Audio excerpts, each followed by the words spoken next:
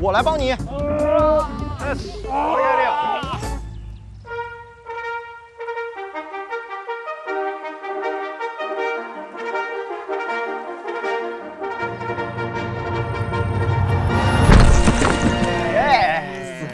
哎，这是什么东西？哎，哦。早く開けてみよう。瞬間移動切らずとも救助狩りができてきそうだ。断了，这音乐怎么断了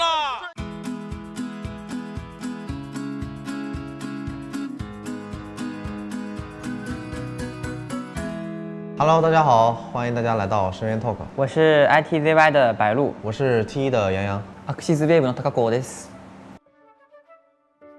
塔卡口的救人比较稳健，基本上没有出过什么失误。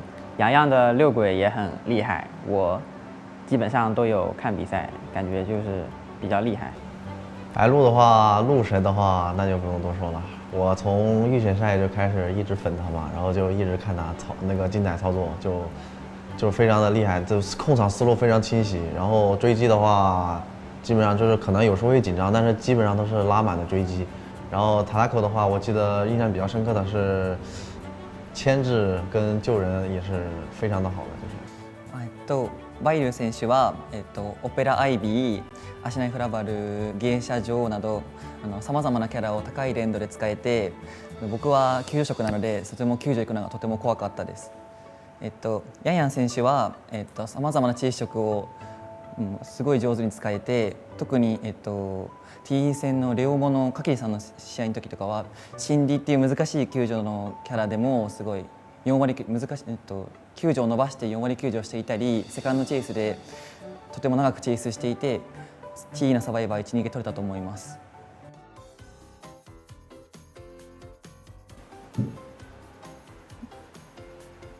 はいはいはい。え？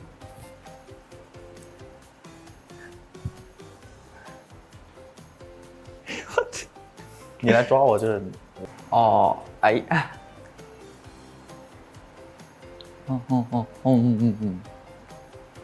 選手を当てる？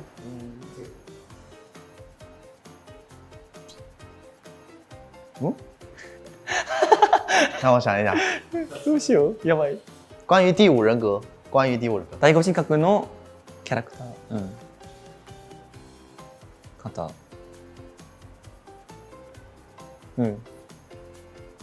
4个字，它是日语的吗？4个字，有点难啊。サバイバ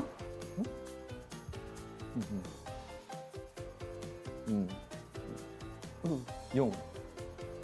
好像也没有字这个说法。どうしよう。なんだ？打电话。解読？暗号機？扣。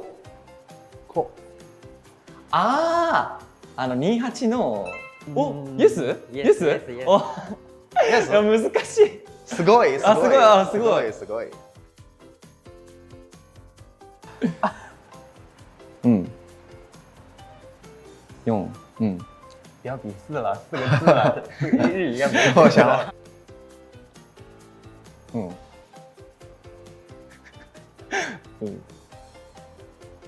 なんだ？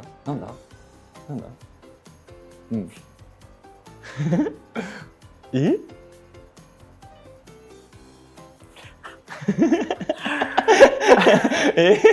なんだ？ゲート開門。違う。イエス？違う。差不多。Very time，非常久。わかった。幽閉だ。Yes。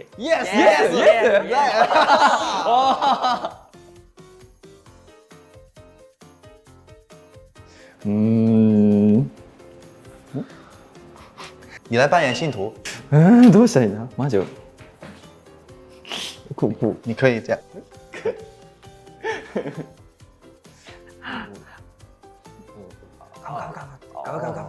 梦之女巫。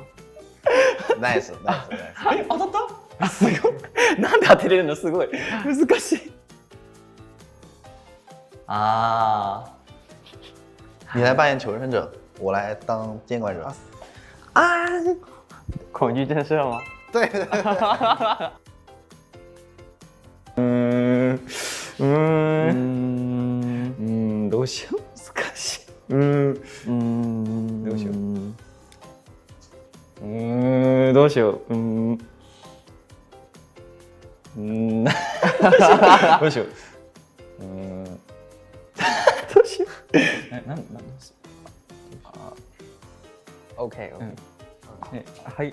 然后で天地流こ然后反正そうで、OK。啊对对，绝处逢生。もう今ドローあ言っちゃったやばいもう倒地自愈，我是他队友。保平别救，别救保平。 OK， OK。刚刚我们也是玩了一个精彩的小游戏啊，现在我们来问一下大家心情如何吧。啊，我是比较开心，因为感觉大家都是比较好的人。我也是，我感觉还是比较好玩的，就是可能环节太少了一点，以后可以再多来几个就好了。問題がとても難しかったのに、バイルー選手とヤンヤン選手の演技がとても上手で、当てるのが、とても簡単でした。特にヤンヤン選手のゲート開門のポチポチのすごい分かりやすかった。バイルー選手はすごいなんか一生懸命なんだろう演技しようっていうのが伝わってきてとても可愛かったです。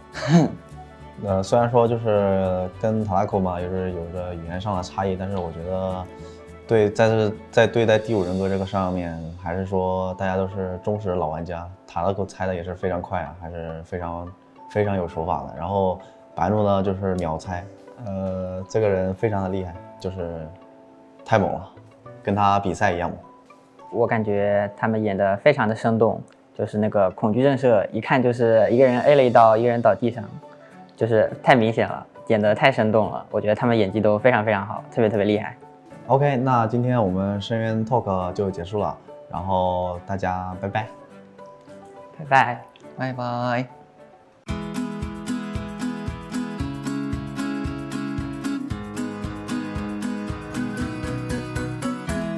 大家好，欢迎大家来到 COA Talk。大家好，我是成都昂热的宠爱。大家好，我是成都记忆的西安乌梦。大家好，我是AXIZ。はい、2人とも1年ぶりに出会って、試合もしたんですけど、相変わらず強くてかっこよくて、それでいて試合以外もとてもフレンドリーで話しかけたりしてくれて、やっぱ2人とも改めて尊敬する選手だなと思いました。我这边的话心情也是非常的开心，因为还是就是能见到大家，对，非常开心。好像这么说不行，他怎么说这么多啊？你要说什么？你想说啥说啥，你说还行都行。我的心情也是我的心情也是非常的开心，因为又时隔1年，又跟AXIZ在在 COA 上又切磋了一下，对，我的心情的话就是还可以，然后就是也看到，去年1年，然后他们两个队伍互相切磋呀，然后再到今年我们就是跟AXIZ还有 GG 去切磋。交流互动的话，就是第一天就是看抽签的时候，然后 CT 他就是送了我2个手办，然后跟AXIZ打完之后就是也送给他们一些礼物嘛，然后 GG 这边的话就是老朋友嘛，反正互动也挺多的。我这边的话，我们给AXIZ送了我们这边的俱乐部的周边，还有零食，然后AXIZ也给我们送了一件队服。然后狼队的话，可惜没给他送豆角。对啊。で交換するときに、ソバ選手が新安ハオって言ったんですけど、それを聞き間違えて新安選手が新年ハオって言ってなんか変な状況になってたのが面白かったです。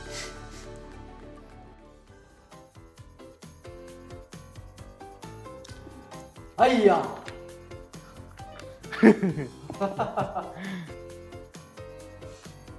差不多了，我感觉已经差不多了。要不要再把轮子画出来？没轮子，有吧？真没轮子，真没吗？真没轮子。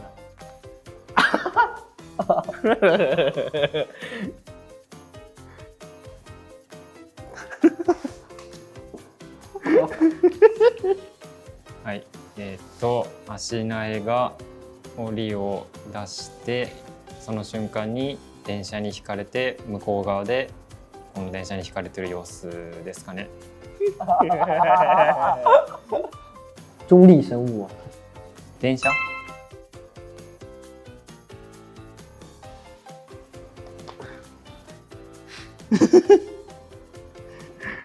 靠你发挥了。靠我发挥。上面有点抽象啊，我又不会。我能不能重新画一个？我给它添加了一点细节。ハンターがボンボンでサバイバーを見つけられてない。这么抽象都能看得出来，还得是我加了这个帽子。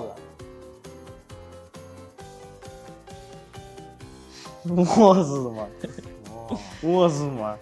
哇！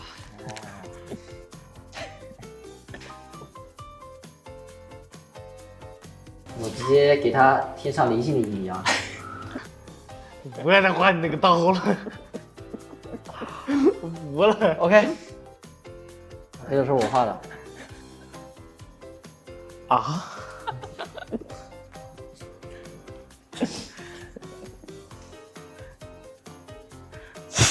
！2个字。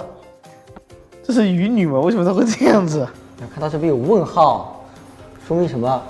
找不到人。对啊，这个是什么？やっぱ手のところに特徴があります。佣兵啊！怎么能画成3个电针啊3个互换变2个互换啊！被追了，那不是3个互换变2个互换吗？然后屠夫，人呢？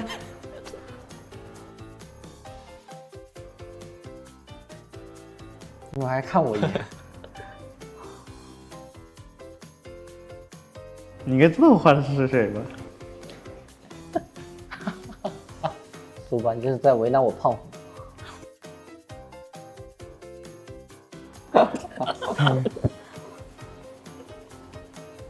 这是什么？没懂，我来给你讲解一下，等会儿。OK， 王牌讲解员给你讲解一下。这个我要是猜的没错，我再给他补一下啊。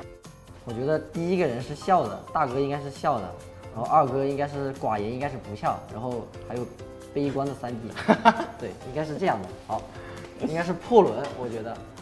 不是，什么？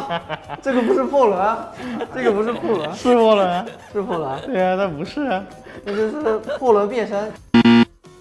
对，关于什么的？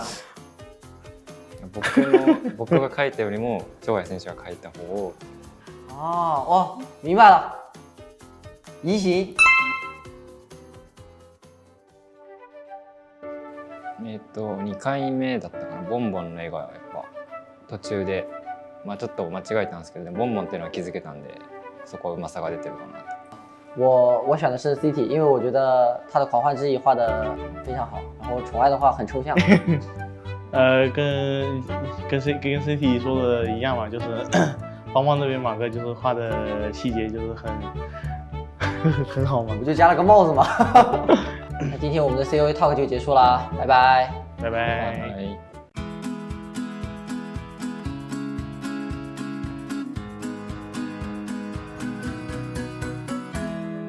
Hello， 大家好，欢迎来到 COA Talk 环节，我是 AC 的狗狗。ZETAディビジョンの和猫です。我是 MRC 的奈奈。ゴーゴーは、そのチーム内でも結構そのチェイスがうまいって評判になってて、その伸ばすべきところでちゃんと伸ばしたりとか、こうやっぱその基礎がなっている強い選手だなっていう意見です。あ、谢谢。これも、ちょっとチームメンバーのハメスさんとかが結構よくその話してて、あの人はそのマジでその粘着本当にうまいっていう風に言ってて、僕も同じ意見なんですけど、同じその粘着色としてのなんか嬉しいというか、その尊敬ですよね、やっぱり。はい、すごい。我感觉比较意外吧。对阵狗狗他们的话，就是先对阵 ACT 嘛。就其实狗狗是我们也特别难处理那个火灾嘛，所以感觉狗狗就是特别灵活多变的一名选手。ZETA 的话，就是感觉卡兹尼科的勘探员嘛，感觉相当于他的招牌，就特别难处理。像我们队就一直会很害怕的勘探员，就像尤其像最后一把加赛嘛，我们就直接性的给他搬掉，就是看一下不想让他发挥的感觉，因为特别害怕他发挥。谢谢。谢谢。对于奈奈的话，他是 MRC 的一个操作手嘛，然后他在牵制上也是，做得很好的。像是跟我们打的那个 BO1，小说家即使在博奖压在了金身的情况下，仍然也是牵制了3个满龙，然后第4个龙差一点点就废掉了。然后关于卡斯内科的话，就是同样也是一位操作手，虽然说他这次小组赛没有打什么勘探，但是他的勘探员还是很有威慑力的。这个小游戏我有你没有，我们每个人竖起3根手指，然后我们有请奈奈先说一下他觉得他有我们没有的事情。我有眼镜。哦。1本消えた。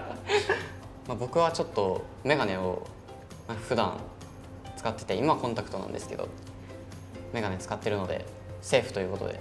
OK。映画館でポップコーンを食べる。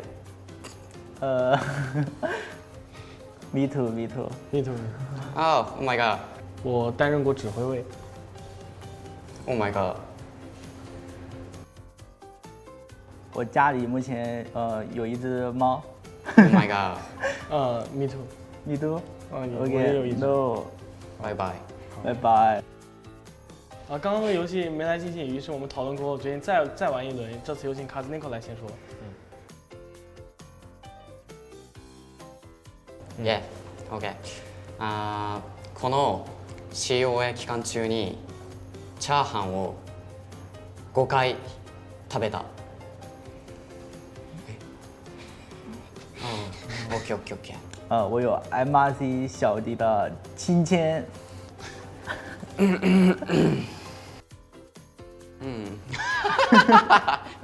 本になった。我有在之前打排位的时候睡着了。寝たことあったら僕下げるんでしたっけ？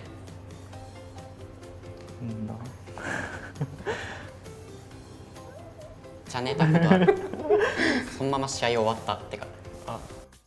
実家に犬を飼っている。曾经有养过。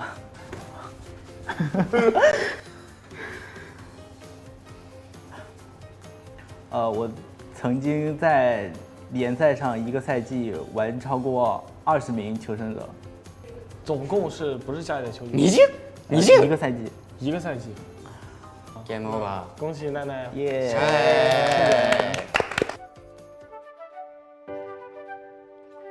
如果你在后面比赛中遇到了佩佩，你就见到他，你跟他说一句“太种类”。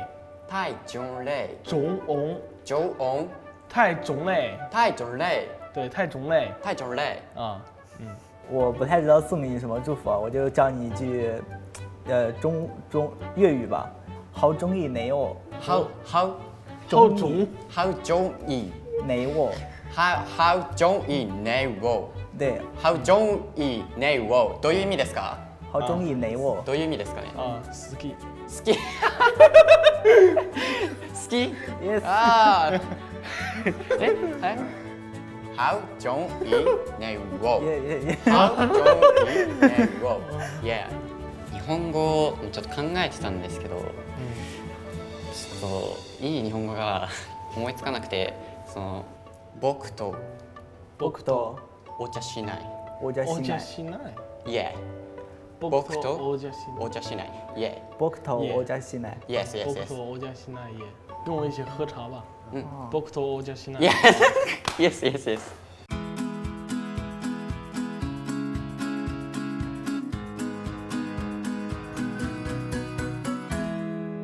Hello， 大家好，欢迎来到 COA Talk， 我是 GR 小铁。我是 FT 的秒牌。我是 WG 回忆。对于秒牌的话就是可爱吧，回忆的话就是稳重。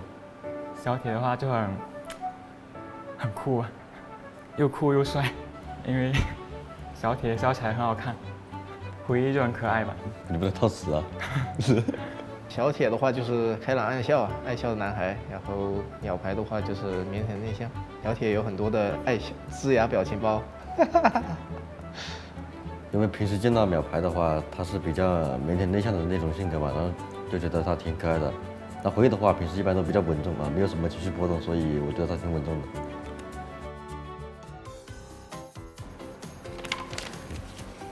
那我说一个字吧，你说两个字。可以。吃。杭州。吃杭州。吃杭州美食。杭州的吃的，你一个猜吧。酸。鱼类。西湖醋鱼啊。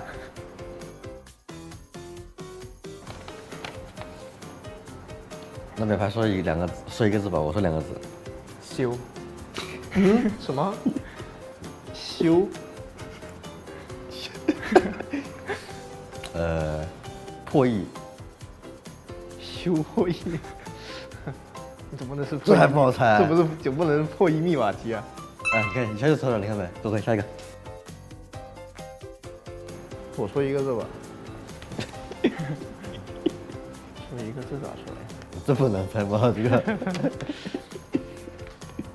看。走路。西湖。头上冒星星。头上冒星星。但是又能透视。哦不对，哦不对，是那个什么低头族。低头族。啊对。低头。天赋。治愈。绝处逢生。倒地。没有头上冒星星，前面就错的，你就记得我说低头族就行了。玩手机。监管。监管了，都已经缩小到监管了。什么都不玩手机啊？封面。玩手机是你自己说的，我们没说。哦，对不起。低头族。低头族，然后还天赋，还监管，哇，这么好猜了。底牌。低头族是什么鬼啊？低头走路。天赋，说的本能。低头族走路，是吧？低头族，然后我以为生活方面天赋，我以为去西湖的。哦，那简单了。我说两个字了。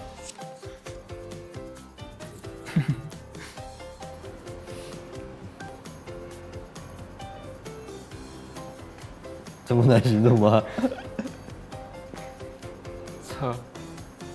什么？车。车。起点。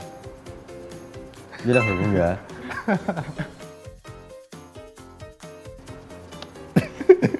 啊？那我说一个字吧。那我说两个字吧。啊。车。又车。车来了。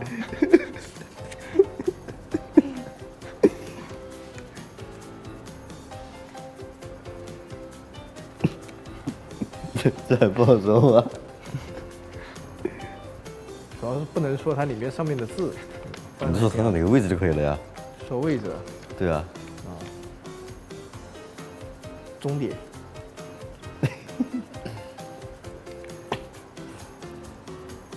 13。终点。什么？有名字。不是车啊。车啊，终点啊。啊，你们这确实有车。终点。电车。不是，不是。终点啊。终点。终点。终点这个东西终点。附近的东西。风车。要不我们再来一轮吧？那你说一个字吧，我说两个字。圈。山寨。很明显了，圈。圈。真的。想想什么东西有这样的圈的？鱼女。能做。动。什么？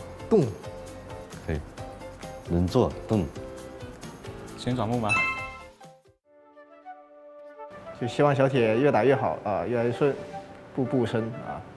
然后希望秒排的话，监管也把把四抓啊，然后再再开朗一点啊。OK。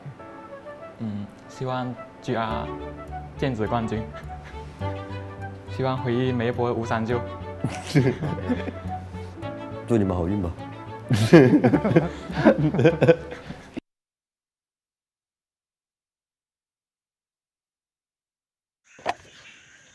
就是这儿了。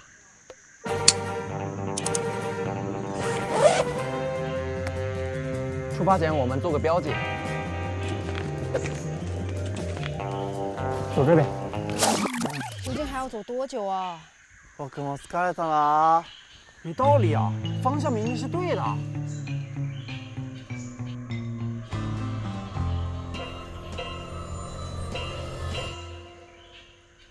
ここまでか。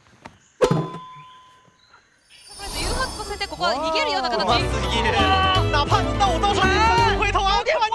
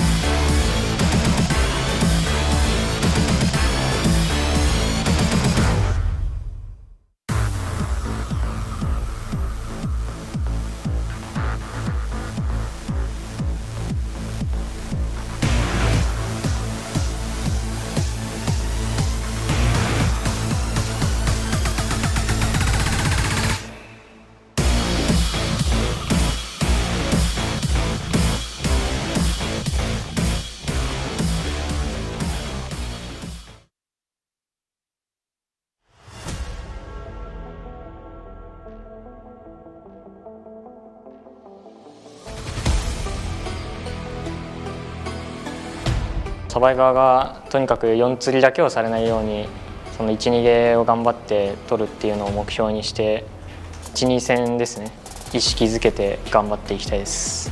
ゲートから出れないような檻を作ったでしょうか。ゲートの中のシェリが下だろうと握った。這いずって脱出が。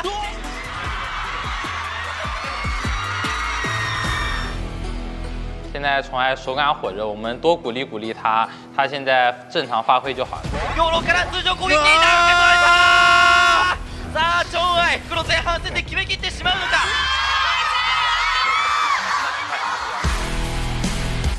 然后我们人队现在目前的发挥也是比较稳定的，我们人队继续保持。阿克西兹也挺强的，但是我们也不弱，我们见招拆招。我们在对战ZETA上会特别关注 Peter 这位监管者，他的决策池实在是很深，我们会更擅长拉扯一些，然后有一些决策他们练不到，我们胜算会更多一点。刺さった瞬間移動が強く刺さったそんな試合。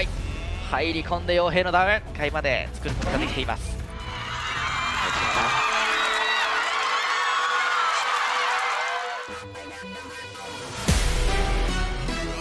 GG との対戦なんですけど、彼らはサバイバーハンターともに逆境に強いチームで、そのハンターがその分けとかで耐えたっていう結果を取った時はサバイバーがガツンと3逃げだったり、サバイバーが分けとかで1逃げとかで耐えた結果って時もハンターが3、4ってそのセットを取る力がすごい強いかなって僕は思います。ゼータが絶対に勝ちます。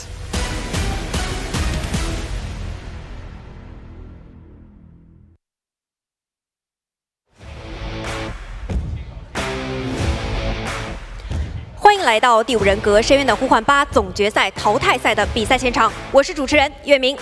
下面有请2支战队登台喊话亮相。首先有请 AXIZ VS Wolves 战队登台喊话。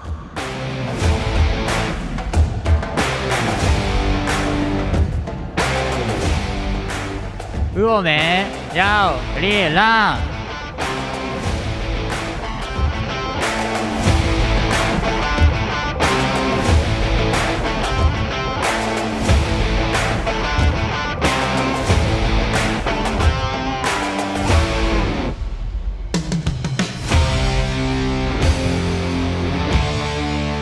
欢迎阿斗、卡卡沟、Lim、酿、Tuna、卡卡卡、卡基里。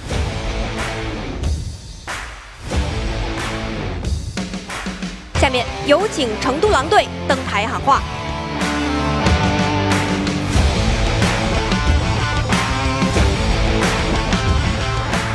遊びはここまでだ。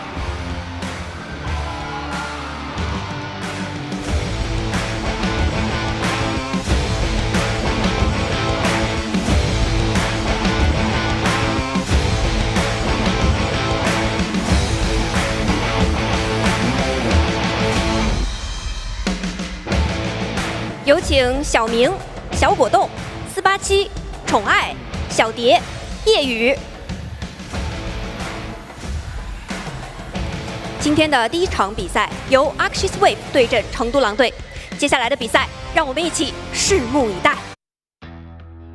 Ladies and gentlemen, welcome back to the COAA:s 8 semi-finals here with our top 4, the best of the best here.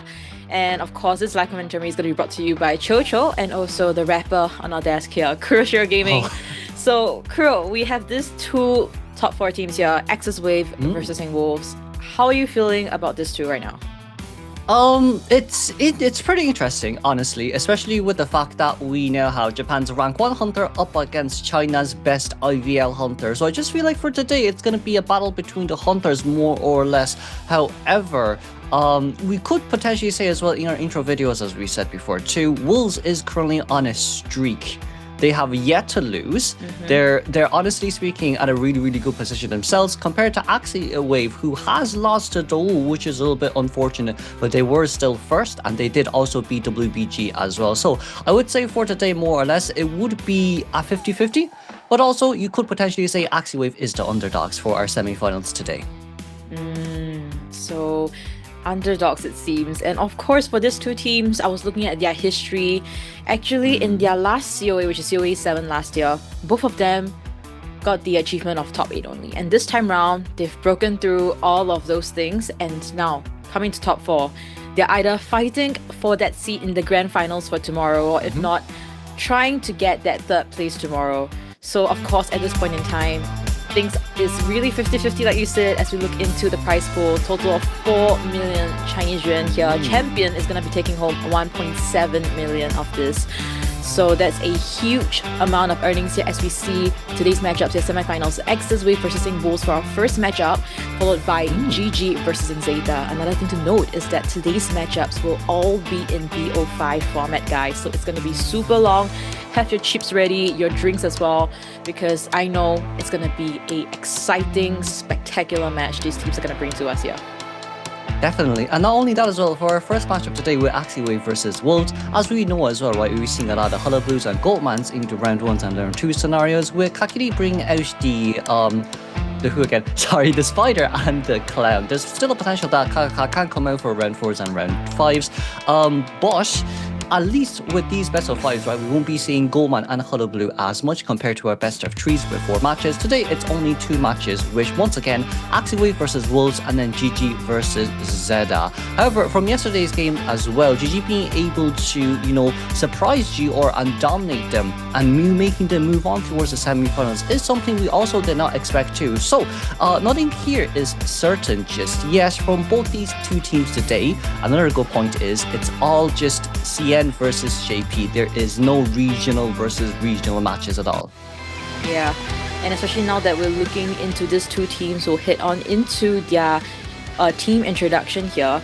Starting off with AXIZ Wave coming into the mix here, we have Ato, Takakao, Lim, Nian, Tuna, Kakaka, and Kakiri in the mix here. Of course, we can't forget about Team Wolves. You mentioned that they really had a strong fight yesterday at ACT, right? So take this away.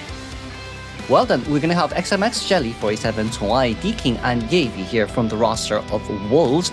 From yesterday's games as well, we can't forget, it does seem like XMX can become the weak point of Wolves here, especially with that very fast first officer den. But the stats comparison, it's going to be Lakeside, that's more preferred for AXIZ Wave.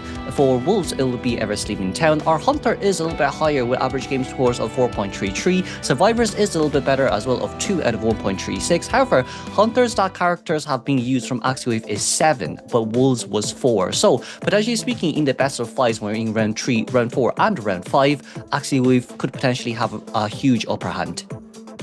Yeah, so that's going to be interesting to see because it will be our first time here on the COAⅧ stage to see that BO4 and BO5.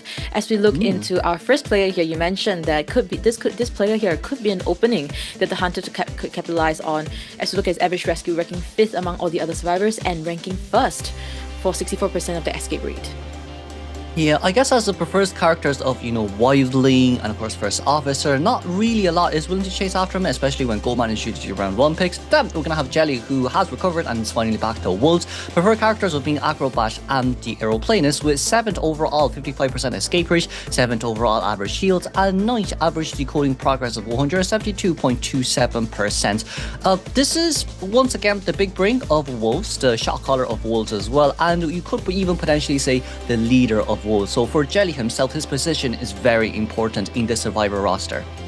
Yeah, as we move into their key player here as well, 487, we can't forget his Novelist Kite here. 193 seconds of containment time using his Novelist against Xiaomas and also a 4 Cypher Kite against RC's Hunter. This guy's average containment time, we see that it's only 72.96. Don't be fooled by it. This guy is definitely a monster, specialty character on that Novelist. And of course, we can't forget about that Prospector as well that can come out during these round 3, round 4s, and round 5s. And then last but not least, D-King, who was recruited from HHDG from last year's COAⅧ team. Overall escape rate is also 7th here too, with overall over 55%. Average containment time is a little bit low compared to usual, but our preferred character usage are Puppeteer and the Psychologist. So it's more or less just used to counter, those round 1 and round 2's Operas and Goldman. So it is also pretty understandable as well. And we can't forget, Wolves is a Survivor team that likes to run borrowed time round 1s and round 2s. So like from yesterday's games as well, didn't really see that much suicide builds yesterday. Yeah, playing it safe rather than sorry. So we will be seeing very stable end outcomes for them. We've always been seeing them pop all those Cypher, which is the primary objectives in the game.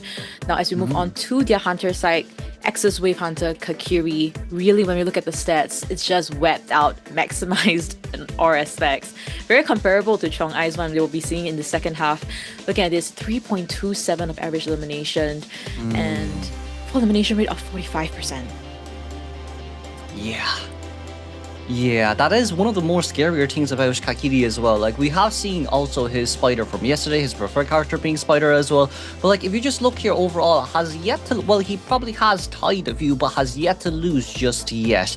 He's, I would say, one of the better hunters when it comes to if you want to compare him towards someone. So for today, we will really have to see who really gets the upper hand here, as we see here from the crowd for AXIZ Wave as well. From, these stages onwards too, like semi-finals, finals, huge pressure on towards both coaches as well, as we see here. Crazy. We said before too as well during the few days, like, oh, It's been teasing Swine a little bit here, coming, playing that clown, potentially speaking, if he can reach certain quotas when it comes to those hunter kills. So there is still a potential we might be able to see him today, especially if we can move on towards that best of 5s. Yeah, and you spoke about best of 5s. For sure, I'm pretty sure AXIZ VS also recognize the fact that their BO12 and 5s are lot could potentially be stronger than Wolves here and want to prolong this entire matchup. So Wolves side, they definitely want to get this as soon as possible. Don't want to waste any more time. And as we look into our map pick here, we are seeing the Moonlit River Park being picked here for Game 1. Kuro, how do you feel about this? We've seen quite a lot yesterday, haven't we? Especially with, Game 1 with WBG and then Game 2 as well. I feel like Moonlit is given more towards survivors, especially when it comes to, palette resources, a really big map, not able to allow you to bring the blink, the abnormal, as well, and forcing a blink or a peepers. However, straight in towards the ban pick phase, here we go. It's going to be Moonlit River Park for Game 1 first half. Kakiri, we're currently deciding what the first 2 needs to go. You have to respect Jelly's mechanic, or it'll be a guaranteed tie game, very similar to yesterday's games as well. Yeah, we did see that Wolves and versus an ACT matchup. The first matchup, BO1, was also at Moonlit River Park and they managed to tie against ACT, whereas AXIZ VS also BO1 Moonlit River Park, but they won against WBG. So it really begs the question whether we'll be seeing that Goatman once again on both Hunter's side, a mirror matchup, but the results, is it still going to be the same? Definitely. And we can't forget about Mechanic and Forward yesterday, right, up against Kakiri's Goatman with the WBG versus AXIZ game. Even though Mech did down really fast, we still cannot forget that to get rid of the doll, you need 2 hits if you don't drop down that cage. So if you drop down the cage, yes, the issue then will be you don't have any resentment to use later on. However, if you don't ban Mech, there's just too much to lose. Just honestly speaking, just too much to lose. Because with Mech and Forward being into permabans round 1, it doesn't matter that much towards the survivors. Yeah.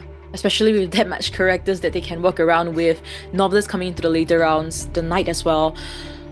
Everything is possible here for Team Wolf survivors. I think if they really see the opportunity to pick it, they definitely will. As we see Kakiri still trying to think about which 2 optimal first 2 bans here, but you're right. He needs a little bit more time as we look into the trophy here.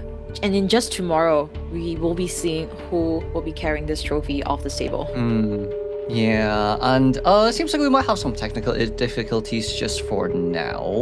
We're currently on pause. I'm not sure if it's a bathroom break or not, but aside from that, it's more or less here about, we're allowing the Wolves survivors to come out first, which is something I'm surprised as well, because during the few, for IVL, for Wolves themselves, so I wasn't really someone who's able to handle pressure that well. So like from the Wolves faction, I'm surprised since they get the map ban and the faction pick, they allowed their survivors to come out first instead of the Hunter.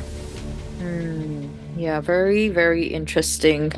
So, I mean, eventually we'll see probably why that's the case. Maybe they feel like, okay, BO1, if the survivor somehow didn't get a very favorable result, Chongai coming in the second half would be able to hopefully get that 4K too. So maybe that's Wolves' game plan. We can't be too sure, but of course, there's definitely a strategy behind this. We just have to wait and see and trust in the process for Team Wolves. But like it's so interesting as well, because especially from yesterday's games, and if we remember last COA's games as well, with like maps like these being chosen first, you don't necessarily have to run Goatman, Hullabaloo initially. Even Opera and Ivy here could also work as well, depending on the team comp. Maybe I feel like from yesterday's matches as well, maybe round 1 from Kakiri and Opera Senior wouldn't be that much of a bad pick here, especially when it comes to going against Mechanic and Forward. But still, the best hunter to use right now is still Hullabaloo or Goatman when it comes to that 4-man elimination, and especially when you know what to do and you want that 4-man elimination as well. So like from the side of both teams here, it would be nice to see a little bit of a switcheroo, especially from SOTM's matches yesterday with the Anne round 1. We've also seen Kakiri sometimes bring that Ivy out round 1 as well, or even just a whole different pick too. So potentially speaking here, we can catch Wolves here off guard if we're not careful. Yeah, and also while we are waiting, right, I just want to kind of jog our memory back to what happened yesterday with Kakiri's Goatman, Moonlit River Park, that end game with that double cage, managing to get that clutch 4K at the gate.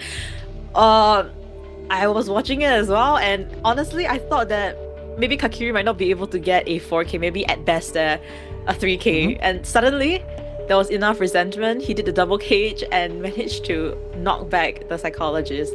Getting that 4K. What an unfortunate sequence of events for the survivors, but crazy stuff coming from Kakiri's Hunter. Yeah, especially with that, especially after how bad of an early game he had and mid game, we are able to clutch it once again back in the end game scenarios too. So I just feel like, for our case here, no matter what happens, it's really just, there's so many things that are unexpected. You can't really let go of, you can't just be relaxed just yet. Yeah, so like, it's more or less now just, if you make a mistake, we can fully capitalize off it. And once again, right, with these map control type hunters who's very fast in movement, very fast in catching, very fast in eliminating as well, and chair camp, they're like one small mistake from survivors could just turn a tie into a loss. Yeah, you're right. You literally can't relax unless you're out of the gate. Yeah, you just gotta. You think the gate's open, you think you can't make it. Well, psych! The next moment the cage is in front of you, you get knocked back. Exactly. And where's the one escape? It's just gone. So, Kakiri, this hunter, he might be relatively young compared to other hunters like Chong-ai, but as a very, very young hunter, he's actually showing so much, giving so much pressure to the survivor side. We're seeing him look very relaxed, but I just know that coming into this against Wolf survivors, it's gonna be very, very tough. Yeah, because like it's not only that as well, right? I feel like between these two games today, depending on who actually wins tomorrow, Wolves is like one of the biggest hurdles of it all. For later games, GG versus ZETA, both are very formidable teams too. So like for them right now, Wolves are their stepping stone. If they're able to cross this mountain, if they're able to, dominate Wolves and secure a very, very, very successful victory, I would say for their grand finals moving on forward, depending on who they actually play up against, they have the best chance in winning, right? But then like once again, we have to get past Wolves first. This is a long road ahead of us. But from AXIZ, like for them as well, it's kind of a really nice story too. For them making only to top 8 and not really making it towards the grand finals at all for the previous few COAs, to them right now being able to accelerate themselves, being able to climb over the Japan leagues, being able to win as well IGL finals last year, does show us how fast they can recollect themselves, how resilient they can be. And now this is going to be one of the challenges that they have to take in order to take this trophy home. Yeah, in order to take this trophy home, of course, they would love to see all the support for them with you guys in the live chat. Also, if you guys are supporting for Team Wolves, of course, the Wolves emoji. But if you're supporting AXIZ Wave here in this matchup, do the googly eyes, the big 2 googly eyes, because they have that in their logo. So we'll just do that as an emoji. Show us who you're supporting this game.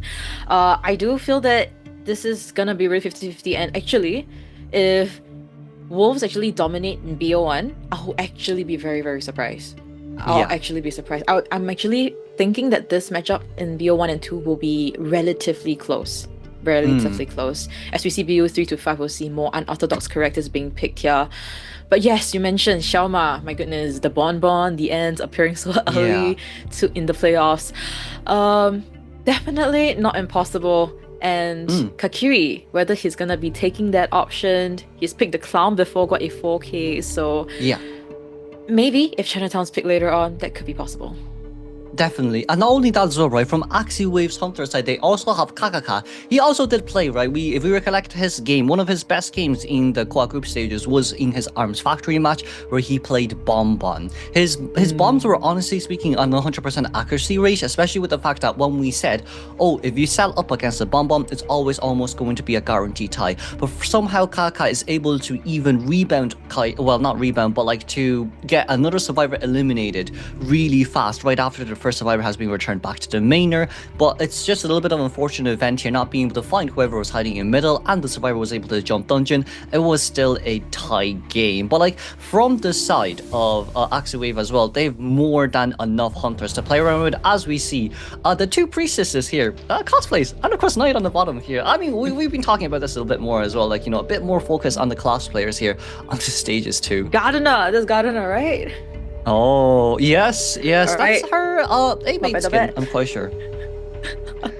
Yeah, a lot of amazing cosplays in the offline stages. Oh, I think that's the mechanic one. I think that's the mechanic one. Oh, that one. I think I don't know. It looks like well, there's quite a lot there. There's like, I don't know. That looks like. Oh, this is the mechanic one. I thought the other one was Toy Merchant.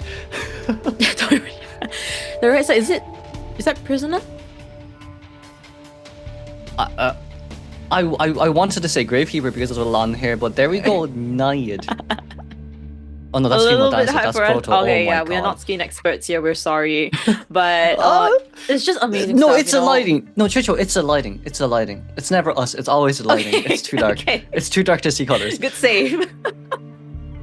Good save for sure. As we hit back into the band picks here, I guess the technical difficulties have been solved, and just like you predicted, that mechanic alongside with the Seer.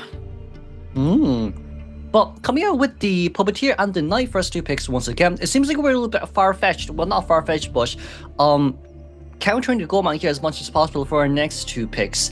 Not really too sure about Nightman 487's Knight coming out immediately, but it does show, like, look, if it's a Soul Weaver once again, a map like this, or even Opera Singer, I don't think Knight would be beneficial. Knight wouldn't be beneficial. Alright, let's see what other characters going to be picked here, but seems like from Kakiri's side, they might have recognized the fact that they are still going to be picking a rescue. Exactly the case. So the Gravekeeper is being picked here. So what's missing now is potentially another kiter from Wolf's side. What do you think? They need it. They definitely need it. Their decoding speed is too slow, especially when Puppeteer definitely can get first chase, right? So, like, potentially speaking, banning out the Antiquarium, it's not a bad ban, but if that's the case, I feel like last pick has to be, you know, the Aeroplanist here, since he's one of the characters that decodes really fast and can counter that Goma within his own cages too. Alright, so we are seeing the finalized picks from the Survivor side, and it shouldn't be too surprising from Kakiri's side. Most likely we'll be seeing that Goatman, if not the Hula Blue. So overall, this team comp here against the Goatman and the Hula Blue, who do you think what character should Kakiri pick here? It looks more like a Hula. It looks more Goldman to me. I think from Kakiri's point of view here, his Goldman is better than his Hula Blue, especially with the fact that you can't chase after Gravekeeper as Hula Blue. I feel like Gravekeeper is such a good character now, right? You can counter Hula Blue, you can counter Goldman as well. Like Goldman 10-second cage, Hula Blue, you can get into your shovel and then dash out, and you still have your shovels, right? So I just feel like Gravekeeper is climbing up the meta really fast, and especially with his recent buffs. Yeah, definitely. Another tournament before this, you probably won't see the Gravekeeper that often, but he's not gonna opt for the Goatman. He's gonna hit on with that Hula Blue, and with Kakiri's Hula Blue in the group stages, he's usually getting a tie game with that Hula Blue. So when it comes to comparing to his Goatman, thought that the Goatman would have been better here. Yeah. The one thing I'm kind of worried about from Kakiri's point of view here is if we actually do decide to bring Abnormal, it's going to be really hard for us to, you know, get a Cypher Machine down, especially with how big this map is, right? A Survivor spawning at a corner, each first stop, fourth stop, and then you have a 2-story and a North Bridge as well. So, like, in this case scenario, I just feel like from Kakiri's point of view, if we really do bring Abnormal, you need to make sure there are survivors near you. Alright.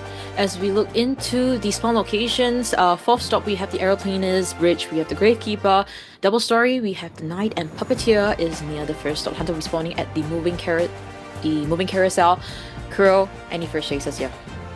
I'd say Knight will be the best first chase here. There's no way this Hula Blue wants to chase after Aeroplanes at all, especially with the fact that the moment you hold up your arms, they do know you're gonna go try to put down that double surprise. But I would say from the point of Knight here, it's too hard to predict, especially early game as well. You have 2 double surprises to use 2 abilities just to get rid of your predictions ASAP.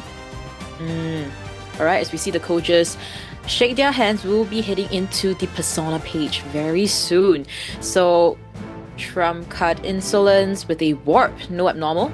And for Survivor side, we are seeing only 2 of them at borrowed time.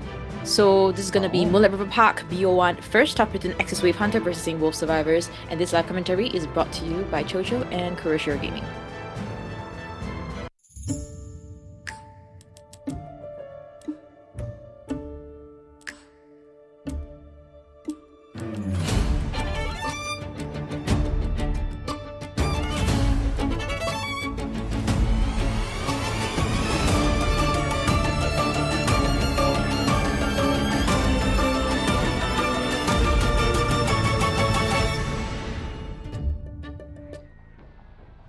Right, Kakiri's going straight for Jelly. Okay, we land a snowball there, thankfully, but with this, that's going to be our second double surprise there. Miss, thank God, though, from the side of Jelly. It's Instant Stormcry here alongside with Max Breaking, Wanted Order, and Panic. Yeah, so you did mention that he was potentially going to go for the Knight at double story, but he's just going to hit his fears based on here as Jelly able to avoid the double surprise there and still missing the second one. My lord, that's only one mark landed, and he can still pull distance as well, especially with the knee-jerk reflex from the window. But for now, it seems like he would be able to get a snowball here once again, deciding not to take the window. A little bit of surprise to me. No mobile there, unfortunately. However, there's still one more double surprise we can now land as we hover out straight towards the other side of Fort Stop. My goodness, forced to use the warp even before the first hit registers. Now able to get the first one. Now his jetpack is in 4 seconds cooldown time. Jelly, can he survive this? Another 2 more bombs? A black one? No, not just yet. We're going to be able to hover away here, thankfully, with a jetpack, but that's no double hit there. Just we're missing a red bomb, and he finally goes down. But the good news is, at least we know that there's no abnormal. The bad news is, 487 is so close towards the Knight that our Cypher machines are really slow right now. And yes, our Gravekeeper has the Wanted Order at the same time, so things are not looking too good for the Wolf survivors. First Cypher only at 29%. Not the most optimal start, and Aeroplane has no items to work with except for that kiting build of 3-9. Sorry, of 9. Yeah, but we missed a double surprise. Well, we missed a protection there, but it's okay. Knight can still perform the normal rescue. We shouldn't use Chivalry just yet. However, Knight, we're going to be able to dodge out. Really well done by 487, barely clutching it as well. As now Aeroplane has no items left on our hands to use as well, but that's okay. We still have windows, we still have pallets. That's going to be knee-jerk reflex over as we missed a mud mark on towards that arrow. He's going to be able to contain after tie turner time, and if that's the case, that's so much time, boss. Yeah, every second counts here as Jelly. We'll see the ground again. Now looking at our Cypher guys, still not quite enough. Fifth Cypher still hasn't been touched yet. And the person that will most likely be coming for this rescue is the Gravekeeper. Question, who is that one? Where is the Wanted Order going to be on? The Gravekeeper again. No. Gravekeeper here being forced into a shovel, that's so bad, but it's also so good for Kakiri, which is why I love Wanted Order. But now in this case scenario, we want to try to land this double surprise as much as we can, but preferably speaking for Gravekeeper, we need to try to find a way to dash in. Can we maybe try dashing here as soon as we can? We don't really want that to land that red mark just yet, or maybe we could try go for reset here immediately. Okay, if that's the case, double surprise right now for AXMX, that's a lot of pressure on our side, so use this mud ball, that's maybe the rescue, but can we get a double down? Kakiri, that's going to be immediate double down. Aeroplane needs to now leave this area as soon as we can. We're missing one full Cypher machine, and that one full Cypher machine might just be the 4-man elimination here for Kakiri. Oh yeah, definitely gearing towards that as another white bomb, and Jelly will finally be down here. Doesn't have any flywheels to work with. And so close, and he finally downs here. But look at our Cyphers. At least it's looking slightly better. Question is whether Kakiri can find XMX at that corner. Does he know? He's looking over at the direction, I think. Oh He's no. right now. Oh, that's so good for AXIZ. That's so good. Yeah, it's not only that as well. Oh, like because it's able to snowball now. Now last Cypher has Yeah. just been touched, and there is no more tight tunnel on the table. What should be the game plan for Wolf survivors here? It's a little bit hard, but Knight not having flywheel ready just yet. We need to land these these double predictions here correctly, because if we don't, that'll just be a real on there here for 47. We can't get a double down as well, but that's going to be the time over here. We want to try to get a really good flywheel, but we need to be careful of that terror shock as well. That's going to be mobile there, landing immediately. Can we get the rescue? We managed to get the rescue here. We can at least tank one more normal hit here. That's okay. Flywheel used a little bit too early there from 487, but it's still okay for now. That's going to be one double surprise. That's going to be very nice on that prediction there. As our Gravekeeper is finally out of the way, we now realize that Knight is someone without borrowed time, so that's okay. After chasing after him, it's still a 3-man elimination game. Yeah, 487 really kiting for his life here. He knows every second counts here as the Cypher is being progressed here. Now 487 finally down now. Kakiri changing to teleport over to the last Cypher, D-King. He really needs to make this kite count the puppeteer. Oh.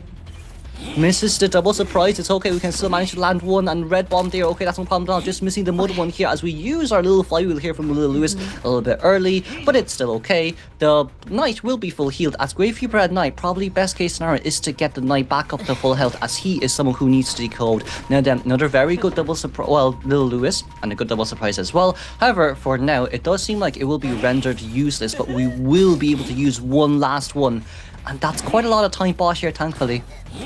Yeah, as of now D-King really kiting for his life here. All of them, Wolf survivors, trying to prolong this as much as possible. Now Gravekeeper they are still healing on the bottom left as D-King finally down here. Question, Kakiri, he's just gonna chair. One person has to come for the rescue and the other. Is he gonna decode a new cipher? Or are they gonna like they will? Yeah, I think it's really risky here. Or maybe they're gonna come in from two directions. But if that's the case, Puppeteer will be after half rescue, right? We see the Knight here currently being chased immediately. Meanwhile, the Gravekeeper is also on his way in. They do want someone to decode Godkite, but if that's the case, chasing after Gravekeeper might not be the best idea. Puppeteer will definitely be after half, but if you just leave Knight by himself, it can at least be a guaranteed tie game. Seems like we're gonna change targets for Knight. Yeah, Kakiri, great awareness of mind, knowing that someone might be heading towards that cipher. On the bottom left, we see 487 Knight trying to inch closer and closer as he changes his target to 487 now. The free rescue will happen after half. And no items to work with. Oh, Knight, that's a really fast hit there as well. We couldn't really use the flywheel there just yet, but we decided to actually cancel that little surprise. A beautiful flywheel from 487. That's what we want to see here. That's going to be one snowball down, though. Knight is just... It's just so fast, but it's still okay. Kakiri can't... Oh, this is... Oh. We have to pop. Alright, we have alright. to pop. I don't... Yeah, we can't rescue. We can't rescue. I think we have to pop here. Yeah, at least try Survivors. and go for a one escape here. That's the game plan. As we see both of them actually rushing towards different gates now. Kakiri can only focus on one, but he has that teleport. If he's able to get this down fast, there could be the possibility of that 4K. But Gravekeeper is still one shovel on our hands to use. Puppeteer using his little Lewis 8% movement speed boost, but that's still okay. There is a roller coaster here to use, but I think for Gravekeeper, into the shovel would be the best option here to use. As our other exit gate is currently at 50%, we're going to try dash out here, and I think we should be able to get out here on time. We did, but now the next question being, will this go to force stop or oh no, it just stopped. Okay, yeah, that's fine. That's fine. As we see here, still trying to kite out the first damage registered, jumping down, and another black bomb. He will be down here. Now they're able to get at least a one escape. That's what Wolves want, at the very least. Definitely. I would say from this point onwards as well for Tawai, it's also like less pressure on him. At least it's not a 4-man elimination, right? And look, even if you do actually tie out the next game from AXIZ Survivor side, doesn't matter too much for Wolves. You can still bring it back game 2 and game 3 and game 4 and game 5. So realistically speaking, this is honestly our best case scenario. Definitely could have went for the tie. Definitely could have went for a tie. However, Cypher Machine's early game was just a little bit slow as there was no Cypher spawning in 2 story. Yeah, so considering the not the best optimal start that we saw, I think overall it was not too bad, because we said that between Jelly and 487, he picked Jelly to chase at the start, and fast down, and he was able to snowball. He was able to sense where the Gravekeeper doubled down, at which corner he was at. So that was also an important play by Kakiri there. But do you think there was what could have helped Kakiri get that 4K better? I just feel like maybe prioritizing, or even like prioritizing Knight first instead of going after Gravekeeper. I just felt like that wasted a little bit more time compared to the usual, right? Because like the moment we got to Knight, instant down. It was a beautiful fly from way 7, but like I just feel like during that scenario too, he was able to pull away on time as well. And by the time you actually got towards him, Gravekeeper already got the rescue. But at the same time, I also want to compliment Wolf Survivors, right? I mean, 487 with the Knight with that kite below the third stop, and also D-King's Puppeteer kite. Kiting, he was able to play around the terrains at this last cipher and then rotate all the way to the first stop. Amazing stuff coming from D-King. And Kakiri, I think, considering all the fears that he had, you know, facing Wolf Survivors, getting a 3K, though it may not be the best, but you know what? 3K is still good. Let's just trust in AXIZ Wave Survivors and see if they're able to replicate potentially the same results or even better.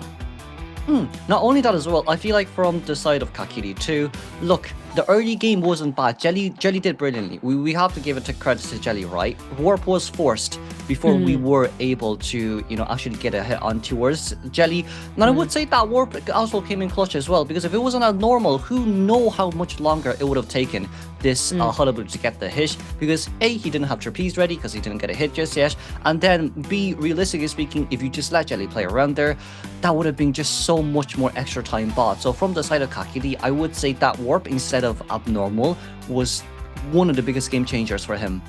Yeah, and also the wanted order, my goodness. Yes. Twice in a row on XMX Gravekeeper. how unfortunate do you have to be? But Kakiri, really, the game is favoring him at that point in time, was able to get all the wanted orders, pressuring all the rescues at the same time. But luckily for Wolves survivors, no denied rescues, no terror shock, and overall, a very well game played coming in the BO1 first half.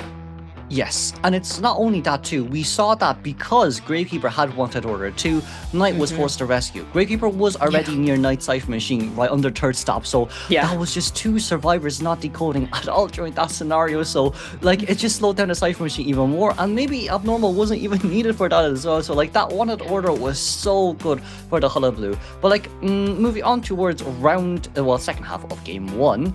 Now the question being, will we maybe try to go for that goal man from Tongai's side, or can we maybe try to replicate the Hullabaloo too?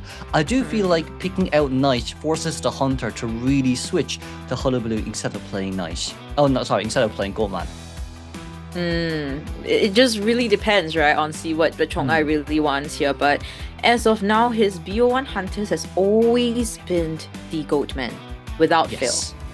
So considering that, most likely still the Goatman in the second half later on for Chongai's side, and his MVP on the Goatman, my goodness. We can't forget the group stages. He's just getting 4K left and right, but we do see Chongai struggling slightly a little bit. We're not seeing the consistent 4Ks anymore, but this is because we're seeing the best in the playoff season here. So for Chongai's side, even if it's just 3K, I think he will also be okay with it, because ultimately at the end, if I'm correct, this is AXIZ Wave map selection. So if they're able to tie things out, it will be favorable for Wolves in BO2. Yeah, especially with the fact that like from yesterday's games too, we did see Toei having a little bit of difficulty when playing Goldman as well on this map. So you could also potentially say like, you know, because of the amount of resources in, you know, each of the areas that survivors spawn in, it just allows them to, you know, contain even longer. And we've seen yesterday's game as well, right? Yes, Prisoner down in basement, first hit really early on, but that Antiquarian coming in clutch, I feel like it might just have to be banned here once again. Yeah, the Mechanic, the Seer, the Antiquarian, and if the airplane's still open, maybe that as well. So a lot of options for Chongai to look into. And of course, I think they really have a game plan out already. We don't need to worry too much about that. Question is whether AXIZ Wave is prepared for Chongai. This Hunter, if I'm not wrong, I think this Hunter is currently, later we'll see the stats, the most number of kills and also for elimination rate. You guys are probably going to see that maxed out even above outside of the web later on. Yeah, but you know what? We will be moving on towards that right now. It's finally going to be the player introduction here from our side. So me once again, let's reiterate, AXIZ VS Survivors coming out up against Wolves Tongai's Hunter. As we do see here as well, their performance overall has been brilliant over the past few days too. There were some stuff that we could definitely fix. However, overall, especially after yesterday's Opera containment, we can say they're a really formidable survivor team. As we have AXIZ VS Atto here, with Prisoner and the Embalmer here as our preferred character picks. This Explorer is very crucial, especially on a map like this as well. If we can't fight him early game, he's going to be able to rush those Cypher machines mid to late game really fast. Yeah, and for Atto, performance have been consistent. Maybe yesterday there was a little bit shake-ups with Alex, but ultimately they have probably adjusted. Now looking into Typical here, we see the rescue rolls on him, 67.55 average of containment time, and the average rescue of 1.14. Nothing too crazy here. We're not seeing any rankings on him, but still a very stable survivor here in this team. Yeah, I feel like from AXIZ Wave's game yesterday, they did also trim on escape up against Alexis's Goldman as well. So really, it shouldn't be too much of an issue for them. They can kind of do what they've been doing during the stages and during their games before as well. But now it will be Tuna with Aeroplanist and our Puppeteer as a preferred character picks. Once again, really good characters to use up against Goldman or Hullabaloo. But overall, stats-wise, it might not seem impressive, but AXIZ Wave shines, especially when it comes to group fighting. And sometimes solo containment, yes, but you don't really see like all of them.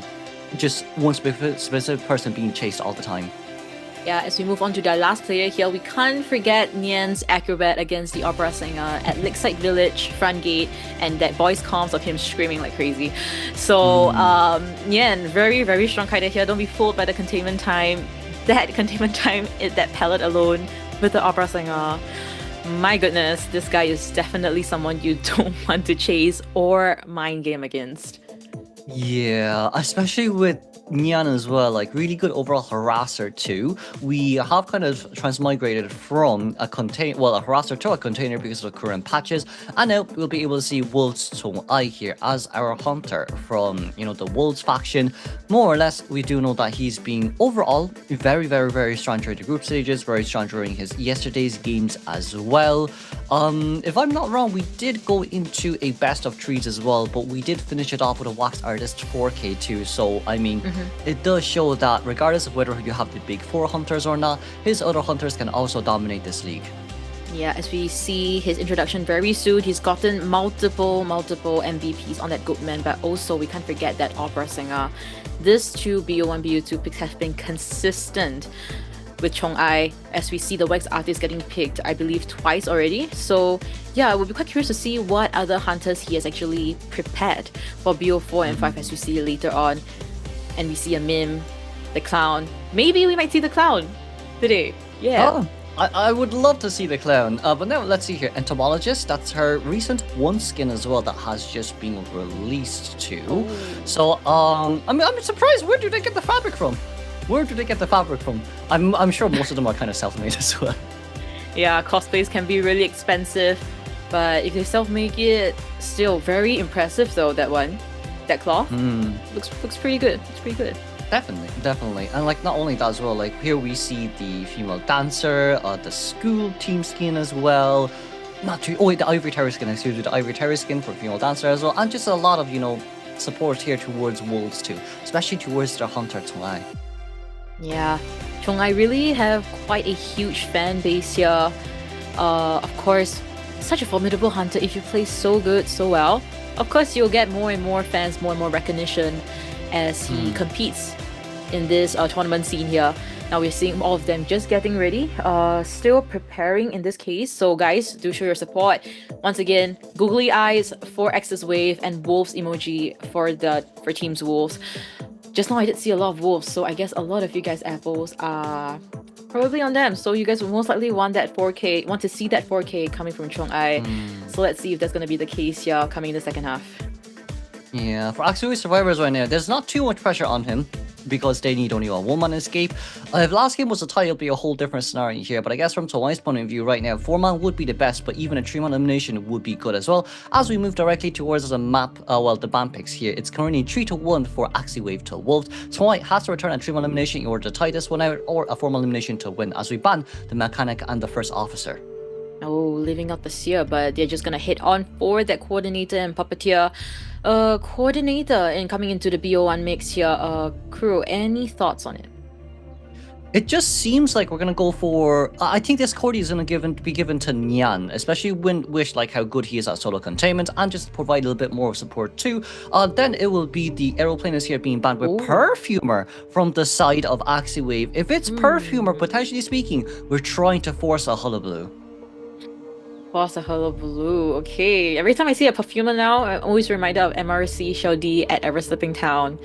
And then the post interview, he talked about how he did not bring any kiting build. Oh, it was just Tight Turner with Borrowed Time Perfumer. So yes. I'm curious to see what the persona build is going to be for this Perfumer as we see the Novelist picked here. What do you think? Do you think this team comp is kind of fragile or is actually pretty good against what COAⅧ is going to pick here? I feel like it's not bad, but the only big issue here is there is, you know, a lot of room for error here. The moment we make one slight simple mistake, that Perfumer, you're gonna have no items left to use on our hands as well, right? So like, realistically speaking here, the weak point is Perfumer. If we can chase after Nyan first, that'll be great, get him down with immediate first hit, and then no perfumes left to use on our hands. But that's only if you play Hullabaloo. For the side of AXIZ Wave, they also brought this Perfumer out just so it can be a Hullabaloo as the first chase, as we have not seen COAⅧ playing Hullabaloo that often as well. So they did a Hullabaloo team comp, but COAⅧ is most likely gonna be picking a Goatman. Yeah. Yeah. Interesting. Because like if you think about it, like Goatman's attack recovery is 4 seconds. So Perfumer's cooldown being 9 seconds, meaning the fact that the moment you get the hit, the Perfume is only a 5-second cooldown, especially if you pair it up with Flywheel or Knee-Jerk Reflex too. It's just gonna be, we're gonna go Opera Singer! Oh, alright, interesting. This might be the first time that I'm seeing Chong-ai decide to go for something a little bit different from what he used to in this COA stage here. Opera Singer coming into BO1. What do you think the game plan is for Team Wolves? I feel like for AXIZ, I don't know for why, but I know for AXIZ the fact that they need this novelist to come in for harass once or twice towards the team fight, especially when it comes to prolonging the kite as well, especially when it comes to rescuing as well. But I do feel like with this, Opera Singer being chosen out, especially from yesterday's game too, with Kakiri bringing out Spider, it's because of the fact that we probably will bring non-borrowed time. So we want to catch survivors off guard with that, get them down ASAP, and potentially pair it up with a teleport to gain for a 4-man elimination. Wow, and I do really feel that this game is really about clicking your items right and fast as compared to the Opera Singer. So really this might be the finger game that we might be seeing here. Talking about reaction time here, guys, as we see these spawn locations here, they are spreading themselves out.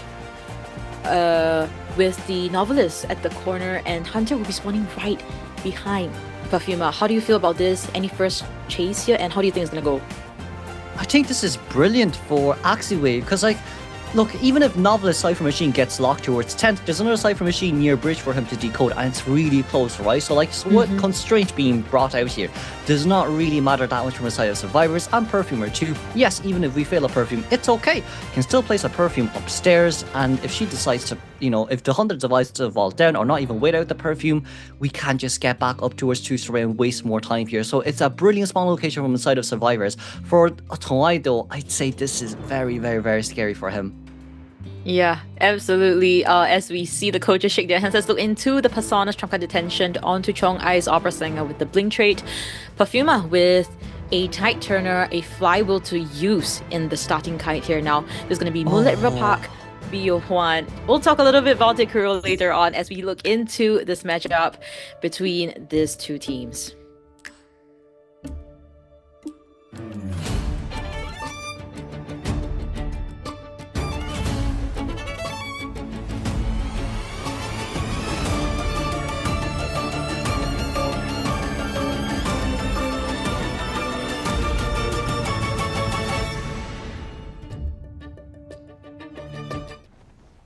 Quadruple flywheel is not something we actually expected, as our first chase here seems like it's going to go straight towards the coordinator. That's no problem at all, since Cordy can't just loop around here for around maybe 2 to 3 times before we use the gun and then use, the coast strat away. But at least there's no one underneath 2-story or near the bridge, just to allow coordinator to get straight towards third stop. But right now we'll begin the chase here with trumpet potential onside. We blocked the coordinator! What? Oh my goodness, that was not what we expected starting off with that first matchup. I'm pretty sure AXIZ Wave did not expect that too, as he gets the first hit this early into the game there. Kuro, we know the game plan of the coordinator. She wanted to shoot the gun, get onto the tram and go, but what happened there? I think no, Opera Singers model build is not meant to be that thick, but it seems like we're going to be able to maybe get this down here immediately. No flywheel here used as well. Oh my lord, triple 60% Cypher Machines. No blink also on the side of Toai here. Now Atto being near the bridge, there's also a basement nearby, but we can't just chain 2-story, and that's bye-bye Perfumer. You want this Cypher Machine, you get out of here.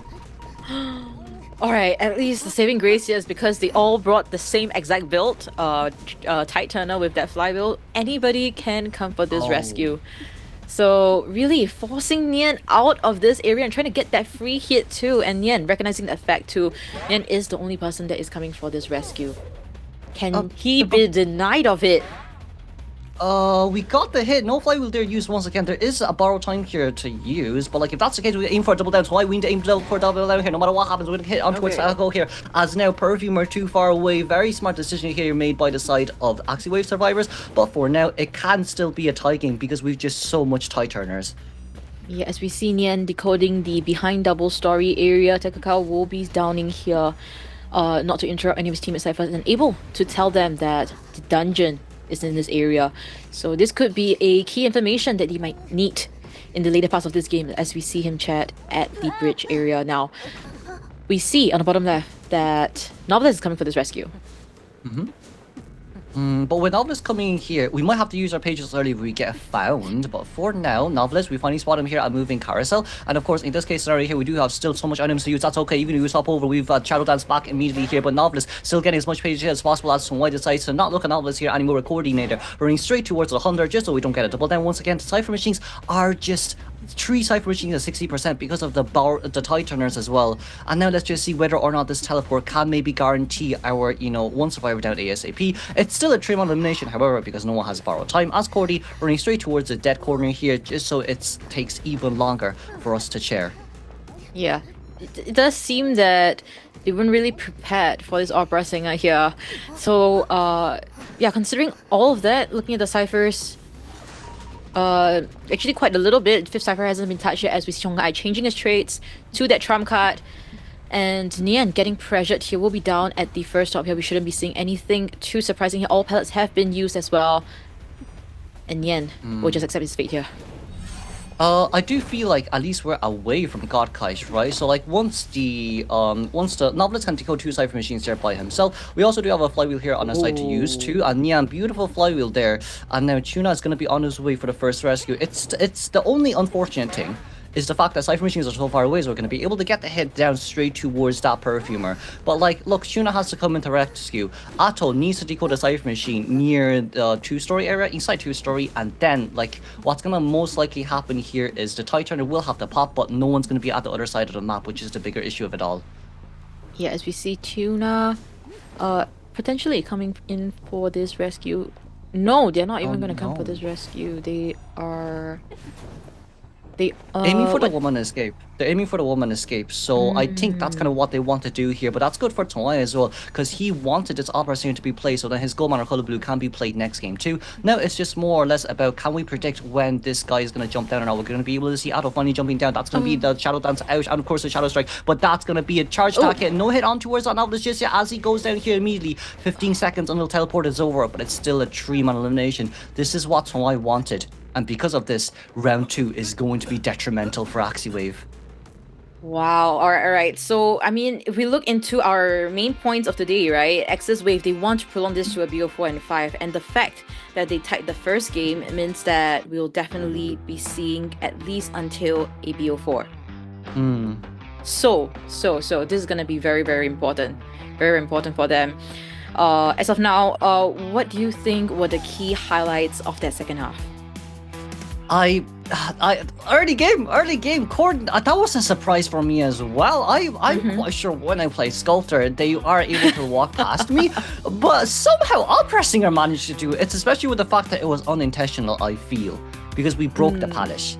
Right, during that pallet breaking then, but maybe the gun kind of expanded our hitbox in a sense that we were moving left and right during this gun animation. That could be a reason. That could definitely be a reason. But that gun was meant to use to pull distance out. Yeah, it in fact did not pull any distance.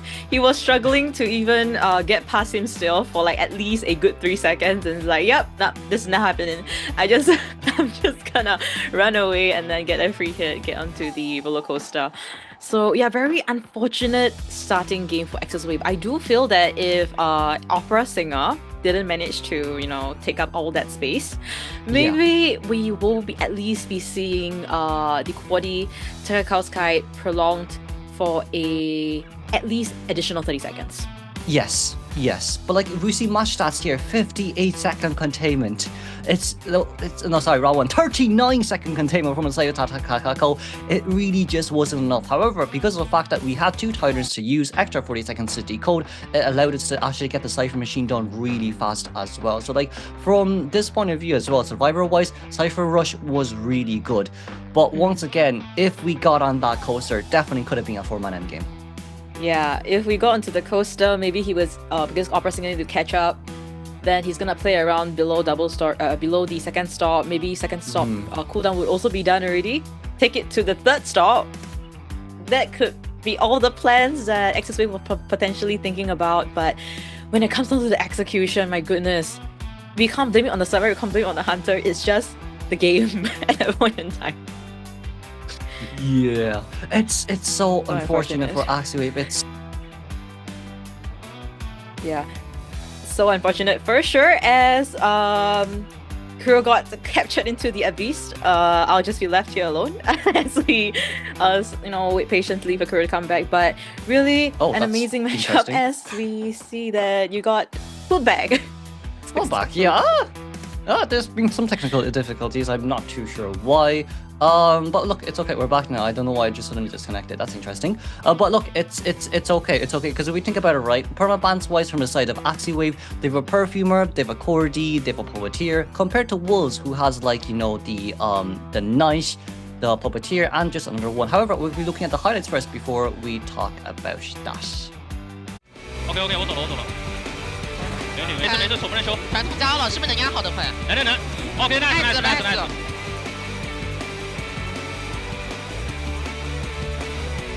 等。セコンド。うわ、やべえ、どうするか。おい、今から戻ろうか。いや待って、もう90点、もう終点でいいんだ。9点で1逃げ。いや、いい、やって、いいわ、あって。まあでもちょっと。Oh, and of course, we all be seeing BO2 of these two amazing teams, AXIZ versus Wolves. BO1, still, they're able to tie things out. It's a 4-4 game. Things are still looking 50-50. So we still have Chong-ai with that Goatman, with the Hula Baloo. It's an option to be picked here. Yeah, but for the side of AXIZ survivors, they know how scary the Goatman of Chong-ai can be. They can bend it out, leave the Hula Baloo opened, and maybe that's an opening that AXIZ can capitalize on. But once again, they have to pick team comps that are, that we have to force you to play Hula Blue Wish. It's just that in that game as well, if we think about it, it's Novelist that has been used. Novelist is a great counter to Goatman. It's also the Knight that, well, no, Knight has not been used, excuse me. It's a Novelist that has been used. It's a Perfumer that has also been used as well. Great counter to Goatman. And then also the Coordinator as well, another beautiful counter to Goatman too. But I would say, right, the beneficial part of AXIZ is we have a lot of rescuers to play. The non-benefit part of Wolves is Gravekeeper and Knight and Puppeteer is in permabans. Yeah. So at least let's say for round 2 first half, if Kakli's gonna come out first, we can play Opera Singer and play huge map control. But once again, we cannot forget it is Wolves who gets to pick the map this time. Yeah, if Wolves gets to pick the map this time and we follow the trend of what AXIZ would usually do, they would probably be choosing their hunter to come up first, right? And then it would be to Wolves' favor, since in the BO1 we saw that they preferred to have Wolves survivors come up first. So if that's the case, then I guess things are still going according to Wolves' plan, but question still remains, what map is going to be picked here? We know Wolves excels very, very well at Ever-Slipping Town. So of course we most likely won't be seeing that. For AXIZ, they are good at Ever-Slipping Town and Lakeside Village. Yeah, and it's not only that too. It's so much pressure built ontowards the hunter right now, especially with the fact that oh look, our Goatman and Hula Blue are gone. It's gonna be either Opera Ivy. You could still come out with Spider. You could still come out with Joker. However, if Wolves will pick a map that counters all of those characters, right? So in one sense, you could say, definitely not picking Chinatown. That's kind of out of the equation here because it's really good for Opera Singer. Preferably speaking, maybe Red Church wouldn't be a bad map to choose for Goatman or Hula Blue because Opera Ivy, too much pallets to play around with, having to waste too much time to break them, and of course enough borrowed times. No, not borrowed times. Tie turners is enough to actually tie the game out pretty simply. Alright, so Red Church could be a possibility here, but of course we can't forget of this map. We're not seeing it as often as the others, the Sacred Heart Hospital. Very survivor-sided map. It might work out for the survivor side of both teams and really challenge the hunters to try and get those kills. So I don't know, it's really you like to say this, the double-edged sword. It might hurt your team, but it will hurt mine as well. So really depends on how Wolves decides to go with this. It's gonna be a huge game plan here. They have strategized this for more than 1.5 weeks. So let's just wait and see.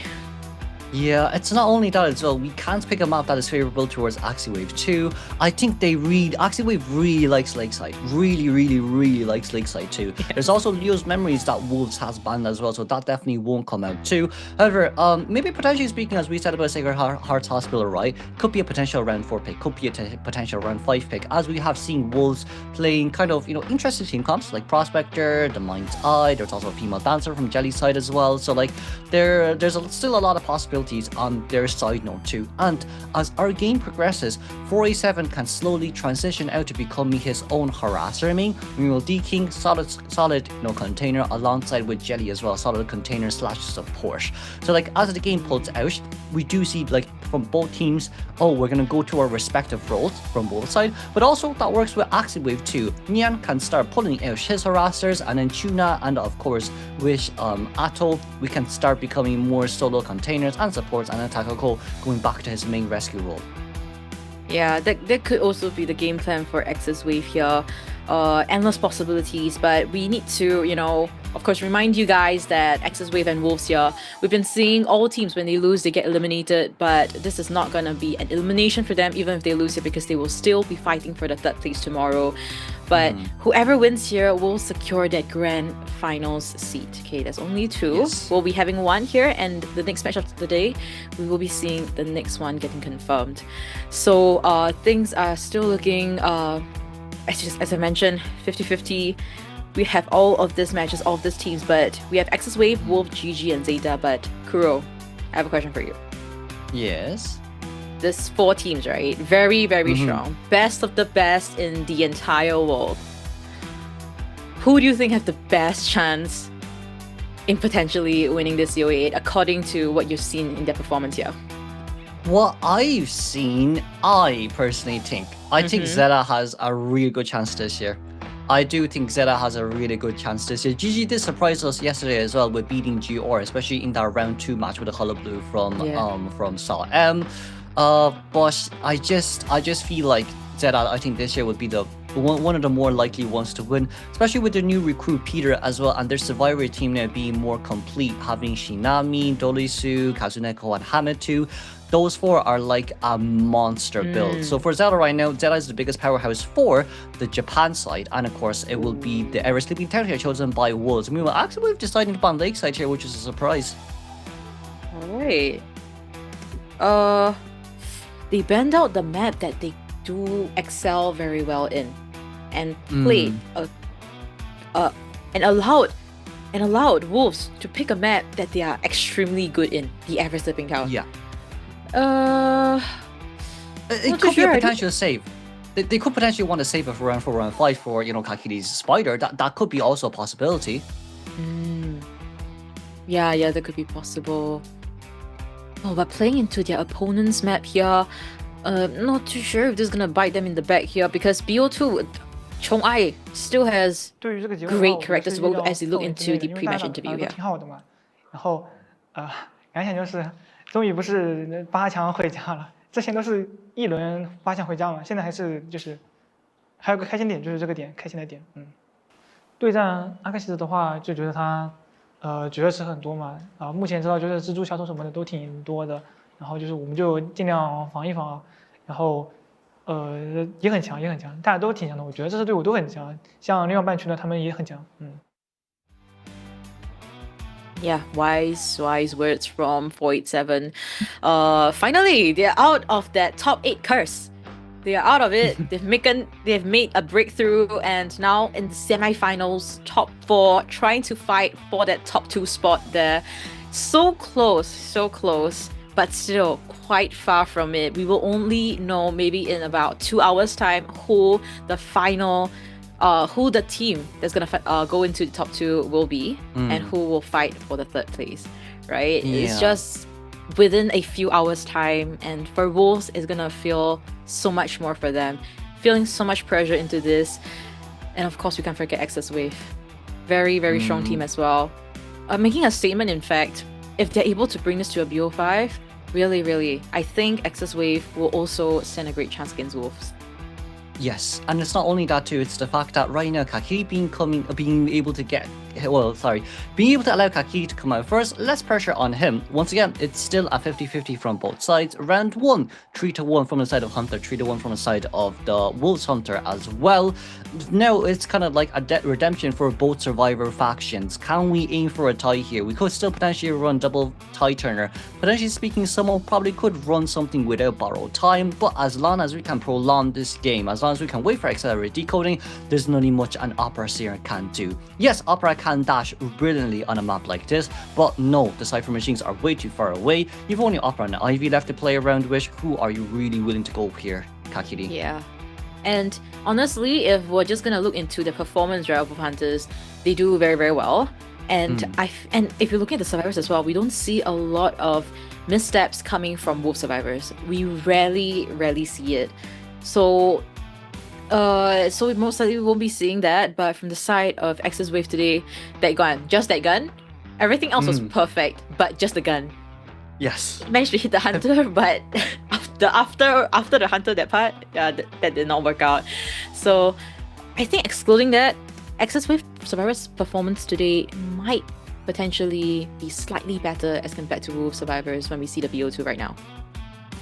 It's especially with the fact that from yesterday AXIZ Wave's game as well, we also did see, you know, the Knight from Takako being able to contain up against Alexis's Opera Singer did show us how formidable they are up against an Opera Singer. However, if it's an Opera Singer surprise pick round 1, that simply just means that we can still catch them off guard a little bit. But right now though, it's going to be from the AXIZ Wave's Hunter versus the Wolf Survivors, as we may be moving on towards the ban pick very soon.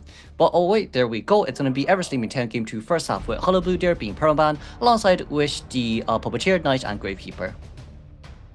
Alright, so banning out the Priestess first, yes, we've seen Wolves potentially picking that Priestess, playing around with it, but they will bend out the Goatman, leaving the Opera Singer open, right? So Kakiri, Opera Singer, we've seen his Ivy before.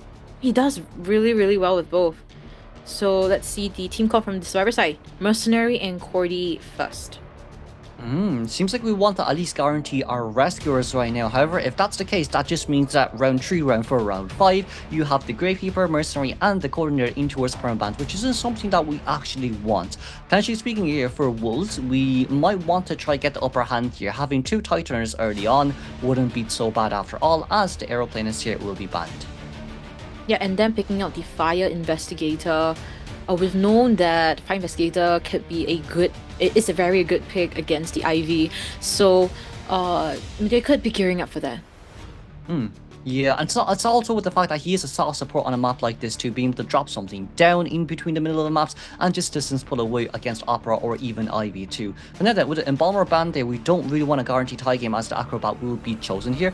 Very strong container inside Graveyard. Graveyard is his home. However, once again, this is a team comp that counters both Opera and Ivy. So from the side of Kakiri here, do we maybe want to try run something a little bit more different compared to the usual? Because we can't really run Spider and Clown here too. Spider or Clown. I would love to see those characters. If those characters are being picked here, it also would be good for Kakiri coming into BO3 where the Ivy or the Opera Singer is still available. So if Kakiri does see fit that the Smiley, the Spider is a good option here, he decides to go for it. Sure. It's really up to Kakiri here, right? As we see Wolf Survivors, I think they will definitely go for personas that is more well-rounded. It's not going to be solo targeted towards a single hunter like we saw from AXIZ Wave Survivors in the previous half of this game. And we see it! Axe Boy already? We're not even in round 4, just at Axe Boy round 2. My goodness. Goosebumps, definitely. I did not expect the X-Boy this early on. Maybe I was thinking like tomorrow's matches maybe, when we see them fight for 3rd place or the champion trophy there. But X-Boy is confirmed, guys. It is locked in as we look into this. But Kuro, I know you have so much thoughts about it, but let's look into the small locations first. We have the Acrobat spawning at the first tram stop, whereas 2 person outside the graveyard, Fire Investigator and COAⅧ. You mentioned the Acrobat's home is in the graveyard, so how do you think about the spawn? I think it's not bad because I would say probably for these two characters near graveyard they do need it the most compared to Acrobat who has four items overall. But right now what I would probably say is having that AXIZ spawning in graveyard is honestly a good thing too. Because there's going to be a lot of trees spawning around the map, especially with the fact that it kind of spawns where you spawn as well. So the moment you run out of it, AXIZ knows which general direction you're going because of the fire orbs too. But for this game, I would say for Kakiri, how accurate are we with those fireballs is going to be the biggest question. Yeah, those fireballs are going to be crucial, but even if he does miss that, he gets the speed boost onto him, so it's still looking quite good as we look into the persona. Let's see, is there going to be anything interesting? Trump card detention on the X-Boy, Blink trade here. As for Survivor side, all of them have borrowed time on Wolf Survivors, so ever slipping town. BO2 first half between AXIZ Waves Hunter versus Wolf Survivors, and this commentary is going to be brought to you by Chocho and Kuroshiro Gaming.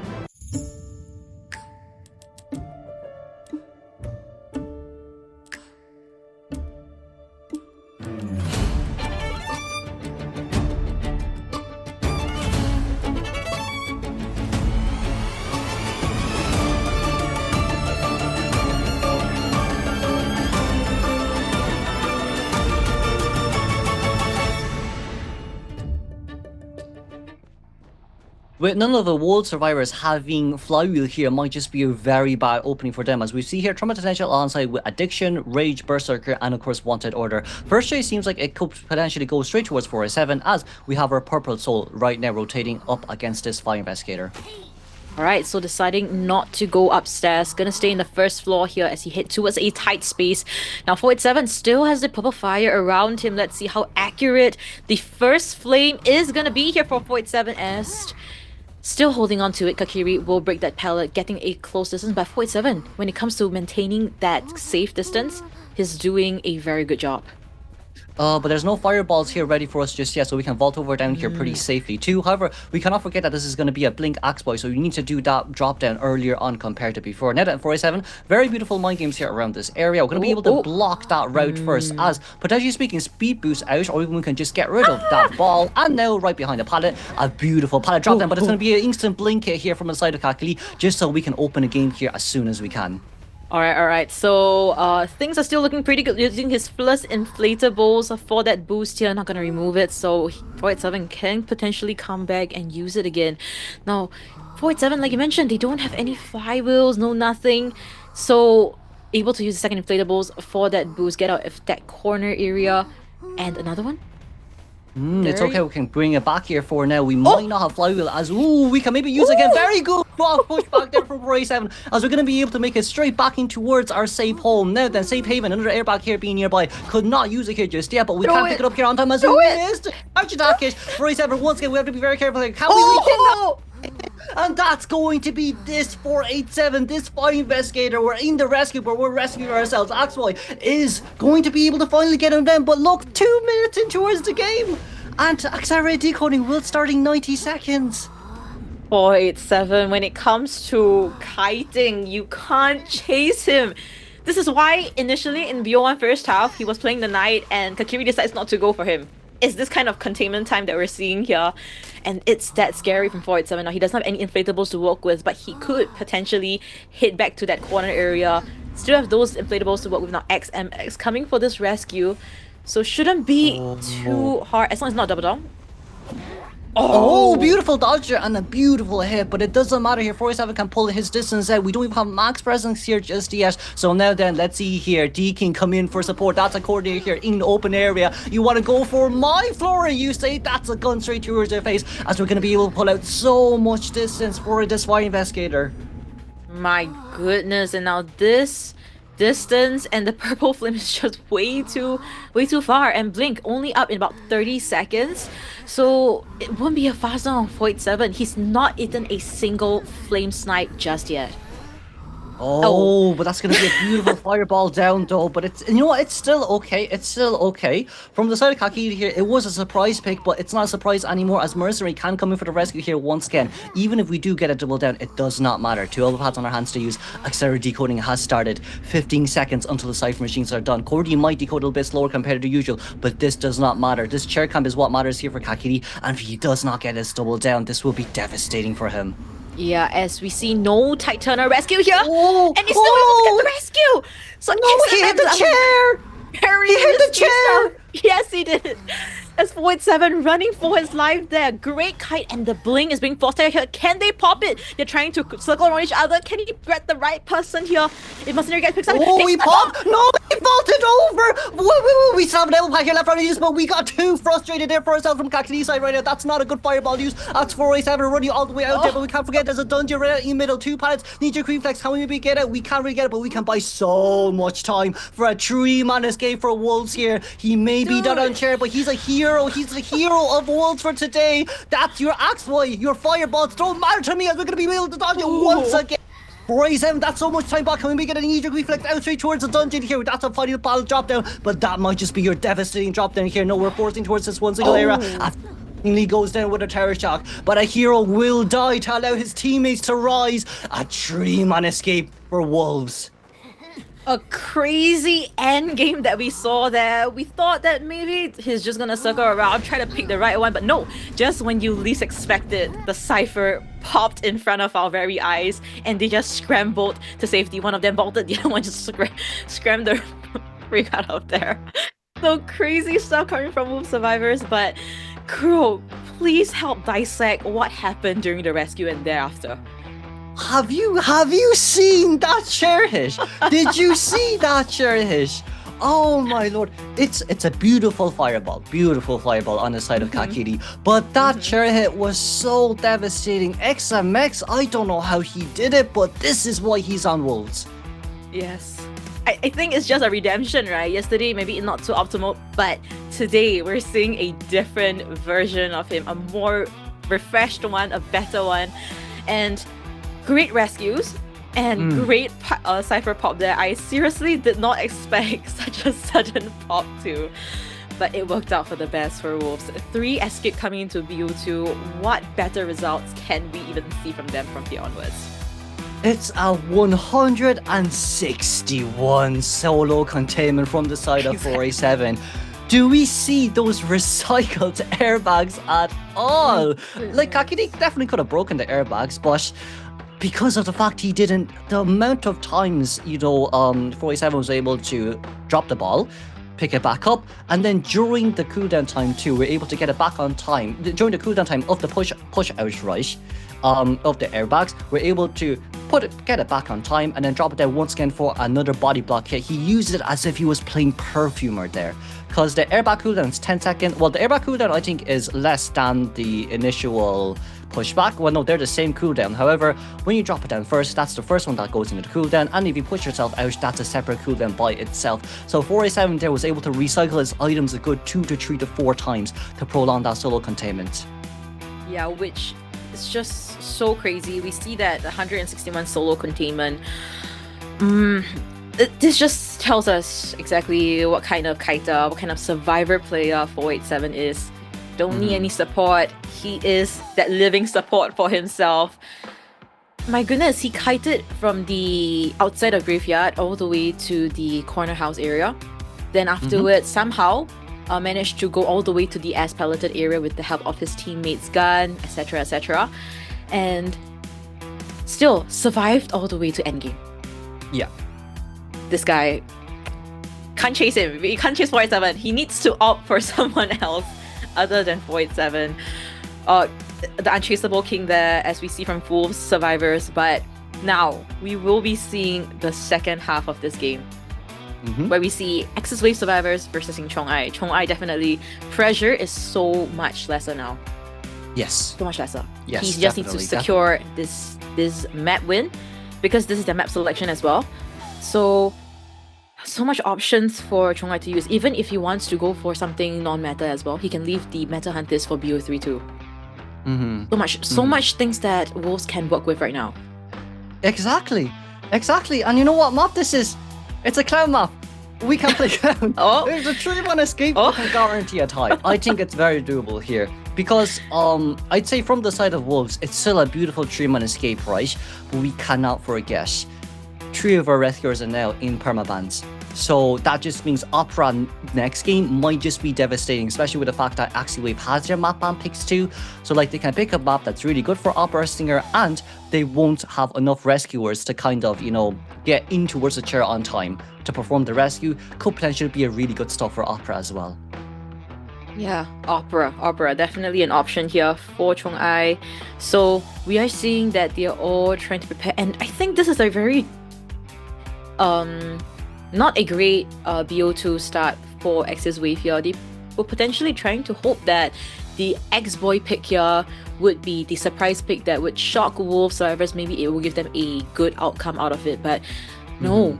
Wolf Survivors, we saw that their persona, it was not even something that counters the X-Boy at all, but they made it work. As we see the pre-match interview here. COA の世界大会の順位ベスト4っていうのこと自体がもう初めてのことなので、すごい一番最初にベスト4っていうところまでいけて嬉しい気持ちです。Happy, but they are not ready to just settle for a top 4. They definitely want to get more than this, a 3rd place, 2nd place, 1st place here, because the prize pool is different. The prize pool is different. That's one thing. And of course, the honor, the title that you leave from this global stage is going to be impactful as they head towards the IJL tournaments in the future. So for AXIZ Wave here, everything counts. We have 2 Chinese mainland teams and 2 Japanese division teams in the top 4. Everything is looking pretty good. We're not seeing like Chinese mainland dominating one end or something like that. So this is going to be very exciting as we see Chong'ai's one. Look at it! Look at the stats! Oh my god. First place average reduction by, first place average time to knockdown, first place average elimination, second place 4-man elimination rate, second place average knockdowns, third place when it comes to tire shocks as well. We're top 3 in everything. Yeah, and he's just that good. Not just in the group stages, but in the playoffs as well. He's been performing very, very consistently. And yeah, with all the stats, right? Very much FMVP worthy if they make it all the way till the grand finals stage. So yes, we are seeing a lot of fan signs, and also that on the iPad screen. Chong'ai, 我想看小丑. They want to see the clown you just mentioned, Kuro. We want to see the clown, as we also do see here female dancer and toy merchant cosplays too. It's so nice we're able to see the cosplays here as well. But once again, it's given a lot of support here towards Chong'ai too. Like if we don't see that clown, I just feel like we might get robbed from COAⅧ here. From Wolves as well, because his clown once again, right, next season moving forward in IVL, it's been fully buffed, definitely can be played as alongside with Ripper 2 and alongside with, you know, Soul Weaver as well from Kakiri's side. We could potentially see like even way more old hunters finally start to pop back up, especially when it comes to the later stages in, you know, the IJL and IVL alongside with IBT and EU Southeast Asia and maybe even IVS. Yeah, so with all of that being said, of course, AXIZ Wave, Survivors, you mentioned all of those important rescue characters are out. Not even on the table anymore. So as we look into the map pick phase here, what kind of team comp can AXIZ Wave craft out here to go up against Chong'ai and potentially that clown pick that he has in his arsenal? We banned out the first officer and priestess. If that's the case, that's going to be no clown pick here then. It's a bit unfortunate, but it also does make sense, especially with the fact that if you don't choose Hello Blue or Goldman here, it just means you won't have them for round 3 as they will be perma-banned too. Now, in this case scenario, we did ban out the Goldman, so that means Chong'ai is kind of either forced to play Hello Blue or maybe to play someone else. But for now, from the side of Survivors, we would like some sort of tankiness Survivor. Even Aeroplane is here first pick wouldn't be so bad. Yeah, wouldn't be too bad. As we see the Survivors still taking the time to decide consider their options, make sure they're making the best out of it. Are they going to go for any support coming in, harassment with these characters here? Antiquarian is also in the mix here. Explorer as well. So these are possible picks. Prisoner, fast decoder. You can go up against the clown as well. As we see a novelist and cheerleader. These two already? If that's the case, I feel like we want to maybe try pull distance away from the hullabaloo. But like, look, we still can't forget, like, right, for cheerleader, if she's not first chase, her second chase, she's really weak, especially up against trapeze hullabaloo, especially when she has her movement debuff as well. For composer, on the other hand, yes, a really fast decoder, but once again, even though you just have tuning, that tuning will be mainly used to dodge a double surprise, which of course, yes, it does make sense. As we ban out the mechanic here, now then, if that's the case, we need a really good stable rescuer. Even a Gravekeeper here would do real well in Ever Sleeping Town. Yeah, so as we see the Knight being picked here, as the potential rescuer here, I don't think Chong-ai would think that they're gonna hit for another slow decoder here. Also, really sorry, I said novelist when it's the composer. I think my eyes are playing tricks on me. You just fell. So yes, the composer. And last but not least, Chong-ai banning out the Embalmer. Don't even want to give them a leeway to potentially tie things out. He wants those kills. 3 kills, 4 kills. As we see the last pick here, what can they go for? Oh, that's going to be the Aeroplanist choice immediately. But if that's the case, they're saving so much of their meta characters for round 3s, round 4s, and round 5s. But the question now is, will they be able to survive this onslaught of the Hunter? We have, you know, Ivy, we have the Hullabaloo. But this team comp, yes, it does counter Ivy, Hullabaloo. It'll be a whole different scenario. Yeah, and I don't... you know what? I was kind of like just thinking about the first half, you know, Kakiri with the X-Boy surprise pick here. The only Hunter that I've seen in the tournament stage like this that really made it work was Super Rich X-Boy at Leo's Memory. His one was just amazing, and when it comes down to things, it might potentially be showing Kakiri as a younger Hunter. You know, not too experienced in that field, so yeah, when it comes to the gameplay just now, maybe there was a little bit of shortcomings here and there. Wolves definitely not surprised by it. As we look back into this, Chong-ai, what is he gonna go for here? Something that we know, or something that will make us happy? I do feel like, you know, Joker here wouldn't be a bad option, especially with the fact that they're all distance pulling character and there's nothing a knight can do to you after you use your rockets. However, I feel like AXIZ Survivor wants to bait out this Joker, because if we bring Flywheel here on everyone, it's just way too good for AXIZ here. Get rid of that, you know, rocket dash and then immediately speed boost out. But no, it'll be Chong-ai's Hullabaloo here. All he really needs this game is a tie. Preferably speaking, if we can 3-man, 4-man, that'll be good as well. But I'd say tie is the bare minimum we have to do. Haven't really seen this Hullabaloo that much, so this game he'll have to prove himself. Yeah, this is potentially his first Hullabaloo pick here in the global stages. Correct us if we are wrong. So I'm excited to see Chong-ai's Hullabaloo. How is he gonna fare here? AXIZ Wave also might be having the first 10 experience with this Hullabaloo. Are they prepared for this? Is the decoding from the not novelist, my goodness, the composer gonna be enough here? As you see the spawn locations, same spawn as the Wolf Survivors, and the Hunter spawning differently this time at the corner house. Kuro, any potential first chases?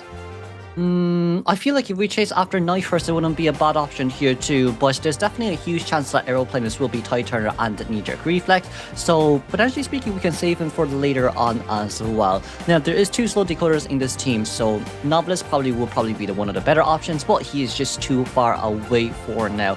So if that's the case, what I would say is, you know what, Aeroplanist wouldn't be such a bad chase as well. Yeah, Aeroplanist.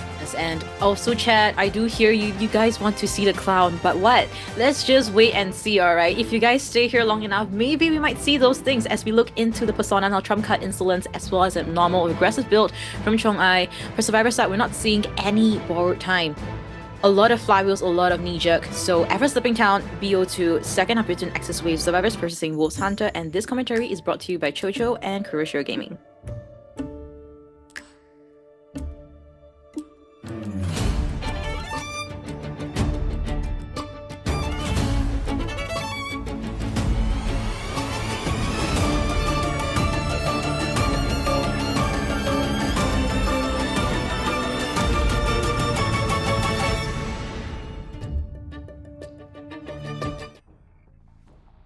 Yeah, we're looking for Tuna here, or maybe towards middle to see where the Knight is as well. But no Cypher Machine. Middle, it'll be Instant Trump Card here alongside with Max Powder Breaking, Panic, and Mischievous, as we're able to get that instant Mudball on. Sorry, it's nostalgic. But if that's the case, we're already thrown our double surprise in towards cooldown. Just one more until we can actually get this first hit on towards the Aeroplanist.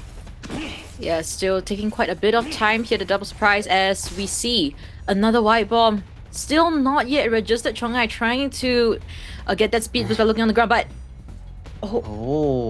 able to Hover user to get away. Yeah, hover user to get away, and like in this scenario here, we're gonna be able to land that first hit there, thankfully, really fast, and that's gonna be Snowball that registers once again. Yes, we do have our items back, thankfully, because of the cheerleaders Inspire, but once again, it's such a double-edged sword, especially when it comes to playing up against, you know, the Hullabaloo as well. You don't really want to use your items as fast, as we're just missing a Mudball here. One double surprise is all we need. We are gonna be able to get a beautiful Terror Shock down, as let's see which Cypher Machine will get that abnormal treatment. Options are opened. Hopefully it's not the 37% one, but seems to be that if he's chairing all the way here, the nearest Cypher would be Nian Cypher at 72% right now. So it would be a good abnormal here. Chongai is definitely going to go for it. Question is whether they will be hitting for a free rescue downstairs. Seems like Knight is too far away. They could potentially want Shirley to rescue because she also does have that Titaner, right? So like in this case scenario here, it's okay. Composer is still out and about. He's already finished his Cypher Machine here, and he has an extra 20% decoding speed boost too. We're not going to be able to get a hit onto his cheerleader here just yet, as we finally do so. And now then, Aeroplaners with no items left on our hands to use. That's going to be a beautiful red mark double surprise, as we're going to be able to trapeze over here once again. One more Mudball and a Snow Bomb will be able to bring him down, as that's finally been finally going to be the Mudball landed. And yes, once again, we're going to go straight towards the corner. Yeah, accepting his fate here. Also, nothing to work with, no items.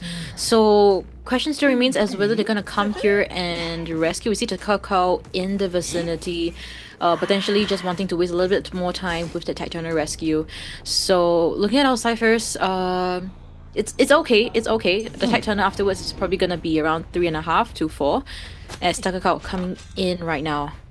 Safe rescue. That's a no damage rescue, but it just feels like right now we're going to wait until that 8 seconds is over. Just one more Mudball on our hands to use, as we just decided hitting, so that we can use a double surprise and maybe teleport out as soon as possible. But now with that, it's going to be an instant double hit. Okay then, we're missing one last Cypher Machine, but like the ciphers are pretty close. Well, no, actually they're pretty far away. We've one on S pallet, one near where the Aeroplanist is being currently chaired, but at least Graveyard is open to play as well.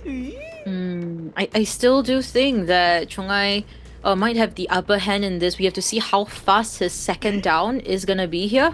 As we see Ato getting chased, the fastest decoder here. Still, the Mud Bombs, is he able to get onto him? We're gonna corner camp here. We're gonna be able to find beautiful flywheel. But I don't. Now we're gonna be able to play here for 20 seconds. That's brilliantly done by Atoll. Love, live, love. You just stand there, you look at me, I look at you, and eventually the hit will register for the first time, and we're still seeing the Cypher getting a free but we're stuck! We're stuck! I just realized we're actually stuck here, so we can't get out! Oh no! You have to pay the ultimate price! I just realized as we finally get that instant down. Cheerleader on the other side of the map right now. We can teleport straight for that cheerleader, as Knight is going to be making his way in for the rescue, but he does not have Titaner anymore. Yeah, why does this remind me of something that happened 2 days back? But really unfortunate that we thought that, I thought it was gonna get that hit and maybe, you know, switcheroo hit for the other side, but no, Chongai, that was all the game plan, just getting you stuck there and him getting a free, all the free bomb hit there. Now Takaka will be coming for this rescue, but it will be over half, unfortunately. Question still remains as whether he can make it for this, and last Cypher is almost prime.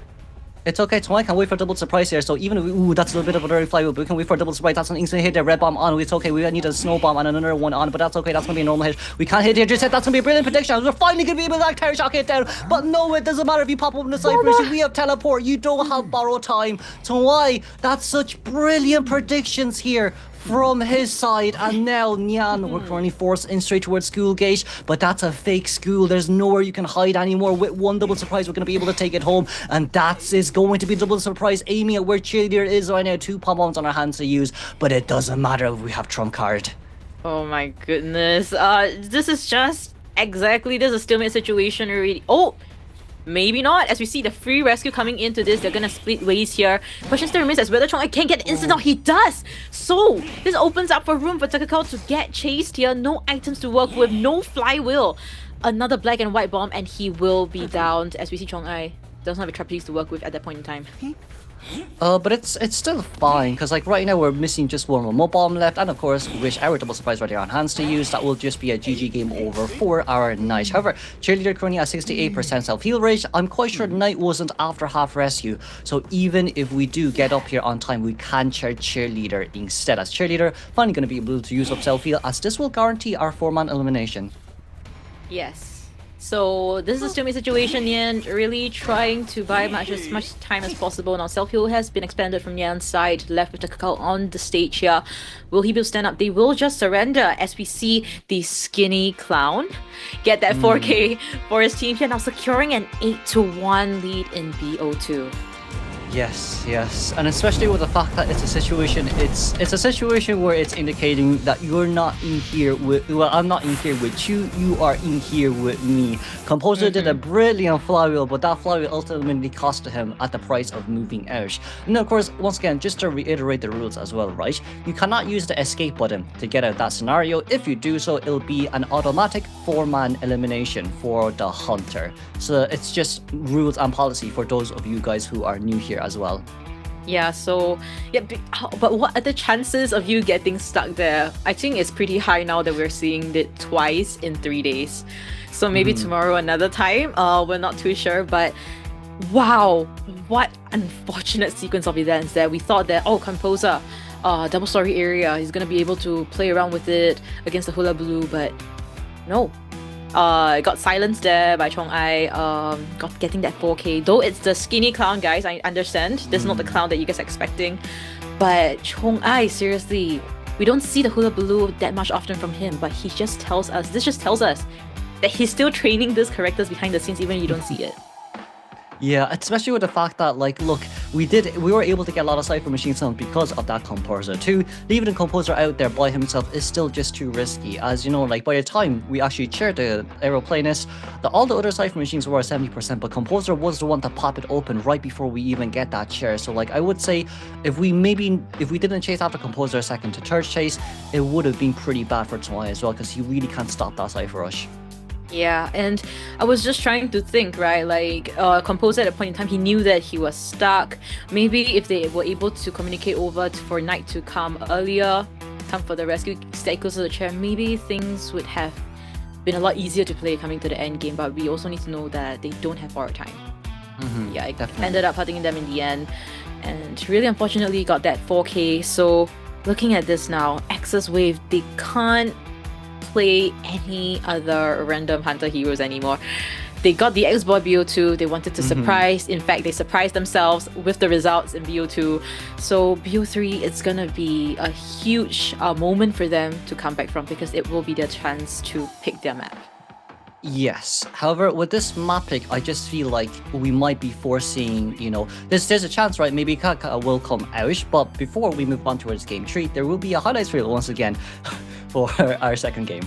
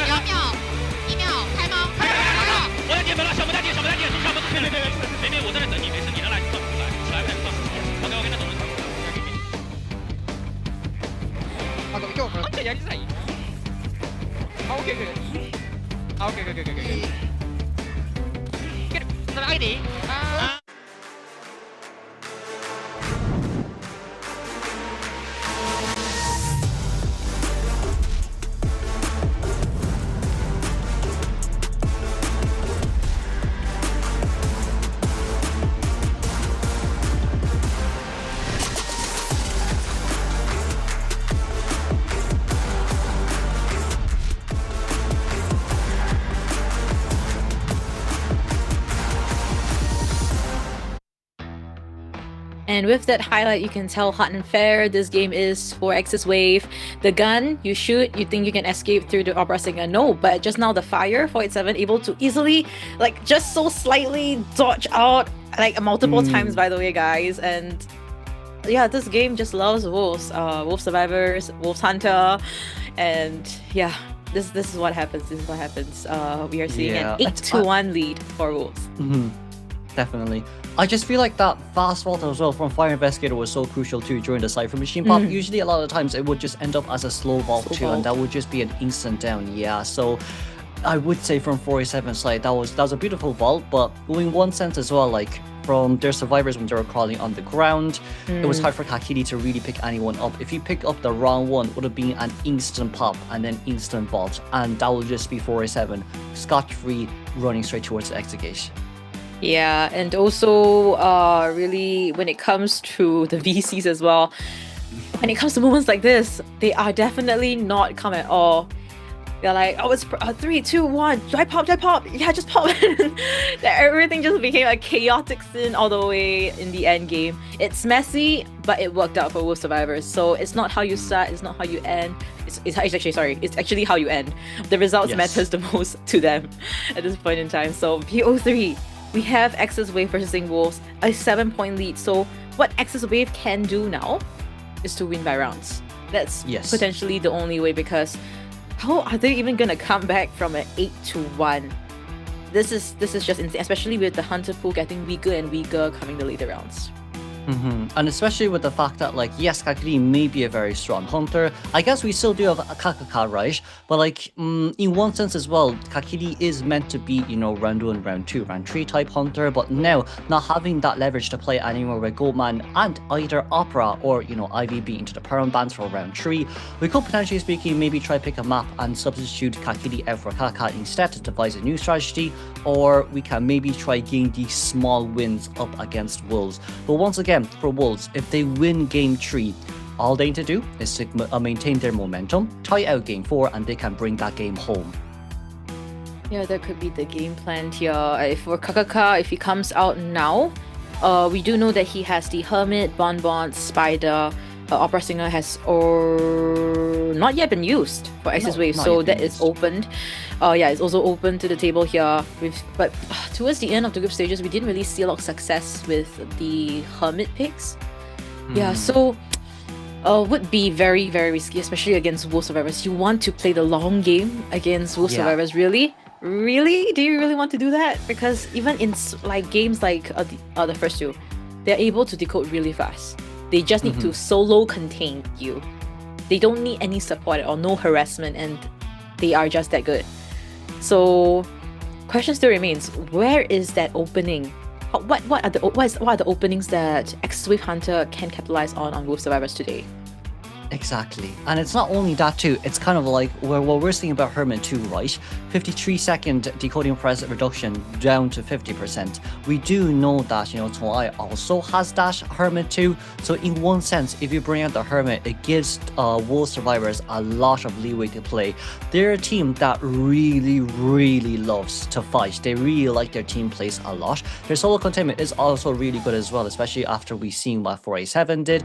But they excel at team play. So with Hermit coming out, if you really want to counter that Hermit, I think it's not hard for Wolves, but it's going to be a difficult challenge here for AXIZ Wave as well. Yeah, so alright, and we'll be looking into BO3 soon, right? Where AXIZ Wave is gonna pick their map. Wolves is gonna ban first, of course. But we talked about this. BO3, there is still the Lakeside Village that's open. If Wolves recognize the fact that, okay, the Lakeside Village is going to be picked here, they banned it, what other options are there? Because from my knowledge in what AXIZ Wave have performed in the group stages, they excel in the Ever-Stepping Town and the Lakeside Village, but Ever-Stepping Town today in BO2, definitely not favoring them at all. Yes. Maybe speaking, we could go for, you know, the GDD. Yes, well, Church and of course Chinatown, because like I think it's been a while since we've actually seen a toy merchant too who does excel, you know, in areas like Chinatown, in Leo's Memories, and in Hospital as well. But the question now is, kind of, do you wish like Toy Merchant being such a niche overall pick, especially in a tourney meta. But once you get the big four out, she's still a very nice stable rescuer and a very nice stable support and container. Oh, and just like you predicted, we will be seeing AXIZ picking out the Chinatown map here. Toy Merchant, yeah, you mentioned that, Toy Merchant, but also we've seen this map and also the clown being picked here, and also the spider. So yeah, I think really these are the maps where both hunters will be able to excel very well in. Just when it comes down to execution, also from the survivor side, how are they gonna react to those hunter picks? Yeah, I would say as well, right? Like, if you think about it this way, currently Wolves are kind of fighting up against AXIZ map ban picks, but they are at a vantage point, right? So we could devise a team comp that works really well up against both the clown and the spider. Because if you want to counter clown, you need to bring flywheel. If you want to counter the soul weaver, you need to bring knee-jerk reflex too. So in this case scenario, you can't really go into game 3 with like no borrowed time as well. So potentially speaking here, we could run really good strong solo containers like Acrobat, with Embalmer being a really nice side support too, alongside with the Anti-Courier being able to do quite a lot up against these characters as well. Now for Wolves, it's all about devising a team comp in which it counters both Ivy or Opera depending on who they ban first, and then trying to kind of get the overall team comp to aim for a tie. They don't necessarily need to win again, all they need is a tie for this one. Yeah, and we'll either be able to see the global bans there, but Wilding is open. Wilding. The Psychologist is also open. Weeping Clown. So all these favorable characters, including the Painter, we've seen them pick all these characters before. It could be the team comp they might be going for, or selective few, as we see the Patient and the Toy Merchant cosplay in front of us. There we go. There you go. That's love heart for you guys from the Toy Merchant, by the way. Haven't actually seen that much Toy Merchant recently, and this seems like it's going to be a Bloody Queen SS skin as well, alongside with Anti-Courier being nearby. I thought that was a recent skin from CN server 2. What was that? Oh, the Alipay skin from CN server for those who haven't seen it as well. But no, that seems like it was like the general B tier skin. But overall, right now, right, it's kind of more or less just as we see here as well. Wolves deciding that their survivor actions will come out first. Oh, interesting. But question still remains as to whether we'll be seeing Kakaka coming out or still Kakiri on the hunter side. We will be slowly having the camera pan towards the direction, but of course at the arena here, we are seeing a lot of support for AXIZ Wave and also Wolves Chong'ai, and also multi fandom people, Wolves and GG together at the same time. So supporting both teams. We'll be later on seeing GG versus ZETA as our last match of the day. So you guys also want to sit out for that ABO5 as well, as we slowly but surely pan towards the other side. I would love to see the hunter. Who is it gonna be? Is it gonna be Kakaka or Kakiri? But no change on the survivor side. Still this main core 4 players, and still as of now, no mistakes made. Yes. Definitely. But like, we can't forget about, yesterday's games too, with, Kakiri playing the Ivy. We did manage to, use Anti-Courier to kind of contain for 228 seconds solo by ourselves. However, once again, like with this map pick in Chinatown, Opera Singer is such a great pick. I feel like you can't really allow Opera Singer to be out. So preferably speaking here, if we can get rid of the Ivy, it would be for the best. Alright, get rid of the Ivy. Let's see if that's gonna be Wolves' game plan. As we see Kakiri still in the mix here. They do want to bank in still on Kakiri. They know that he has what it takes, and we trust also in his ability to do so. Now, Priscus and Embalmer getting banned out here. And no Ivy getting banned. No Ivy. If that's the case, I feel like right now we're gonna go with Psychologist and Wilding first 2 picks. It's more of a tanky team now we're kind of aiming for. It's to counter Clown, Spider, who can take hits very fast, and of course with Ivy as well, not letting her to reach on towards us that fast too. So with these 2 picks, it's very solid. However, you're gonna now have 5 of your rescuers into permabans. Yeah, and now the Prospector getting banned out here. They feel that they are gonna go for a harasser here, but we still have the Whipping Clown, we still have the Painter still in the mix here, but they need to keep in mind that the Ivy could potentially be picked here as we see the Aeroplanist confirmed. How are you liking this?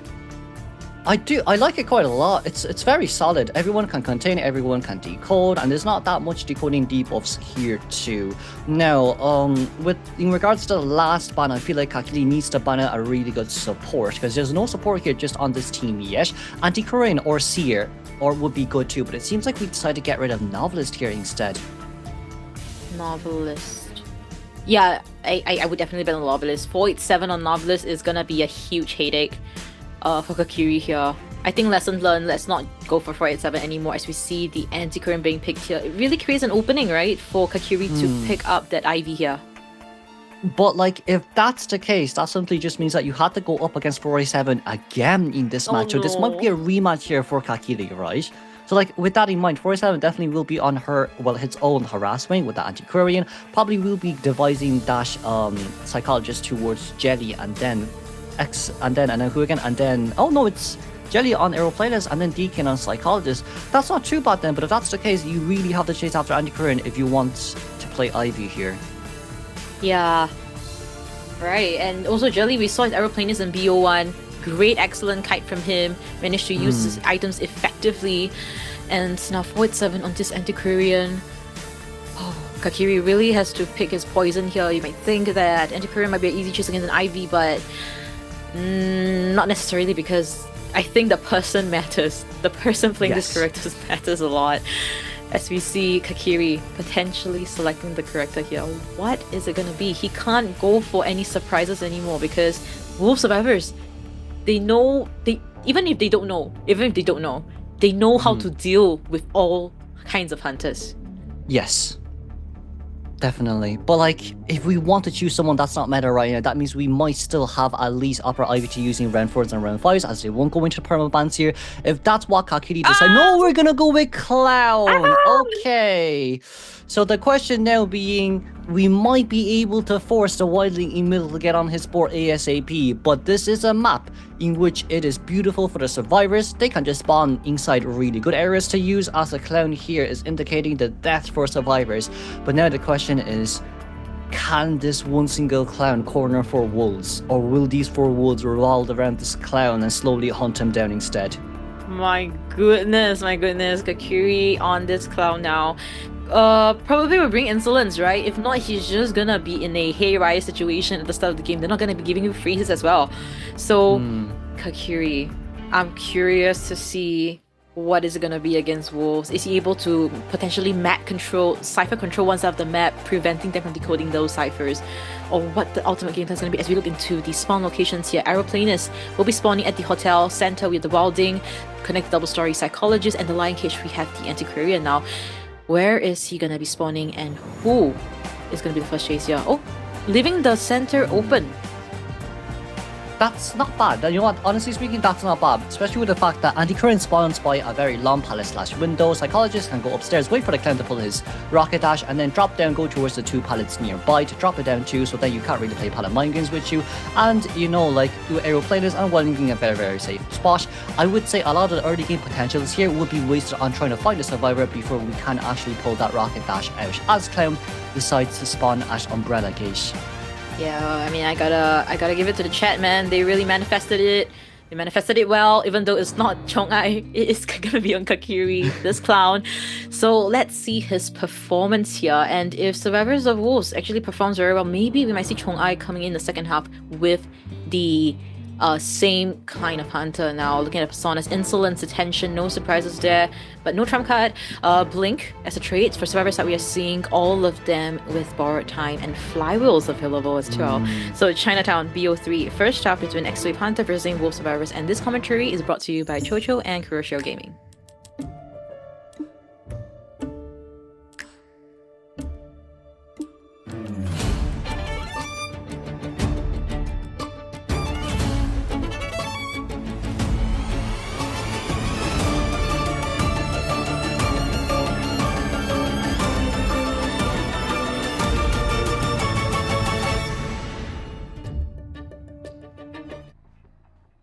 Our main aim of the game right now is to kind of collect as much parts as possible and then walk to find our first survivor. But right now, Instant Tension, which wanted Order alongside with Quenching Effect, Berserker, and Nostalgic, seems like we decided to pull our Rocket Dash pretty early here. Looking for 487 first chase. Can we play the mind games correctly? Can we get a redemption? Kakiri will begin the first chase on this Antiquarian.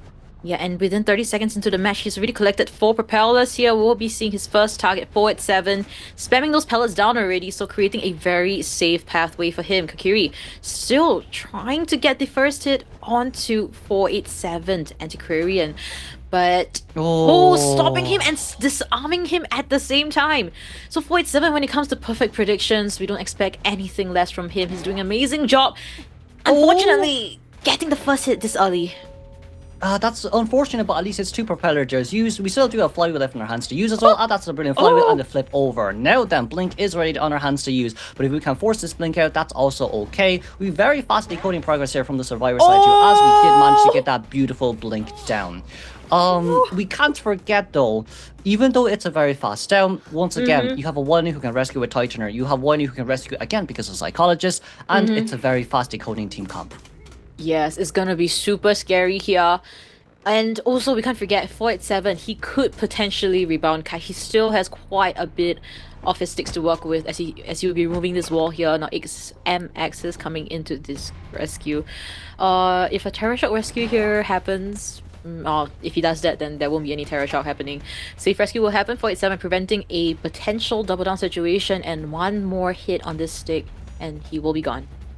It's very smart here as well from XMX point of view, because now he's 50-second board time. He can block so much of these rocket dashes and to prolong this kite for as long as we can. But if we get hit by 1 more rocket dash, that'll be quite a bad idea too, especially with the fact that it will be a double down scenario. But at least, hey, look, there's no blink. 487 can still save his items to use, and not only that too, we do have fly ready in 50 seconds. Now then, 2 survivors have to get out of this area as soon as we can. Antiquarian will have to go down here ASAP, but look, 2.5 Cypher machines already done, and that's a whistle immediately from Psycho. Yes, our board time is on 60-second cooldown, but doesn't matter much where we still have our items left in our hands to use. 487 unfortunately will go down, but that does not matter as we're rearing towards 2 minutes and 30 seconds in towards the game. 60 seconds left until accelerated decoding starts. Yeah, as we get the pellet destroyed here, so this becomes an area where there's literally nothing to work with, as XMX will be coming for the rescue again. Kakiri, do you think he should try and bank for a Terror Shock here? Or he's just gonna get the hit, so there won't be any Terror Shock mind games at all? Alright, so able to body block for 487 here, wasting his last bit of that stick, and now flywheel will be up, so there's gonna be an important flywheel when he decides to go for it. Alright, be able to body block there. So, still. Yep, go ahead, what's up? I just feel like that might be quite devastating, because like Akili didn't use any of his items at all. Well, he now heals very slow. Yes, we're going to be able to drop that pallet down on time. We do a beautiful fly, we can right over towards the other side. Blink will be ready just soon as well, but if we decide to break this pallet, it's okay. We've Jelly nearby here as the aeroplanes for a hover up cancel animation. Let's see whether we can do this or not, as we got that pallet hit instead. Oh no, that's really bad. Another body block for a drop down hit. And a pallet flywheel tap stun! That's a 20-second, that's a 20% extra stun, and then 487, the safe haven is Hotel. Our escort here, aeroplane, is who would have thought that our hero will shine. You did so brilliantly last game, it's okay. This time Jelly will be your protector as we finally took that normal hit, but it's still okay for now. The warning is still on the ground. Kakli still has enough time here, but the 4-man endgame is still potential. There is a blink here already on our hands to use, but we still cannot forget about dash hover or even dash rocket dash that we can use right now. Can we get a cancel? We got a cancel to immediately to drop the planet down here. We blink! We missed the blink! Kakini, you went the wrong way. You can't blink up on elevation. While he now currently on the board, he can make his way in, but it's okay. 1 body block is all what we need. 1 body block is all what it takes. The Cypher machine here couldn't decode by the one who got off the board. Psychologist, 85% Cypher machine. We're getting our items ready up right now, but it doesn't matter. Psycho being nearby, it needs to get towards the exit gate, but it doesn't matter here. 50 seconds until the flywheel is ready. We finally get that instant down, but doesn't matter. Even if you get that hit, that's a free speed boost for 487. Free borrow time speed boost. 4-man endgame up against this clan. 487, 1 more pallet here to play around. We need to pull a real long rocket dash here, because if we do a show one here, it doesn't really matter. 487 will go down, but doesn't matter when you've no trace, when you've no items, and when the exit gauge is at 99%. My goodness, what a game! By Wolves survivors able to secure that 3-man here, so this just means that the gap increases once again with I just want to say, 47 by himself, he's a great kiter, and now when we see the support, the body blocks coming in from his teammates, there is seriously nothing the Hunter can do. Kakiri still seem to be slightly younger compared to these experienced players here. Not only that too, the fun part about this is second half. Tongwai can come out. Tongwai can 100% come out to show you who is the winner of this game. But once again, we cannot forget, we should not play Clown. For Tongwai here, I know everyone wants to see Clown, but you can't play Clown here. We can pick a good map next game for Tongwai to play Clown. But in this game, we need Wax Artist, we need Wheel, we need Hermit to guarantee a tie game. No matter what happens, a 3-man escape, we need that tie. If we get the win, that's all what it takes. Yeah, it's definitely all what it takes. As we look back into our match stats here, look at the time. Just look at the time, guys. You thought 661 seconds was long with the 5... No. 196 seconds of containment time. And if my memory don't fail me, that is even longer with his Novelist Kite against Xiaoma's, and his that kite with the Novelist Kite was 193 seconds. So this is 3 seconds more. 487 really breaking all ankles here, all of his records. 196 seconds, guys. Yeah, I don't know. I just feel like from Kakiri's point of view, it was good that he wanted to aim for a double down, especially getting that rocket down ASAP on towards the wide lane, and then maybe try hitting the wide lane there. But it really just was 487 saving her flutes, saving the pushback effect, allowing one to get on towards 4 on time, and of course, beautiful body blocks from that wide lane too. With Psycho being able to heal up the wide lane, we can perform a rescue 2 times, and it's just so much flywheel, so much pallet drop downs, and so much support from the side of survivors. The reason why the rocket dash near the world tree hit the pallet was because Cloud missed hits twice, right? So that increased Anti-Current's pallet drop down by 20% or maybe even more, and she also probably did bring the fast pallet drop down too, which increased it by another 20-25%. So it was a 50% extra pallet drop down speed, which is why that hit did land on Anti-Current. Yes. I'm just trying to internalize, of course, the information, but also that match. Because if we look from Kakiri's point of view, right? Logically speaking, if you definitely that blink at the hotel area, that was just I just feel like he was like getting very tilted because this survivor, Anti-Courier and 487, he was so close to just the moment he lands on the chair, he's gone, and then it becomes one less person to deal with towards the end game, so it becomes a 3v1 situation. But even so, it was so difficult because the aeroplanes was such a menace. We cannot forget that. And that blink, my goodness, that really, really costed him so much. He was starting to panic, the tilting moment, and we just gotta say, it's not an easy moment for Kakiri at all, coming into such a main stage, going against one of the best Survivor team we're seeing here. Yes, definitely. Wolf Survivor is really making a name for themselves here once again. It's just hard for Kakiri, but at least, you know what? The issue now is we're if we tied this one out for Tongwai, we're 2 wins down. Yeah. But for game 4, we still have Ivy and Opera, right? That is on our table to use. They cannot be permabanned. One of them can be put into the ban ranks, but they cannot be permabanned anymore. The 3 permaban hunters right now for AXIZ currently is the Hullabaloo, Axeboy, and the Clown, right, as we saw there. But now for Tongwai, he doesn't really necessarily have any of the big hunters to use anymore, which is kind of the unfortunate part for him. He did use Opera, he did use Hullabaloo already, so Goldman and the Ivy will be in permabans. But still, we still have our Wax Artist. We still, potentially speaking, can play Clown or can play Hermit, but Wax Artist would be the safest bet here, because as long as we tie this game 4 and game 5, I think Tongwai can do whatever he wants to do. Absolutely. He can do whatever he wants. Not here, of course, not here just yet. Just secure the win first. Yes. Play it safely. As we see, the players are getting ready for the second half. Question remains whether AXIZ Wave can respond effectively, because this is AXIZ Wave map selection. The survivors, they've practiced this time and time again.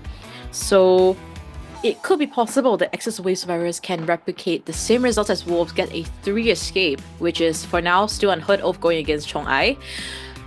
And also potentially getting a 4 escape. Chinatown we've seen multiple times, especially GR survivors getting a 4 escape at this map here. So definitely possible. We have to see the team comp first and what Chong-ai ultimately decides to go for.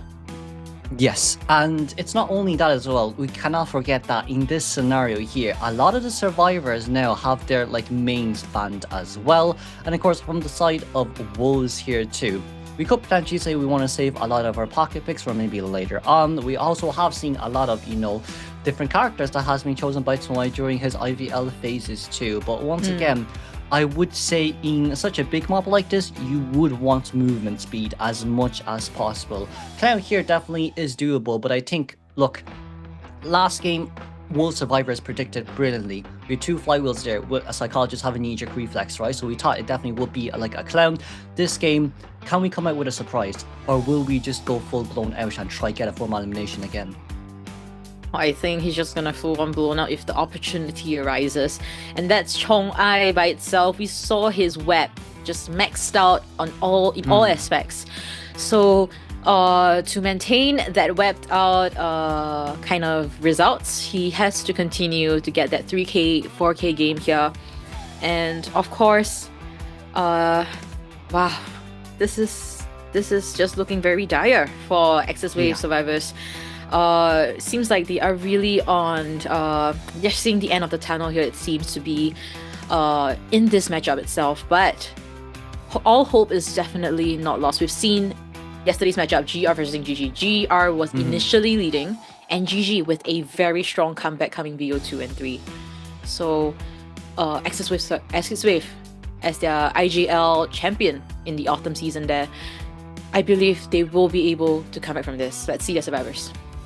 Yes, and not only that too, like just so many hunter options here for Wolves, even if they don't have the big 4. You can run AXIZ, you can run Anne for the guaranteed tie. You also still do have your, Hermit that he has also been playing. His Night Watch was also really good back in the day as well, as we have also seen Pepe playing the Night Watch on this map up against those survivors. Not only that too, Bloody Queen also can come in mind as well, alongside with the fact that Chong-ai does have an Axe Boy for himself to use as well. And of course, once again, Spider, Clown, alongside with the fact that we also could, in one sense, potentially speaking, have a, have a Bonbon to use. So like a lot of characters for Chong-ai to actually play around with in such a big map like this, and a lot of characters that can guarantee that tie.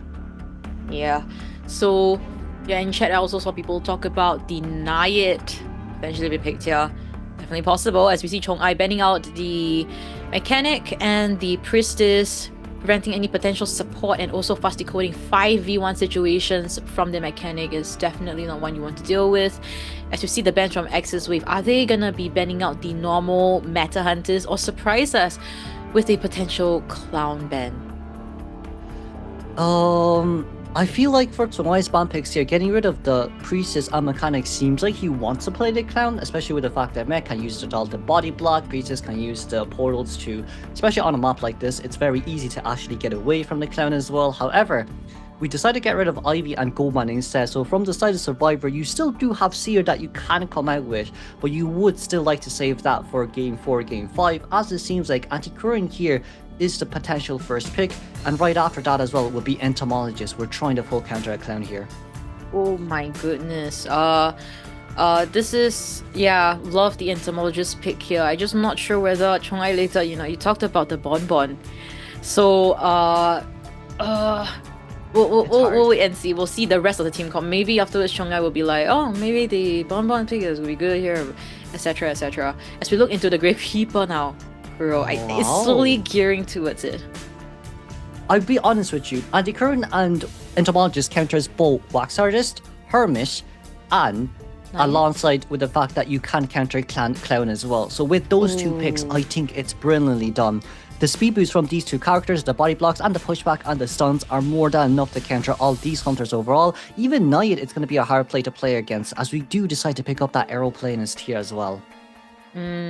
Alright, so as of now, we are still missing a Rescuer. We have the Knight Coordinator already globally banned out. So Chong-ai does have a Wilding, does have a Mercenary to ban here. So I guess between these two, or maybe the First Officer as well, then they will just have to pick accordingly. We've seen the Mercenary ban here. So First Officer or the Wilding, which one do you prefer? I prefer Wilding. I think First Officer is a way of giving Toei a tie, especially with Clown as well. So probably Wilding here will be the best option, especially with how well we've seen XMX harass and body block last game too. But now with AXIZ Wave missing one more rescuer, Wilding is nice, but if you choose First Officer out here, it's more or less giving a bit more decoding speed boost. This is a very fast decoding team comp, however, also very vulnerable to certain hunters. Yeah, really, it might potentially bite them in the back here with such a counter-focused team comp against Chongai's character pool here. Now, Chongai, moment of truth in about a minute or so.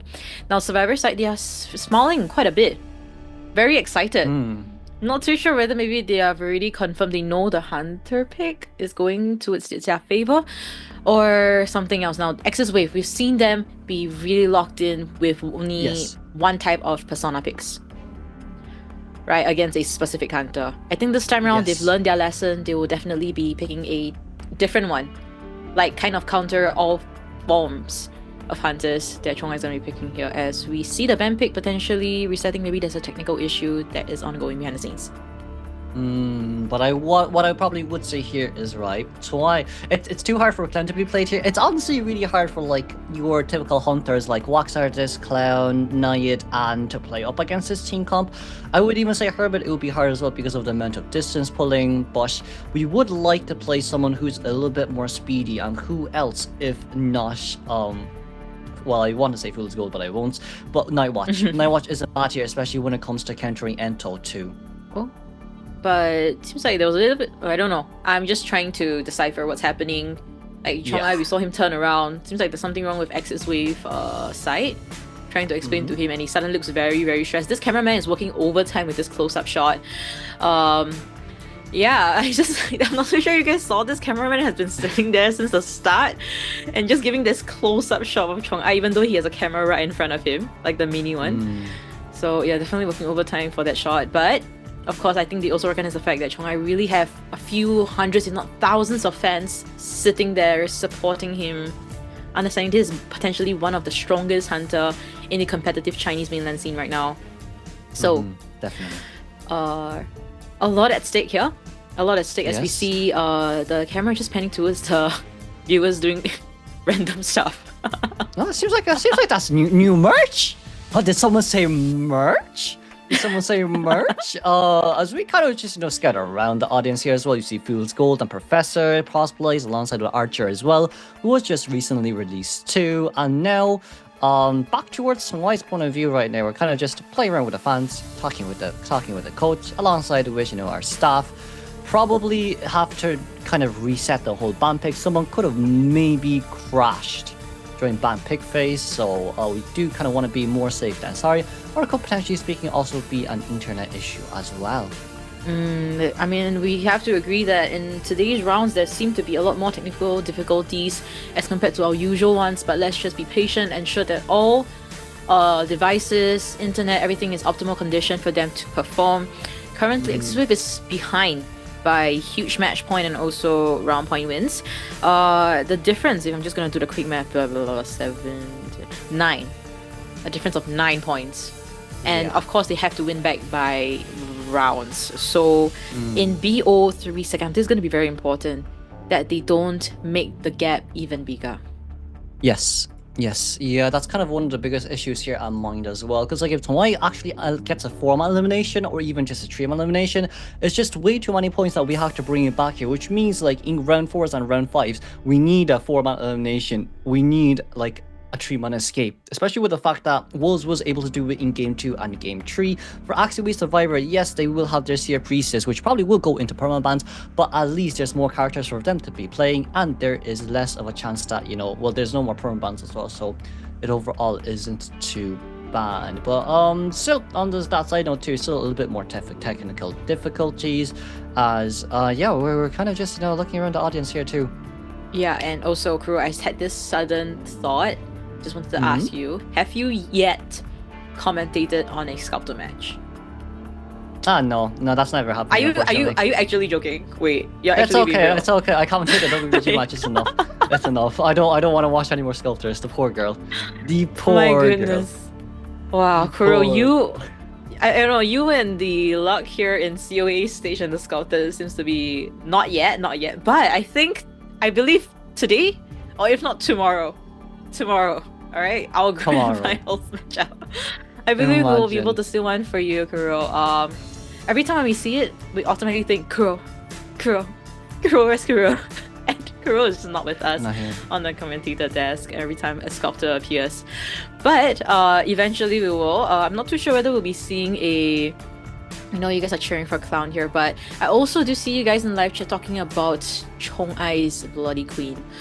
Kuro, do you think a Bloody Queen could work here at Chinatown, or is it going to be a huge struggle for that character? I think it's fine. I mean, it might be hard to land your hits, especially with moving speed boost on both characters, such as Ento and the Antiquarian. But overall, you can still kind of somewhat guarantee a tie game. But still, it seems like our technical difficulties has almost been fully resolved, as we kind of just got a little bit of a scan of the phone. Now we will probably move directly back towards the Persona picks, and then potentially speaking, the Hunter pick as well. Once again, though, the Hunter pick is something that we are very, very, very curious about, as this team comp counters a lot of the Hunters that I can play. Yeah, especially coming to later rounds, the Hunter character pool is of course slightly lesser, and also the strength of those Hunters individually in this meta is just not as good as the main four.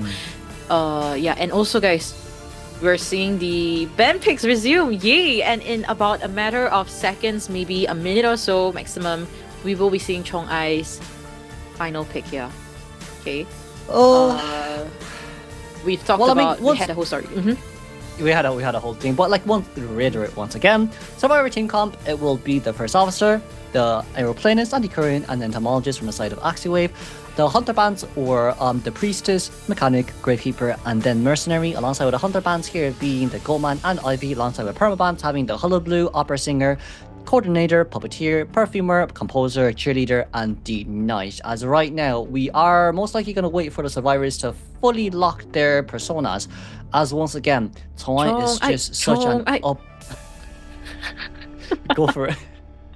Yeah, I am just super curious, very excited for this. Everybody in the crowd has been, on their iPads, Xiaochou, Clown. So, of course, I know you guys, we hear you guys in live chat. Let's see if Chong-Ai this time around responds to your manifest here. Moment of truth, we're seeing the Hunter side blink. In about a matter of seconds, it's gonna be the hardest! Okay. What do you think? Okay. We did not consider this, but what do you think? No, we did consider this. We said no, Chocho. We said no to this. We said no, we said you shouldn't run Herman here. In one sense, please bring warp.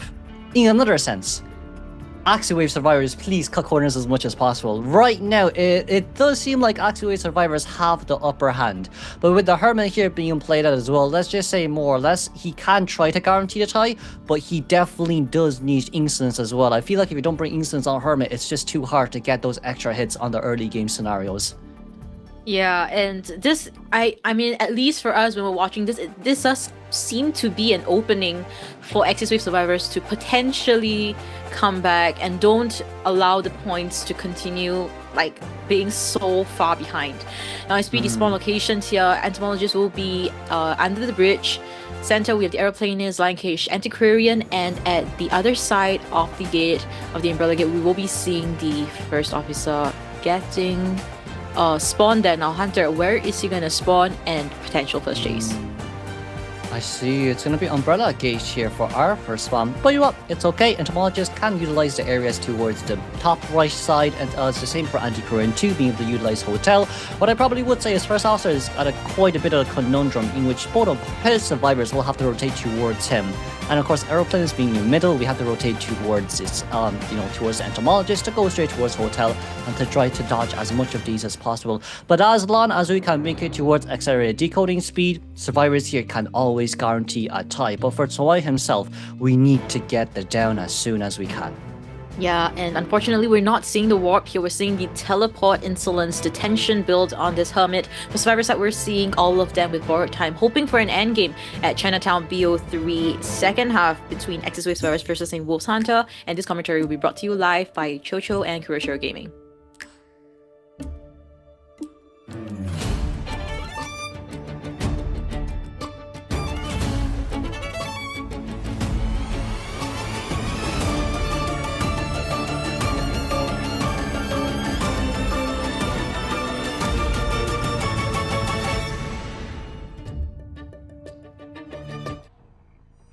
The last time Tsuai played Hermit on this map was when he got a tie game, but once again, this is going to be the link click skin here from the side of Tsuai as we brought instant tension with impact, claustrophobia, panic, and of course Hunter's Instinct for a little bit of a movement speed boost. Now then, Adult Cypher Machine is currently locked as First Officer is going to make it towards the back. We're going to now try to rotate a little bit more as no one is currently on the Cypher Machines just yet. Yeah, but we do see Chong-ai with that Tinnitus being propped up here, but it's a double kiting situation here. It's looking a little bit squeezy for the side of survivors as we see the ciphers are starting to be pushed here now. Entomologist is on the Beast First Officer, forced to use his watch and missing the first swing, fortunately for AXIZ Wave here. It's okay, Entomologist, a little bit of support here. Tsuai, it's too early for support. It's really too early for support. You can't really allow this to happen at all because even if you pull distance out, First Officer cannot use his pocket watch here once again. So we're 2 out of distance, and right now just 1 good stun will be able to get the guarantee first hit on towards the First Officer, and we can teleport out towards someone else. Yeah, and if Takakao really gives that opportunity, I don't think Chong-ai would even want to commit to another one as we see him. Teleport is ready and he's just not gonna go for it. Now Takakao will be getting that blue charge, now forcing Aeroplanist to change his as well. Wow. Will be taking the hit for him, and very accurate throws of those yes. Miracle orbs. Yes, the glows, thank you very much. Brain fart. It's fine. Yes, it's yes, fine. yes. We're looking at the map now to see which Cypher Machine is being currently decoded. We're going to teleport straight towards Nian here, who is playing the anti-current. It is something that actually suits Tsuai too, but we can't forget it is still flywheel on the side of our anti. Now then, we did get a beautiful disarm there immediately, and with that failed Miracle Orb, a little bit unfortunate, we can't really play around that area anymore. We need to now try to play the very, very, very close mind game. Nian still does have items to use as well, but she doesn't have her right swing. She does have pushback, and of course that will be the instant hit, as now all the survivors are pretty injured, and Cypher Machines are very slow, but it's 2 minutes in towards the game, and Arrow and First Officer are currently healing. Yeah, Nian really got to break all ankles here, able to get the blue charge onto him, now disarming him once again. But Chong-ai can stun this corrector here, now swinging for the second hit, but missing the disarm this time around, and we'll be seeing the down unfortunately. Kuro, how do you feel about this? I feel like AXIZ Wave's biggest issue was the fact that they had 2 survivors decoding the same Cypher Machine inside Hotel, which is the reason why their Cypher Machine are so slow currently. And of course, Takako here used up already 2 pocket watches, cannot come in for the rescue anymore. This will be a guarantee at least 1-man elimination from the side of Tsuai. We are now kind of looking at the map a little bit more just to see which Cypher Machines has been decoded more, so we know where all survivors are currently located. But if this is the case, it does not seem like they're going to be willing to come in for the rescue anymore. Even if we sell here, there is still a teleport. Yeah, so things are looking, as we mentioned, even before this match started, just dire, and it's just looking from bad to worse at this point in time. Looking at the ciphers, just not quite enough, especially with the spread out distribution of those cipher progress. It's too slow. Cypher's just too slow at this point in time. As we see Takakao potentially coming for a backdoor, Chong-ai really spots him out there.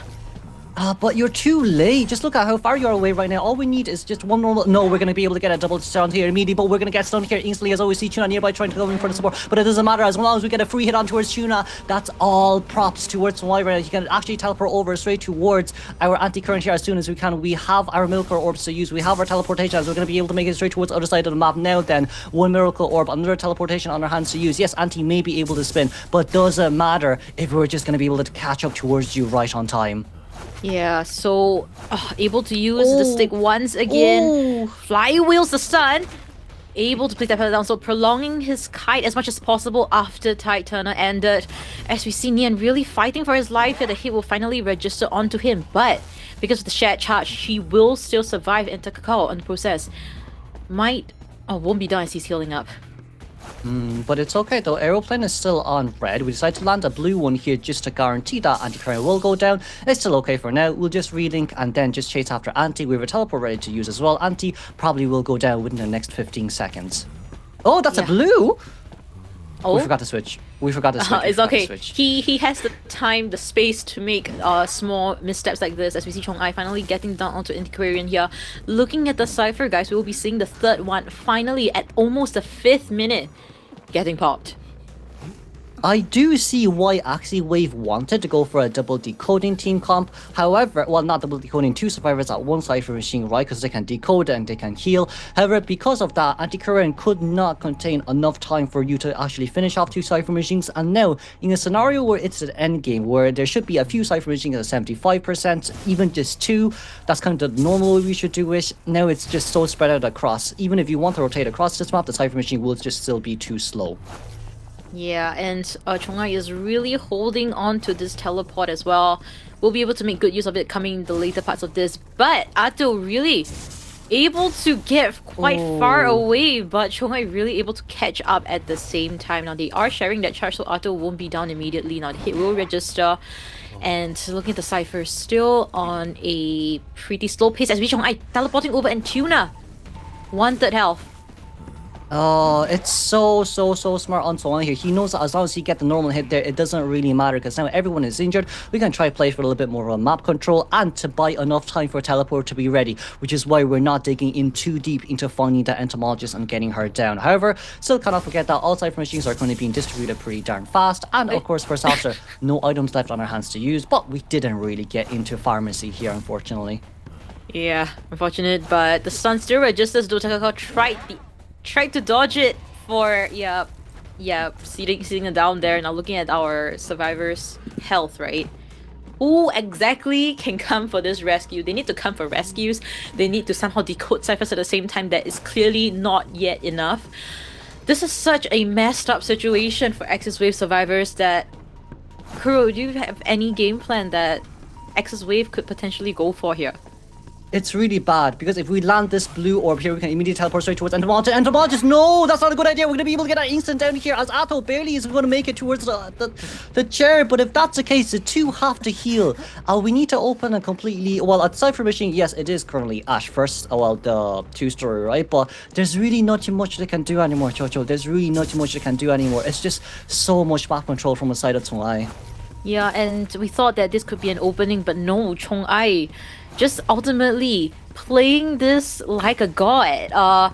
What can we say about him? This is just him normally performing, guys. Just normally performing. He's wept out there. This is why he is one of the best hunters that we're seeing here.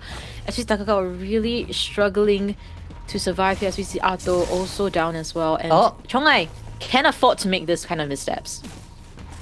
Yeah, I mean, by this point we can play this really safely.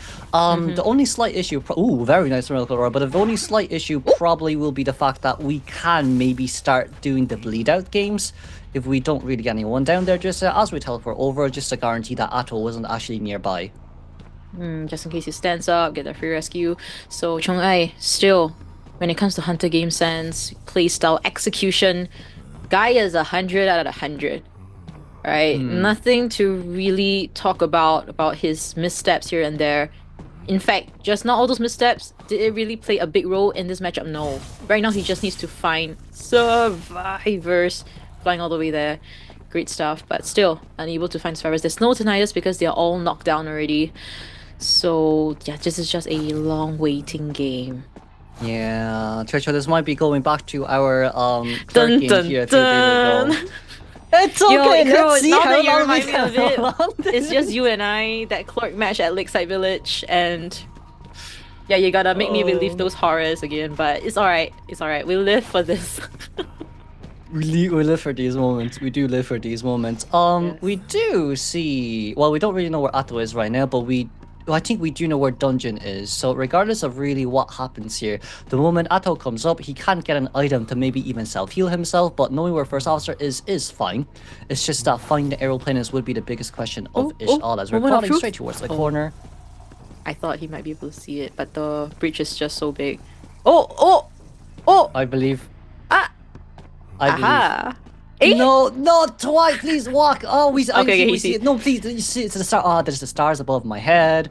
There's the stars above my head. Okay. We're gonna be able to get that down. We can teleport over, look for first officer immediately because we know he's on that side of the map. We teleport over straight towards where the dungeon location would be, so that's also okay too. As we now, kind of, slowly start scouting where the officer is. I think we might be able to find him right. Chong-ai! Chong-ai! You got this! Exactly, I knew you got this, as we see.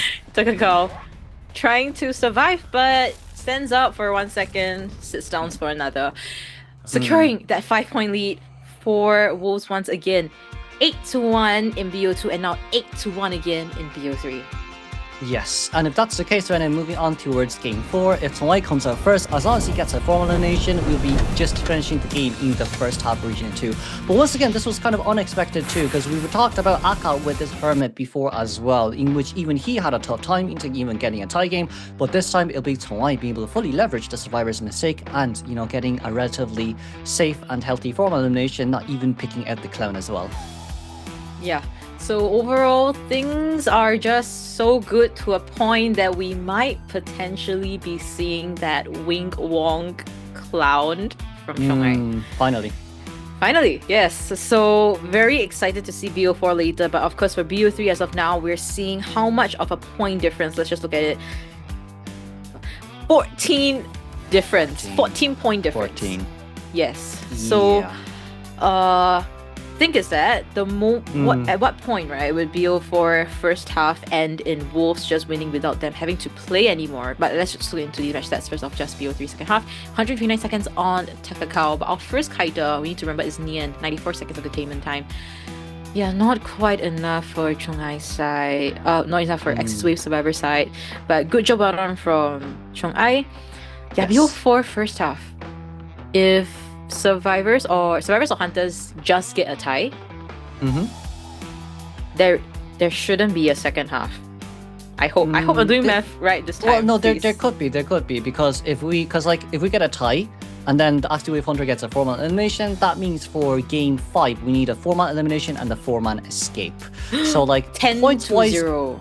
Yeah, so we need a 10-0 to actually bring this back right now. If we win game 4, we need at least, a very good 10-0 for game 5. Because like the point difference is just way too much.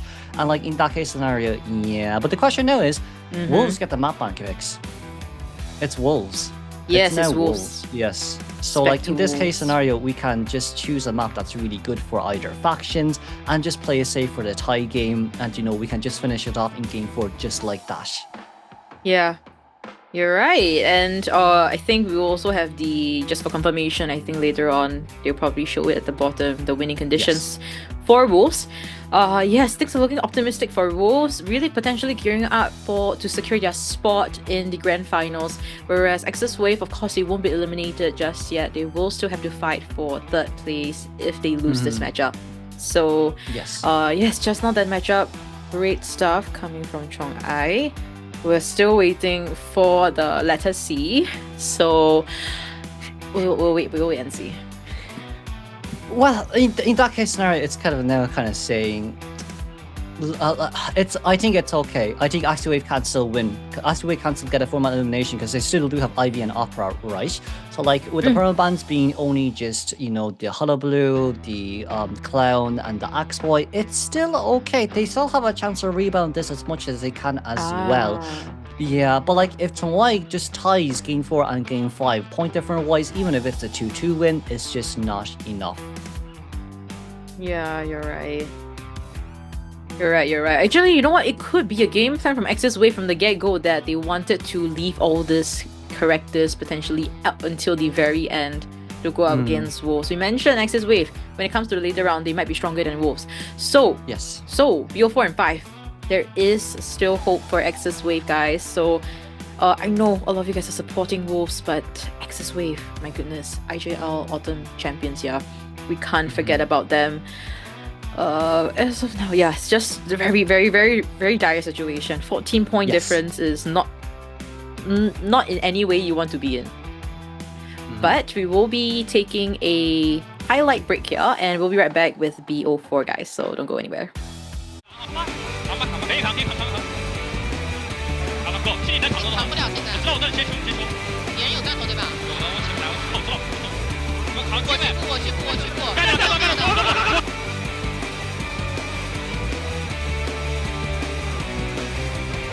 いやしてほしいね。おい死ぬわ俺。待てや。待て。あ、オッケー。じゃあ。さっきでもいけたらでかいし。いや死ぬ。上で死ぬ。無理か。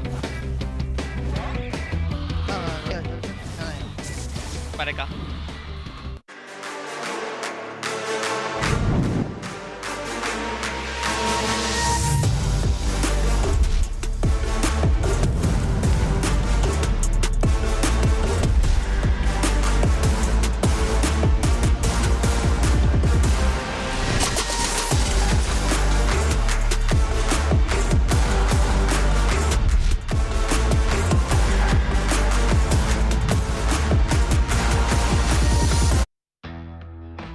Yep, and that was truly the kind of voice comms you'll be expecting from Wolves behind the scene. Very chaotic, but still a mess, but it's a very good mess. A very good mess made by them. Of course, at the end, I was hoping to hear something after the blink from Kakiri, but I think they muted that part there, so very unfortunate. I didn't really hear much from that part of it.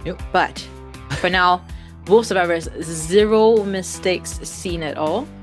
Yes. And also Wolves Hunter, tip-top condition coming into the semifinals.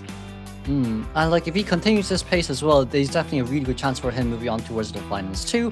However, game 4 now, what do we know? We know Anti, we know Anti-Current, and of course the Entomologist incident in permabans. So with these two characters gone, and Nayed, Bonbon, Clown, Waxar is available for Twilight to use too. So he's just like so many options. Now, it's also a surprise too how he was able to counter that team comp with Hermish in that match too, because we saw that it was highly more favorable towards the survivors because of their movement, because of the beast to body block and anti-currents disarms. But Twilight was able to clutch it, making it into a formal elimination, and now he gets to play whatever he wants for game 4. Yeah, and you mentioned that, right? Which brings me to the point that like Chong-ai, it's not about thinking about getting a lot of escapes against him. It's more of just getting that one escape, get all those ciphers pop. That's the first thing against Chong-ai. You guys need to have some cipher decoding progress, really quick ones. And then hopefully able to get at least a 1 escape against Chong-ai, because it seems to be that starting from BO2 onwards, AXIZ Wave have yet to see a single survivor escape. Only once during the BO1 match at Moonlit River Park. So, yes. Yeah, 1 escape. 1 escape is not enough, right? Not enough now. Yeah, it's not anymore. It's not. By this point, no, it's definitely not. We need a lot here. Because like from the side of Kakili, yes, once again, he's a really good hunter. He has Ivy Opera to use in game 4s and game 5s right now. But the question is, can he keep this pace up? Because like right now, we do know that, yes, he may have not been playing, he may have not been playing mechanically hard characters, such as, if you get the clown and the axe boy, in which you don't really need to move your hand speed and fingers as much, but like moving on towards round 4 and round 5, he could still potentially be tired too. There is still a chance that Kaka can come back in, and especially with the fact that he's fresh, he's ready to go, we can still see a very good, huge major comeback on the side of AXIZ Wave. But once again, from Survivor side, there's just less options for you to play now, especially with the fact that you wanted to counter the clown last game, but you couldn't. Yeah, and for the side of Kakiri, he had more than enough time just now to potentially relax and breathe for a second. Of course, just now was really unoptimal for him. And now we're looking into the map pick here. Arms Factory, a smaller map to work with. We'll be potentially seeing Kakiri again, or maybe they will swap Kakaka into the mixed here. We're not too sure, as we see Wolves Survivors opting to go first. AXIZ Wave Hunter opting to go first.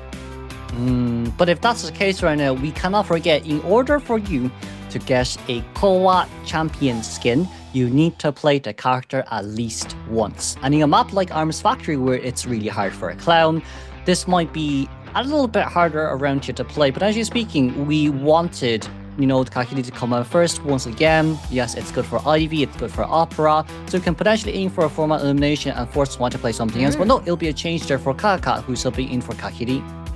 Yeah, I think this would be the best change, especially after the very upsetting moment for Kakiri. I think he really needs to calm down, get backstage, and allow this other hunter, Kaka, to tank the pressure for Team AXIZ Wave here. Whether this hunter will be able to make a huge comeback for Team AXIZ Wave, the hope of Team AXIZ Wave remains with Kaka in the first half of BO4 first half. Yes. Definitely. And we cannot forget that Kaka's bomb in this map was insanely accurate with his bombs as well. So there's major threats here from the side of Wolves survivors. We have yet to see Kaka actually practice Goatman at all. So potentially speaking, we could leave him out and even maybe play Professor to counter just all rounds, right? Professor, counter the Ivy stun, counter Opera, make her hit a little bit slower, counter bombs with a chip, and also counter Goldman as well. So there's still a lot of different potential that Wolves can play around here with their survivor team comp, but once again, it remains a mystery for Kaka. Yeah, Kaka really has a lot of options to work with, but looking at Armor's Factory, it also opens up various possibilities now because, you mentioned Clown is very difficult. It opens up maybe later on for Chung-Ai to pick up the Nayit, the Bloody Queen. So, options will be open later on for the second half as we see Wolf Survivors. Still very serious because this is definitely not the end of the war yet. They have to play it all the way till the very end and win it in an incredible fashion. That's what they want. As of now, very incredible already. 14 points difference. So, Wolves, let's see if they're able to replicate that same result. Are they able to surprise us? And Novelist still open, I believe. But there's also Prospector from for 407 as well. We can't forget how well Prospector was played by 407 on a map like this. But, there's also the fact that if Survivors actually tied this game out, for Wolves, it doesn't matter to them too much from the Hunter's point of view as well. They can just get the 1-man elimination and then move it on towards game 5. They need a 4-man elimination and a 4-man escape in order to win against them. So really, Wolves is at a very comfortable position compared to AXIZ, who needs to aim for 4-man elimination and a 3-man escape. Yeah, and I think I was kind of trying to understand why Wolves decide to keep going for this Survivor Hunter first. I think it actually could be a strategic plan from Wolves' side that because this matchup is, of course, it has been ongoing for at least going to be 3 hours, maybe 4 later on. And of course, they want to conserve their energy, their stamina. So maybe having the breaks in between for both their survivors and hunters in each half would be the most optimal for them to reset and come back even stronger. So that could be the potential plan of Wolves instead of having back-to-back 1 hour matches in one shot each time. Definitely. I think that's going to be very crazy for them too. Yeah, and with all that in mind as well, look, that's kind of why we subbed out Kakiri for Kaka too. Now then, we're going to move on straight towards the ban pick here. Clown and Weeping Clown and Explorer will be moving on towards the perma bans, and in this case scenario, it'll be Opera and Goldman there being perma banned from the Survivor side. Right, very smart picks. Very smart bans from Kaka's side. And also, Survivors don't really want to play with fire at all, just banning out the Goldman immediately. Not even want to test the waters at all. First Officer and Barmaid. Barmaid coming to the mix here this early. It always reminds us of this hunter, right? At Arm's Factory, the Dream Witch. Yeah.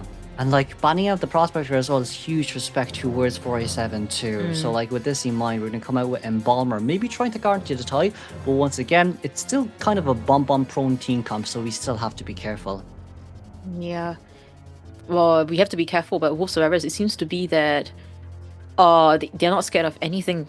Not at all. As we see Kaka will be banning out another character. Is it going to be another respect ban towards 487? We still have the Novelist opened here, but we will be banning out the Seer instead.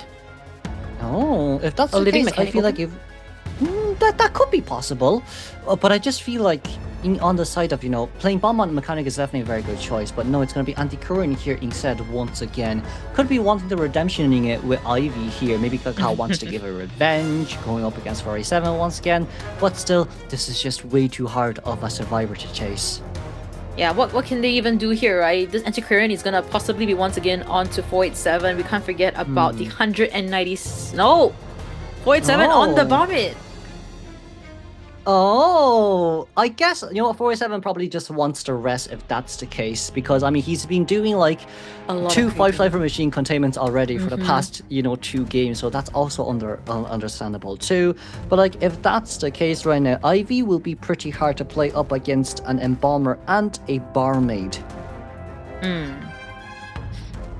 Moment of truth, right? For Kakaka's side, what's he gonna pick ultimately? Feaster! Just kidding. Just kidding. Just kidding. Absolutely just kidding. So it's just Feaster is really out of this matter. I mean, including the Hell Ember as well. I mean, Ripper recently, right, received the buff. Everybody's very happy with it. Yes, definitely. But still, of course, not bad. I would just say more or less here. Like, there's also the Bomb buff too that will come in pretty crucial next season as well. But with Kakaka right now, the decision will now be made. Who is our map choice? It's going to be Ivy. And if you run Ivy here, we can't forget what Wolves did yesterday on this map up against the Ivy. They're not weak at all, and they know what they're doing. Yeah, against ACT's Hunter's Ivy at Arms Factory, the servers got a 3 escape by record. So, I'm not too sure whether this is really like, for Kakaka at least, it seems to be that his Hunter pool right now is really like picking his own poison. Yes. If you pick this is gonna happen. If you pick that, another bad outcome is gonna happen. It's just really up to how he's gonna be executing coming to this matchup here. And also one important thing here would be the spawn locations and also the persona. Are the survivors prepared for this? I hope they are. Well, we hope they are, because if we run knee-jerk reflex here, I don't think it's going to be enough. Preferably speaking, on a map like this, Fly will be nice. However, area selection mode we go. It's going to be middle given towards Antiquarian, Barmaid's given towards Shack, Embalmer near Junkyard Ruins, and of course First Officer in Factory. Meanwhile, your Ivy will be spawning at Shack Gate. Yeah, of course, we look into this, right? All the potential chasers are right in front of him. 3 options.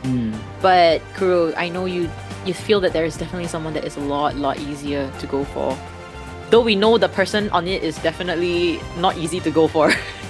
Yeah, the question now being, can we potentially catch any of these guys off guard? Because what I would usually go for is, you know, Barmaid, getting that very immediate early hit, land it, and then, like, you can get a release on time, right? When she's drinking Dublin too, so you can't still blink then to force Barmaid not to use her doubling anymore. But if that's the case, we need to see how well we do early game. This will be Kaka versus Wolves Survivors. We're going to have 3 flywheels here alongside Ninja Reflex on the Barmaid and then Bomber. No borrowed time, Tightoner on the First Officer with instant detention alongside Blink for AXIZ Wave Kaka's Ivy. This will be Wolves versus AXIZ Wave for Game 4 first half, and the professional commenters will be brought to you by Chocho and Kuroshiro.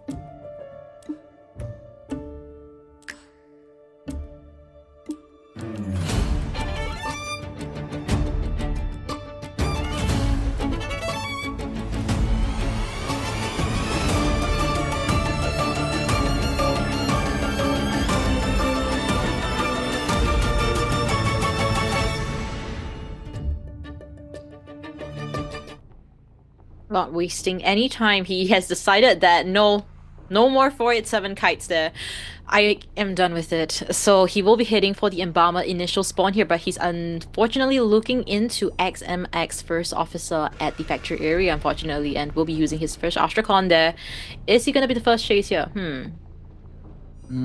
Does not seem like so for now. We kind of want to bait First Officer out to using his items, but we thought the Embalmer ran in straight towards Junkyard Ruins here, but no, he's hiding here, he says, so now it's going to be more or less a lot of map control.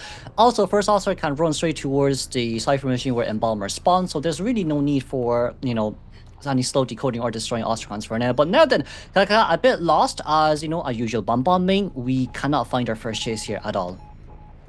Yeah, like, oh my goodness, what a terrible start as of now, because looking at our minutes, we're in 1 minute into the game, 60 seconds, and our ciphers are being pushed total up, already 1 full cipher out of this game. Not only that as well, with Blink being ready too, and you can't leech on towards anyone, that just simply means that your first time will be very slow as well. And Bomber having that flywheel simply means that you can't really get him down ASAP, and not even leeching here just yet. Yes, you want it to be a good area, but no, does not matter, especially with the fact that it's already 90 seconds in towards the game.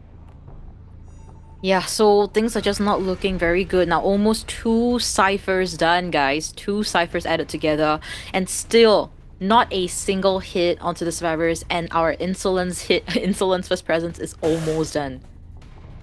Oh, that's a very nice stun there, though, from the side of COAⅧ. Brilliantly done, catching Jelly there off guard. However, we still need to run to actually catch up towards Jelly, the Embalmer, before we can get a leech or even, get a hit down. So right now, Barmaid currently being nearby. I want to give a little bit more of a support here. That's going to be doubling given. And now 18 seconds on the clock. How much can we actually do off here? Blink is now ready. We do a flywheel too. Brilliantly does. We get a drop down. And with that blink down, I think this kind of guarantees a really good start here for Wolves, because at least we know you don't have any items left.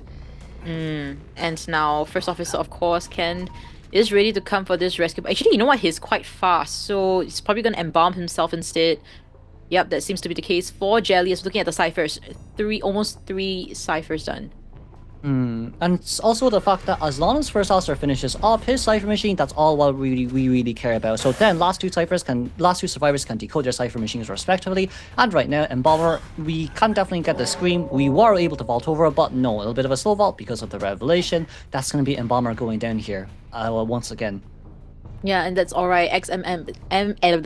XMX is coming coming in for the rescue. We can see him from the bottom left, and Cypher is just being pushed here now. 5th Cypher has just been started. Question still remains. This rescue will definitely happen, but is he able to kite until the Cypher is prime, as we see the Ostracon interrupting the Front Gate Cypher? No matter what happens, COAⅧ has to teleport out straight towards Anti-Current to stop that cipher machine from decoding, but in exchange for that, you don't have max corruption or transference, which does mean that you cannot get Embalmer down as fast as you can. Then, with Barmaid cipher machine currently being at 80%, it's still okay. It's a guaranteed tie game here from a survivor side. We don't really need to play it that riskily. But of course, for XMX, a lot of pressure here, but we're going to be able to get the no damage rescue. That's going to be an instant hit, but that does not matter to the survivors, because with 3 survivors here at full health, 1 cipher machine remaining, what else can you do? There is seriously nothing he can do there. Even if he teleports over, it wasn't even on top of the Cypher. D-King has sufficient time to get out of the area and play and hit to safety, not giving a single free hit. Now he's trying to camp the Front Gate Cypher, but we can see that the first Cypher initially being touched on is being worked on already. They have a backup plan for Wolf survivors. There's nothing that you can stop them with.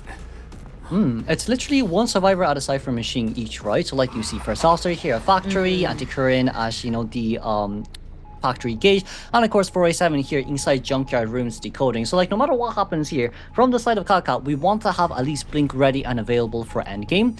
Because if we don't, we can't really aim for that 3-man elimination at all. There is 2 survivors with a bar of time. We should try and capitalize this as much as we can. Yeah, as we see the shadow form heading towards the deep sandbags areas, 487, someone that you don't even want to see anymore. But you still gotta face your fears here, as we see D-King will not be seeing the hunter as of now. I believe the teleport will be happening. No, he's just gonna commit to D-King and this. And the 100% scare there. Now able to get the first hit onto him. Bottom left, we see the Barmaid removing the Ostracon, continuing the nasty decoding. 2 ciphers being pushed, and there's nothing COAⅧ can do here. Especially with the fact that, now we want to try camp 2 of the cipher machines, Barmaid having 15-second cooldown before we can leech, and then yes, XMX, doesn't matter much for him if he decodes there or not. No, not really. It seems like both Barmaid and the first officer will be swapping locations, as of course that's currently the last cipher machine in the map. We're able to teleport over to a very nice base, so now Barmaid can potentially speaking meet up with the Anti-Current, or we can just decode the same cipher machine in the sandbag rooms. It doesn't matter here too much, as she is full health, and even if we teleport, no corruption and transference ready just yet. Yeah, and one thing that both survivors are doing very good, right? Usually in the long game, COAⅧ will want to force certain items for them so that they have a weaker late game, but we're seeing that all of them, they're not even getting forced to use. We have the first officer on the watch, the speed boost Dolphin on 487, and Anti-Current still has a full stick to work with even if she downs here. But she has a flywheel to work with. The hit was still registered. Also, a rescue is probably prominent here. We can see bottom left, XMX coming in already. I think it's okay from survivor side here. We can definitely rescue no matter what, especially with the fact that Ivy has already used Blink, right? So we don't want to buy any more time for Ivy to get her Blink ready for endgame. And in our case scenario, even if first officer does come in for the rescue a little bit late, we don't actually know where his current location is. So right now, Cypher Machine is currently primed, first officer on his way in. COAⅧ, we can still get a trim elimination, but the question is, can we body block? As Anti-Current has 50% floosh. Yeah, there's gonna be a huge question here, and all of them actually situated at this side of the map, so it could potentially work out better for COAⅧ when it comes to the end game. No Ostrakhan though, but able to get the hit. Scare. Ooh. And disarm. So they will just pop. In this case, and that's okay. At the current, can still rotate around this area quite a lot. We have to flywheel it. Ah, wait a second. Where do we flywheel to? I think we tried to flywheel into the pallet, but then we didn't get past the pallet, so there's only much we can do there anymore. Meanwhile, yes, of course, 4A7 will be the one opening the exit gate on the other side, and First Officer will just have to keep decoding no matter what happens here. Yeah, like in our case scenario, one man escape, we need to do it. So it doesn't really matter if we get 3 man. 1 man is all we need. Yeah, and we're seeing the front gate getting pushed now. XMX actually took the opportunity to destroy the Ostrakhan, which is the right play here. Now, Barmaid also receiving some attention at the back gate. Will be able to remove the Ostrakhan we see on the bottom left. XMX also getting pressured here. Now, this long game here that COAⅧ is playing, is it gonna work out for him? It's okay though, because look, 46 seconds until Blink is ready, 65-second detention time. I think it's fine for COAⅧ, especially with the fact that he did bring pumps here as well, right? So Dungeon! Flywheel! I think he's gonna make it! Flywheel, He's gonna make it! Flywheel! Oh, we flywheel the revelation! 487 with another clutch, crucial play there, getting that tie for Team Wolves. My goodness, nothing to stop this guy. What is this guy on? I'm still okay, I'm a bit flabbergasted. Okay then, well, with that clutch tie again with Dungeon in the middle, because like we can leech onto Barmaid on time, but I think we're a little bit scared there. She did have 18 stacks, but that flywheel revelation was insane from the side of our Barmaid there. We made it towards Dungeon because of that too. So in that case scenario, Toy can play whoever he wants. Yeah, you thought he has the you thought that it's gonna be a 3K, guys, right? I know you guys didn't. You guys are like, oh, it's 3K. He has detention. Guess what? That is 487 we're talking about, guys. Speed drink, flywheel, 29 seconds of containment time, but that was 29 seconds of crucial time. Okay, crucial time that he made use to get towards the dungeon. Not much effort, it seems to be. Like, he did it as if it was nothing. And that's just 487. That's another. You know what? That's another victim. That's another victim here for 487 today. We did it to Kakiri, we're now doing it to COAⅧ. My lord. If this is the case, then look, from our point of view, right, definitely should have been 3-man elimination. The early game was kind of the more unfortunate parts, wasn't it? Especially when we couldn't find any survivors. Yeah, and this is, it was just very, very terrible start. The fact that it was almost close to a 3K though was definitely something, but securing it at the very end, there was a little bit of hesitation from COAⅧ's side. And yeah, you said Fallen Beacon. Yeah, as of now, it has been Shelma, RC's Hunter, and now 2 Hunters from AXIZ VS Kakiri and COAⅧ.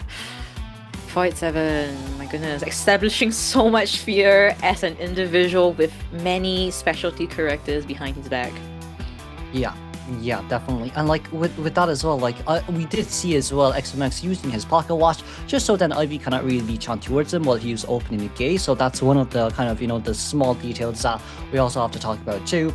But like with Barmaid there staying closely nearby, giving, you know, like a lot of pressure for Ivy, not allowing her to actually teleport out, was also one of the game-changing plans there too. But I just feel like we could have maybe reached onto Barmaid a little bit earlier, especially with the fact that she was inside her own Ostrakhan trying to destroy it. So like if we just reached teleport, it probably would have been enough to get that 3-man elimination.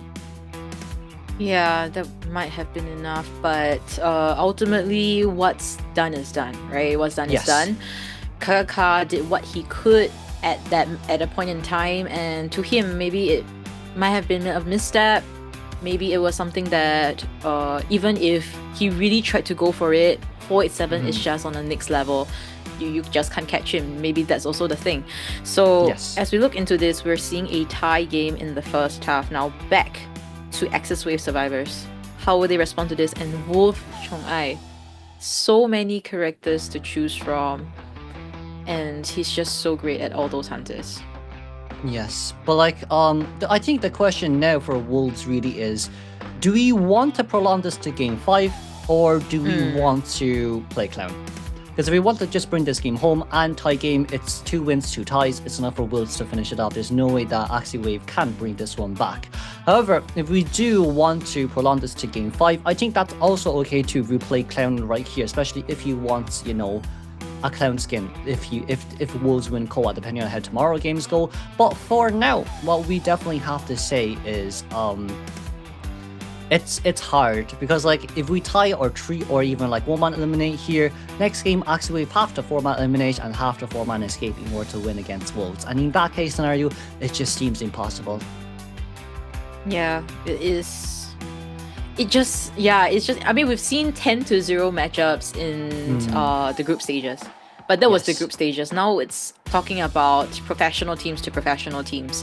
You guys have been in the scene for a very long time, and so have I, you know, like these two teams, they're talking to themselves. So looking at what could be possible here, I think Chong'ai, I think he will discuss with his team first. If the Survivor team is super dire, I think he should talk to 47, like personally, man to man. Like, are you tired? Oh, yeah, I'm tired. Okay, then he will just pick something else other than the clown.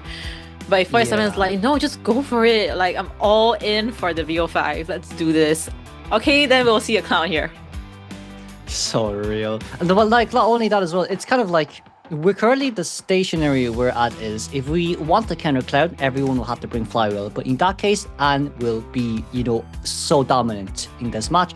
If we decide to bring knee-jerk reflex, clown will be so dominant because of the fact that you don't have any flywheel to cancel your items, and you don't really have, you know, the antiquarian and the entomologist to use anymore, as they are now in permabans.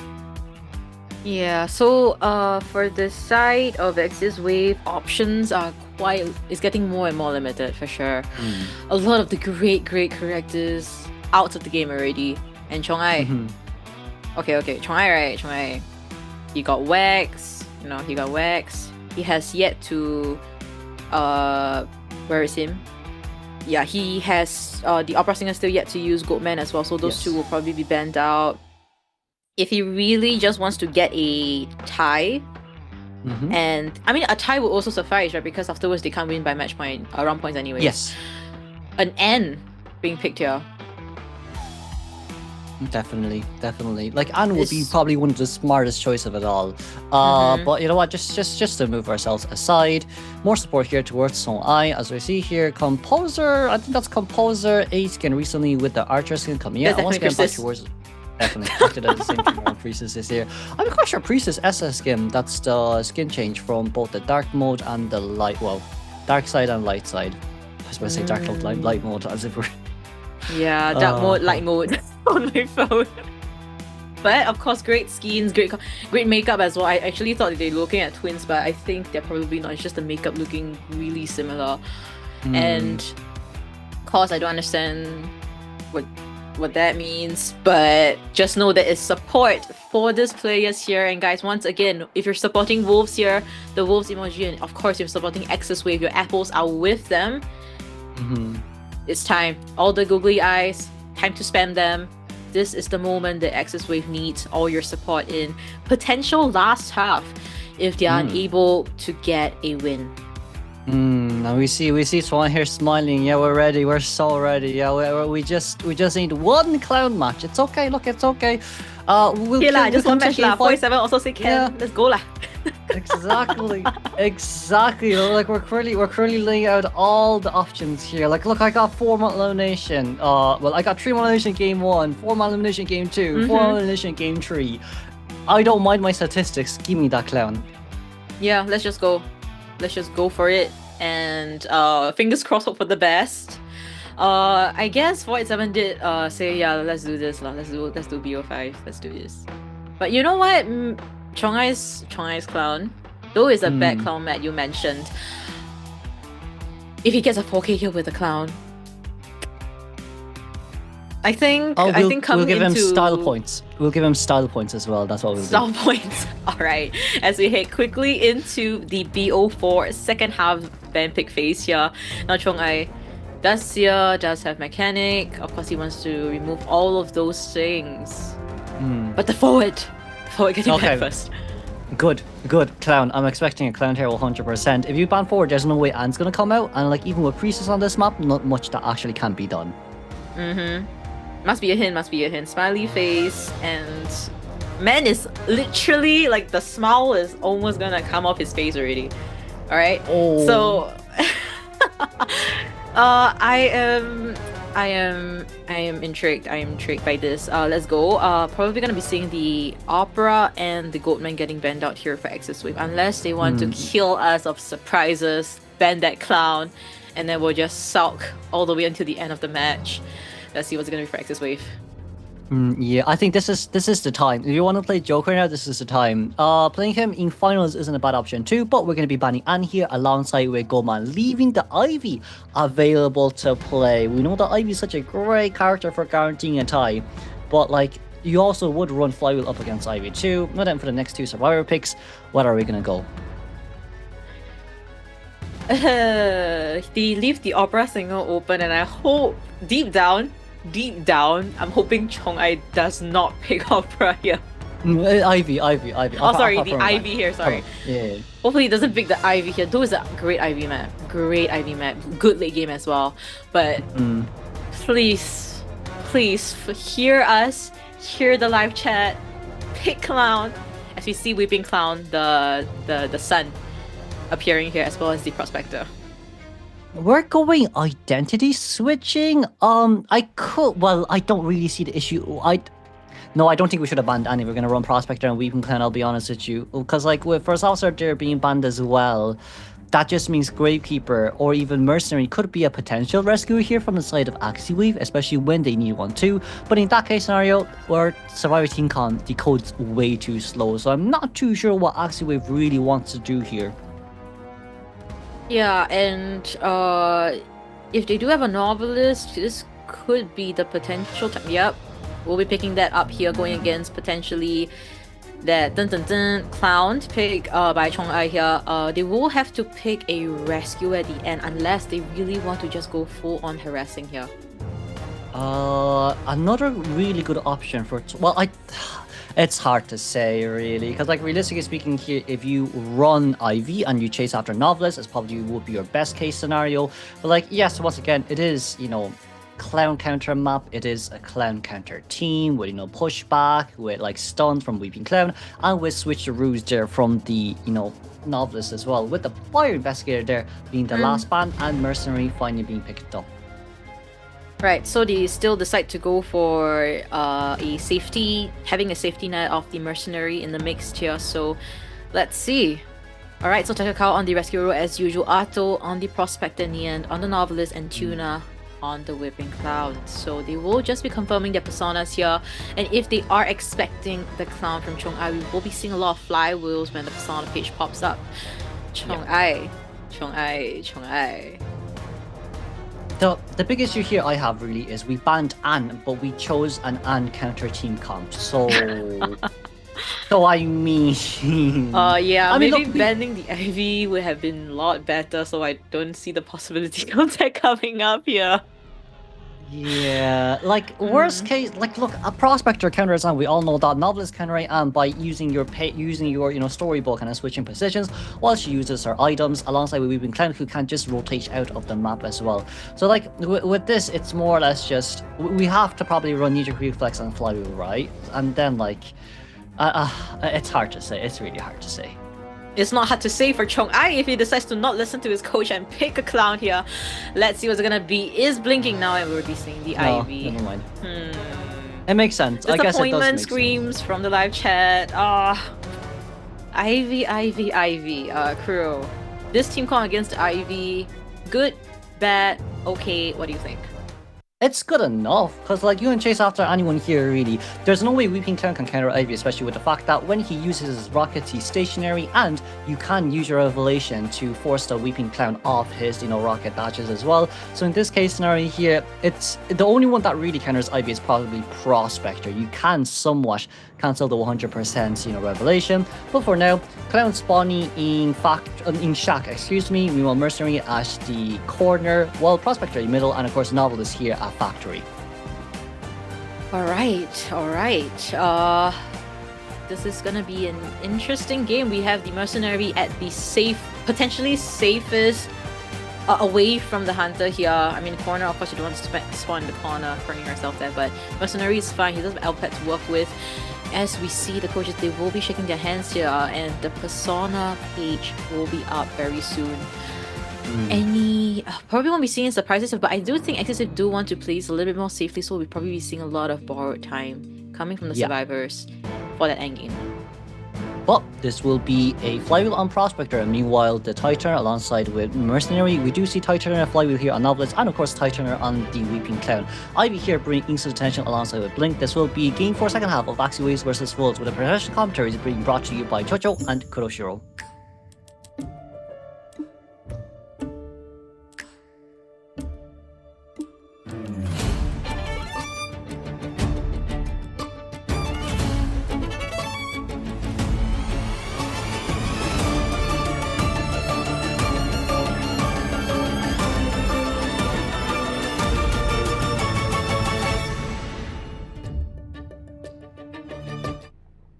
Playing it safe rather than sorry here. Let's see if Chongai will be able to make a full stop to this first matchup of the day between AXIZ Wave and Wolves. Now, Nian, we'll be seeing the first chase here. Still able to kite it out pretty good here. 18% corruption here, and still quite far from it. The screen missing out as well. That's still okay though. It seems like we decided to not use a revelation from the Phantom, just so then we can kind of maybe try get a blink at it, but it's okay, we can still switch over and get a stun on towards the Ivy. Novelist here, beautiful stun from his side, but it's okay. Still can go out to look for a Prospector if we really want to do so. Yeah, we are seeing that Chongai potentially want to change his swap his option here, able to leech onto the Prospector, forcing him out of that center cipher. Now, Nian is also kiting away from the factory area. The Ostrakon is really too much to deal with, and let's see if there's any support coming through by the Prospector. We do see him on the bottom left. Prospector being nearby though, you can't really drop down any items. Yeah, it's hard because during Revelation time you're in animation stun lock, so that's kind of the unfortunate part that you can't use items, you can't drop down any pallets, and now we can even go for Novelist if we really want to do so with a teleport out, and of course one good Revelation would be able to bring it home. Yeah. And just trying to stack it all up, but unable to get that 40% onto him. So Nian really doing a good job kiting out around into this area. Flywheel still available, and we'll be kiting on top of his teammate Cypher once again. Takakao in the mix, yeah. But it's okay, we still do have a pallet there left to play around with. We just have to be careful on how we play this as we get the instant hit down. Unfortunately, Flywheel did not come out on time because I do feel like I could have Revelation there and then forced the hit on. But it's okay, Mercenary is still currently nearby. Cypher Machine at 90%. 95 stacks is kind of scary too, but we could force a rescue later on.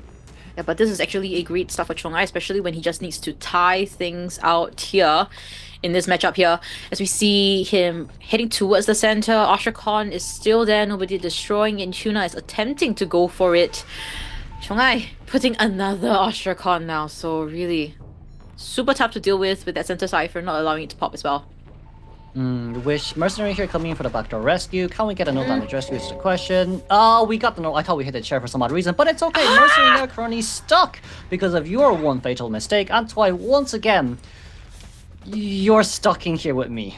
He finally got out somehow, but in our case scenario, does not matter. Maxed presence, yes, even if you do have flywheel, does not matter as well. Nian will get teleported on here instantly, 55 stacks, as Mercenary will aim for that double down. My goodness, how does Chongai keep doing it? He did it today, like one time already. He did it a second time today. So, Chongai, really able to capitalize on all the little details that survivors are giving to him. As we see Tuna also getting the scare. He's able to get into safety. As we see the Nian still trying to kite out here at 3%. Whoa. And the hit registers. Yeah, from the side of Weeping Cloud here, what I would say unfortunate part is you can't really put out your rocket dasher, especially with the fact that, like, look, we can just Revelation here and no items to use as that's to be hit registered. No. Now then, that's a huge fatal mistake because of the fact that we knew you were going to come in for harass, and we're missing one full Cypher Machine with 2 survivors here at half health. It does seem to be that it was a misstep, but misstep by Whipping Clown, right? Because he was the only full health. He has Tight Turner, and now he got the free hit. Now nobody can come for this rescue. It's just so tough to deal with, and as we see Atto coming in for that support now, yeah, we do see from behind the beast, Eli told us that only a 1k is sufficient here, so that's why they're playing like this is their last game ever. Now Atto able to get the double stun over, and Nian still trying to kite out here. But does it matter much, especially with the fact that you're already 26% rate on that fear stack? We just need to land one more there on towards Novelist, and he will just go down immediately. Probably have around 10 more seconds before we can get anything down. That's going to be a beautiful blink going down here, as we see both Prospector and the Weeping Cloud nearby for harass. But like, even in this case scenario, we can just leech on here immediately. We know where the other two survivors are. We can leech on towards this one here. We teleported wrong, but that's okay. Come back to me now, as I am your mother. But no, there's going to be a pushback here from that child, as we do see as well Weeping Cloud currently being nearby. We can leech on towards them, and we're just going to wait for that 100 stack. That's going to be the pickup. And Prospector, no man can step on our hands. That's going to be good night as... Missing it! Oh my goodness, what a play by COAⅧ. They're able to predict that and get a free hit onto the Whipping Cloud now. Mercenary is still trying to push those side.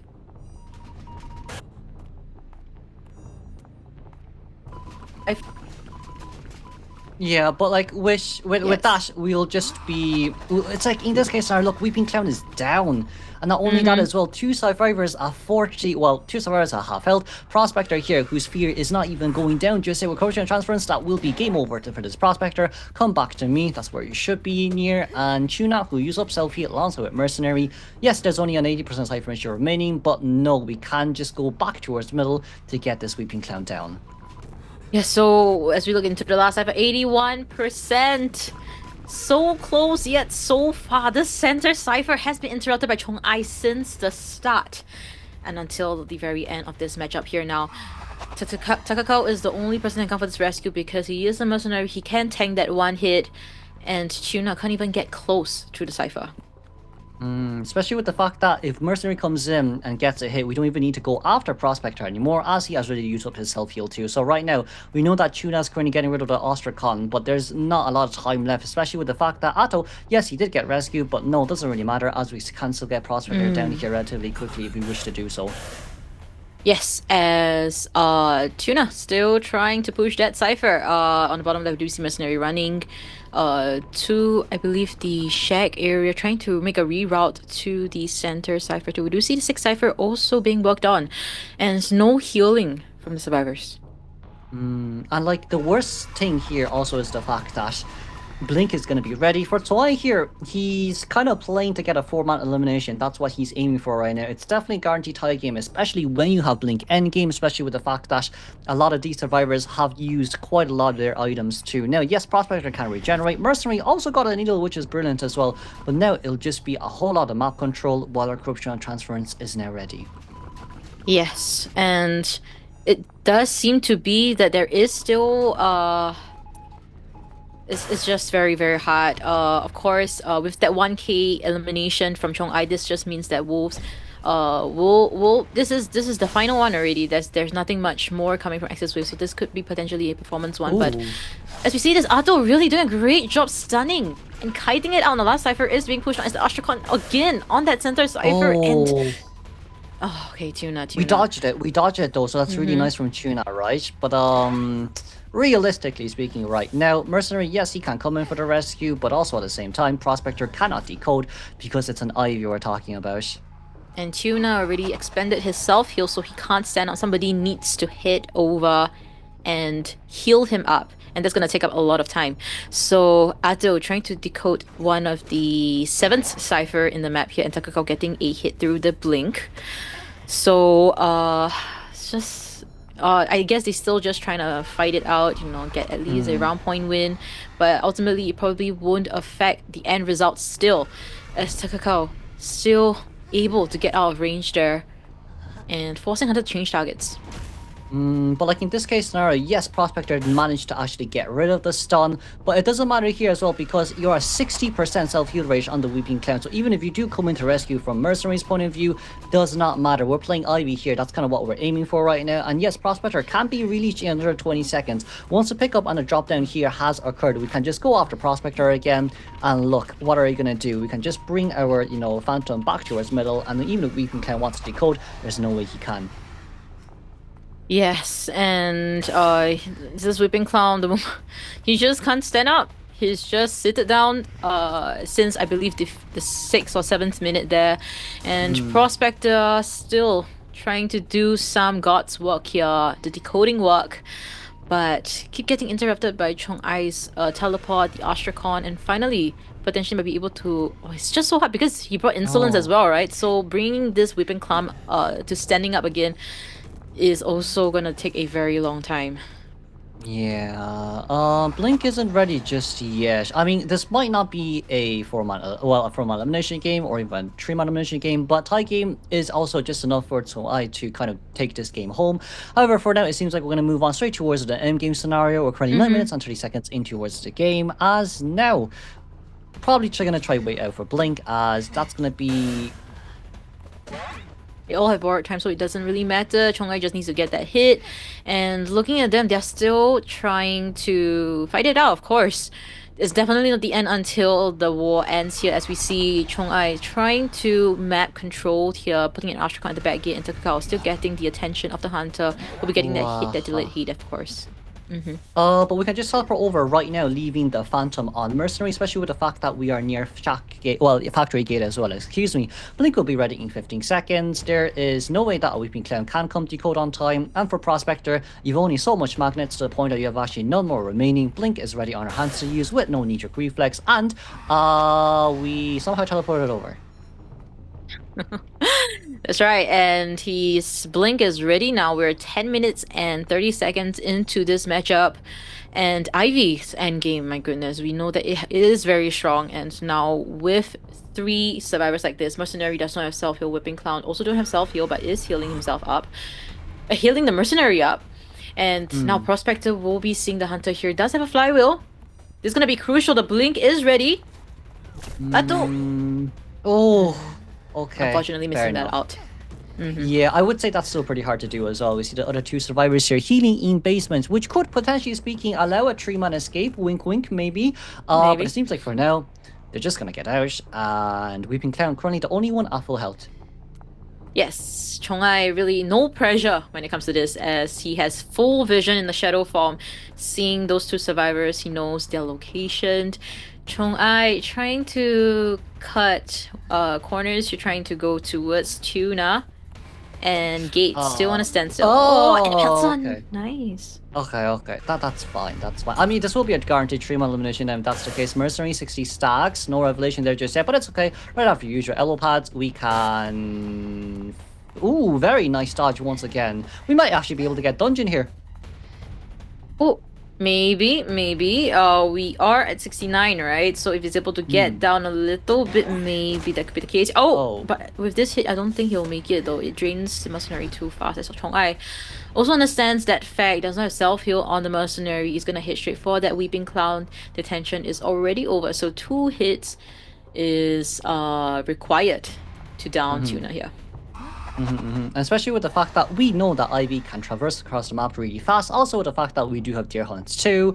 There's not going to be any bleeding scenario, so it will be fine. Now that Tuna becoming the immediate next chase for us, that's going to be 18 stacks. But look, it's okay. We can keep the revelation on towards him. And with this first hit here being registered, it's only 60% max self-heal rate once again. So I will guarantee a 4-man. And yeah, just a matter of time here. Tuna still trying to potentially pick up his teammate here, but Insolence is gonna take forever time to get that Takako up, and 2 of them are down, and we'll be seeing the surrender very soon, securing a 5-point lead for Team Wolves coming in BO4 second half. So now we're seeing a 7-2 and 3 round point wins for Team Wolves. So once again, let's just give our congratulations to Team Wolves for securing the grand final spot for tomorrow's matchup. I feel like because of this, there's a huge chance that maybe Chong-Ai's stats will go all the way up to, well, maybe not Terror Shocks, but like overall, everything else aside from Terror Shocks, that definitely can go up to first place. We got like 3 4-man eliminations in a row. That is a lot of work here done by our Hunter as well. But not only that too, 2 2-man escapes, 1 tie game from the survivors too. Yeah, so really amazing stuff coming from both factions of Wolves. But of course, we can't forget about AXIZ Wave, though they did lose this particular war. There is still another one tomorrow as they fight for their 3rd place. So things are not over. And AXIZ Wave still will have a fighting chance to show us what they've got tomorrow. As of now, of course, we have to give our flowers and congratulations to Team Wolves. Amazing stuff from today's matchup. COAAY with the corner blocking, getting all those free hits, with not just the hula blue, but just now with that IV as well. Yes. COAAY is doing amazing. Also, Wolf Survivor is not giving a single chance, opportunity, and making any mistakes into these matchups. Definitely. And it's also with the fact that, like, now we know that Wolves is going to be able to make it towards the grand finals. AXIZ moving on towards the third place. So for third place finals tomorrow for best of fives. Later on, right after this, will be GG versus T as well. But before that, let's look at the match stats overall. All survivors over 100-second containment here. Up against an IV, yes, in a sense that we had a really long end game as well, and there was a lot of push and pulls. Definitely could have made it towards a tie game, right? But tie game was not enough for them, as they needed a 3-man or even a 4-man escape to move on towards round 5. Yes, and even with all those containment time, not even one of them beat AXIZ's anti-Korean kite of 196 seconds. And looking into our stats of today, we thought that it would be a very close one, but only BO1 was very close. We saw the ultimate result of 8-27. Well, that's almost 3.5 times more than 8-27. Anyways, my math failed. I think we still need Eli here in the mix, yeah. Well, no, you're almost about right. But from our point of view as well, like, it's just so dominant as well as we saw there. No matter like after game 3, it just seems like no matter what AXIZ has done, they have to win by points, because 2 wins, 1 tie means that you need to return the 2 wins with either, you know, a formal elimination and a 3-man escape back to back twice in a row. Wolves have done it, right? But then but then the question is the fact that, like, now moving on to game 4s and game 5s, it's really just more dominant towards the survivor, yes, but towards the hunter, it's a whole different story. Yeah, and they will, all of them, AXIZ and Wolves, they will still be watching the next matchup very closely. ZETA versus GG. These 2 teams, we thought that this is almost like a grand finals matchup as well, right? Yes. We wouldn't hope to see any of them, you know, having to fight for the third place tomorrow, but eventually it will be the outcome after tonight's last match. And of course, we'll be having none other than Mellow and Posh Prize bringing you that interesting commentary that you guys have been waiting for, of course. But as of now, Wolves, my goodness, congratulations to them. But in your opinion, in your very fair opinion, do you think the MVP is going to be to COAAY or 487? I'd give it to 487. I think by this point I'd give it to 487. The 2 3-man escapes were given to 487, but we'll move on to our highlights first before we continue to talk about that. 飞龙鱼门可以，飞龙鱼门，鱼门，来不及，你们鱼门吗？没。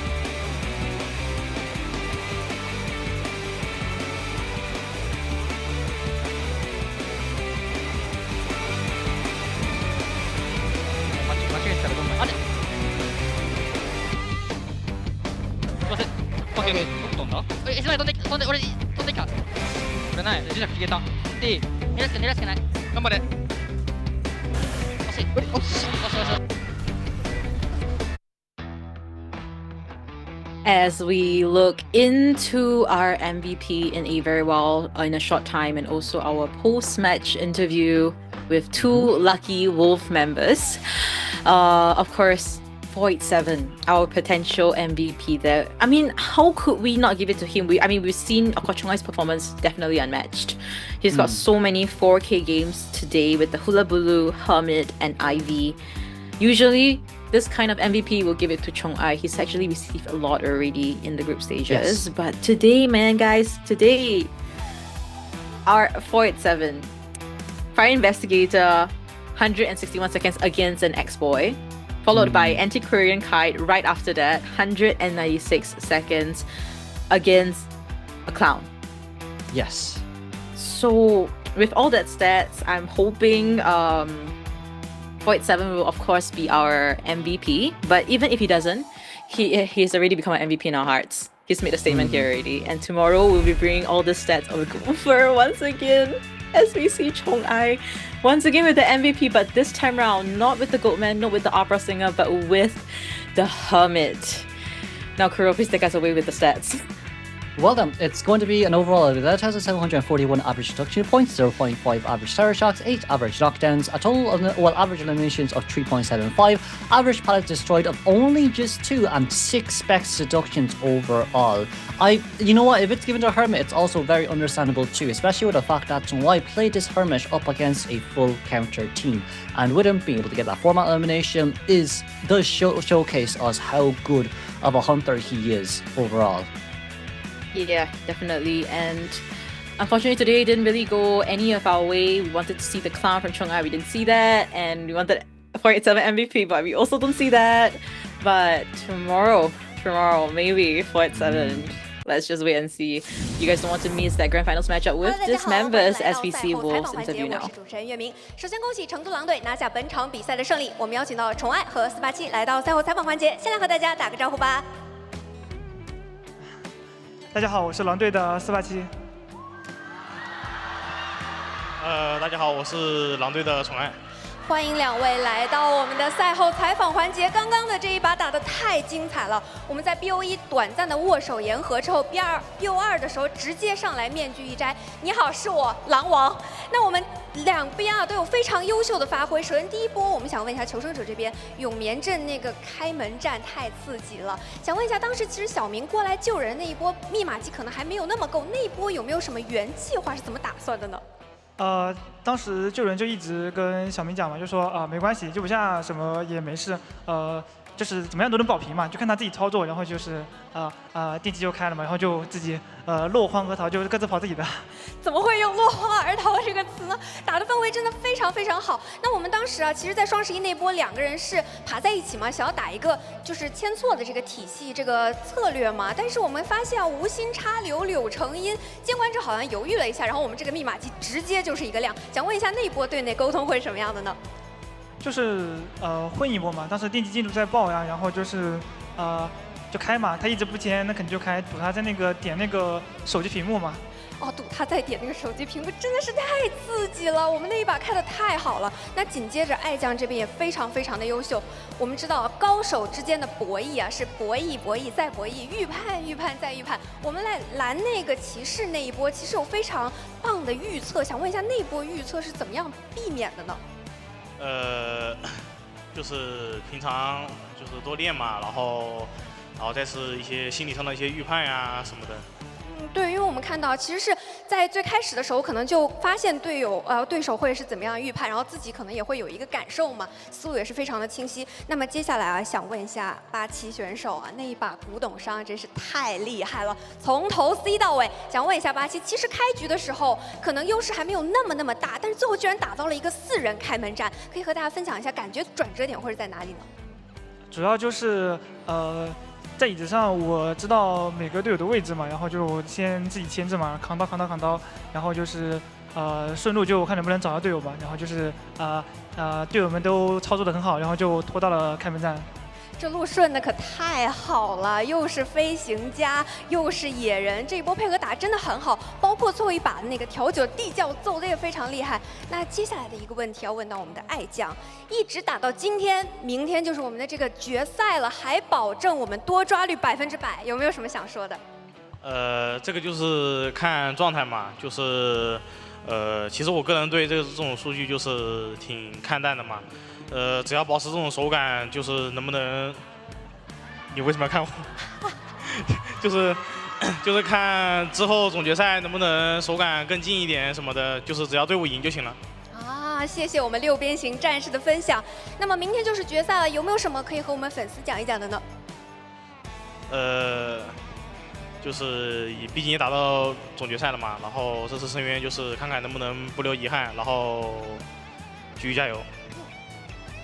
那87这边呢？那87这边有什么要跟粉丝朋友们讲一下的吗？加油！也是很久了嘛，因为深渊这个也很久没有进决赛了，然后就是希望队友们都加油吧，放平心态。我觉得现在都打都挺好的，就明天希望大家不紧张，然后就加油然后GG加油对。没错，我们下一把就是成都GG的对战了，也非常感谢。那么粉丝朋友们，也让我们来一起给成都狼队加个油，好不好？以狼之名！非常感谢成都狼队，我们决赛见。那么接下来就是即将进行的是我们的颁奖环节，让我们稍事休息，马上回来。就是这儿了。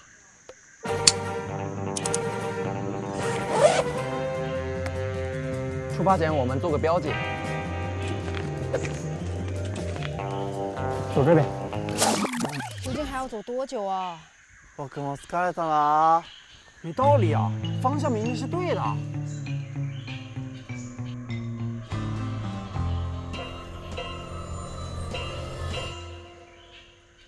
ここまでか。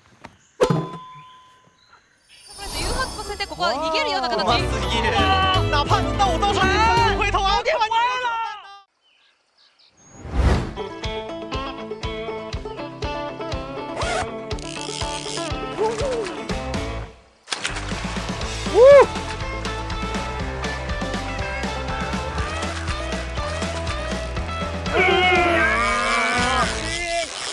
他们在干什么？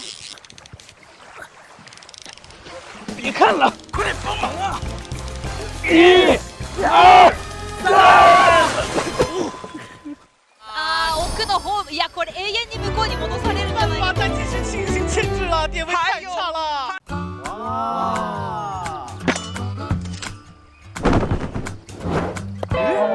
怎么就没有人提醒一下这里有块大石头呢？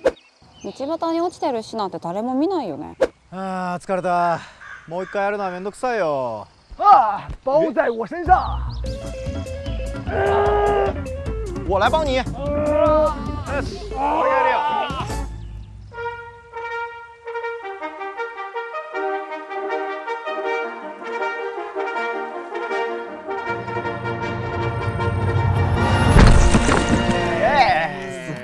哎，这是什么东西？早く開けてみよう。瞬間移動切らずとも救助狩りができていきそうだ。断了，这音乐怎么断了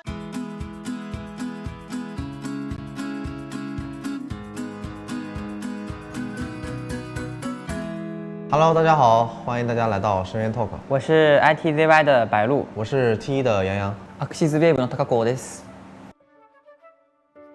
塔卡口的救人比较稳健，基本上没有出过什么失误。洋洋的六轨也很厉害，我基本上都有看比赛，感觉就是比较厉害。白鹿的话，鹿神的话，那就不用多说了。我从预选赛就开始一直粉他嘛，然后就一直看他那个精彩操作，就非常的厉害，就控场思路非常清晰。然后追击的话，基本上就是可能有时候会紧张，但是基本上都是拉满的追击。然后塔拉口的话，我记得印象比较深刻的是牵制跟救人也是非常的好的，バイル選手は、オペラアイビー、アシナイフラバル、芸者女王などさまざまなキャラを高い連動で使えて、僕は救助職なのでとても救助行くのがとても怖かったです。ヤンヤン選手はさまざまな知識職を、すごい上手に使えて、特にT 戦のレオモのカキリさんの試合の時とかはシンディっていう難しい救助のキャラでもすごい4割難しい、救助を伸ばして4割救助をしていたり、セカンドチェイスでとても長くチェイスしていて T のサバイバー1、2で取れたと思います。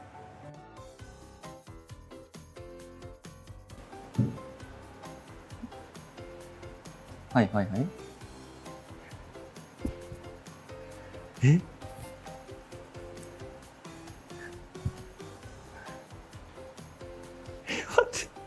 你来抓我就是哦，哎。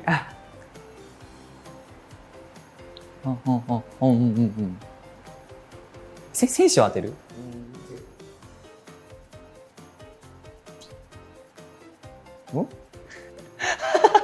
让我想一想，どうしよう、やばい。关于第五人格，关于第五人格，第五人格のキャラクター。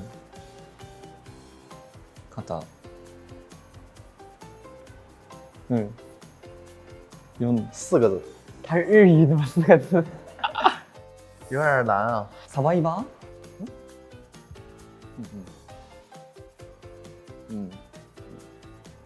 ？4。好像也没有字这个说法。どうしよう。哦，なんだ？打電話。解読？暗号機？扣。28の。お、イエス？イエス？お、いや難しい。すごい。すごい。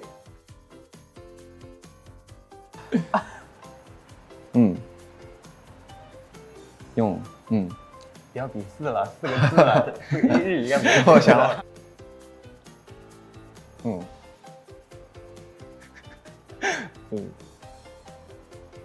なんだ？なんだ？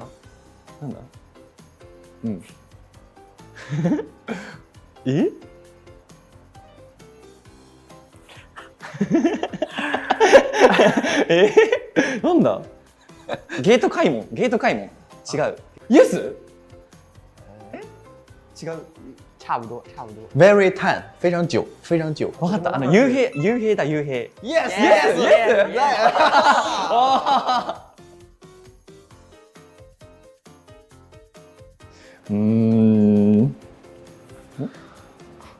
你来扮演信徒。どうしたらいいんだ？マジよ。你可以这样。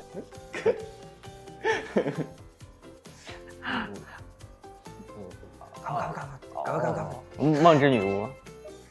ナイス。当たった？すごい。なんで当てれるの？すごい。難しい。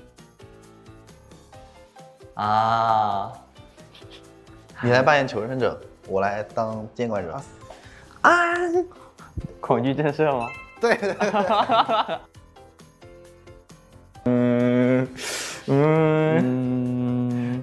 どうしよう。難しい。どうしよう。どうしよ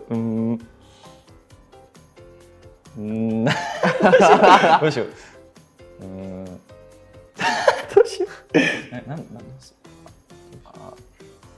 OK。はい。然后前女友。然后对，OK。对，绝处逢生。もう今ドローあ、言っちゃった。やばい。倒地自愈。我是他队友。保平别救，别救保平。OK。刚刚我们也是玩了一个精彩的小游戏啊，现在我们来问一下大家心情如何吧。我是比较开心，因为感觉大家都是比较好的人。我也是，我感觉还是比较好玩的，就是可能环节太少了一点，以后可以再多来几个就好了。問題がとても難しかったのに、バイルー選手とヤンヤン選手の演技がとても上手で、当てるのが、とても簡単でした。特にヤンヤン選手のゲート開門のポチポチのすごい分かりやすかった。バイル選手はすごいなんか一生懸命演技しようっていうのが伝わってきてとても可愛かったです。虽然说就是跟塔拉口嘛，就是有着语言上的差异，但是我觉得在对待第五人格这个上面，还是说大家都是忠实的老玩家。塔拉口猜的也是非常快啊，还是非常有手法的。然后白鹿呢就是秒猜，这个人非常的厉害，就是太猛了，跟他比赛一样猛。我感觉他们演得非常的生动，就是那个恐惧震慑，一看就是一个人 A 了一刀，一个人倒地上，就是太明显了，演得太生动了。我觉得他们演技都非常好，特别厉害。OK， 那今天我们深渊 Talk 就结束了，然后大家拜拜。拜拜。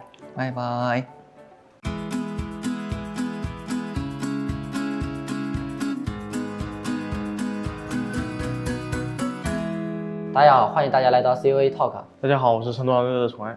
大家好，我是成都记忆的西安乌梦。大家好，我是AXIZ。はい、2人とも1年ぶりに出会って、試合もしたんですけど、相変わらず強くてかっこよくて、それでいて試合以外もとてもフレンドリーで話しかけたりしてくれて、やっぱ2人とも改めて尊敬する選手だなと思いました。我这边的话心情也是非常的开心，因为还是就是能见到大家，对，非常开心。好像这么说不行啊，他怎么说这么多啊？你要说什么？你想说啥说啥呀，你说还行都行啊。我的心情也是非常的开心，因为又时隔1年，又跟RZ在在 COA 上又切磋了一下，对，我的心情的话就是还可以，然后就是也看到，去年1年，然后他们两个队伍互相切磋呀，然后再到今年我们就是跟AXIZ还有 GG 去切磋。交流互动的话，就是第一天就是看抽签的时候，然后 CT 他就是送了我2个手办，然后跟AXIZ打完之后就是也送给他们一些礼物嘛，然后 GG 这边的话就是老朋友嘛，反正互动也挺多的。我这边的话，我们给RC 送了我们这边的俱乐部的周边，还有零食，然后RC 也给我们送了一件队服。然后狼队的话，可惜没给他送豆角。对啊。で交換する時にソバ選手が新安ハオって言ったんですけど、それを聞き間違えて新安選手が新年ハオって言ってなんか変な状況になってたのが面白かったです。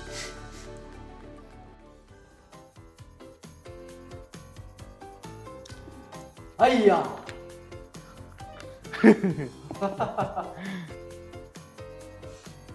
差不多了，我感觉已经差不多了。要不要再把轮子画出来？没轮子，有吧？真没轮子，真没吗？真没轮子。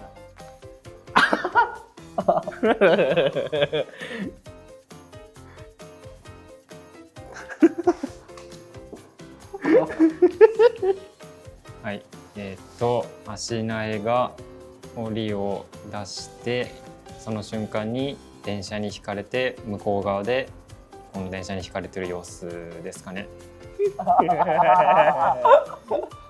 中立生物。電車？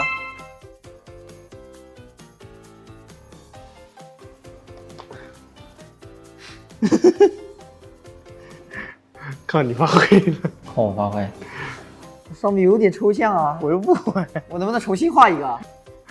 我给它添加了一点细节。ハンターがボンボンでサバイバーを見つけられてない。这么抽象都能看得出来，还得是我加了这个帽子。我是什么？我是什么？哇！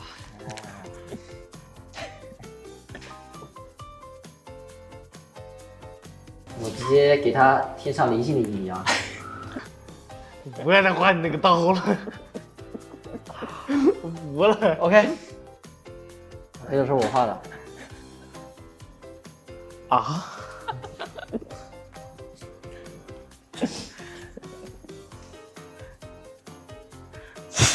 ？2个字。这是鱼女吗？为什么它会这样子？看到这边有问号，说明什么？找不到人。对呀、啊，这个是什么？やっぱ手のところに特徴があります。佣兵啊，怎么能画成3个变身啊？3个互换变2个互换啊！被追了，那不是3个互换变2个互换吗？然后屠夫，人呢？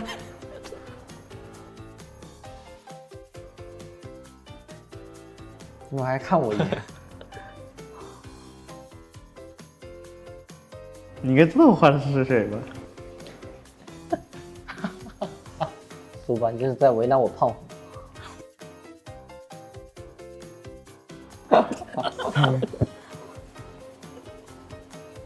这是什么？没懂，我来给你讲解一下，等会儿。OK。王牌讲解员给你讲解一下。这个我要是猜的没错，我再给他补一下啊。我觉得第一个人是笑的，大哥应该是笑的，然后二哥应该是寡言，应该是不笑，然后还有悲观的3弟，对，应该是这样的。好，应该是破轮，我觉得。不是。什么？这个不是破轮，这个不是破轮，是破輪，是破轮。对啊，那不是啊，那就是破轮变身。对。关于什么的？僕が書いたよりも長谷選手が書いた方を。哦，明白了。移形2回目だったかな、ボンボンの絵がやっぱ途中で、ちょっと間違えたんですけど、ボンボンっていうのは気づけたんで、そこはうまさが出てるかなと。我选的是 CT， 因为我觉得他的狂欢之翼画的非常好，然后宠爱的话很抽象。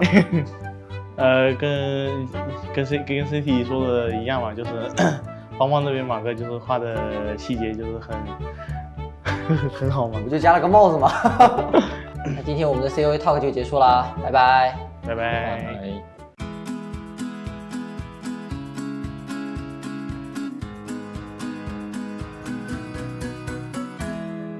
Hello， 大家好，欢迎来到 COA Talk 环节，我是 AXIZ 狗狗。ZETAディビジョンの和猫です。我是 AbyssⅧ 的奈奈。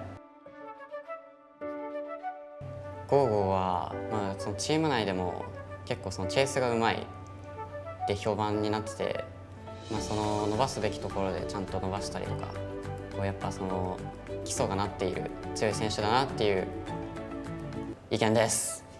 谢谢。これも、ちょっとチームメンバーのハメスさんとかが結構よくその話してて、あの人はそのマジでその粘着本当にうまいっていう風に言ってて、僕も同じ意見なんですけど、同じその粘着色としてのなんか嬉しいというか、その尊敬ですよね、やっぱり。はい、すごい。我感觉比较意外吧。对阵狗狗他们的话，就是先对阵 ACT 嘛，就其实狗狗是我们也特别难处理那个火灾嘛，所以感觉狗狗就是特别灵活多变的一名选手。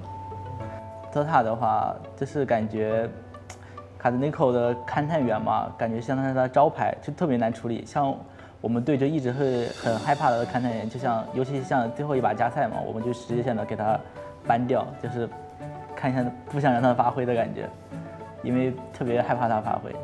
谢谢。谢谢。对于奈奈的话，他是 MRC 的一个操作手嘛，然后他在牵制上也是，做得很好的。像是跟我们打的那个 BO1 小车家，即使在跛脚羊带了金身的情况下，仍然也是牵制了3个满龙，然后第4个龙差一点点就废掉了。然后关于卡斯内克的话，就是同样也是一位操作手，虽然说他这次小组赛没有打什么勘探，但是他的勘探员还是很有威慑力的。这个小游戏我有你没有，我们每个人竖起3根手指，然后我们有请奈奈先说一下他觉得他有我们没有的事情。我有眼镜。1個消えた。僕はちょっとメガネを普段使ってて、今はコンタクトなんですけど、メガネ使ってるのでセーフということで。OK。映画館でポップコーンを食べる。Me too。Oh my god。我担任过指挥位。Oh my god。我家里目前有一只猫。Oh my god。Me too。我也有一只。No。拜拜。刚刚的游戏没来尽兴，于是我们讨论过后决定再玩一轮。这次有请卡兹内克来先说。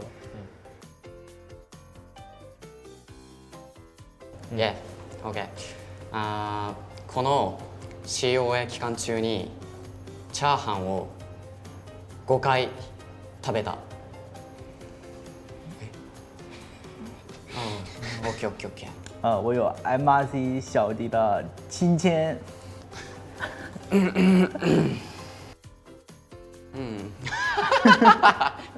本になった。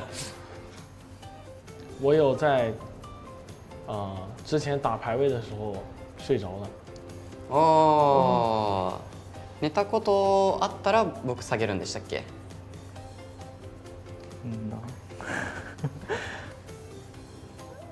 じゃあ寝たことある。そのまま試合終わったってか。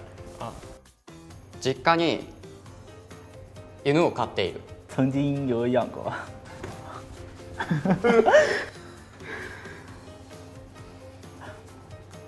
我曾经在联赛上一个赛季玩超过20名求生者。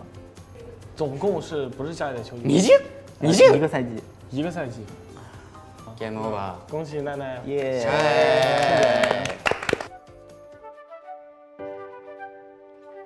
如果你在后面比赛中遇到了佩佩，你就见到他，你跟他说一句“太种类”。太种类。种翁。种翁。太种类。太种类。对，太种类。太种类。啊，我不太知道送你什么祝福啊，我就教你一句，中粤语吧。好中意你哦。好中意你哦。好中意你哦。对。好中意你哦。どういう意味ですか？好中意你哦。どういう意味ですかね？好き。好き。好き。Yes。好中意你を。好中意にを。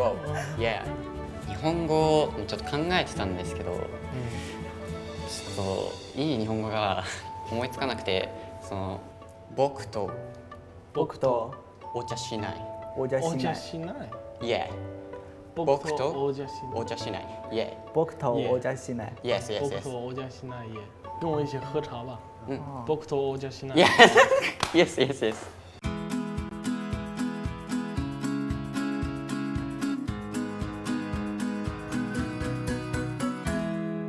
Hello， 大家好，欢迎来到 COA Talk， 我是GR小铁，我是 FT 的秒牌，我是 WG 回忆。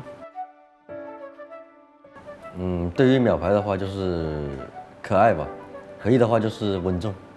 小铁的话就很酷啊，又酷又帅，因为小铁笑起来很好看，回忆就很可爱吧。你不能套词啊。小铁的话就是开朗爱笑爱笑的男孩，然后鸟牌的话就是腼腆内向。小铁有很多的爱笑呲牙表情包。因为平时见到秒牌的话，他是比较腼腆内向的那种性格嘛，然后就觉得他挺可爱的。那回忆的话，平时一般都比较稳重啊，没有什么情绪波动，所以我觉得他挺稳重的。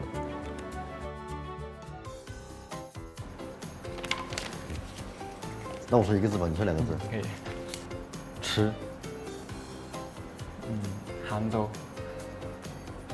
吃杭州。吃杭州美食。杭州的吃的，你一个猜吧。酸。鱼类。西湖醋鱼啊。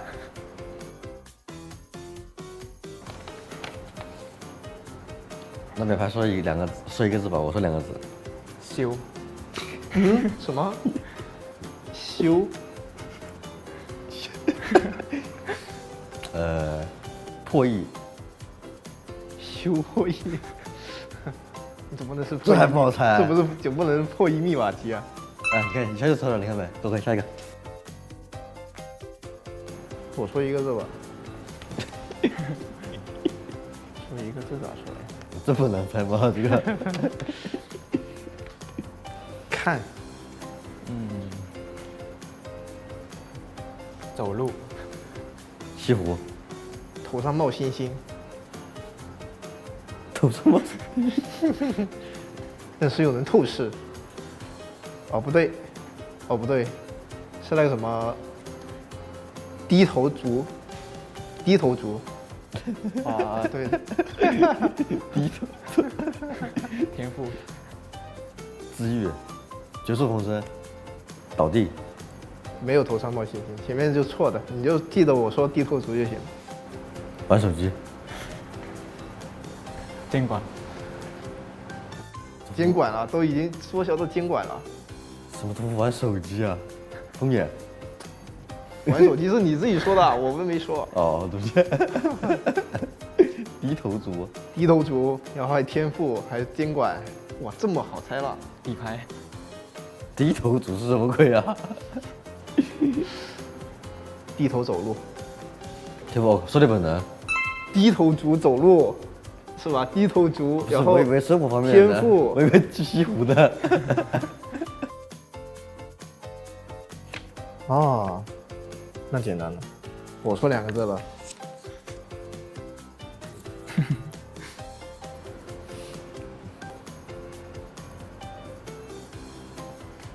这么难形容吗？车。什么？车。车。系列。月亮很公园。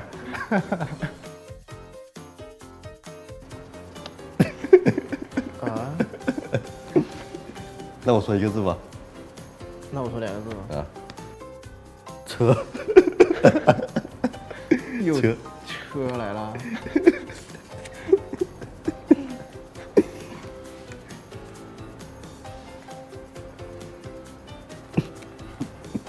这还不好说吗？主要是不能说它里面上面的字。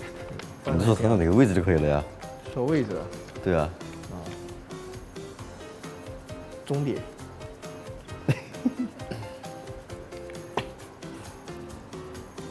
13。终点。什么？有名字？不是车啊。车啊，终点啊。你们这确实有车。终点。自行车。不是。终点啊。终点。终点。东西。附近的东西。风车。要不我们再来一轮吧？那你说一个字吧，我说2个字。圈。3站。很明显了，圈。真的。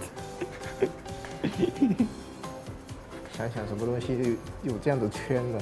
鱼女。能坐。动。什么？动。可以。能坐动。旋转木马。就希望小铁越打越好啊，越来越顺，步步升啊。然后希望秒排的话，监管也把4抓啊，然后再开朗一点啊。OK。希望 GR 剑指冠军。希望回忆梅博无伤就。祝你们好运吧。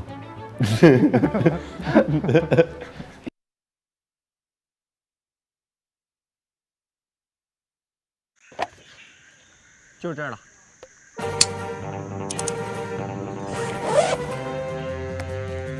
出发前我们做个标记。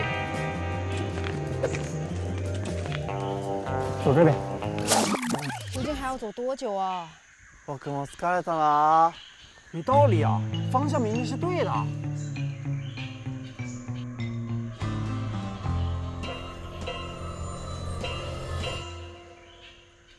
ここまでか。誘発させてここは逃げるような形。うますぎる。哪怕轮到我，到时候你不回头啊！开玩笑。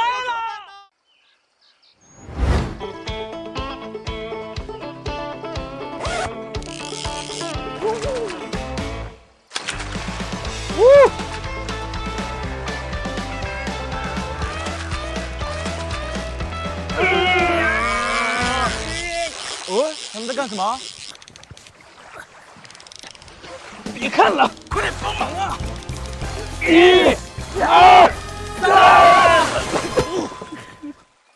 奥の方、いやこれ永遠に向こうに戻されるんじゃない办法再继续进行牵制了，点位太差了。哇！怎么就没有人提醒一下这里有块大石头呢？道端に落ちてる石なんて誰も見ないよね。啊，疲れた。もう一回やるのはめんどくさいよ。啊，包在我身上。我来帮你。我压力。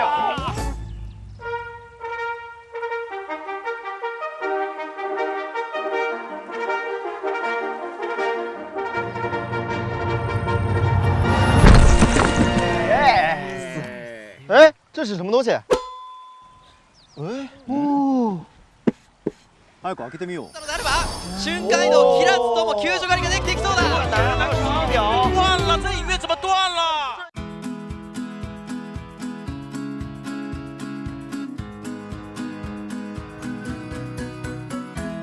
？Hello， 大家好，欢迎大家来到深渊 Talk。我是 ITZY 的白鹿，我是 T1的杨洋。AXIZ VS の高子です。塔卡口的救人比较稳健，基本上没有出过什么失误。洋洋的六轨也很厉害，我基本上都有看比赛，感觉就是比较厉害。白鹿的话，鹿神的话那就不用多说了。我从预选赛就开始一直粉他嘛，然后就一直看他那个近彩操作，就非常的厉害，就是控场思路非常清晰。然后追击的话，基本上就是可能有时候会紧张，但是基本上都是拉满的追击。然后塔拉口的话，我记得印象比较深刻的是牵制跟救人也是非常的好的。バイル選手は、オペラアイビー、アシナイフラバル、芸者女王などさまざまなキャラを高い連動で使えて、僕は救助職なのでとても救助行くのがとても怖かったです。ヤンヤン選手はさまざまな知識職を、すごい上手に使えて、特にT 戦のレオモのカキリさんの試合の時とかはシンディっていう難しい救助のキャラでもすごい4割難しい、救助を伸ばして4割救助をしていたり、セカンドチェイスでとても長くチェイスしていて、T のサバイバー1、2ゲ取れたと思います。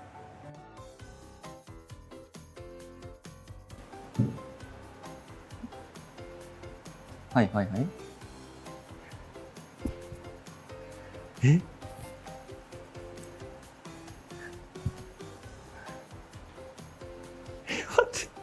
你来抓我就是哦，哎。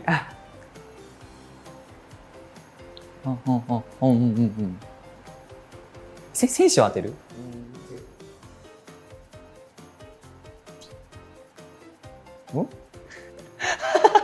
让我想一想，どうしよう、やばい。关于第五人格，关于第五人格，第五人格のキャラクター。方。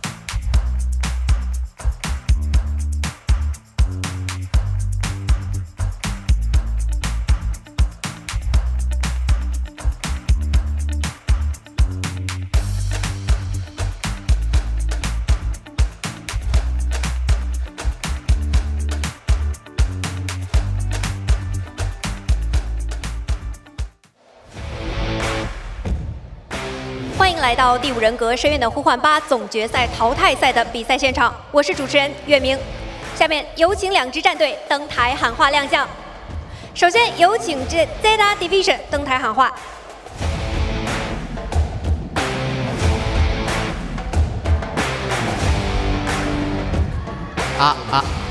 大家好，ZETA 加油！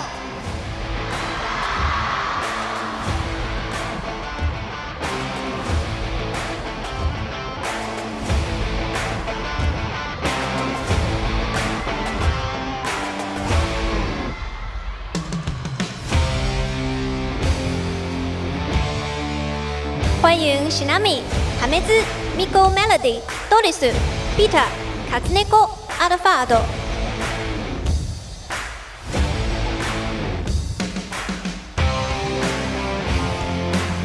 下面有请成都机器战队登台喊话。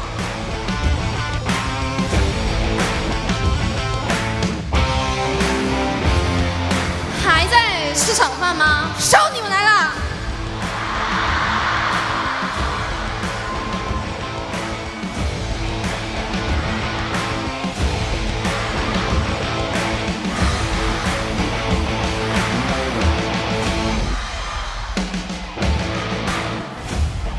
欢迎兔子、18、心安勿梦、皮皮虾、枯草、桃形。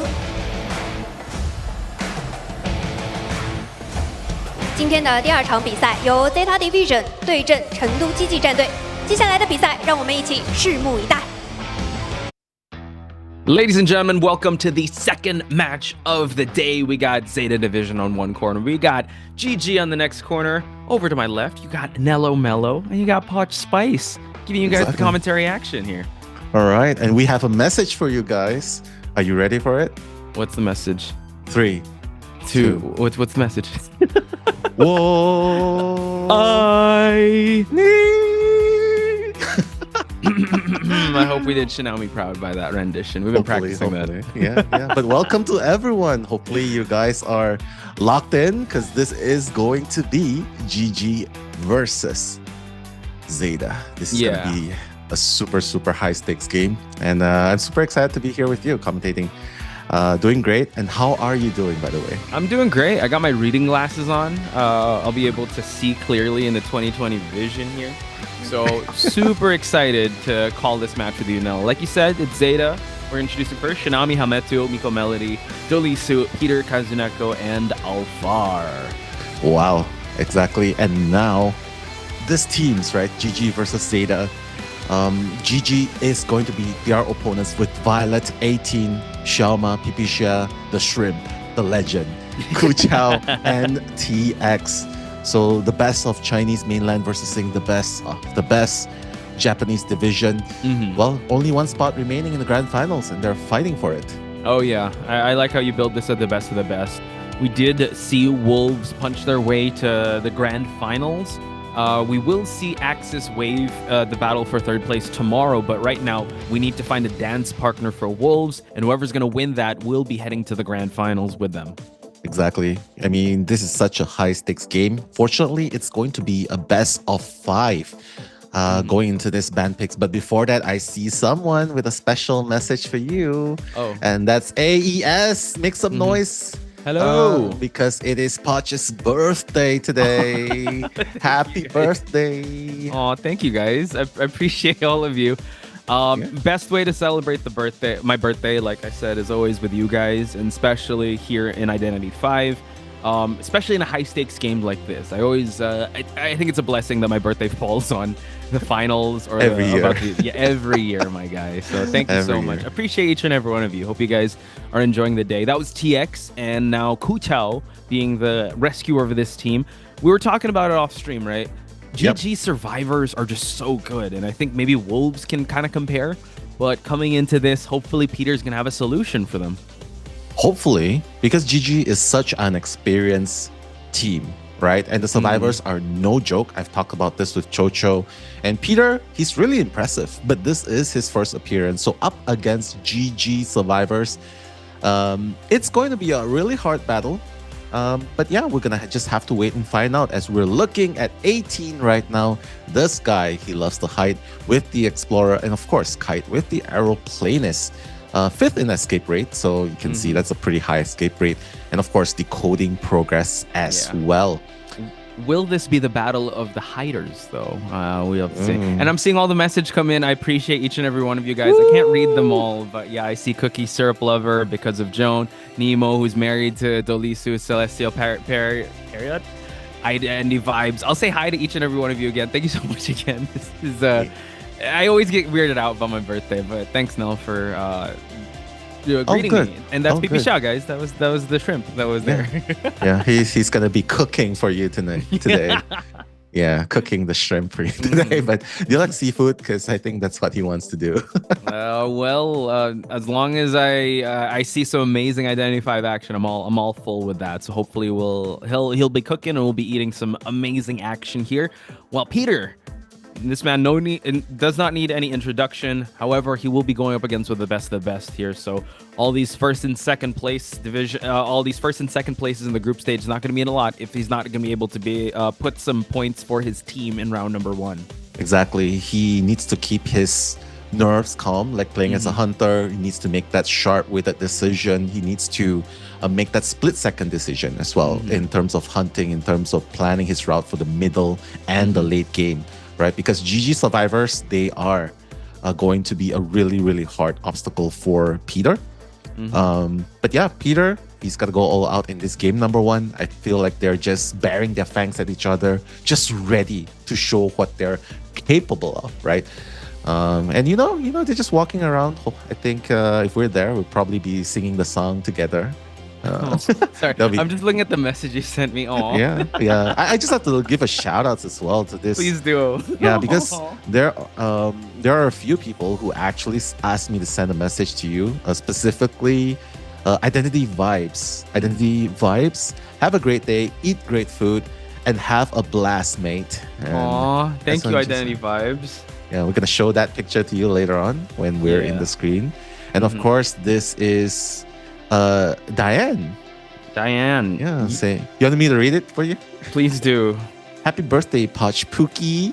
You could write Romeo and Juliet, but Shakespeare could never commentate IDV like you. Wow. Wait, I mean, Nell's my Romeo, I'm the Juliet. Like we're a tandem here. It takes 2 to commentate Identity 5. But thank you, Diane. I appreciate it. Diana Lee. Pookie? I was called the Pookie?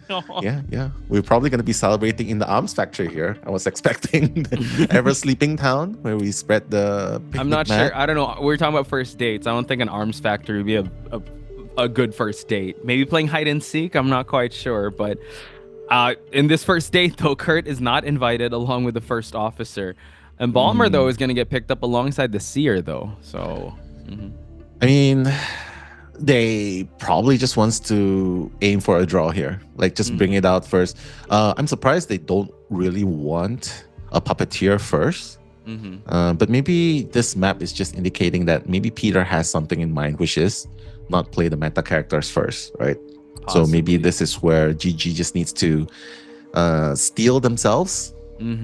Prepare for what Peter's has in store for them, and then hopefully they'll be able to get a survivors out in order to stop Peter's elimination streak.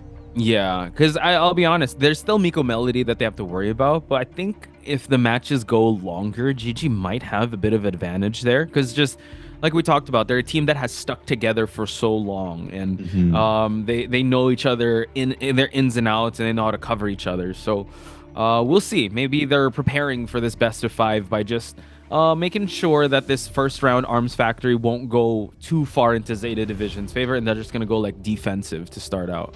Exactly. Defensive is the way to go, right? But at the same time, GG recognizes not to use some of the really strong characters first. Like what I mentioned, Puppeteer.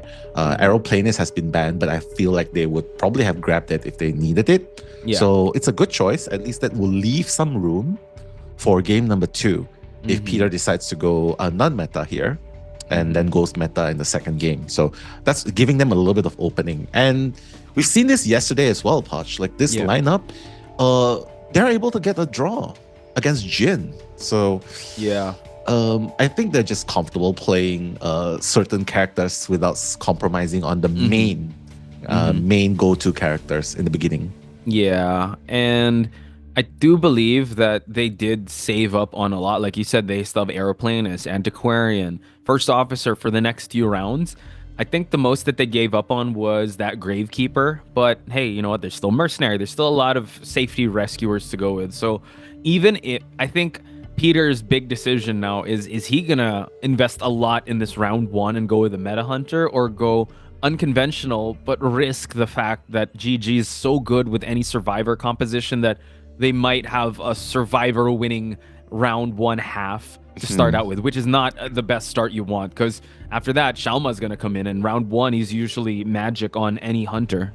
Yeah, I mean, GG has already invested Gravekeeper and Embalmer, right? So Peter, he can definitely go all out here, even if there are other options. But I feel like going strong should be the way to go here, because Zeta is that strong, right? How do you put this? The tiger of Japan versus seeing the lion of China, right? Ooh. So it's like two predators, two apex predators going at each other. I feel like it's only right to go all out in the very beginning. Okay, I like it. Are we gonna have tiger and lion emojis for that? I think before that we should have birthday cakes and presents in the chat, guys. Oh, this segment. I fell for that one. Okay, all right. That was a good one. Yeah, give some more presents in the chat. But of course, lions and tigers, birthday cakes and presents, that's going to be your calling cue for today.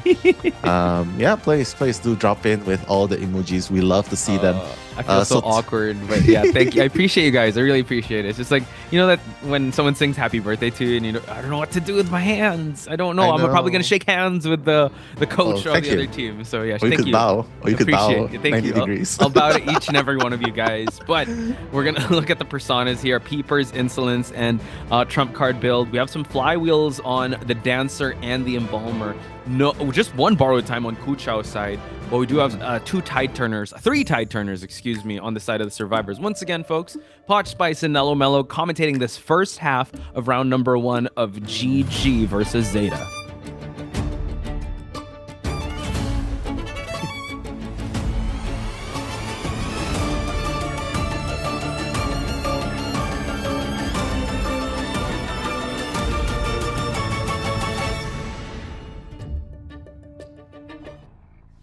All right, Peter, trying to find that first target, moving on towards where PP Xia is. And you know the saying, like, you want to chase the shrimp, you better be prepared to drown the shrimp. I thought if you're gonna chase the shrimp, you better have antihistamines or make sure you're not allergic to shellfish, because you're gonna invest a lot of time in that, and PP Xia is gonna be able to take 2 marks already. Again, Psychologist can tank those 3 hits, so it's totally fine. So not drowning the shrimp just yet, no. Yeah, not drowning the shrimp yet. It's really hard for him to be drowned after all, right? But hey, coming in, PP Xia is still doing a pretty good job. Just 1 more white mark, and that's going to be it. The first damage coming in onto PP Xia is still in the vicinity. Peter has 1 more mark onto PP Xia. PP Xia needs to be very careful to avoid the next 2 marks. Yeah, so he's good. He's doing a good job breaking line of sight, so he can't put down the double surprise. He also has access to the trapeze already, which he just does right there. Again, it's such a good utility move, and just like that, after the trapeze, he did a double surprise. 1 more mark, and PP Xia's gonna fall. Yeah, 1 more mark. The black mark, to be precise, right? But hey, PP Xia's doing a really good job kiting without any support, just being really tanky. The trapeze is gonna be online, and now just the black bomb that's gonna bring PP Xia down. But pretty good kiting, actually. 1.5 minutes, and the ciphers are really like, it's close to 3 ciphers already. True. I do note that the 80% cipher was Kuchao's cipher here at the center. Luckily, it's Peepers that was brought. Imagine if he brought Abnormal, right? That would be a devastating blow. It's what happened to GR yesterday, and luckily for GG, they're still okay. Kuchao here just buying some time for the rotation for the other cipher to happen. Able to actually get the stun, and now he's gonna get the rescue. Yeah, getting the rescue, very good. But oh my goodness, Kuchao is also going down. So Peter able to get that double down situation onto GG. So this is going to slow down the Cypher progress a little bit more. But PP refuses to go down here. The trapeze is going to help. That slow vault, that was genius, right? It was. Nah, I'm not allowing him to break the pallets at the same time. But right now, that double surprise hit, that's going to bring PP down. Yeah. Delaying the double down as long as he could, but yes, there is a body that is on the floor. It is the Gravekeeper. He has exit path to work with. They do have another no, they don't. Actually, wait, they do. Female dancer as the second tide turner, so he can come for the rescue. I think Kuchao might need to expend the self-heal and switching to the abnormal just to prolong the game. All right, Peter. Going aggressive here, trying to get the double down situation. Gets the female dancer, pirouettes away. Another slow box, but another last effort. Yeah, that's the win condition for Peter, right? Every single time a rescuer comes, I'm going to try and double down the survivors of GG. They're doing really great so far. PP Xia just one black bomb mark away, and he's going to go down. The double surprise is going to miss. PP Xia still trying to fight for his life right here, right now. He knows that he is the hope of the team now. He needs to be the hero for the team now. And just being at the corner, no loss, because he's basically just one hit away. Go down. Help me, he says. Help. Guys, I was in the corner there. I hope my kite was long enough for you guys to heal up and push for endgame, but that abnormal really held the mid-game down for Peter. We do have 2 ciphers left. None of them are close to popping just yet, but it really depends on the next chase that Peter goes after. He's going to try to clean up some of these boxes just to make sure it doesn't bite him in the end. And now, 2 injured survivors. Embalmer's the only one that's healthy enough now. Yeah, healthy enough with a coffin as well. So that's his, well, that's the reason why they have an embalmer here. That's the safety net that they need. But we'll see, because right now it's a 3v1 situation. 2 ciphers. 1 cipher is about to be done, actually, at 70%. 18 needs to make this kite work. Oh my god. Wow, that was so close. The white mark, but the trapeze. Oh, he knows that he was going to fall here. So he does not want to risk anything. He's just going to try and pull him away from the ciphers that are moving. It seems like TX can try to push for that cipher. I hope he has the one. Oh, actually, no, he does not have the one that's about to pop. So moving away from the center cipher here, we're going to see if TX is going to take this next kite. Yeah, TX, everyone is injured, right? And the abnormal for the second time, that's going to end.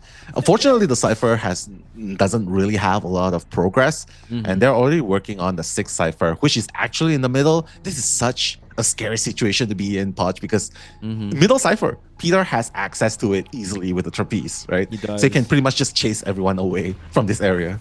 Kuchao had to use up the shovel form just to avoid the first hit here. Has 2 marks and 3 marks. He doubled it up. And Kuchao leaving him down. He still has exit path to work with. It's actually TX that spent up the exit path. So couldn't pull that much distance away from that center. We do see that TX is pushing the cipher that was abnormal. So now 18 is on pursuit here. 18 on pursuit. And Peter not showing any fear at all. You can see that he's very calm. He's very decisive. He's super locked in. Yeah. Doesn't even feel like this is his first tournament. You know what I mean? Oh, yeah. But yeah, he's very precise. Kuchao's going to get up with the help of the exit path. But 18 is going to go down. Actually has a flywheel, but no coffin. So the matter right now here is no one will be able to make this rescue. They're just going to try and push that final cipher and hopefully get someone out at the very end, which is kind of tough, actually. True, TX. Oh my goodness. I don't know if he's going to get it in time. We do see that the Gravekeeper is rotating. TX already gets stopped in his tracks here. We do have the Dancer's music box just to give him a little bit of kiting, but now he needs to go away from this side. The rescue is going to happen. They can try to push for center cipher, but TX, how much kiting does he have left in him? He needs 1 more red mark. Able to go through, but no, the Terror Shock lands, and another abnormal for your troubles. Yeah, another abnormal at 20%. It's totally fine. It's accelerated decoding at this point, right? So at the 6 minutes and 40 seconds mark, well, they have to fight tooth and nail right here. GG still has a chance, and it's really a really good decision for 18 to put that coffin onto Kuchao, because I think he's the only one left that could actually make that exit, especially with the borrowed time as well. I like this. Gravekeeper actually getting a syringe. So that could help because there is no detention endgame. So I think they're rotating and just feeding that tinnitus to give Peter a bit of confusion. He already switched traits from peepers to abnormal. So there is not going to be any teleport or blink for Peter to work with for fast downs here. Kuchao is priming his heal just to give him a little bit of more survivability here, but I think Peter might have caught on. Oh no, he wasn't able to prime it high enough now. Ooh. Yeah, the confidence coming in. Kuchao, this guy, you need to pull off that miracle kite now. And I jinxed it. It's fine because he's got the coffin there. Miracle kite 2.0 is gonna be after that coffin. Right. And that's gonna allow him to be resurrected. GG is still fighting hard, trying to get that last cipher to pop actually, but Peter is doing such an amazing job just cutting off their routes, just making them waste all of their resources. And now with no coffin, no slow boxes, and with a double surprise pointing the way towards where Kuchao is. Kuchao on the verge of getting eliminated here.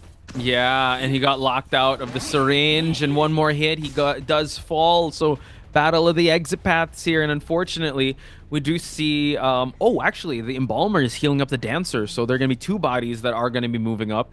Maybe it's gonna be hard. They don't have any items to work with.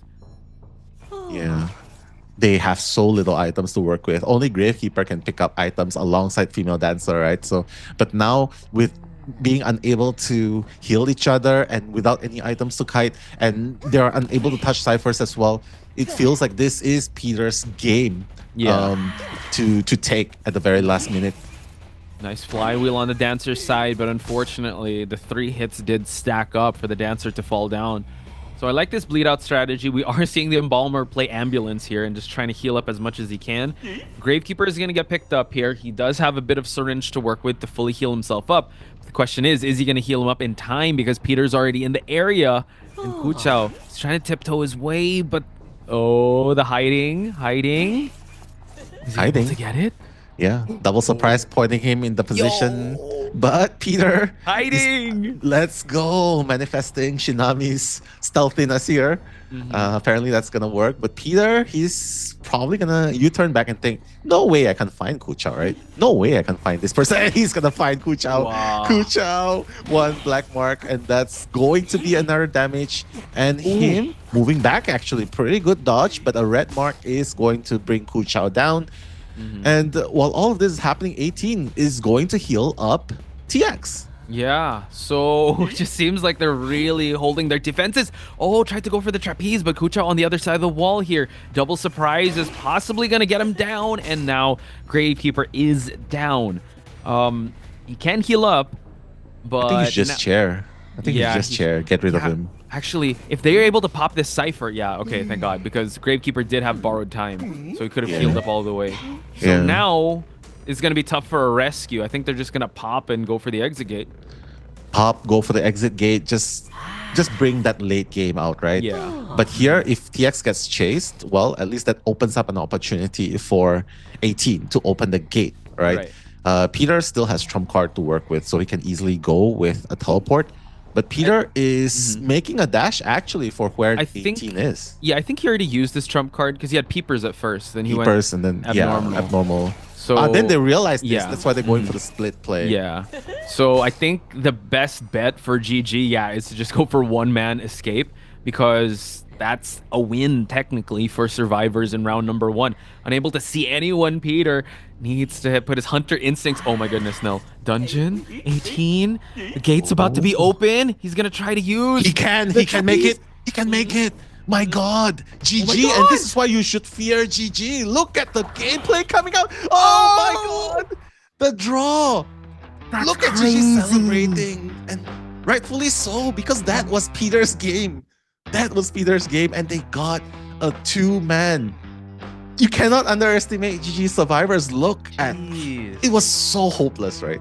It was. It honestly looked like a 4K. Peter was. I mean, you gotta give it GG. I feel like they're all shrimps at this point. You cannot drown any. You can't drown any of them. I know. Never say die attitude. The heals on the Embalmer's side was just so insane. They just kept fighting till the very end. pop the last Cypher. I think, honestly, a one-person escape would be a victory already, but the fact that they got 2 people out of the game, dude, that was their round to win, and their pick worked. There were so much optimal survivors left, like Aeroplanist, Puppeteer. They save all that in round number 2, and with this lineup, they got a tie game, similar to how they did Jin yesterday. Yeah, and this looks very promising for GG survivors. Their strategy worked out, and the results, the end game, worked in the favor of GG as well. Because Peter, as I said, Peter was supposed to get that 3 elimination at least, right? At least. Yeah. But to get that draw in such a hopeless situation, and I say hopeless because they have no items. Yeah. They have no items at all. Exit paths are done.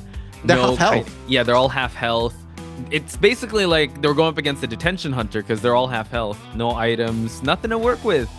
And yeah, I think that's hopeless was the right word.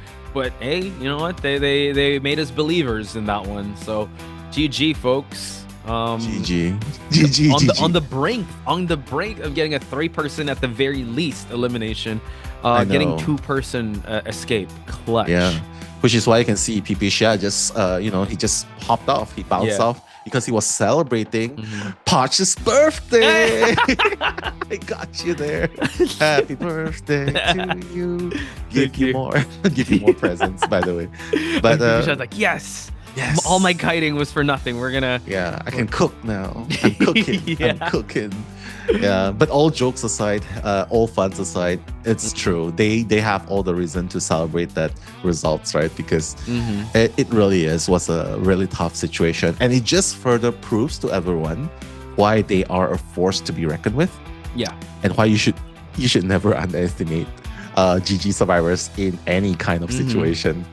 Yeah. Hand Sharks, who was that person that told you it was my birthday? Was it Nell? Because I appreciate you, Nell. I appreciate you, Hand Sharks. Appreciate everyone for the greeting.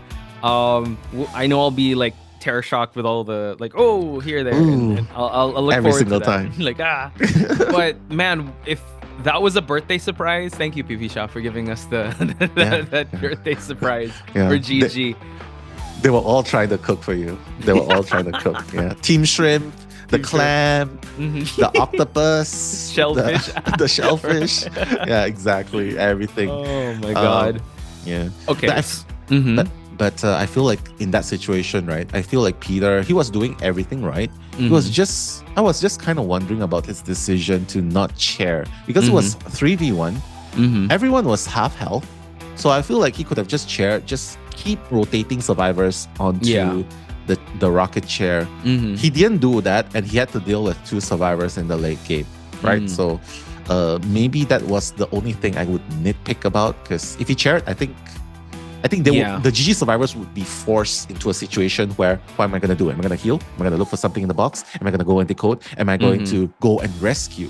Right? Yeah. So he's not forcing them into that decision. Like you mentioned, I think when it comes to chairing, that demands a response from the survivors, right? Yeah. But you kind of allow GG to play their game, and I think one of their play styles is a stalling tactic, like just stall the end game from happening, and push the end game in their terms, which they were able to do. They kept healing it up, and they went for a 3-person end game because he finally committed towards the Gravekeeper, and they just went for that pop and a 2-person escape. So yeah, they were popping off. Yeah. So Xiaoma is gonna have his hands full because I do see Just the Girl Who Married Kazuneko. There's no other Just the Girl.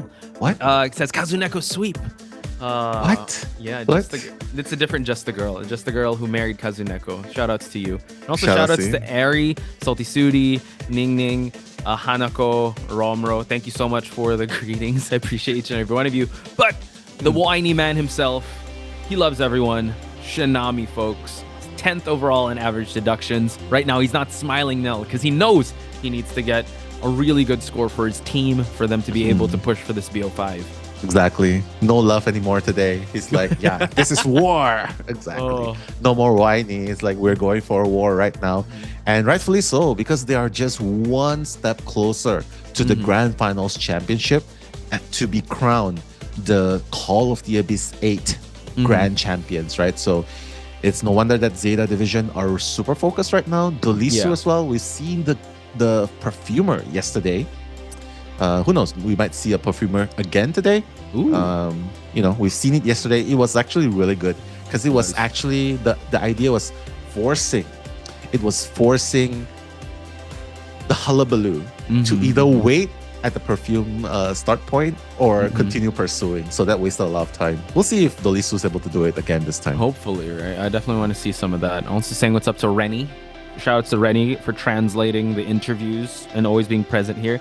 And we got to give a shout out to Hametu.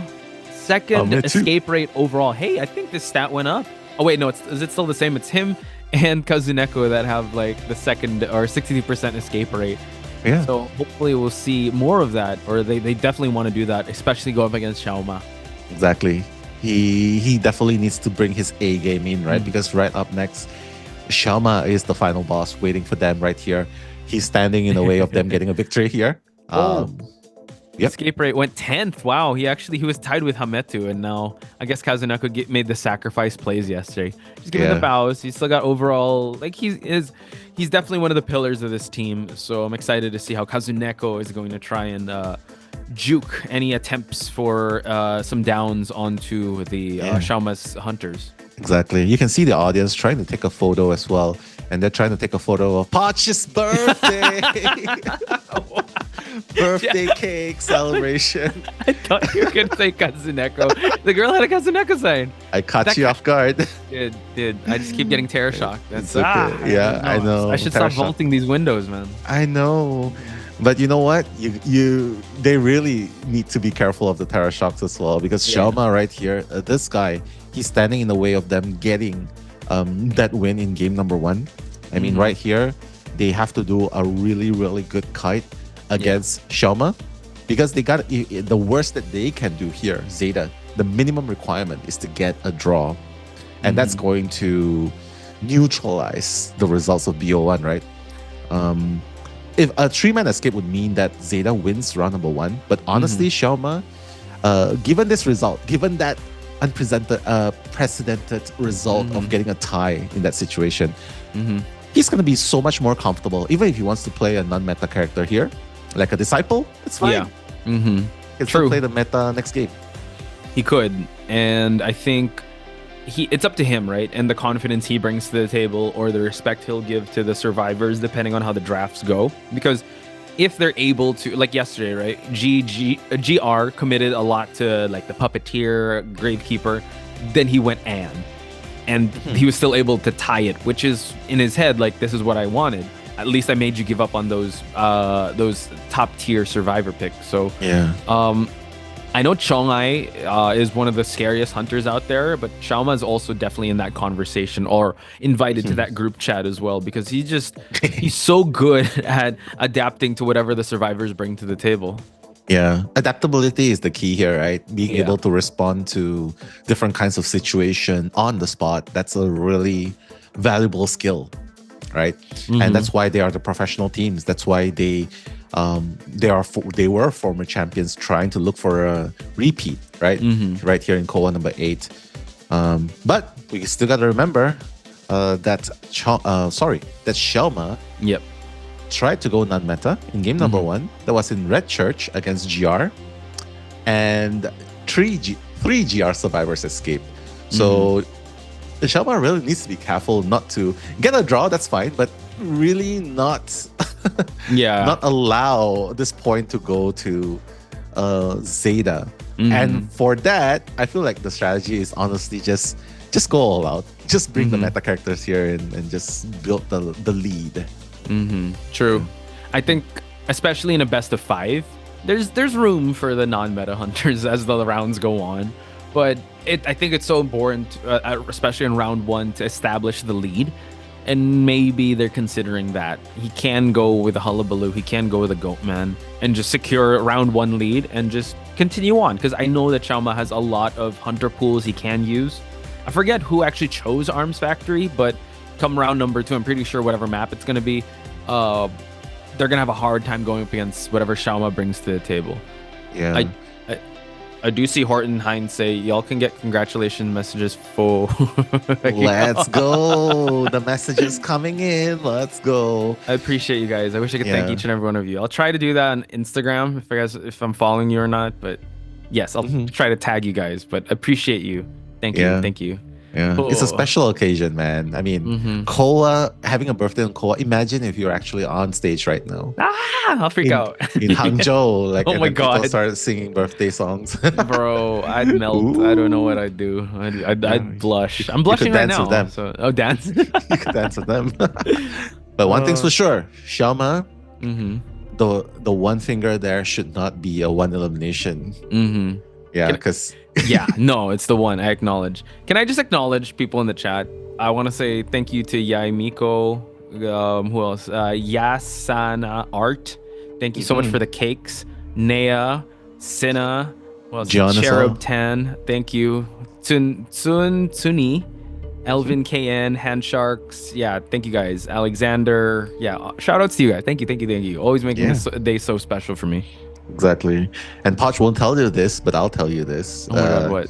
He's not getting his birthday dinner because he wants to celebrate Koa right here. I'm getting shrimp. Well, we're chasing down the shrimps for the dinner. rightfully so. But hey, let's make today a memorable one to remember.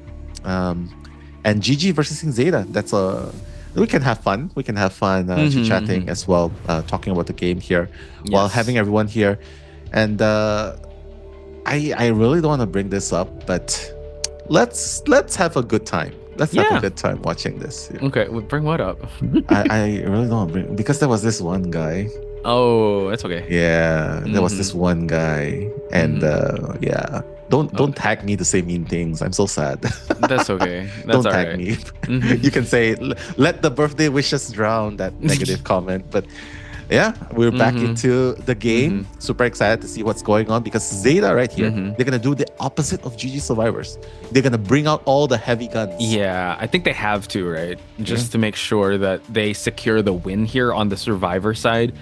Because Xiaoma is kind of holding all the cards because he's the last one to choose, and they just have to assume he's gonna go meta.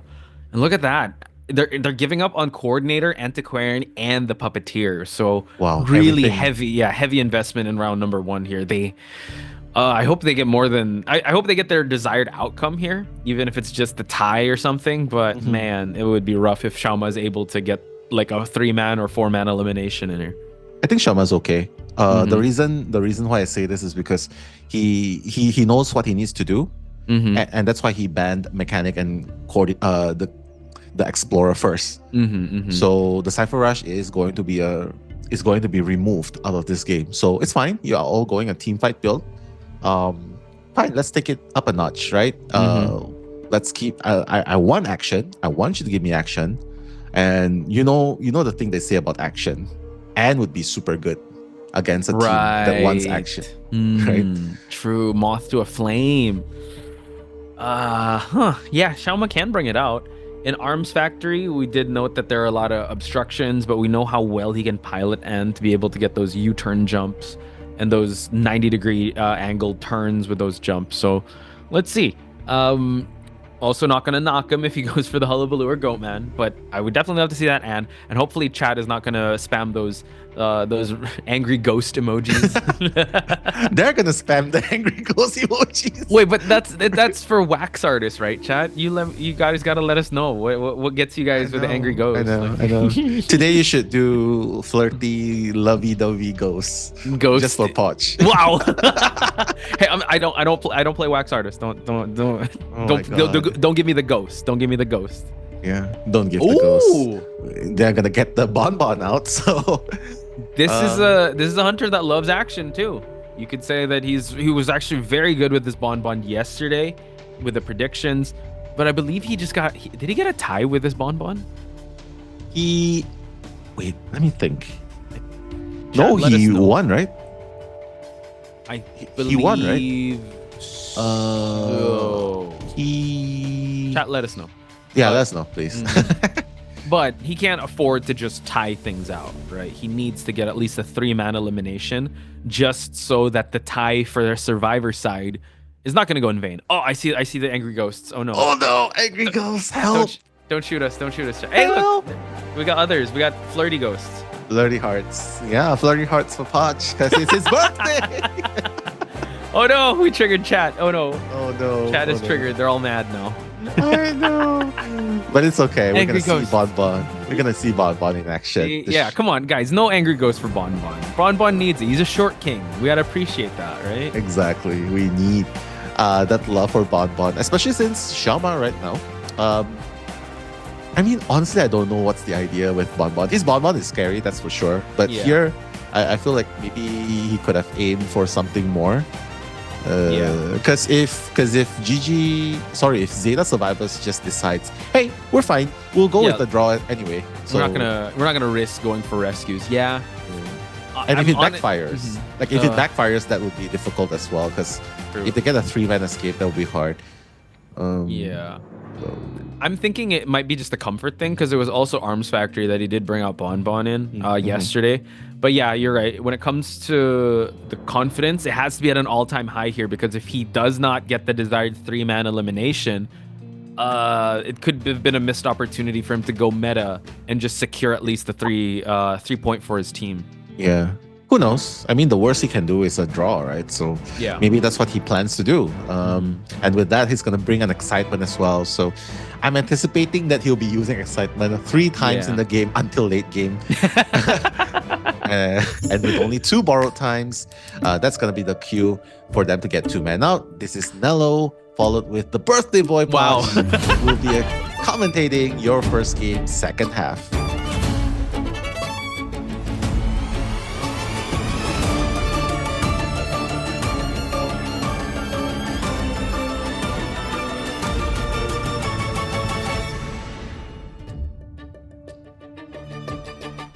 All right, chat. That's what I like to see. I like seeing that heart emoji for our short king, Xiaoma here. The Waini emoji for Xiaoma over here because he's using the short king. It's going to be hard for him to actually close some distance here and gain some presence. So Hametu is going to take this first kite. Luckily, Hametu is that puppeteer, can tank some of these hits, but has to time his puppet form very well. Exactly. And with the chip damage from the bombs, right, it will be even harder for Hametu to time the puppets, right? Because what do I want to avoid, actually? Do I want to avoid the hits, the bomb? And that's the timing that can be confusing. But Hametu maybe trying to... Whoa! Trying to pass slam, and he gets it, actually. Wow. Nice. Okay. Good start for the survivors here. Hametu already expending the first puppet form. It's totally fine. You want to starve Bonbon of that presence. He does have excitement that is ready. He's probably going to wait. Wow, able to have the no-look hit there. And now another one, not quite. So Hametu still continuing on this kite. Continuing this kite, and that bomb is not going to reach. This is such a strong area to kite, you know what I mean? With so many windows, with high windows, it's so hard to get that definitive bomb. And you can see Xiaoma, okay, getting that one more chip damage, and Hametu, it just is gonna fall to 1 chip damage or a normal hit. Yep.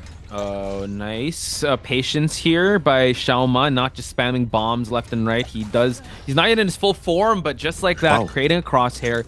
Gonna get the first pickup. Kazuneko is actually already rotated towards this area. Tinnitus is already propped up. Possibly thinking someone's on the way. Coordinator does have that wanted order. Xiaoma, careful. Kazuneko's gonna get that free rescue. Oh my god, he didn't realize that Kazuneko was already in position way earlier. So now Kazuneko's gonna get that free rescue and he can harass if he wants to. Oh, that's gonna be really, really important here. And because he's forced Xiaoma to use the excitement here now, right? So if Kazuneko wants to, he can actually come in for the harass. Because no more excitement. True. He dropped down a bomb here. Let's see. He's gonna drop down again. Yeah, just the presence of the oh wow, flywheel just to move on. Kazuneko, nice, using the bamboo just to move on accordingly. Xiaoma buying a lot of time, is being bought. I mean, is being contained for so much long. time. Oh my god, Nell. I know, so much time, and just look at the 2 remaining ciphers. Xiaoma needs to be very careful because it's okay to get a draw, but if you get a 3-man escape thanks to this play, this is going to be super hard. Finally going to go down, but Puppeteer is about to come up. Yeah, so we are going to see a trade-off here, but that's kind of what they want because the Puppeteer's already sat on the rocket chair. There's going to be a brand new rocket chair for Kazuneko here. Coordinator's still in the mix. We've already used up the excitement. So now it seems like they're going to gear up for this rescue while the last Cypher is at 59%. Yeah, they're going for the double rescue here. They know what's up, right? And honestly, they can afford it because they know that the cooldown for excitement is probably not up yet. Hametu, 1 chip damage is going to do it. Shinami! Ooh. Careful! Okay. He's going to get it. Good job. 1 chip damage is going to solidify it. Let's see what's going to happen here. Shinami's going to go down. Oh, this is where things get really interesting. Yeah. Kazuneko will be able to kite until Cypher is popped. Oh, he missed! Oh my god! He missed! Oh my god, he did! He was the flip and then also the hit, and now triple down situation. They might have to go for that pop. It's only the fire investigator that is. They can pop. There's borrow time. There's borrow time on both. That's true. Oh, but he's gonna actually chair towards this. Hang on. Where's he going? Max struggle. Oh my god, what's going on right here?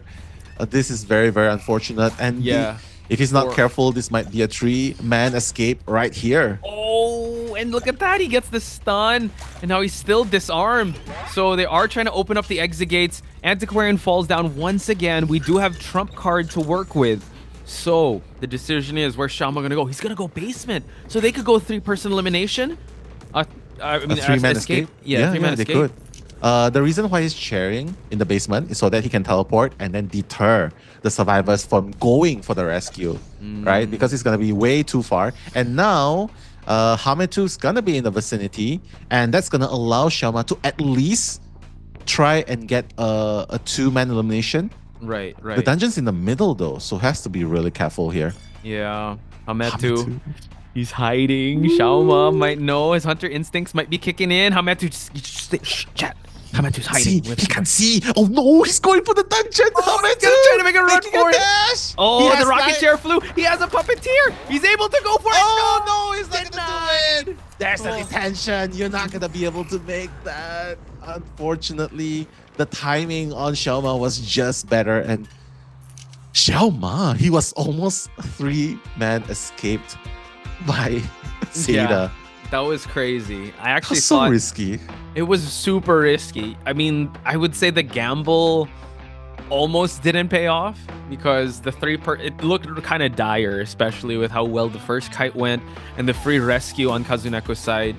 It looked really good when the 3-person down came in, but he wasn't able to chair in time for the pop to happen I think he was trying to go for to harass the center cipher, but it popped already and everyone stood up. So yeah, we're in for at least a BO4 here now because that match still ended up in a draw for both sides. Exactly. That was so close, actually. If Hametu actually took the gamble and snoop behind the back and go towards where the gate was, maybe he might have a chance because that would force Xiaoma to teleport over, right? He's really not afraid of bombs. Yeah. He's really just afraid of the detention hit. Yeah. So good effort to do it. And honestly, Xiaoma, I think he was biting through his nails there in that situation. Like, thank God I actually got that down. Otherwise, that wouldn't have paid off. But now it's a 2-2 score. And I would say GG has managed to get what they came for, which is use a non-meta character, get the same results as Peter, who was using the Hullabaloo. Same on both Hunter and Survivor side, because I think now they kind of gave up. ZETA gave up on Antiquarian and all the other Puppeteer. Really good survivors coming into round number 2. So could be a bit of deja vu from yesterday. I think the next gear of GG is going to be kick in and come round number 2.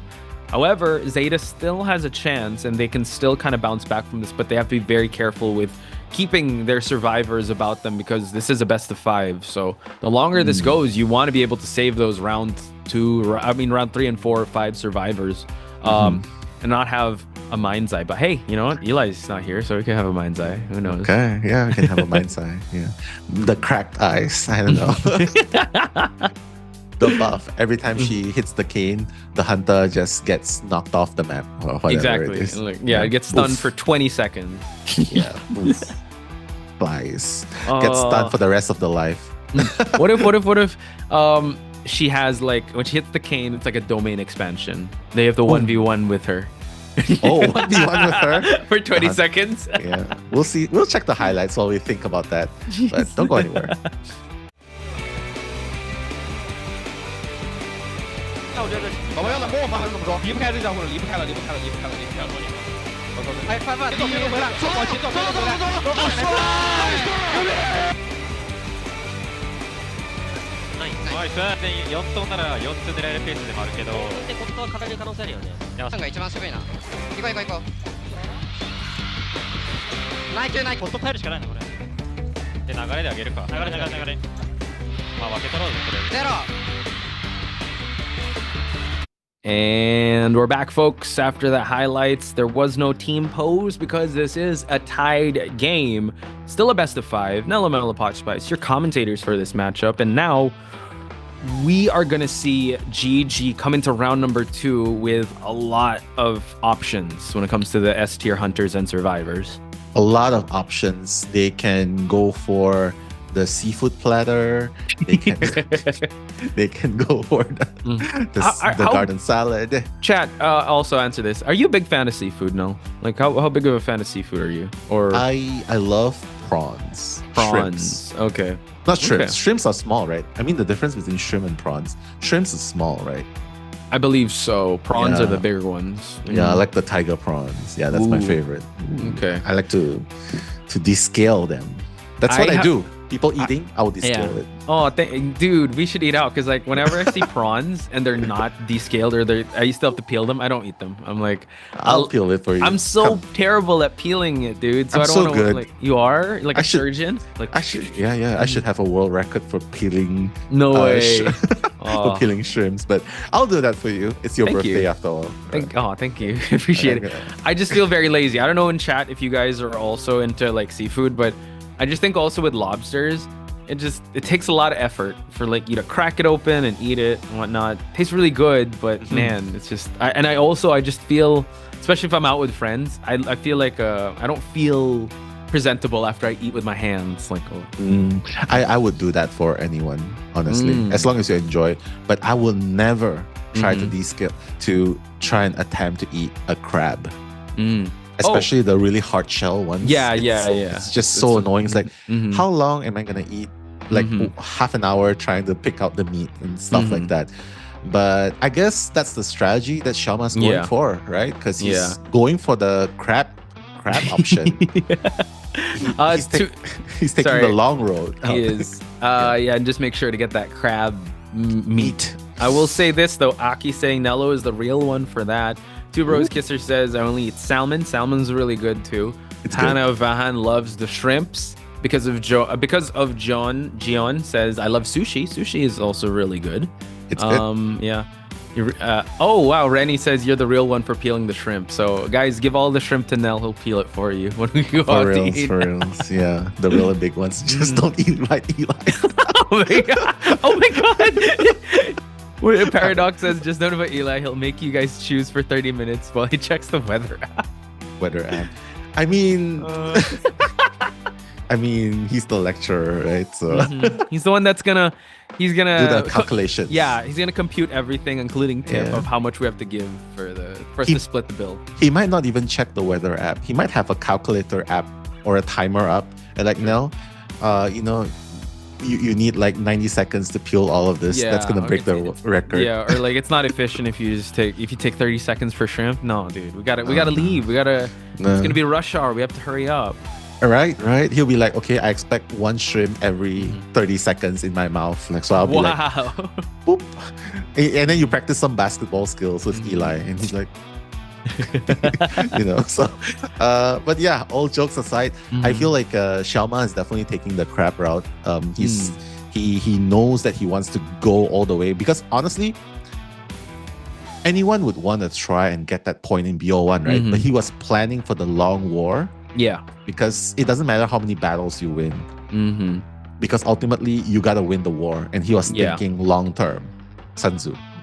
Sun Tzu, Art of War. I do think this is reminiscent of yesterday because it was delayed gratification, right? Just round one, all right, we're kind of known for seeing hunters kind of pop off, but here let's delay it a little bit. Let's force bans off the non-meta hunters, and then come round 2, round 3, I really pop off. Yeah, so I'm excited for that. Yeah, and Carol, our girl, our student, top student here. Oh, what'd she say? Nella got new hair for Poch's birthday. I just realized. Actually, I just threw my wig into a microwave and it became like this. So I was trying to make spaghetti, but I just want to get it. I just want to get more hair. Like see what's up. Please. Make it crispier, you know. So Soliloquent said, "I wish I wasn't allergic to shellfish. I'm so sorry. I do have some friends that are also allergic to shellfish. Don't worry, we'll order other stuff. We don't have to eat shellfish in this celebration. But when it comes to the shrimp team that is GG on stage, yeah, you gotta make sure to avoid them because especially Pipisha if you're the hunter. Yeah, I mean, if they come to Malaysia, I feel like they will enjoy the seafood here a lot because it's really cheap and there's plenty of options. I feel like they will easily consume like kilos and kilos, pounds and pounds of seafood. So here. Nell, it's our favorite map. It's Ever Sleeping Town, and it's GG that chose this map. All right, so now it seems like this is GG's time to counter strike. Yes, ZETA right here, and we can play our favorite game with predicting how many tram hits we're gonna get. Let's go. I would say 1 again because nothing happened yesterday, so I'm just gonna be okay. I'll say 1 also, but let's see which side the tram is gonna be on. Is it gonna be on ZETA side or GG side? I feel like when it comes to manifesting, right? GG spends a lot of time closing their eyes. So I think they're praying more. So I feel like the trap god would probably favor them more. ZETA's just always, their eyes are always popped off, and for GG survivors, they look like they're always thinking about something deep, like what am I gonna eat for dinner? How are we gonna sing birthday song for Punch? Oh my god. So you're saying that the tram god is gonna be on GG side? Yeah, for me at least. They did choose the map, right? So they did, yeah. They're like, okay, you choose me, you favor me. Yeah. Okay. I'm gonna be GG tram for tonight. Okay. I feel like there will be 1 tram hit, but just to be a contrarian, just to make things a bit spicy, I'm gonna say it's gonna be on ZETA side. But I do agree 1 hit, so we'll see how it goes. Thank you for making things interesting. And of course, guys, in the chat as well. How long GG tram or ZETA tram? Oh, what do you say about your wig? What? Reverie saying, how long did I put the wig in the microwave for it to look good? Actually, I'm just kidding. Shoutouts to May though from Glamour Studio. I don't know why. Because she's. Let me just tell you a story. For the past few days, she's been really kind. Last week when we started groups, when we were about to go for playoffs. Oh, okay. Playoffs. I went with a blue colored hair. Ooh, yeah. And then the day after that, after I washed the hair, the color was discolored a little bit, and she redo the hair for free. And then I realized it was attracting too much attention. Oh, okay. So on the 3rd day, I came again, and she made it like dark gray and stuff, and she made it 3 times in a row without charging me. So wow, you're the best. Yeah, exactly. Yeah, I mean, not a lot of people would do, and all of that for less than what, $80? 3 days of hairstyling. So not bad. Hey, not bad. Yeah, okay. Yeah, exactly. Shout outs. Yeah. I just said, just go crazy. And apparently, she decided that the bird's nest hairstyle is what I'm going to be doing today. The bird's nest. It doesn't look like a bird's nest to me. I was thinking if it grew a little bit, it's giving chai, but colored. Ooh, so yeah, there you go. Nice. So yeah, so we gotta lock in, guys, because now Hullabaloo Goatman out of the table for Peter. He responds by taking out the priestess and the prisoner. So we're locking in a seer and coordinator. Yeah, the standards, right? The support and the gun.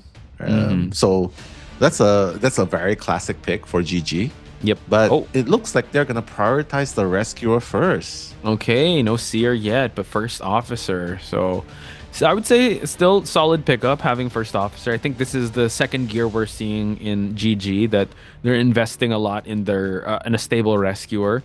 But this actually makes Peter ban out the fire investigator, which yesterday didn't really cook so much, but I mean in their hands could possibly do that.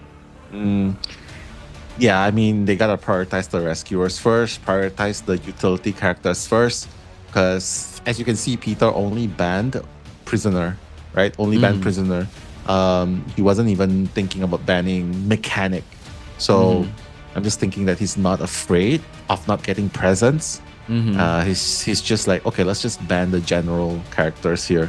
That would boost Cypher decoding. And just make it a standard, a utility, rescue, that's it. That's all you're gonna get. No decoders for you. Right. And final pick, psychologist. So yeah, banning out the utility survivors did really well, but I'd say well-rounded in terms of kite ability. They just don't have any dedicated decoders, which again, that's kind of GG's wheelhouse. They're really good at cypher priming, but they're so good at rotations and stalling out the game. And psychologist can help you do that because she has the whistle to do Wi-Fi heals. You have really good kiters on 18 and Kuchao on the first officer and aeroplanist, and Pipixiao with that gun could be a factor for Peter to think about bringing a little bit of excitement. Exactly. Just coming in with a little bit of team fight, maybe abnormal excitement that can definitely work in this against this lineup, right? But without the antiquarian and just one gun to worry about, I feel like maybe he can afford not to bring excitement. He's like, okay, fine, I'll just take the shot. Fine, I'll just take the shot. Right? And I'll move forward. Maybe get max stun resist, build up the rage, and that's probably what he can do at the same time. So I mean, it does beg the question, right? What are you going to play here? Are you going to go for opera singer? Go for Ivy. I feel like opera singer is good. At least you can play around the fact that you can hide behind the walls or terrains because she can just zigzag, right? So maybe that's something you can do. True. I think we've seen how Peter is really good with this opera singer that they have to be very careful. We've seen a lot of opera singers kind of shut down any attempts of a second or like first hit happens, then you're able to chase him down and with the zigzags and down right away in the first 60 seconds. Hopefully GG won't fall for that. Pipixiao being the coordinator, do you think we're going to see a first kite onto the coordinator or any other of these characters?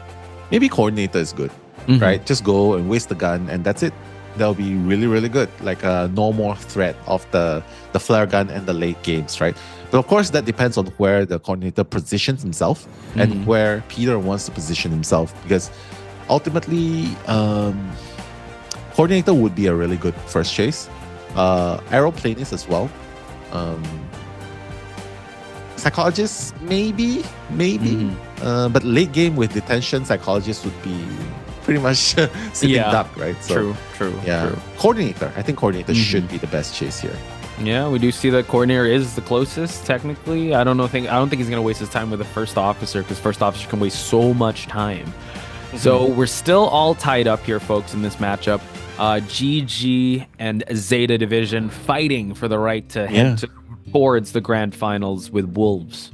Yeah, Panda versus Tigers. Wait, Panda versus ZETA. What's GG ZETA? Panda? The sun. GG's the sun. Used to be the sun, right? Yeah, sun sister.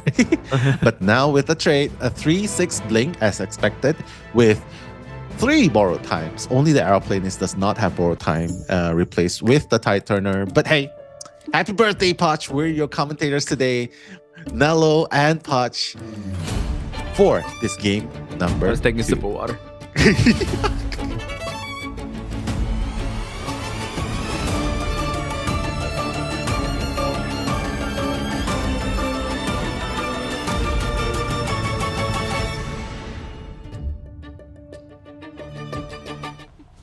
Stay hydrated, folks, as we head towards this match. Peter already at the center here, trying to find the best possible target.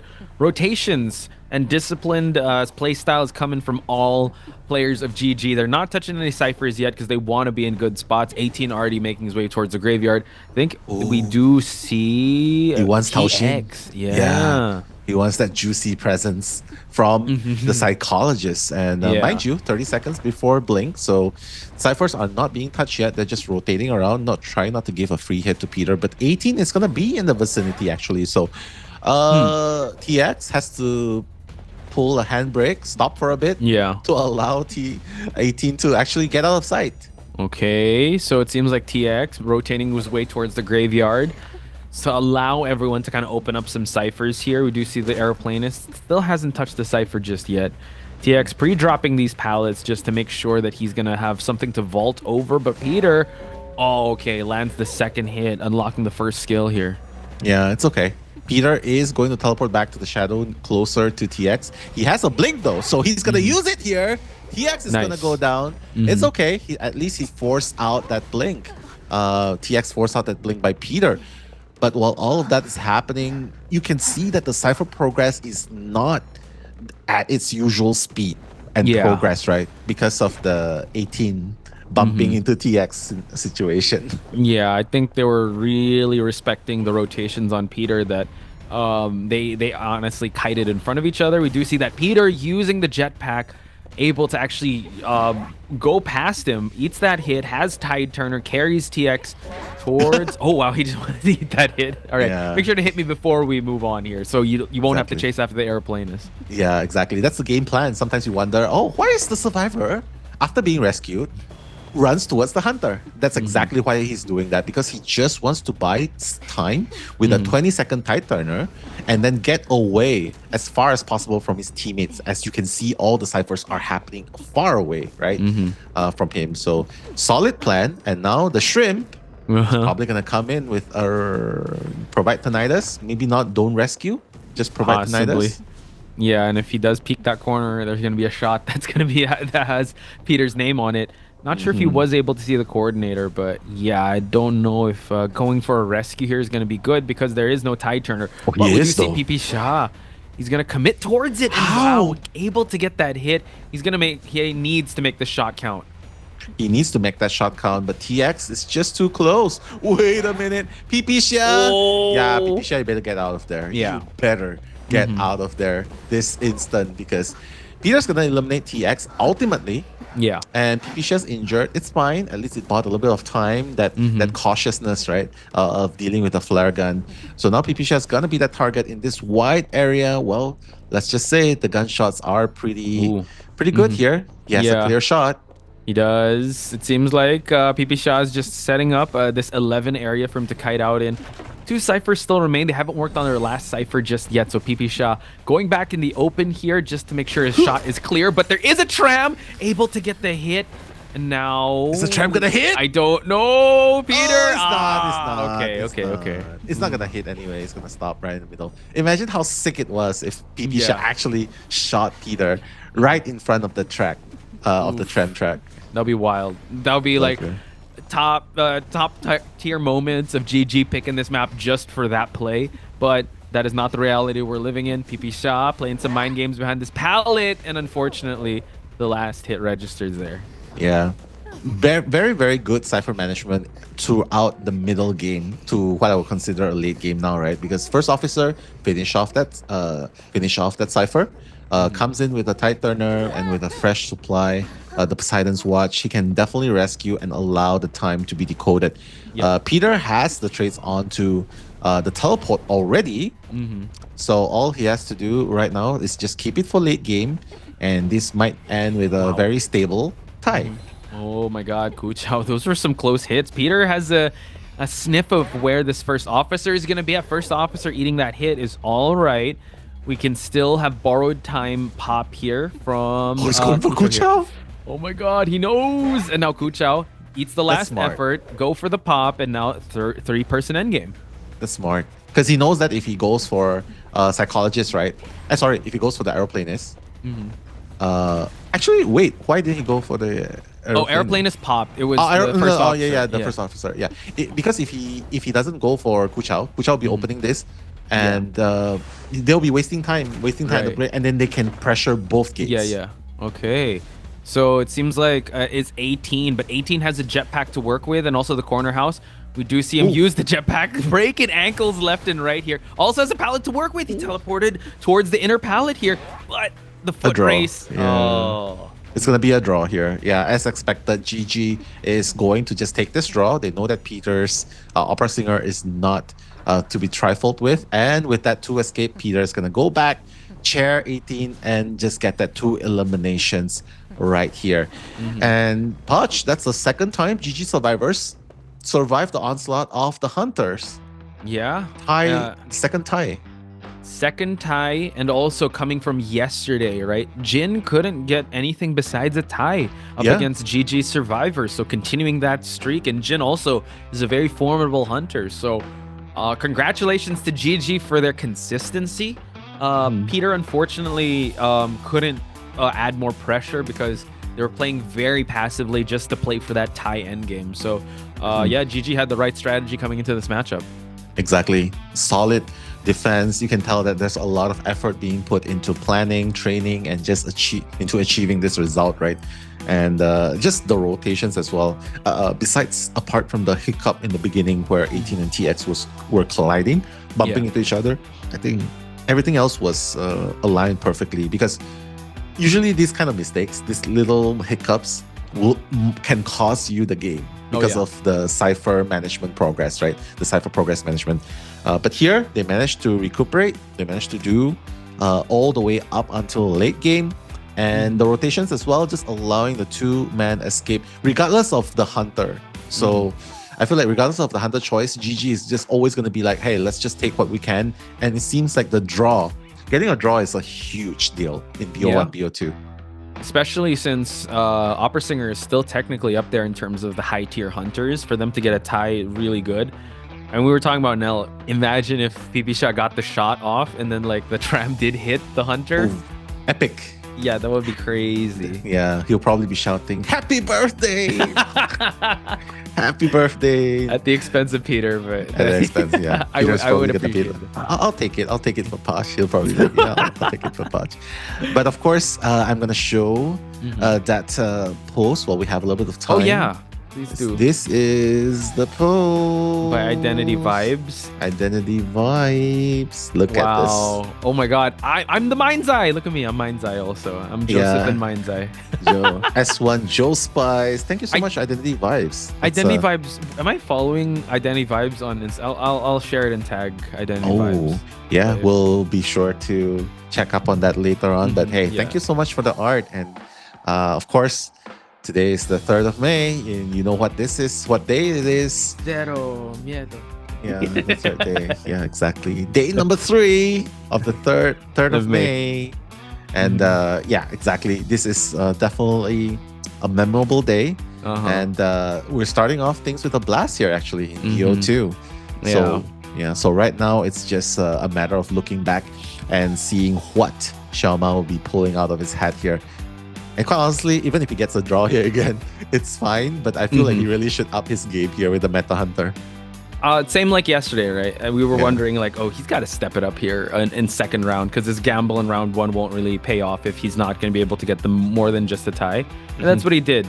And this is also a map of their choice. So I think they might be cooking something up here, because shout outs to Mikhail, by the way. Thank you so much for the greeting, and everyone again. It just keeps coming up. Mind's Eye Poch, Nemo. Shout outs to you. Hold my hand. I'll hold your hand. Just when it comes to round 2, just trust in Xiaoma, and he did bring up this is the map he chose. So we just have to wait for him to cook. However, the survivors, Kazuneko, Daolisu, Hametsu, they're pretty wily in countering these type of strategies. Yeah, who knows? We might be seeing the Perfumer. Wait, yeah, we might be seeing the Perfumer this time, because they're probably expecting a hullabaloo, a game here, because they're definitely gonna block a Goatman here, right? And then like, okay, we'll do a hullabaloo, and we'll deal with it with a Perfumer, or maybe they won't block the Goatman. They'll block the hullabaloo and then bring out the Enchantress. Works either way. And then he'll bring out our favorite hunter, Wax artist. I'm kidding. I don't. Angry Ghost is gonna come. The Angry Ghost. No, stop, chat. No. Yeah. Heart But Ghost. Yeah. But shout outs to Identity Vibes and of course to Carol as well. Thank you for always tagging us. Yes. Pearl. Carol. Also, big shout outs to her. She was able to clip the moment of the Shinami hiding strat. That was so intense yesterday. Exactly. And just a girl as well. Just a girl who's married to 487 but tags us every time. That's great. Are we invited again? Are we invited? Did she revoke? She revoked our invitation. I hope she is inviting us again to the wedding. Yeah, please. We really want to see a Malaysian wedding. Yeah, we can be the hosts. 本次声援8号 host the reception, 特 but 别好，因为他们 let's 每 hear 次 things 如 from 果第一个人 Xiaoma. 6不够的话，那就会去运营跑一个或者保平，然后看屠夫就给不给机会嘛，然后但屠夫给机会，他们一定会抓住，然后甚至还能还出一个3跑面这样的可能。我觉得我们人类打得特别好。 Wow, this guy sounds like Kuro A rapping. little bit. I was like, Kuro, is that you? Wait, Kuro, wait, why are you here in the white jersey? But shouts to Kuro, by the way. And the red ghost is appearing. Ah! Help. I'm sorry. No whack artist. No wax artist. Exactly. He's and, whack. Yeah. I think Xiaoma's not gonna do that anyway. Yeah. Probably gonna go with a Hullabaloo or a Goatman here. Or What? And? it could go with a Disciple again here. I don't think, guys, does Disciple give us this reaction? Because I feel like it's just Wax Artist that gives this It's just reaction. Wax Artist, yeah. Right. Probably. I hope. I don't know. We'll see if they're gonna spam the angry ghosts again. Yeah, who knows? Maybe. But Ingrid has a suggestion. Breaking wheel. Whoa. That's gonna be wild if he brings out a breaking wheel. Too much risk though. Honestly, Yeah. it's too much risk because now they're tight, right? And Kazuneko looks cold. He had arms crossed. He's like, ooh, it's really cold. he needs someone to hold him. Nemo, go. Wait, so who's just the girl who's married to Kazuneko? Please hold his hand. Hold his hand. Yeah, exactly. That's what you do. Mm-hmm. Yeah, but they seem pretty calm. I feel like they still have something up their sleeves. Mm-hmm. Who knows? Maybe today we'll be able to see Shinami do the hiding strat again in Ever Sleeping Town. Yeah. Yeah. But honestly, they still have a lot of options. It's still pretty early into the game. Best of 1 ended with a draw. And to be honest, Patch, I feel like best of 2 is going to end with a draw too. Oh, you think? Yeah, I think it might end with a draw all the way up until BO3. Starting from BO4, things might be different. But So that's we have just BO7. Yeah, we have BO7. With the overtime, it's going to be BO9. Yeah. So it's okay. People love Disciple. It's just the artist we will not mention. Don't worry, we won't mention the artist. All Or let's right. Forget all right. the mad ghost. Yeah, The angry yeah. ghost. Yeah, yesterday we saw a cosplay of Anne among the audience, and I actually called that. Oh wait, is that Valak from The Nun? I'll be It honest. looks like it, right? I haven't seen The Nun, like the scary Valak. movie. But look I at Anne. She looks like Valak. She does, and I think Anne came out before The Nun, so That's the original Nun. Yeah, exactly, with a cat. But yeah, I heard it's pretty scary. It's fun to watch with friends. Loud noises scare the bejesus out of me. Yeah. Honestly, I remember watching The Nun. I was in the cinema alone. The hall was empty. Yeah, the hall was empty because I chose to watch at a time where everyone was working. And I was alone in there. It was dark. I felt like I was a VIP for booking the entire theater. Nice. But I was alone. That's the problem. Nell, you're not alone. Oh, help! You're on your own. No, the nun is there. And then you're stunned because the cat bite. I know. But I'm not trying to brag, but I was pretty steady throughout the movie. Yeah, I was That's good. Is this scary? Trying to man myself up. Dude, I'm covering my eyes and ears. I'm like, yeah, I'm terrible. I don't know if I tried streaming scary games before and it did not end well. It was so scary. Oh no. The last time I saw was RE4, so but no, that wasn't so scary. But this one, like jump scares, they just get me, dude. That's why even in Identity 5, the Joseph jump scare, ooh, so scary, dude. Yeah, it's very scary. Oh my god. Yeah. You just let go of your phone, right? Yeah, I throw it. And speaking of phones, they are wiping their hands right now, probably sweaty. Hametu, he's sweaty. Everyone's actually wiping their hands and putting cream and powder, and actually not cream, powder. Powder, yep. Yeah, just to dry up their hands and just to play the best that they can here. Gonna start off with picking the Knight and the Fire Investigator. So already we can see utility characters being employed, while Xiaoma is taking out the Mechanic as the third band. Yeah.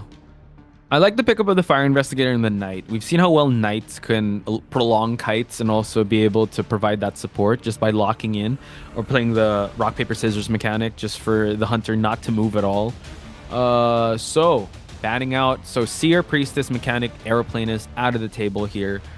He can honestly still play anything. I think Hullabaloo's on the table. He also has his Opera Singer ready. Dancer gets picked up, though. Dancer.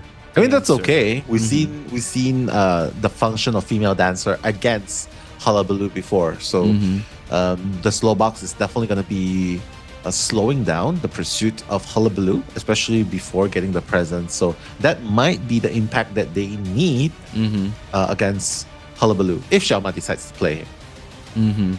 Yeah. The Novelist as well. Yeah. Novelist. Yeah, So Xiaoma many. needs to lock in here with this type of lineup. There's a lot of potential supports in this match, but not much kiters. I mean, sorry, not much decoders. Dancer's technically the dedicated decoder here with the fast music box. But we've seen how ZETA can really push for the mid game. I wonder what Xiaoma will bring to the table here if he brings out that Hullabaloo in Ever Sleeping Town. It's going to be hard. A lot of these characters can really disable him.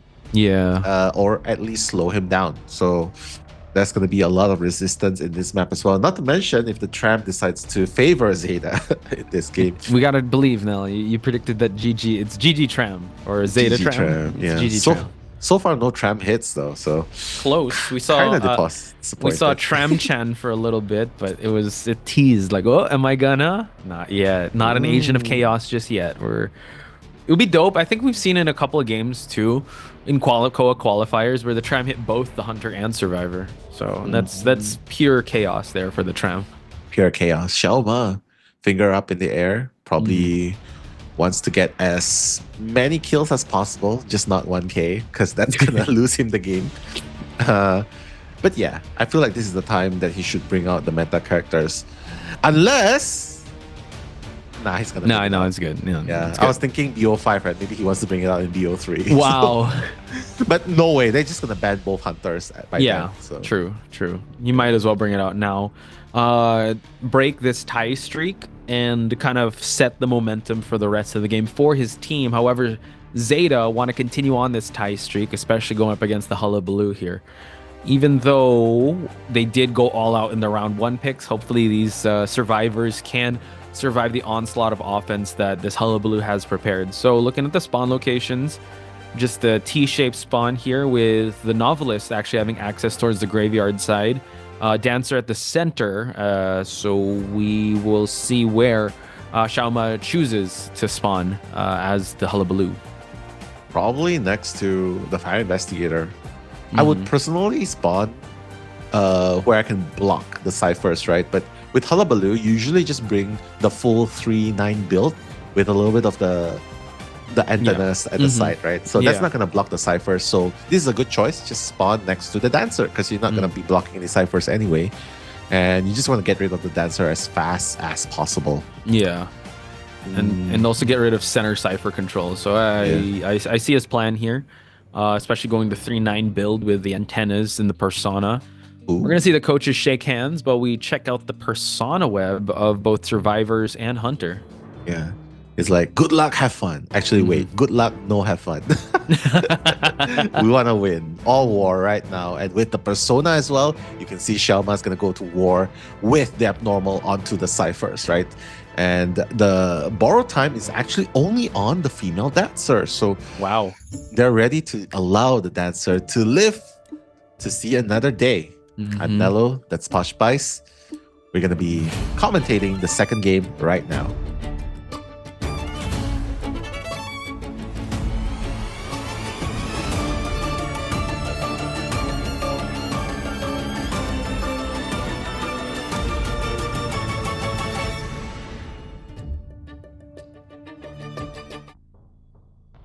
Xiaoma already at the center here, not wasting any time. Making the rotations happen. Note the abnormal is going to slow down the ciphers here, but kind of like in the previous map, we aren't seeing anyone touch ciphers just yet. This cipher is locked out, so the trade not going for the antennas, but full up here. So we are going to see him actually trying to commit towards Shinami, which is going to be really good for the survivors. So at least Xiaoma is on this side of the map, not disrupting any ciphers. Yeah, look at how slow he's removing that slow box, right? And that's the deal, right? If you don't remove it, it's going to just hinder your progress in order to catch up. The double surprise being employed, he just needs one more white mark that's gonna miss. And Shinami is doing an amazing job. Oh, yeah. Wait, you opened the path to me. I will gladly take it, sir. Well, thank you, sir. What a gentleman you are. Now, vaulting through the window here, we don't have the trapeze just yet, but the double surprise, no white mark on the female dancer just yet. Nice avoidance, Shinami, but unfortunately that double surprise is going to get it. We do have the trapeze ready for Xiaoma to use. Can he get it, though? Able to go get that mark. The hunter nearby, I can't see. Okay, he needs 2 more marks left. Oh, the tram is behind, I feel. Is the tram behind? Okay. One more mark, the black mark that's going to solidify it. Shinami is trying to fight for his life, but he's finally going to get it. Wow, and also able to actually chair here, and if he's able to stop any of these ciphers and abnormal them, that's going to get a lot of value from the trait that he brought in. So let's see if Xiaoma is going to try and cut off this hunter, this survivor coming in first, or will he go for that abnormal? He's not going to go for that abnormal, unfortunately. I feel like he spent too much time in this area. So as long as this rescue happens, they can just complete the cipher and the abnormal will be rendered useless. So Dolisu putting a ball, propelling himself forward. That's going to help him rescue successfully. Careful though. There's not a double down situation and Dolisu flywheels away. Okay. So ZETA's doing really great actually against Xiaoma.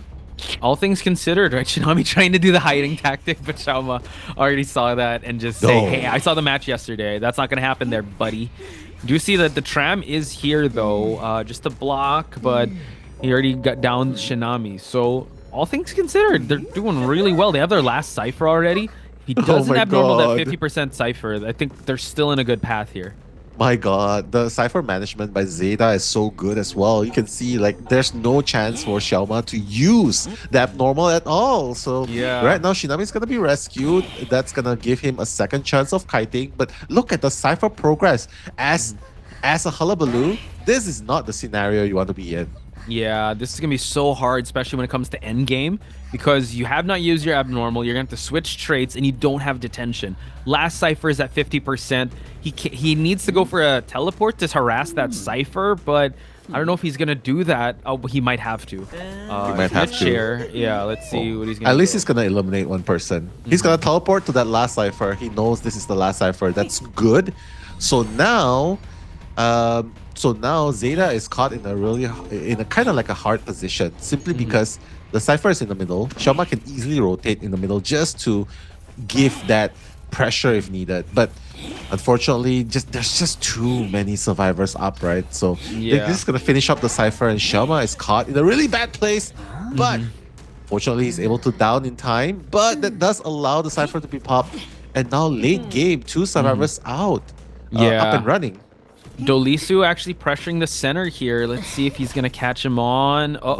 At least get a 3-man here. You cannot allow a tie. Not with Hullabaloo. True. Xiaoma unable to actually spot out. Wait, Dolisu, the door's open. The door's open. The door's open. Okay, they're going to do this right now. And now probably going to use the Novelist. Swap. Oh my god, what a swap here, Kazuneko. It's going to be a tie game now. Wow. Your prediction has come true. Tie game round 2. All the way to BO3, right? And I didn't expect this to happen with the Hullabaloo, but honestly, I had a gut feeling that was what's going to happen. Unfortunately, my one trap hit didn't come true. But the chase, I feel like the only downside was just the abnormal not having any value at all. It wasn't utilized at all the entire game. But it's also part of ZETA, right? Baiting Xiaoma to chase them down down them at a position that's far away. That's in an awkward position where Xiaoma cannot really leave the place far enough to go in abnormal and then come back. So I think that was the downfall of how this matchup went. And I do think that they didn't even go for like full blood rescues. They just went for rescues right away, or they pressured the rescue just to keep Xiaoma there, not have him go around and abnormal any ciphers. So great job on ZETA's side. 94 seconds on Shinami, and Shinami doing an amazing kite at the start, making sure he knows, all right, let me go to the graveyard so ciphers won't be harassed, or I'll kite on top of any ciphers. We're at an even stalemate here now. It's kind of crazy how even the teams are going, because right now GG's strategy of saving the hunter or the hullabaloo, it didn't quite work out in round 2. ZETA was celebrating though, so at least they know that they countered the hullabaloo. But honestly, I felt like that game would have went the direction of ZETA anyway.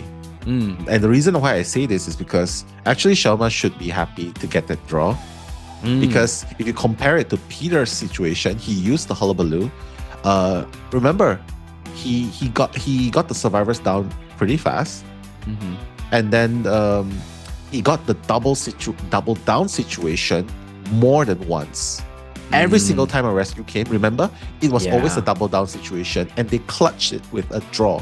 But here you can see Xiaoma failed to use the abnormal, couldn't even get the damage onto the person saving him, the person getting chaired. No double down situation at all. So I feel like that was actually a relief for Xiaoma, actually, because things could have gone worse there. Yeah, I guess it was ZETA's game to win, while it was Xiaoma's game to kind of defend in that aspect, because Peter was way more dominant on the hullabaloo compared to Xiaoma. So for him to get a tie, moral victory.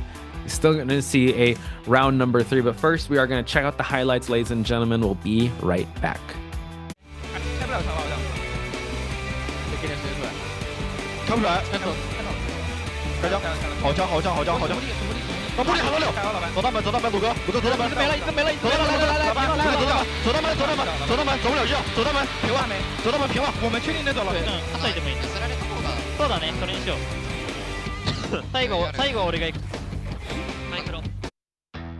And welcome back, folks. The amazing highlights. Shout outs to the prod team for that.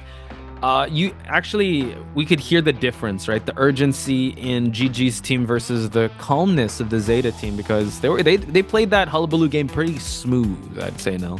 Yeah, pretty smooth. They were ready. They were really ready for Xiaoma, and I feel like that missed opportunity in few situations, that was what allowed them to capitalize on it. But yeah, I mean, it's back to the drawing board now. It's going to be a draw situation. So the real battle, I would say, starts in BO3, simply because the team that manages to win that round is going to get an advantage. Because if you go to BO4, the team that wins in BO3, they're going to have the advantage to win it once and for all. There wouldn't even be a BO5 anyway. Because 2 wins in BO4, you pretty much solidified it. Even if the other team wins in BO5, that's going to still be a 2-1. So, true, very true. You're right. There's not going to need a championship 5th round if you win 3 and 4. 2 in a row, Yeah, very interesting. Okay, so guys, we got to lock in here because we're almost in uncharted territory when it comes to the championship round. This is BO3. And we have in the group stage, we've never seen a highly tied match like this one. So now it is going to go to the advantage of ZETA for map selection here. Yeah, I mean, ZETA map selection, they gotta make the most out of it, right? Because right now the hunter pool is slowly dwindling. There's no access to the hullabaloo, the goatman, both sides, right? They don't have access to it anymore. Of course, Peter, I feel like Peter's at a disadvantage simply because he's already used up the Sangria, and Sangria was supposed to be his go-to after the hullabaloo or goatman. So for Xiaoma, he's only lost Bonbon. He still has his disciple. He still has Ivy. He still has Sangria, even if he wants to. So this is the only slight advantage I see on the side of the hunter pool that's available to both hunters. Right. Yeah. But of course, BO5, a lot of hunters left. Hermit, Joseph. We're not gonna mention an artist. Don't worry, chat. We won't. I see Rennie. She's looking at chat. Like, don't say it. No. One thing I do want to say is that ZETA does have an ace up their sleeve in Miko Melody. So Miko Melody could come in here. He's a fresh hunter. Does have a Dream Witch. Also, I'm pretty sure has other meta hunters, but he does come in clutch. So I wonder if they're gonna bring him out now or save him for round number 4. Because like you said, Nell, this round number 3 is the pivotal one. They need to really invest a lot in this round to win it all, either on GG's side or on ZETA's side. But you could also argue that Xiaoma is already warmed up, while Miko Melody has not stepped on the stage just yet, only in the introductions. Only introductions, yeah. But that's the thing, right? You have 2 hunters, you can rotate around. There's pros and cons to it, but we've seen Xiaoma perform significantly good as well. He's performed really good in the later rounds as well. I'm so sorry. I don't know why my nose is giving me No, it's okay. problems. Guys, you gotta drink up your vitamin C. Cold I also have weather. a bit of a little cold. It's time for sniffles. It's time for I got my inhaler. Tiger Balm. That's mine, by the way. Mine's Tiger Balm too, but it's the sniff one. Yeah. Oof. But yeah, I mean, it's just the hunter pool that's gonna make the difference, right? Peter versus Xiaoma. Honestly, I would say GG has the advantage because of the availability of the remaining big 4 hunters, and because GG survivors have survived an even worse onslaught than ZETA survivors. Right? They got a draw, yes, but there were so many situations which led to the draw by Xiaoma. But for Peter was going all out. He was. And GG survived that. So I would say GG survivors, I think they have a little bit more when it comes to surviving these blasts, these barrages. Yeah. If we kind of compare, ZETA wasn't really put through that crazy test of them like, oh, this looks like a 4K, but then they're able to turn it around. They've been playing really well. I'd give them that. They weren't able to show us that they're able to turn things around. But yeah, if GG is able to have a round go their way, that's even more terrifying if you're the hunter player. So we just have to wait and see, folks. But hopefully you guys are still tuning in and you guys are still locked in with us. We appreciate each and every one of you because you guys are tuning in to playoffs day number 3 here at Call of the Abyss 8. Exactly. And I gotta give my shout outs to Hosu Hisapik as well. I haven't given a shout out to Hosu for quite some time. Glad to see you here again. And yes, we're sniffing because we're under the weather, you know. Yeah, but nothing's gonna stop us from commentating. It's Call of the Abyss, for God's sake. Exactly. I will sniff this entire thing just to commentate the whole day. I hope the colds, so we do apologize if like the camera's off us and we might take a minute to reply to each other because we're drinking our vitamins, we're drinking some water, blowing our noses. So stay safe out there, guys. It's the weather is kind of crazy where I'm at right now, and also in Nell's at. Exactly. And we're not the only ones. Chocho also sniffs. So well, I thought she's under the weather too. I was like, oh, she okay? Yeah, she is. She's she has I can't really remember what that's called, but Hong Tai. Hong Tai, yes. Anyone from Thailand on chat? The Hong Tai, she's like really, she relies on that to stay awake. So shout outs. Shout outs to you. Right now, BO3, this is where the beginning of the end starts, right? Because with no access to Hullabaloo and Goatman, and of course the score being tied in BO1 and BO2, ZETA Division, they got to break that stalemate, and it's time for them to pick up the pace and get more survivors out, because this is generally where the arc where survivors starts to get more success. 彼らはサバイバーハンターともに逆境に強いチームで、そのハンターがその分けとかで耐えたっていう結果を取った時はサバイバーがガツンと3逃げだったり、サバイバーが分けとかで1逃げとかで耐えた結果の時もハンターが3、4ってそのセットを取る力がすごい強いかなって僕は思います。And there you have it, Hametu saying that they want to be able to get that score. They want to be able to move on here. And I like you said that this is the arc. This is where everything is going to be on the line for them to be able to punch their way for the grand finals. And training arcs in anime definitely have to go to a beach episode. And that's why we're in Lakeside Village. We're going to go to the beach now. We're going to the beach, and we've seen the survivors run all the way to the beach, right? To the water. Yeah, just to slow down the hunters from carrying them back to shore. So we'll probably be able to see that. And yeah, I'm super excited to see Lakeside. There's a few hunters that are super dominant in this map. I mean, Geisha's a choice. Breaking Wheel's a choice. Even the Clown's a choice. Hermit's a choice. There's so many characters you can play here. As long as you can catch up in time, I think that will be a super strong choice that you can pick in this game. Yeah. But of course, on the Survivor side, I would really enjoy if we could actually get to see the Toy Merchant once You know what? more. That would be. I would love to see that. And I'm pretty sure Chocho would love to see that as well. This entire tournament, we have not seen a Toy Merchant at all. So maybe the beach episode is going to get us in there.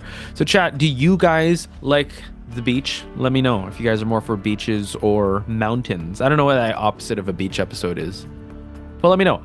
We are going to head straight towards the picks and bans here. Or not. Unfortunately, Seer is going to get banned. I know there are a lot of people in chat that want to see the Seer, but Xiaoma, not a big fan of it. Going to ban out the Seer and the Novelist. So round number 3, not going to have access to this Bonbon or Hullabaloo. Let's see what they choose to ban out here. I'd say Opera Singer and Goatman, just so he won't be able to have access to the top tier hunters. Ivy is still good, but as of late, Ivy hasn't been as consistent as the other hunters. So maybe Zeta wants to be able to roll the dice if Xiaoma will bring out the Ivy. But I kind of doubt that he would. So they will allow the Ivy to be chosen here, banning out the Opera Singer and the Goatman. I think this might bring out a deeper pool of Xiaoma's hunters. He does have access to the Gamekeeper. The Artist is also there, but I'm not going to say anything. Don't worry. I like swimming pools more than beaches, says Rennie. Well, beaches get kind of scary sometimes. I mean, when seaweed goes on your ankle. I don't know. Nell, are you a fan of the beach? Do you like sunbathing, or are you more of an indoor type of guy? Okay, I'm gonna get real with you. I used to not like going to the beach. Okay, used to. Okay. Yeah, because I'm self-conscious, and everyone in the beach, they look like they know how to swim, and I can't swim. Oh, so, okay. Well, I mean, I'd be more scared for you if you go to the beach and you don't know how to swim. But okay. Yeah, I can't swim, so that's why I'm not a fan of the beach. And everyone there just looks so good, and I feel conscious about myself. Cautious. Hey man. I feel like everyone else in the beach is self-conscious of themselves. You won't care. But so are you still like that? But yeah, I'd rather. Okay, we learn how to swim first, and then we go to the beach. Yeah. I'm not anymore, simply because I feel more confident now. Because you know how to swim. No, because I learned to take care of myself now. Oh, please learn how to swim. Yeah. And then, then you could, then we go to the beach. Yeah. I'd rather safety first, guys. Safety first, exactly. Because the hunters will swim after you if you oh no, please. Like, Valak can swim after me, I don't care. But yeah. Because if you guys have known me for a while now, especially people who have known me for a while, I'm the kind who take care of others more than I take care of myself. And I realized at a point in time that it's actually, you should actually start by taking care of yourself first before you can take care of, like the situation in the airplane. Put the oxygen mask on yourself first before helping someone else. Justin Bieber said it best. Go love yourself first. You should go and love yourself, guys. Love yourself first. I don't know how that song goes, but yes, please take care of yourselves first. As the survivors are taking care of themselves as well. We saw Journalist yesterday, Nell, by Kazuneko. He only brought it up because he plays rank a lot with the Journalist. So I hope the rank gods will be in his favor while we round it out with a Weeping Clown pick for the survivors here. Weeping Clown, the Uber factor, right? Yes. I guess that's going to replace the function of Toy Merchant. Yeah. And the Journalist as well. So this is the meta that you don't really see other teams employ, but they employ it more here. So yesterday, We've seen the journalists being put to good use, and that wasn't even on for rescue purposes. It was just for body blocking purposes. It was, so. yeah. So here, multi-purpose. Maybe here it can be a good asset because there's like 2 targets walking towards the chair to rescue. So I feel like that's going to be an important factor that can help ZETA survivors here too. True. I want to see the full utility of all these survivors too, and also yeah, especially when it comes to journalists, there's so much potential with the creativity you can use that in. Same with Weeping Clown. I'm glad that they did bring up Prisoner, because this does actually put a lot of pressure on Xiaoma's side. But we were talking about it, and we were discussing who Xiaoma has access to. He does have access to the Ivy, but unfortunately, Ivy's kind of been falling under priority or falling under inconsistent hunters as of late. So I'm not sure if he's going to bring that out. Yeah, I know what you mean. Like in this big map as well, it's just so hard. Yeah, you have to teleport, but you got to maneuver the ghost form, the main body. It's just and they just know when to wait until the cooldown of the Ostrakhan is over. Then you just destroy it, and then you have to go all the way just to set it up again. So that's gonna be a problem. But despite all problems, I really appreciate some messages as well. Like for example, Bad Robo as well.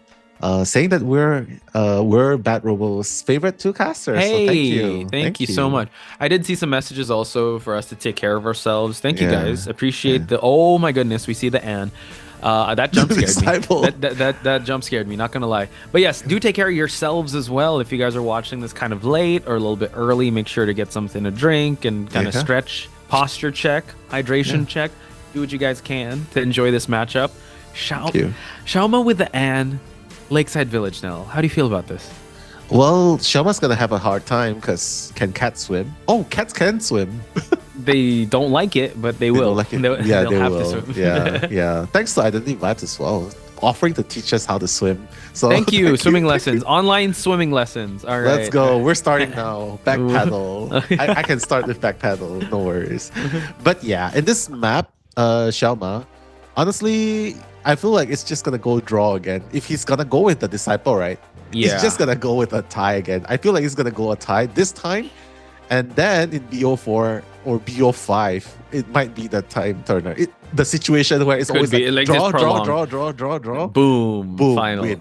But here's the thing, though. It's the Survivor's game to win now, because if he's gonna play for that tie, the Survivors need to kind of step it up. Or it seems like now we've kind of shifted back to the meta of old, where the Hunters are playing defense while the Survivors are trying to win as much as they can. So we'll have to wait and see, because Anne is such a consistent tie hunter, really for like stopping any engagements from happening.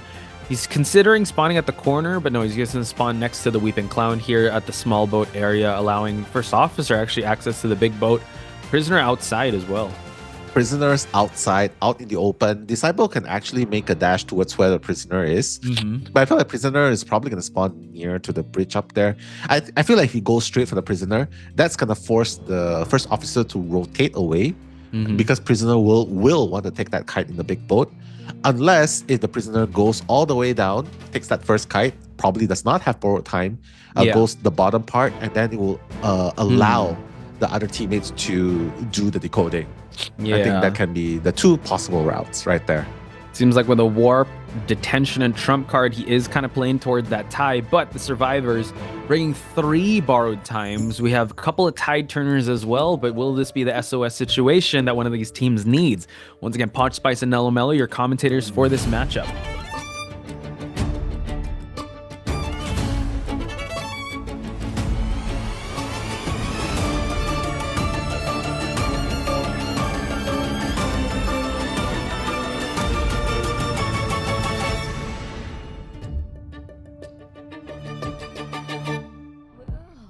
All right, coming in, let's see if Xiaoma's Disciple will be able to make the difference in this game, because it is BO3 and the score is still tied all the way up until this point. So the first cat will be unleashed. Xiaoma probably looks to see where he can leap to. He obviously knows that there are 2 survivors in the vicinity, right? Dolisu is actually here in the vicinity. That's the prisoner we're talking about. He's actually going to chase Dolisu into the big boat, and that is going to force the first officer away from this area. So the predictions have come true. Prisoner's going to be taking this kite. Officer's going to be leaving this area. But mind you, there is a basement here. Going to be quite scary if he's going to utilize that basement, but we do have a cipher that is already connected. I think the prisoner's already done his job here.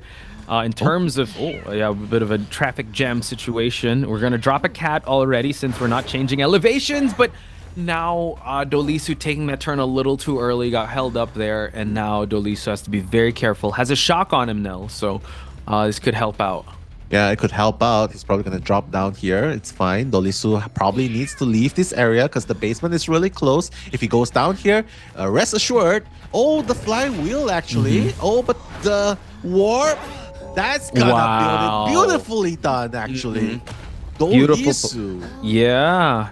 I mean, he had the right idea here, but the thing is, Shinami's cipher is going to get interrupted, and it is connected. So first officer kind of forced to go for an he got it! He got it! Cat. Oh no, Nell.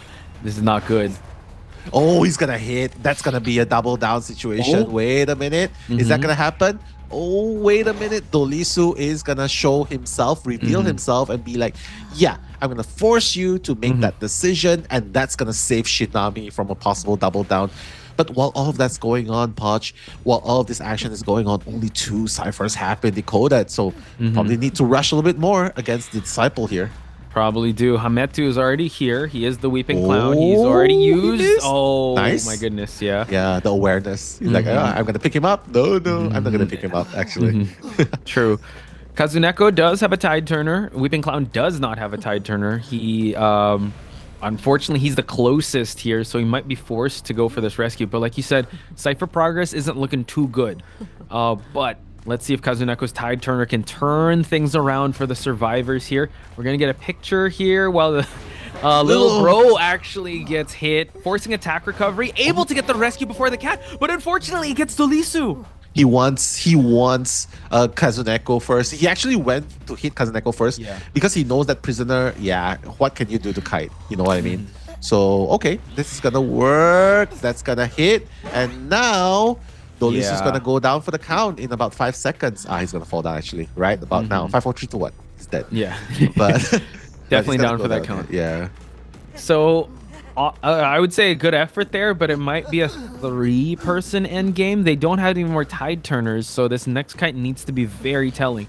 Xiaoma could actually, I mean, depending on how this next kite goes, if he's able to actually disrupt some ciphers here, he's in a good position for a mid to end game. Hametu, unfortunately, is the next target. He is fully healed, or he's at full health, using that rocket just to move on away. Run, Forrest, run!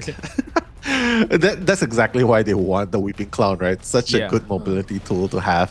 But quite honestly, they gotta be really careful. At least now they're stopping, trying to heal each other up, just to buy a little bit more time. And just prepare for the late game, right? Because they cannot be greedy. They're just gonna allow Hametu to actually run. Oh, avoiding it! Very, very nice. But Xiaoma actually tried to cancel it at that point, but it's gonna miss. Yep, able to use the pallet. No, we're gonna head towards the shack area. Drops down the pallet just in time. Nice kite so far by Hametu, trying to make him forced to use the leap here. Unable to get the stun, no, but able to actually beat him in a race here. He's gonna try to put down the cross, but I mean, the cat was not ready. So Hametu is gonna try to kite his way towards the shack area, while 2 ciphers now are gonna be moving here. 2 ciphers moving. Hametu is doing an amazing job. And this might be the difference that they need. ZETA. Oh, the jump's gonna connect. Hametu. He is going to flywheel. What a play. Hametu. Hametu. The unbelievable play right there. But he's finally gonna go down. But it bought so much time for ZETA Division, Poch. And now we're going to see a switch here. We're going to see the, actually get kiting out here. The little bro, unfortunately, not eating that hit. The drop down just for the cancellation here. The silence on the journalist. So Hametu can go for the heal. They are going to pop 1 more cipher to push for that end game, but it's Kazuneko that needs to survive this next kite now. Yeah, Kazuneko still has 2 more utility, right? The 2 more photo here, but Honestly, yeah, the cat's not latching on, unfortunately, but he is not. Wow, what a play! Oh my goodness. Yeah. He did not like silence him. He's That like, was good. smile, disciple. I got you on 4K here. I got All right. you. Happy birthday! Drops Oh my another one! That was incredible. He drops another little bro just for him to go for that pallet slam. And the cat, but the leap. What an amazing use of that leap just to down this journalist. Last cipher still at 66%. Oh no, it's at the 50% one. Luckily, the first officer can make this rescue happen. Wow. This is actually a really good situation for Xiaoma. Like, yes, they have borrowed time, but honestly, the worst you can do here is a draw, right? But if you can chase Kazuneko down and hit him before the gates are open, I think he can go for a 3-man elimination here. The key is to not allow the rescue before half. Because the moment you chair... Oh, wait! What? Okay, he's gonna try to stop the... Yeah, he's gonna go for it. It works! It does! He's able to actually stall out, and that was an after half rescue on the journalist's side. So now he can chair on top of this cipher, but they have the 66% cipher that Kazuneko is possibly Oh no, it's Shinami. Oh, no, sorry, Kazuneko. They looked like they were the same person, but it seems like he knows where they're possibly gonna rotate towards, and it seems like he prolonged the end game just a little bit. Oh, he needs to go. He knows. Oh my god, the hunter instinct. How does he even know where Shinami is? This is like a hunter's instinct. Okay, wait, never mind. Maybe he's second guessing himself. Like maybe the survivors are coming closer from another direction. But he clearly was on the right path. Shinami's gonna slowly make his way in, but it's totally fine because both characters are on their last chair. So as long as he doesn't mess up this rescue, things should be good, right? Yeah, and now the pocket watch, able to actually avoid the first cat bite. He's still trying to find his way. Weeping Clown is going to be expiring in just a bit now. This is going to be so clutch. He needs to make this rescue happen if he wants to push for the end game. Gets the rescue going. He's going to rock the pocket watch. They're going to pop the cipher. Beautiful 3-man running at the late game. He needs to get Hametu down ASAP, and he will have 16 seconds cooldown on the teleport to make work with. Wow, what a play. The flywheel unable to avoid. Unfortunately, both gates have not been touched. He knows that Kazuneko should be at the front gate. He knows that first officer has just left this area. So right now, 2 gates not being touched. This is a chance for Xiaoma to actually get a 3-man. Yeah, most definitely. Kazuneko realizing that, he's going to head towards the big boat area. Shinami is going to make his way towards the back exit. Note that the dungeon he is doesn't nowhere know. near. Oh, he doesn't? Oh, no. He doesn't know. He needs to go to where Kazuneko is. No, he's actually going to the back gate. It's fine. It's totally fine. Because even if he goes to the back gate, as long as he gets Tinnitus, he will know he is on the right track. Shinami, he got it. He got it. The hide and seek expert, though. Don't count out Shinami just yet. No, he's gonna check the exit. It's gone. He knows the beach area. It should be the beach area. He should know it's the beach area. He's running all the way now, but both gates have not been open. Both gates have not been open. And Shinami, unfortunately, does not have any pocket watch to work with. He only has the pallet here, and this is not going to be enough. He's actually going to get a 3-man elimination here now. Yeah, for reals. He's definitely going to get this 3-man for sure. Unless if some miracle happens, he's just going to break that pallet. But ultimately, he is going to get Shinami down. Kazuneko is going to increase his escape rate here. But that's a 3 elimination on Xiaoma. So, yeah. Wow, Disciple, not a draw this time, he says. Definitely not. So the second gear, the third gear kicked in this round. And let's try to recall the moment that kind of turned things around for you, Nell, because we were talking about Anne, definitely a draw character, and that's what he kind of went for, but it turned into a 3-man elimination. So at what point did you think the wheels started to turn in favor of Xiaoma? I feel like the idea was to allow the prisoner to Cypher Rush, right? But because of the placement, I think the positioning in the beginning, it's actually not too bad. But because the prisoner only has one way, only has one route, he chose the big boat, and first officer had to leave that area, right? Yeah. And because the prisoner got the first hit on the big boat, realizing the basement is there, he had to make an attempt to leave. Even if he gets down, he has to make that risky play to leave. And ultimately allowed an opening for Xiaoma to hit him down. No ciphers connected. And I feel like it's just the, how do you put this? It's just the decision by Xiaoma. That's the first one. Get rid of one person ASAP. That happened. And then the second decision was to teleport to that last cipher. It was 94%. I don't know how he knew, but that was so decisive because it forced Kazuneko to go up the boat to decode, and he knew that there was time before it happened. Yes, he was a little bit blind in some of the pursuits, but ultimately it paid off because Zeta survivors, they couldn't touch gate at the late game, and everyone was gonna fly because two survivors there, they were on the second chair. The moment they get chaired, he knew that's gonna be the end of them. He doesn't have to worry about a backdoor rescue anymore. Yeah, I think he led all the way up there. Actually, thank you for bringing up the whole prisoner fact, because from that was like the first domino piece that kind of fell into place, because Zeta survivors really needed that prisoner cipher rush for their plan to work. And unfortunately, we only saw the prisoner kite, and it was a good kite, and the stars didn't realign because, like you said, the dungeon was there, so he had to get out of there, even though he got hit. And from then on, they were kind of playing defense, just rescuing, switching around tide turners, and couldn't really prioritize cipher rushing. It's a big map ultimately, and could use the warp, could use the leap to catch up. And ultimately, the survivors couldn't. You could see Hametu did an amazing kite with the Weeping Clown, but he was the only person with mobility there. Once the rockets are gone, well, yes, journalist Kazuneko did an amazing kite as well, but he's the journalist.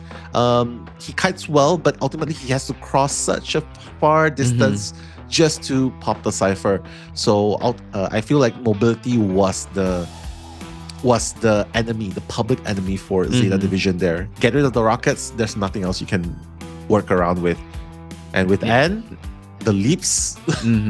Now, if they had a toy merchant, I don't know. If they had a toy merchant, they could have played at the boat a little bit more. You know what I mean? And go up, transition glide, away, glide down. You know, that could be the case. A lot of what ifs. They kite really well. It's just that they do. It takes too long for them to reach the objectives. It takes too long. It takes a little bit too much time. So Hametu kited really long, but hey, that's the amount of time you need to cross the terrain without getting spotted and do the cipher. So, distance is their enemy, honestly. It was quite unfortunate that that it went to that, or the prisoner had chased out first. He had no use of the boat area. No matter how much they were able to kite, especially Hametu, they were kind of put in a disadvantage because they had to heal up because of the damage that Xiaoma did inflict. So we did see a break of the tie streak, but if Miko Melody or Peter comes in and they're able to do a pick and ban accordingly, they could push for at least also a 3-1 to tie things up, but it really depends on how they're going to draft this next composition. Exactly. The composition will matter a lot here. And of course, the secondary objective is not to chase the shrimp because this is where he thrives. The beach, the beach. Don't chase him there. He's overpowered, water type. Overpowered, And that's the smart thing as well, because the fight happened in such an open area and the big boat, right? You saw that, right? The strong areas, such as the middle boat, which you've seen a lot of kiting happen there. There's a lot of pallets there to work with, windows through the middle boat. The fight wasn't there. So unfortunately, the map was really big and the fight happened at a location where it was really advantageous to the disciple. So they betted their eggs on prisoner not getting found and decoding. It didn't work and they had to pay the price by making up for the lost time in decoding.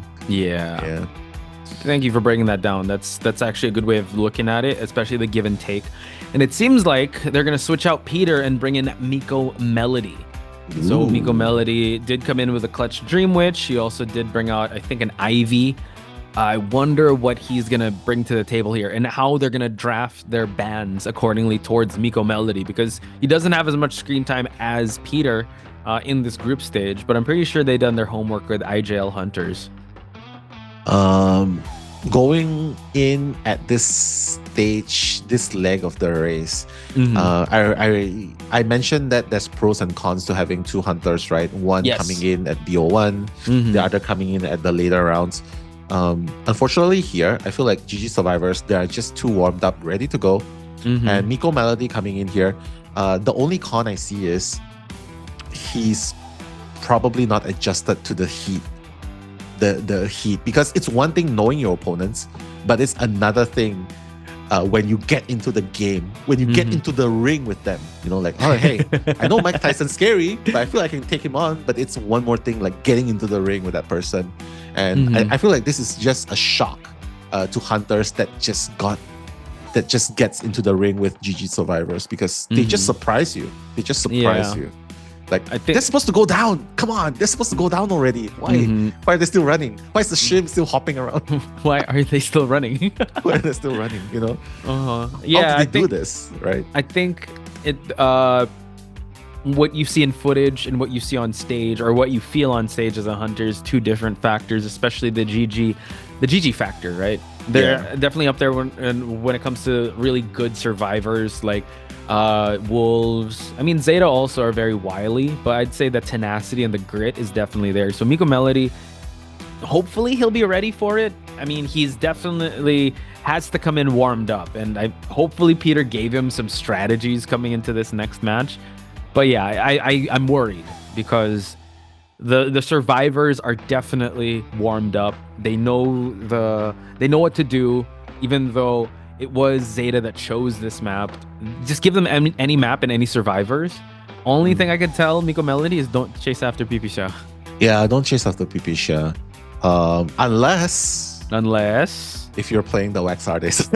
Oh, you said it. Oh no, chat. No, help. Angry ghosts are gonna haunt us now. Oh my god, I have to say it because the only time AbyssⅧ was drowned was because of the Wax Artist. Remember? He was sacrificed. He was playing the Antiquarian. That was the only time he really got drowned really fast. Right. So, but other than that, other characters like Ivy, like Hullabaloo, like Goatman, you can see him performing, living up to his kite potential, right?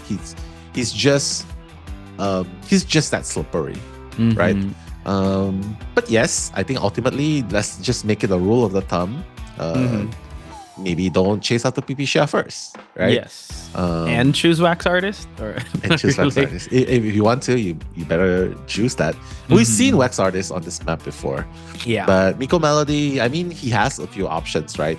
He can definitely go with the Dream Witch, but is the Dream Witch going to pay off? Oh no, look at chat. You said the word. No. Look at that. No, everyone. It started with berries and cream. Berries and cream. Oh no. Oh no, too much. Too much. Best deck. Oh no, Salty Sugi. We're being haunted. Oh no, the ghost. Give us a sign. Are you okay? Are you okay? What's going on? Dude, yeah, they do not like okay, chat, let me ask you this. When did Wax Artist become like a hated pick here? This is because I remember like last year, like with Eli, yo, Crack Artist, it's crazy, so good. I know. I know. Yeah, chat hates Wax Artist. When did this happen? When did this sentiment come in? Probably Eli. Possibly. Are there any other hunters that elicit this type of reaction? I'd like to know. I think it's really just him. Wax. How come Hullabaloo doesn't get this, or Goatman? Because they're cracked. They're yeah, but I mean, Wax Artist also, right? I don't know. I really don't know. Because I'd say Wax Artist at his best still is no match for how Hullabaloo and Goatman are. So I don't know. Maybe because Wax Artist is always a constant. You know, but one thing's for sure, speaking about seafood is making me a little bit hungry right now. Ooh. And yeah, I guess it's time for our birthday dinner. I would definitely love a seafood birthday dinner. That would sound really good right now. I know, right? I'm trying not to eat at night, but honestly, it's so hard to resist. Yeah, with our schedule and like after an amazing match, you can't go to bed right away. You kind of just want to calm down from the emotional high that we're experiencing when we commentate these things. True. So, yeah. Oh, people are blaming Eli for the Wax Artist. Oh, yes, blame Eli.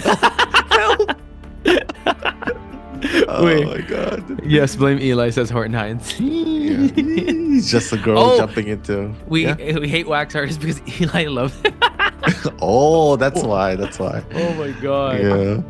But here he can. Yeah, there's a few options. There's Percy as well. There's. Oh, I think that's actually gonna make chat pop off. Chat. Okay. This wax artist is Angry Ghost. Can you guys give emojis for different hunters so we'll know which hunters you guys like? And we'll try to guess. Like, just spam an emoji. We'd like, hey, that's Percy, or that's this hunter. That's Bloody hard. Queen. That's yeah, really hard. We'll see. We'll see if they can. We'll try and they can- guess. Yeah. Yeah. Carol, where are you, Carol? Why don't you start off with one emoji? Why are you calling her Carol? Yeah, I mean, Carol's nice. Carol's a nice student. You know, we get to quiz her a lot, and she answers. Actually, she doesn't answer. She doesn't answer. No, Yeah, she just laughs and disappears. Yeah, extra credit. I don't know. Summer class I might be know, in I store for know. Caro here, but it seems like we're not going to see an Explorer or a Florian or a Weeping Clown. Ooh, Ellie, Posh Spice, and Nalmelo are so goated. I know. You're goated, Ellie. Thank you. You're goated. You want to hear the goat? Okay, I'm going to make the goat noise now. Okay. Go on. What kind of goats are in your area? The ones that bark. Yeah, goats have four legs. They bark, yeah. I know. I don't know why. Ooh. I see a fencer. I'm guessing that's Joseph. I see the a lizard. lizard. That means Lucino. Yeah. Violin, obviously violinist. Okay. Naiad with the water. In the water. Okay. Wait. What's that? Because of Joan? Like the Oh, one with that's the eye? full skull with the pickaxe. Oh, okay, pickaxe. How about fire though? X-boy?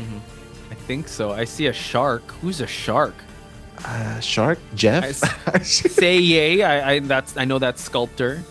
Okay. In the Maybe the wheelchair. shark's Leo because he has the shark weapon. Maybe. Too much, guys. Too much. What's the one with the hourglass? What's that? That's abnormal. abnormal. Exactly. There's the candlelight as well. What's that? The fire? That's wax artist. I think because the candle wax. Oh, geisha. That's the fan. Oh, there. Okay. He sounded like Speed. Oh my god. Am I? There's a mic. Who has the mic? There's Octopus. Okay, that's Feaster. That's Feaster. Okay. The Penguin. That's Bon. Okay. What about the gear? The gear. That's Mad Eyes. Mad Eyes. Okay. Sorry, I got that. Smiley face. I think we covered everything. Oh, Umbrella. Umbrella. there's Who's Umbrella? Umbrella's Wu Chang. Yeah, let's go. How about the dog though? And the cat. Oh, that's Anne. Dog. Patroller. Patroller. Yeah, probably. The dog? I can't remember. Dog? There's Wheel. Oh, I know. Fire's Leo. Animals. I got it. Yeah. I got it. Nice, Watermelon? What's watermelon? Help. Huh. I don't know. know. Oh my god, chat, look away. Look away, chat. Why? We're having such a good time with chat. Oh no, Miko Melody, why did you do this to us? Why? Why? He hurt you. Chat, He look hurt away. you guys. Chat, look away. Help. Away, chat. No. No. But the lineup like with a seer and a barmaid, I don't know, man. I think he's just gonna freeze Eli until he's the all's over. Yeah, Barmaid as well. Novelist. I feel so bad for chat. I'm so sorry, chat.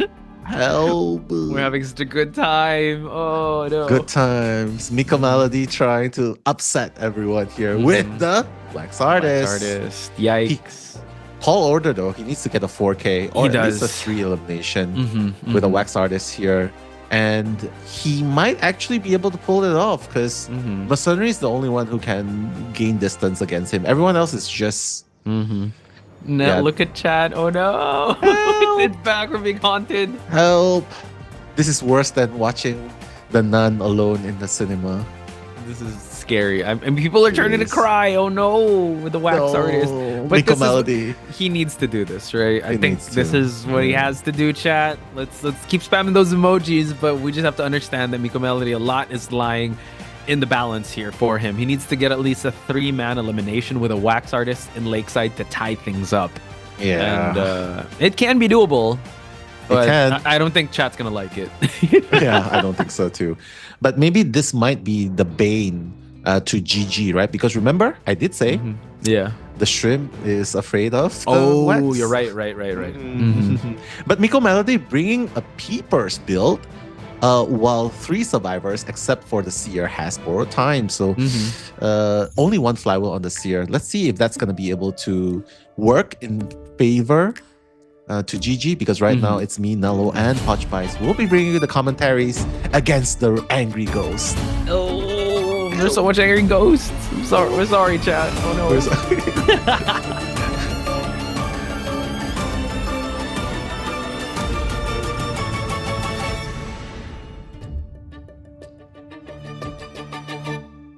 Miko Melody has a job to do here, and he brought out the artist known as the wax artist here, already making his way towards the big boat area. Again, this is a really good space to change elevations, drop in the peepers just to make sure that he knows where someone's at. It seems like TX is going to take this first kite now. Oh, he's going up here. He's going down now. Yeah, thanks to the peeper, he's going to buy it. But this is the thing, like, how are you going to shoot? There's so many walls, so many corners, so many angles. GG's gonna have a good time, I want to say, but now he's forced TX to leave this area. So yeah, now they're in for a trouble because this is direct access. Yeah, so chasing him out of the big boat area is actually a good start for Miko Melody. TX has his owl ready, and also a flywheel, so we can flywheel the wax here. So it just has to wait, but out in the open here, not creating, not breaking line of sight. Wow, but still at 76% wax now, so this flywheel might come in handy. Yeah, probably.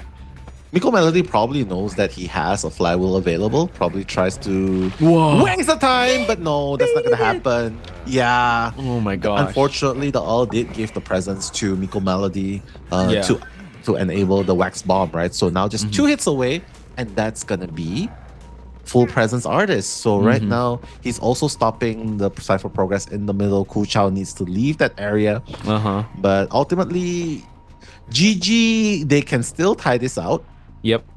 If they do a full blood rescue. No, they're not going to do a full blood rescue. Okay, it seems like we're gonna get a rescue at 28% here. TX needs to move on away from this side of the map, possibly open up opportunities for Cypher rushing. Note that they do have 1 more tide turner on the Novelist side. He's gonna try to wax bomb just for him to like stall some of the Cypher progress. Look at that, TX want to go for a swim here. He wants to go for a swim. He knows he's trying to slow down the progress of the Hunter, but there is a chair nearby here, so probably not the furthest distance that he expects, but it is far away from a lot of the Cyphers, right? Yeah.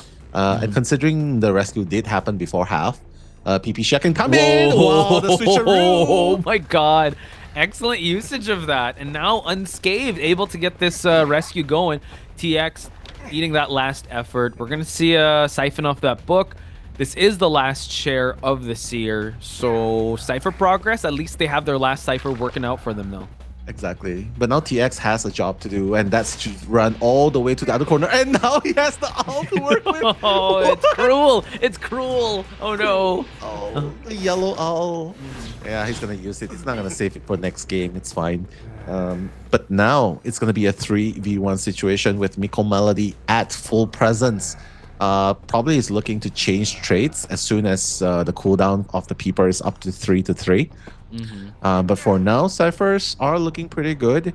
They can fight for a draw here, but honestly, Miko Melody, as long as he gets that next survivor down ASAP, well, he'll be able to slow down. He'll be able to pressure the survivors a little bit more. But right now, Kuchao's going to leave that area of Peepers, and the 3rd Cypher will be popped. Yeah, and it seems like PP Xiao is making his way towards that big boat area. Kuchao creating that distance. Note that he has 3 elbow pads to work with to create that distance. Miko Melody can't invest too much time in this area because Cyphers are going to start moving in just a bit. Mercenary, though, 52%, already using up his elbow pad. Oh, unable to avoid the wax bomb here, but avoids that one, though. We're in hot wax territory now. Woo! What's he gonna do here? He's gonna take it. He's gonna take it like a man. That's exactly what he's doing. But now he's gonna change traits, teleport to where the Seer, to where the Novelist is. PP Sha needs to be very careful. That switcheroo is gonna buy a little bit of time. Probably looking to get that hit first and then freeze him with the wax bomb. That's the idea. So he needs to get into corners where he can dodge the wax bomb. Right now, Abyss:̅ still trying to make a run for Miko Melody, just 2 hits away, and that's going to be a frozen Novelist going down. They're healing each other up, and they got to start a 6th Cypher, unfortunately. They do. Because right now, this is where the last Cypher is at 67%. Luckily, the barmaid did give Mercenary a drink, so he can drink up and just position himself in another area here. We see 18 possibly make his way for the rescue. Miko Melody has a vantage point here that can stop anyone attempting the rescue. And he's going to try to put a little bit of wax onto the barmaid. But the barmaid already... Actually, they're split pushing the attention of Miko Melody here. Barmaid's already inside the boat. So is Kuchao. So they're going to get the rescue and try to push this Cypher up here. No, that's not a really smart idea because he can always slow down the Cypher. And even if they successfully rescue Abyss:̅, right?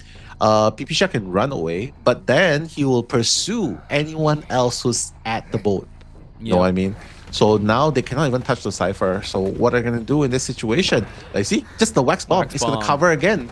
And now the body block is not going to happen. Freeze. Oh, wow. Abyss:̅ now forcing him to get out of this boat. Uh-oh, but the 100% wax is going to happen. He's going to get the wax down. Oh, the trade-off not in favor, though. And now we see the Mercenary trying to push that last Cypher. It's going to be a 2-person endgame now. He can teleport up there if he wants to. If he really wants to go aggressive, he can teleport up there. But he's not. He's not going to do it because he knows that the Mercenary is at full health. So it doesn't really make sense to do that. Now he's in a really good position to get a 3-man elimination. And now Cypher is primed. Has to be really careful. Maybe the hot wax will activate.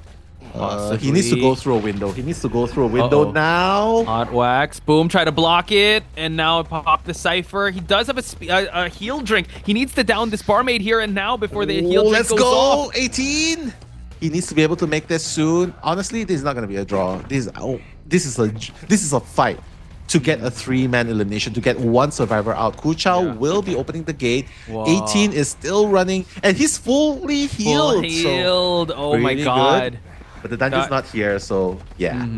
That could have been the difference maker. If he was able to down him before that heal went off, he could try to teleport here, but the Mercenary, he is already... I mean, he can delay that hit, so... Wow. What did I say? We are tied up, folks. What did I say? Tie all the way to BO4, BO5. So imagine if one team does win round 4, we still have to play round 5 because there could be a comeback. There could be a comeback. Yeah, exactly. So it's gonna go the full 5 games.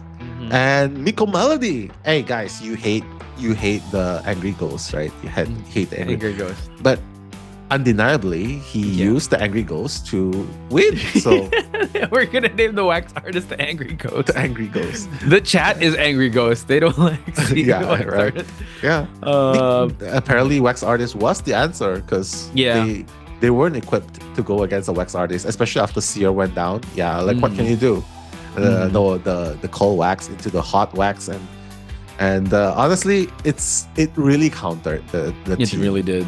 Yeah. And you called it, Mel. That's how you drown shrimp in wax or ice cream, whatever the wax artist, any wax artist. And I think that, I guess, slowing down ciphers and having that map control or where the vicinity or the territory that the wax artist is at, that could be a bit of the weakness of GG because compared to their other matches, when it comes to wax artists, they don't necessarily thrive under them. So Miko Melody using that to his advantage, 3-1, still tying things up. But luckily, come round 4, I don't think we're gonna see a wax artist anymore on his side at least. But yeah, Xiaoma, I don't know, might bring it out. Xiaoma might bring it out. I mean, it's too good to pass, right? Especially since you see Miko Melody coming in, getting that 3K onto GG survivors who have been duo escaping against Peter in the first few rounds. So, I mean, you gotta use what works, right? Yep. Yeah, so Angry Ghost appears. Angry Ghost! Ah! Why? They're haunting us. Why? It kept ZETA alive, so...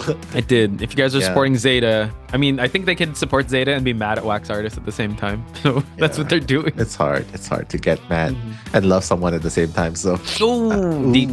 I know, right? But ultimately, it's gonna be a draw all the way until the end. I feel like even best of 4, even the BO4 rounds, it's probably gonna end in a tie as well, and it might even go all the way until overtime. With the way it's going right now, I wouldn't be surprised if it went overtime and we have to determine it on escape factor. Right? Escape factor, yeah. Yeah, how fast? And then Hermit's gonna come out. Oh no. Hermit, help. and then Leo. And then Joseph. I don't know. Which everything comes out. Uh-huh. Yeah. This is gonna be very interesting. It is gonna be very interesting. Imagine if it's not 4v1. It's 4v4. Whoa. Yeah, okay. You know what, Joseph? Catch that guy. Felipe, that guy. Okay, Wu Chang, that guy. Wow, that's gonna be a very imbalanced game for hunters. 4 hunters, 4 survivors. Right? I know, Jesus. right? But anyway, anyway, folks, we're gonna take a quick break. Let's check out the highlights.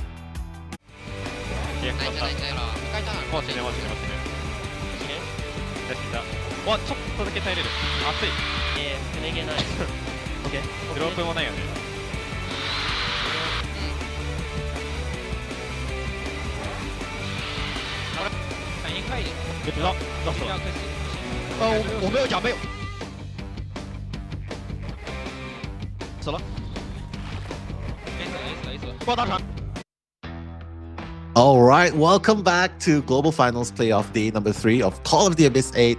I'm Nello, that's Posh Spice, and we were debating the Angry Ghost. And look at who else is angry. Oh, this is an Angry Ghost as well. Help! Who's Toto's favorite team again? Or is it Crystal? Who has a favorite team? I think Toto was cheering when FT came on. Right. Always barks. Right, yeah. Just showing you the FT supporters and where I learned to bark from. Yeah. So thank you for teaching me the goat barks. So yeah. I mean, it's gonna be all the way until BO5, and we talked about it before the break. It's feels like it's gonna go overtime if it really comes down to it, because these teams are just that good. They're just trying to beat each other, and I feel like the team that relaxes, that loses up a little bit, that's the team that's gonna fall. So I feel like they're still very tense, still going all out. It's still up in the air, which is kind of crazy, because before we started this, we were kind of thinking that GG has the advantage. But as the rounds go on, it just starts to hit the 50-50 territory. So it could be anyone's game as of now. So hopefully your apples are doing all right. But man, I don't know what is going to be the determining factor. It's not the Wax Artists anymore, because the Wax still tied things up. So it's a factor for Xiaoma. Yeah. Oh, you're right. Oh no. We are gonna get a map pick on the side of GG though. So, man, we haven't seen Hospital. We only saw Hospital once, I believe, in the group stage. Yeah. And what other maps would we want to see here now? Leo's Memory, Asylum. I'm just kidding. Wow. We haven't seen Asylum. Because we were talking about the perfect date, right? Date place, bring your date to the Asylum. I know. Oh wait, what are they doing? Oh, they're running into their homes. Even Chinatown would be good. We haven't seen Chinatown too. We have not. Chinatown. Leo's Memory, Red Church, Hospital, Red Church. Yeah, Red Church too. You know, the place where just a girl wants to get married at. So. Oh yeah. You still gotta tell us if we're invited or not. We're gonna RSVP. Yeah, you gotta do that. Yeah. But yes, that's the name's Toto, by the way. If you didn't notice, he's only got 3 legs. And just to answer, just a boy who's married to Chong-ai. What's 53 plus 16? I need my toes as well. 53, 54. I know Eli, number. I can't do. It's a nice number. That's all I know. Just the boy. I know. I can't do that. I'm sorry. Yeah. But Foz is saying Nello and Poch tell Nightwalker to sleep. Hey, if it's really late for you guys can head off to bed. It's all good. Yeah, the VODs are still going to be here. Don't worry about that. You guys can spam the angry emojis if we do see a Wax Artist later on. So it's all good. I know. In the comment section, right? Yeah. But yeah, you know who's not gonna be sleeping? Who? Caro. when we finished the game yesterday, it was already like 11 p.m. She said, "Hey, it's morning here." Oh. So I'm like, "Wow, you stayed the whole night up just for Koa." Let's go. Commitment, dedication. But that's not gonna stop us from quizzing you, Caro. So we'll mark you really good for attendance, but I know. Caro, what was map number 2 of AXIZ versus Wolves? Ooh, I kind of forgot how we got. I remember. Yeah. Oh, you did? Yeah. Is it just me or Nello is balding? I am already bald. Just an apple who's 5 apples tall. That's my wig. This is my wig. Just the chat. Okay, we have to give awards for these. I think it started with just the girl, by the way. So just the girl. You've started just the boy, just the married to blah blah blah, just the girl married to blah. No, just the what was that? Just the something. Just an apple. Just an apple. It's just 5 a.m. Carol. A lot of people actually watch until morning. So that's crazy. Yo, commitment. Let's go. Commitment. Some people can't sleep because of the apples. We feel you. But apples are one thing. Golden apples are one thing. Gotta remember to eat your apples too. What's your favorite fruit? No. My favorite fruit is. It changes, but for now it's oranges. Oranges, nice. Yeah. What was it before? Durian. Okay. Yeah, because it's too heaty. So. Right. So I can't always eat it. That's the problem. It's expensive too, you know. Pretty expensive, yeah. I honestly, I could eat it, but I don't look for it. Like, I understand why people like it. It has that distinct taste, but the smell also is quite like, woo. It's unique. Yeah. It's either you love it or you hate it, right? Same goes to me. Like, it's either you love me or you hate me. So you can't be everyone's cup of tea, is all I'm saying. That's true. I'm a fence sitter, so I just sit on the fence with everything. Like, right. Durians are. But I'll be honest, I don't like durian. I just tried sitting on the fence there. Just respect. Yeah, no, but I tried at first. But you know what? All right, I'm not gonna sit on the fence with this. I love durian so much. You can have you can have any durian. We're not gonna fight over it. Yeah. So just have it. Maybe the durians you had wasn't exactly the type that you like, because there's different kinds of durians with different tastes. Really? Like like D24, Musang King, Blackthorn. All of them have different tastes. Some is a little bit dry. So what's your favorite one? Then? A little bit dry, a little bit creamy, a little bit of bitter sweet. What? I just thought it had that one. There's a lot of taste. There's like super sweet, super mushy and creamy. There's some that's dry, like the dog's poop. Why do you have to relate your favorite fruit? It looks exactly like the dog's poop. I'm glad you said it looks like it, not tastes like it. But it doesn't taste like it. In chat, Just the Girl also loves durian. Sun also says I love mangoes. Dragon Pearl says I love Weibo Gaming. And someone says they love you, no? Hosu Hisapik. Thank you so much. Much love to you as well. And I'm just I don't know why we're talking about durians. I mean, it's your favorite, formerly favorite fruit, because now you got it's heaty. Yeah. I know friends. I know a friend who during durian season opens a durian feast, like spends $1,000 buying durian and just eating it in one day with his family, of course. Okay, I thought just him or her. That would be really weird. Yeah. There's Pollen says there's fudgy bar flavored durian. What? Nice. That's Pollen crazy. is Krisha. We haven't heard from Krisha for a long time. Shout out. Sorry, I'm blowing. Hello, Krisha. Love to see you here. And we missed you. Hope you're doing fine. Glad to see that you're here. Dragon Pearl, durian is stinky. I don't want to be a hater, but I just don't look for durian. But yeah, you guys can have all the durian. It's all good. I love mangoes. I mean, mangoes are great. I can eat any type of mangoes. Yeah, mangoes is kind of popular too. Like they, there's a whole dessert shop. Sorry, can I just say, just the girl who married Cousin Nick was asking Nello, do a durian impression. What's a durian impression? I'll do it now. Nice. That's exactly what a durian impression is. There you go, chat. What are we he doing? I don't know. I guess the dogs love durians too. I don't know. That's so funny. I know. ZETA, Miko Melody, look at me. Do you love durians? I think he's saying no, but Like, no, guys, I gotta focus up here. Let's stop talking about durians. I know. He's definitely got to focus up because right now, he's got a 3K. Yeah. Equalizes the score, and it's still draw now.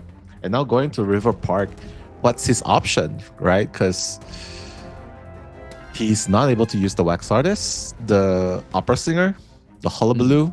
Yep. And I'm guessing that the ban will be Goatman and probably wait. What The else ban? They got to ban out Goatman for sure, and Ivy. So yeah, just taking out all the top 4 best characters.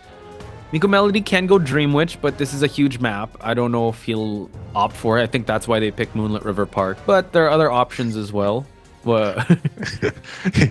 Just a girl who's married to Kazuneko said I inspired her to transform into a durian. Yo, chat. You guys are transforming to durians. Vanilla Kinda just joining us. Hello, Vanilla Kinda. Hey, Vanilla.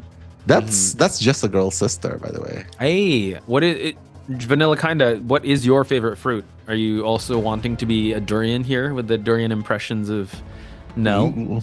Yeah, I know, right? Nell's gonna give to another impression. He's gonna be an orange right now. Orange. I don't know. Nice. That's a good orange impression. Look at that. So good. Oh my god, I feel like an orange. Be the orange. That's what I advise you. Be the orange. Yeah, because it's sour, right? Sometimes sour, sweet. So yeah, that's the kind of impression you have. But yeah, I mean, a lot of different fruits available. But I think the most beginner-friendly fruit. Beginner-friendly. Okay. What's a beginner-friendly fruit here? I think 1 star. I think you can't go wrong with a pear. A pear. Huh. It's light. It's not too overpowering. And, refreshing. Yeah, it's refreshing. Yeah, I think you can't go wrong with it. Yeah. A pear. Yeah. How about you, though? I would say apple. Apple. Yeah, but I don't like apples apples, and though. You don't like apples, but you got to keep the doctor away. I don't need to get the. I don't need to keep the doctor. You throw away. the apples at the doctor and keep them away. I know. Maybe that's what you can do. So you don't like apples? Okay, interesting. Yeah, I didn't know that. I know, because apples you got to finish it instantly, so that it'll taste nice.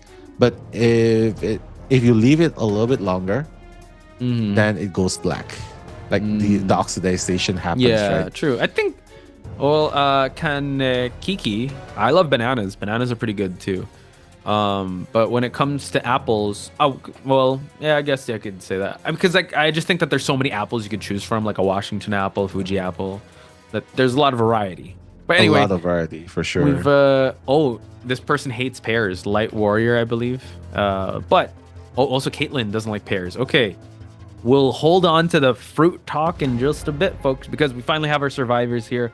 You got Acrobat, you have Antiquarian, you have the Lovers, you got Psychologist and Patient.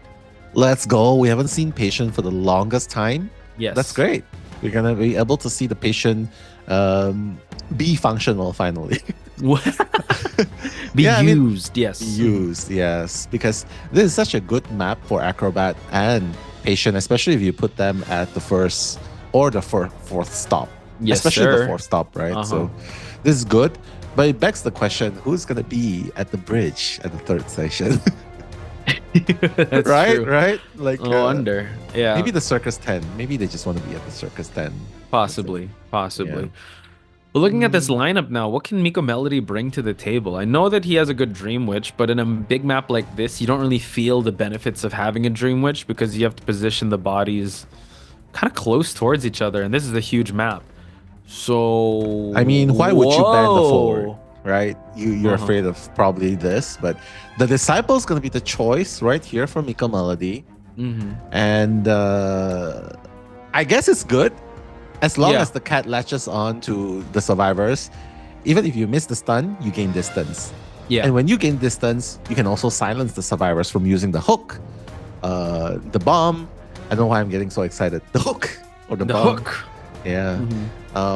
It's definitely functional. but we'll see. We'll see. I think his bet here is just like, oh, maybe I'll just get a draw here. Or, yeah, he's still thinking about it. You know what I mean? He's like, because Anne in this map, probably the distance factor might be a factor for the survivors. But honestly, he can still do very well with a draw and maybe build that up towards 3K if the survivors slip up. I think just taking a page out of Xiaoma's book, just trying to play for that, maybe bring a detention just in case for endgame and also a warp just for mobility, just to catch any of these survivors. It seems like it is going to be Acrobat at the bridge. The lovers are actually separated by the bridge.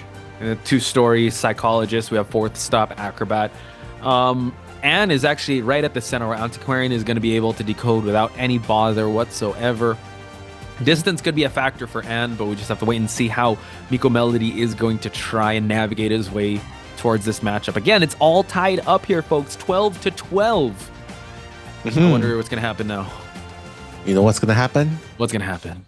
We're going to commentate this Okay. while eating durians. Not you, though. I mean, I'm open to having my mind changed. Maybe I haven't had the right durian, like you said. I'll bring you for it. I'll bring you to eat proper durian. Okay. Proper. Let's do that.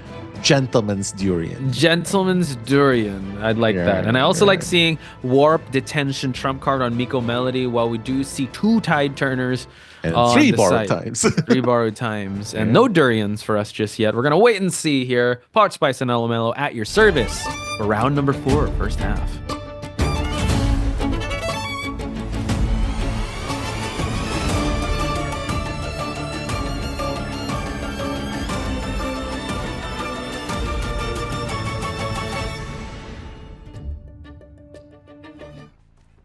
All right. The cat lady trying to find that first target, Miko Melody, moving towards the camp, just activating Hunter's instinct, following the blood trail.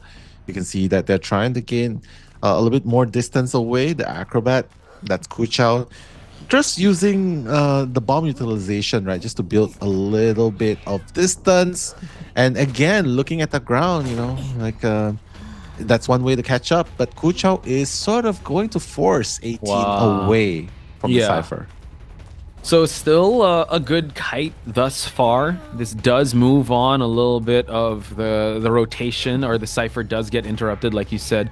But this is starving Miko Melody of a lot of presence here. But the leap, though, waiting for Kuchao, but he does not use the flywheel just yet.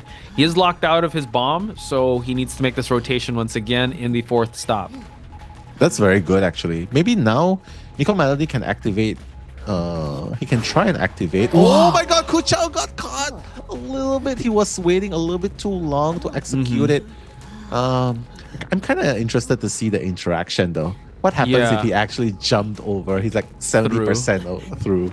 Yeah, and see, I just wanted to see if that jump did land, but luckily for Miko, that did not happen. So first survivor on a rocket chair, and luckily it's also one with the tide turner. So it seems like 18 is already on the case here, since he does have tide turner. Patient has not used his hook just yet, actually has 2 more hooks to work with. So let's see. Oh, Hunter Instinct kicking in. Hunter Instinct kicking in for sure. Pipisha coming in. He's just gonna take that hit, gonna try and rescue. There's no tide turner. Pipisha! He's gonna be like, I'm gonna whack you. No, where are you going? Where are you going, my friend? Where are you going? No. Don't chase Kuchao. Kuchao has 2 red bombs to work with, so that's definitely a factor. Oh, wait a minute. What's going on? He tried to get pushed by the Antiquarian, but we're going to see nice avoidance, but the U-turn jump. Kuchao forcing himself to go towards the 2nd stop, so the warp was just there to play mind games. Why? But he doesn't go for the leap now. Why? That was such a good opportunity. He's already used up. I mean, Miko Melody has already used up the warp. Oh, missing a little bit. Oh no, and now Pipisha's gonna go down. Pipisha should have went a little bit further away and try and get the heals from Psychologist. Oh my god. Oh, he's able to silence him. 18 now getting that hit. He's also gonna get stopped here. He's gonna go for the leap, but no, Kuchao able to actually get this rescue. But you gotta use your bomb now. You have to use it. Okay, transitioning away, but the leap able to get the last effort, the constant movement. Oh my gosh, the healing factor. It's okay. Gonna Just get move healed. away. Just move away. Just move away. Just move away. Now he's targeting Pipisha. Pretty good. This arm going in. Miko Melody, don't lose focus. Don't lose your target. You want Kuchao. If You do, Kuchao you do. gets away from your side, then that's gonna bring a whole Oh new my problem. goodness. Oh, go to the left. Miko Melody, he's not there. He's at the He corner. doesn't know. Oh, my He goodness. doesn't know. See, this is the problem when you. Okay. Oh, never mind. spots it. Okay. We're still all good. So, still getting the double down situation. It's all good. He's able to eliminate one factor. And also, Antiquarian needs to get healed up because there's no exit path now. So, what a scramble situation. Miko Melody now having his next survivor ready for the rocket chair. Exactly. But fortunately, 18 has gotten that remote heal from TX. And TX is going to try and finish off that Cypher. But it's pretty far, and the last Cypher is actually in the Circus 10. So Miko Melody can definitely come in and disrupt the Cypher. Yeah. Right? So this is a dangerous game they're playing. It's 2v1 at the moment. Both of them are fully healed. But the last Cypher, though, is this the 52% Cypher? Or I think it 39? is. And just like that, it's no longer the 52% Goodbye. Cypher now. It is 6%. And he's already broken down the palette here, so just cleaned up a little bit on the 10. So I like the decisiveness. No! Gets the hit. Oh, he gets How can you fall for this? No! Nice! The save! Whoa! Antiquarian gets rescued, but Psychologist back on the ground. Wow, that was so risky. One play, he covered it very well, but honestly, that was such a good play by Miko Melody, right? Yeah. TX tried to do what he could, but honestly, if you get hit when the cats are returning to the chair, it's almost always an insta down. Yeah, okay. Putting the cross. That's one leap. We do see that Pipisha has just a smidge, just a little bit of a stick left. He's going to be able to get the silence. Cypher progress not looking too good here. Fly Gonna wheel. Go for a charge up attempt, and now the down. Oh, Psycho 18 has to go for the rescue. Yeah, he did it. He's already used up his last hook. That's going to happen. TX. Oh, no. Gets the down. Oh, gets the stun. TX gets the down. He doesn't have to worry about Pipisha since there's no more exit path on his side. Wow, is this the game where they're finally going to come back in game number 4? Because this is looking like a 4-man elimination here. Yeah, it's looking real good. But if 18's able to pop a Cypher, Borrowed Time is going to help the Antiquarian stand up. The thing is, though, Nell, he needs to pop a Cypher, and none of them are actually close to popping. So yeah, Miko Melody looking real strong. Yeah. Has abnormal too if he needs it. You're right. Wow, this is gonna be a 4K. I mean, Yeah. GG. What can they do in this situation? TX is just like, why am I dying without getting rescued here? This is not what usually happens. But Pipisha, because of that one play, where heal? Okay, maybe that can Pipisha, happen. Oh, that's yeah. smart. Okay, the hope. Wow, Stays what alive. communication? Yeah. What communication, man. And look at that. Pipisha's going to take a ticket to ride towards the last stop here. Oh, no, he's not. So now he's going to split push. They're going to split the attention of Miko Melody here. So that's one of the things that can happen if you don't So share good. your survivors. Yeah, this is such an intense game. This It is is. crazy. Like the leap's gonna happen, okay? As long as you're on the other side of the cat, it's fine. But because of the fast breaking pallet, yeah, he's gonna hit you, right? But now he's gonna chair 18, probably bring him closer to a chair and then put him down. Yeah. Because he knows Pipisha has no exit path, but 18 does. Yeah. So I think he's, going to put him down here. I think he knows where the dungeon is at as well. So at least no obstruction in the bridge area. So we're going to see Pipisha trying to open up a chest, I think, at one point. But this is where the stalling tactics can shift over to GG's side. They're known for this, right? So we need to take note that Miko Melody, okay, I like this. He's just going to make sure that he's going to get at least a 3K. Yeah. And he knows that he has a lot of time available, right? Because it is Patient's first chair.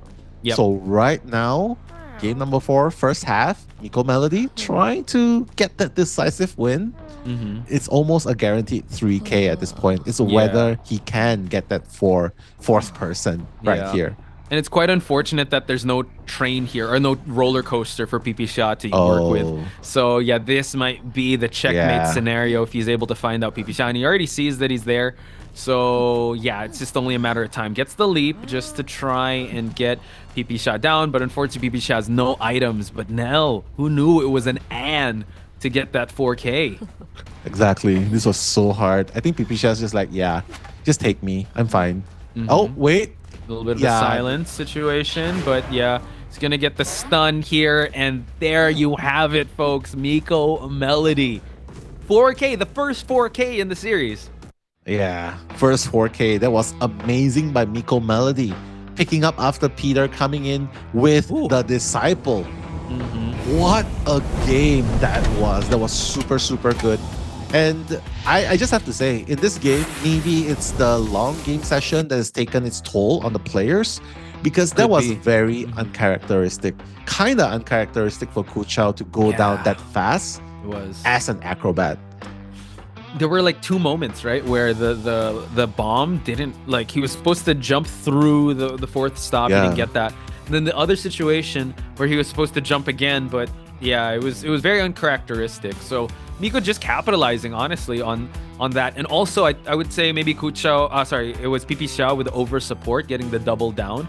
They had a cool moment there where he did get healed up, but there was always a double down situation that he was working with at that first chair. So kudos to Miko Melody, because we talked about this. That's what Anne wants. She wants action. She wants people to come at her, moth to a flame, and he was able to just control the matchup from then. Yeah. In this big map, right, there's nothing, with this lineup, there's really nothing you can do after your acrobat has been down in that fashion. Yeah. Right? Because the early game kite is super, super crucial against Anne before she builds up her presence. Right? The cross is definitely a factor as well. But you can see the timing, but the timing by Miko Melody as well, he did everything correct. He's silenced by the time he thinks that, yeah, this is where the acrobat's about to jump. I'm gonna silence at that time, and he actually did it, and which is why I got the first hit on Kuchao. But that second hit was not supposed to happen. He was supposed to be able to jump with 2 red bombs. He was. And yeah, the 4th station was his playground. Was the playground of the acrobat, but ultimately with Kuchao down as the captain, I feel like the 3 just scrambled to make something happen. Followed by Pipisha, who actually tried to disrupt the chair. I felt like that was a little bit greedy. He was taking that risk, but honestly, it would have been better if he actually went to the other side a little bit further, get that heal up. Because then you won't have the double down situation. You get the ciphers moving, and psychologists can go for a second heal, reducing a further half health onto the patient. So more people up is better than having Pipisha down at that point. They're playing at a deficit. Yeah, they were playing the Anne game. Like, Anne wants that. It wants to bait you because, yeah, sure, you can stun me, but ultimately, I'm distracting you guys from pushing ciphers. And in a big map like that, I'm just surprised that they weren't able to get the end game going, because mobility, as we mentioned at the start of the game, is going to be the bane of the hunter. But they just basically brought all the action to her on that side of the map, always on the 10th side or on the 4th stop side. So amazing performance on Miko Melody's side. So now Xiaoma has to rise to the occasion also and get a 4K just to even out the odds here. I mean, Xiaoma can do it. However, Nell, he does not have access to Anne anymore. He doesn't. He really doesn't. And that's where things are going to get interesting now, because if GG wants to keep the hope alive, he needs to counter with a 4K now. Yeah. And for ZETA, they're in a comfortable situation. They've won the long-winded game. They've won that drag race, that long game. Yeah. They got that 4K, finally breaking the balance. So now they can easily draft. They're very comfortable. They can easily draft characters like that can tie things up. Yeah, tie things up, get one-man escape. And even the traits they bring can contribute to that. One person borrowed time, the other 3 just focus on getting the ciphers done as fast as possible and just popping ciphers. That can be the case. Bring triple tide, that can be a case too. So a lot of things they can do right now. True. You know what Xiaoma has access to? Wax art. Yeah, I was trying to do that. My God. The red ghost is gonna appear very soon. But if he does use wax artist, just don't engage, because it's a huge map. If one person gets chaired, make sure to just focus on ciphers. Make sure the ciphers are away from being waxed off, and just don't go for the rescue. Go Yeah. for like characters that stay on rocket chairs really long, like Painter. They don't have access to Embalmer anymore. Wildling. Just make sure that the first chase takes a while, and the rocket and just sell on the first chair. Push Yeah. for one person escape at the very least. Yeah. I mean, this is the time that Xiaoma needs to pop off, lock in, right? Because this is such a tall order. GG survivors, I think they didn't really expect to get 4K'd by a disciple. In Moonlit River Park. Right? In Moonlit River Park. So I think that goes to show that, yeah, situations always change. And We're being haunted. We're being haunted. Yeah. I'm so sorry. I know. I was just looking at the red ghost. Help! Why? This is so hard. Yeah. Yeah. but But right now, at least, guys, you guys are supporting the guys. For those of you who are supporting ZETA, at least now they are in a good position. If they get a one-man escape, that's it. They win one round. And going into game number 5, they can comfortably tie the game up. Yes, sir. Nell, quick question. Aside from apples, what other fruit don't you like? I don't like rambutans. Rambutan. It's okay. I don't hate. I understand why I like it. I like lychees and I like those type of fruits as well. Like, kind of jelly-like. Yeah. I mean, I don't like rambutan because every single time I try to eat it, I bite into the seed. The seed. That's the most annoying part. And then it's so bitter, right? When you bite into it. It is. Unless if someone cuts it for me, then... Oh, there you go. So I'll do that while you peel the shrimp. Okay, I'll do that too. Then we can make fruit salad. With shrimp and rambutan. They can actually make shrimp salad with fruits. I think it's with pomelo, right? Or you can actually mix fruits with rambutan. shrimp. Wow. Oh, yeah. Okay. Nice. Yeah, we should we can do put that. up a cooking show. Yeah, we should. We can. David Delights. Yeah, David. We'll have him as our first guest. I know. We can collaborate with Schmitty. Yeah, his cooking content's popping off. I like the corn dogs the video that he made. I know. Ning Ning's having a problem with me not liking rambutan. But the really? seed though, the seed. Chat, okay. Let us know what fruit don't you like. Cause I already said durian, but that's fine. Nell will eat the durian. I don't have to have it. Oh no, Carol. You don't like kiwi? I like kiwis. Kiwis are great. Oh, sorry. No, I'm not gonna react like that. We listen. We don't judge here. Don't worry. Yeah, we don't judge. We don't judge. I'm judging the kiwi though. Kiwis are right. Just kidding. Yeah.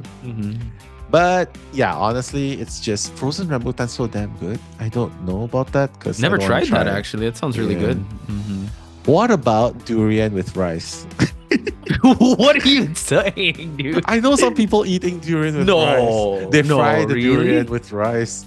I don't know. Durian seems like a miracle fruit at this point. I never knew that. I know.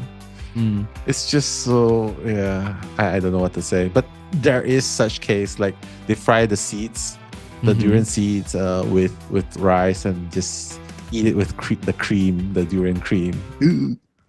Oh, papaya salad. Okay, that's what I remembered. Papaya salad. Yeah. Seeds Pineapple because it hurts. Yeah, it cuts your... Pineapples are great. I love pineapples. But yeah, I can't have too much though, especially if we'll be commentating and it hurts your throat. Ooh. I know. Toast says, I'll eat anything. I'm a vacuum. That's good to know, eat Toast. anything. Yeah, you can eat the durian. Yeah, do you like durian, Toast? I hate durian, Fuka says. Don't worry. People like durian here, so we balance stuff out. Are you one to have pineapples on pizza now? Pineapples on pizza? Yeah, I like it. Okay, cool. Yeah. But I know some people don't like it. I know. I'll eat it. It's good. It's good. Yeah. I think in different countries have different pizzas. Right? So, have you ever had Jollibee, the Aloha burger? Nope.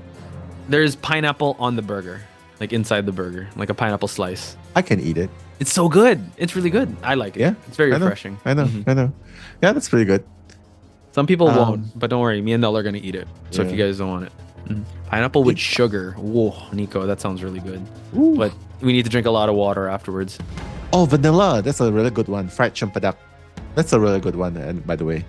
Fried champadak. I never had that. Champadak. It's like jackfruit, I think. I'm not sure. Oh, okay. Yeah, but you fry it with some sort of starch, cornstarch or whatever, and then it tastes really good. It's like eating. How do you put this? It's like eating a donut, a beignet. Not really, but it's good. You should try it next time. Okay. Yeah. Okay. It's very good. But I think for franchise restaurants or fast food joints, right? It can be the same thing, but they can serve different things. Bug is the real one in chat. I will eat pineapples for you, chat. Let's go, Bug. Champorado mentioned. Uy, Jollibee. Night Nash. Shout outs to you. Of course, we're Filipino out here. We need to mention the Jollibees. Also saying pizza, pineapple on pizza is so good. Yeah. I mean, yeah, of course. Oh, but SGJ says pineapple on pizza should be a crime. We get it. But it's I know some people say, they don't like it, but it's okay. I mean, ultimately, that's the beauty of it, right? There's something for everyone. Yes, sir. Imagine if there's only one fruit in the whole world and everyone needs to eat it. Yeah. Durian. Vanilla Kinda says, "Oh my God, Chinello, I knew you'd get me pizza. Pineapple on pizza, so good." Okay, Vanilla Kinda, you're same here. You're same here. Corey says, "I can confirm as Filipino." Yo, Filipinos in chat. What's going on? It's getting kind of late, so hopefully. We don't have a Filipino team here, so yeah, we but don't. Hopefully, you guys can say that to Xiao Ma because he needs to get at least a 4K here. One. No, he can't get at least one. Look at his finger. He's saying one is all I need. But yeah, you're right. He needs to get a 4K just to equalize the round, right? But with this lineup, it's just so slippery. Right now, they have access to the Priestess long global portal support. They have the forward. They have the aeroplanist. Everyone here can run. Yeah, they can. Even Kazunako could just run away. He doesn't have to stun anyone. Like, just run away. Everyone has mobility. That's what's so scary here. So Xiaoma needs to go with someone as mobile as them. Breaking Wheel. I'm kidding. Breaking Wheel, yeah. Yo, a lot of people are mentioning Champadak. Champadak, yeah. That's pretty good. Oh. As an Italian, I feel abused about this. Oh, I'm so sorry, Alex. We apologize. Sorry about that. Yeah, it's okay. We don't eat a lot of pizzas anyway. Yeah, but I would definitely love to try authentic Italian pizza. I love pizza. It's my comfort food. I like to eat a pizza. I'm trying to learn from Peaky Blinders, by the way. Peaky Blinders? I haven't seen them, but Peaky Blinders. I know there's a lot of cursing, so I don't want Tommy Shelby. I don't want to say any quotes from them. Yeah. There's this guy from Italy in the game. His name Adrian Brody. Do you know Adrian Brody? Adrian Brody, the actor. Yeah. He won the Pianist, right? The great, the best actor for Pianist. Ooh, the Gamekeeper is coming out. Let's go. How do you deal with roaches? You hook them. Mobility, I got you. I can be mobile as well here. And Xiao Ma is actually known for bringing out this character in a map like this. I remember when they won their first Call of the Abyss up against FPXEQ, he used the Gamekeeper at the end game.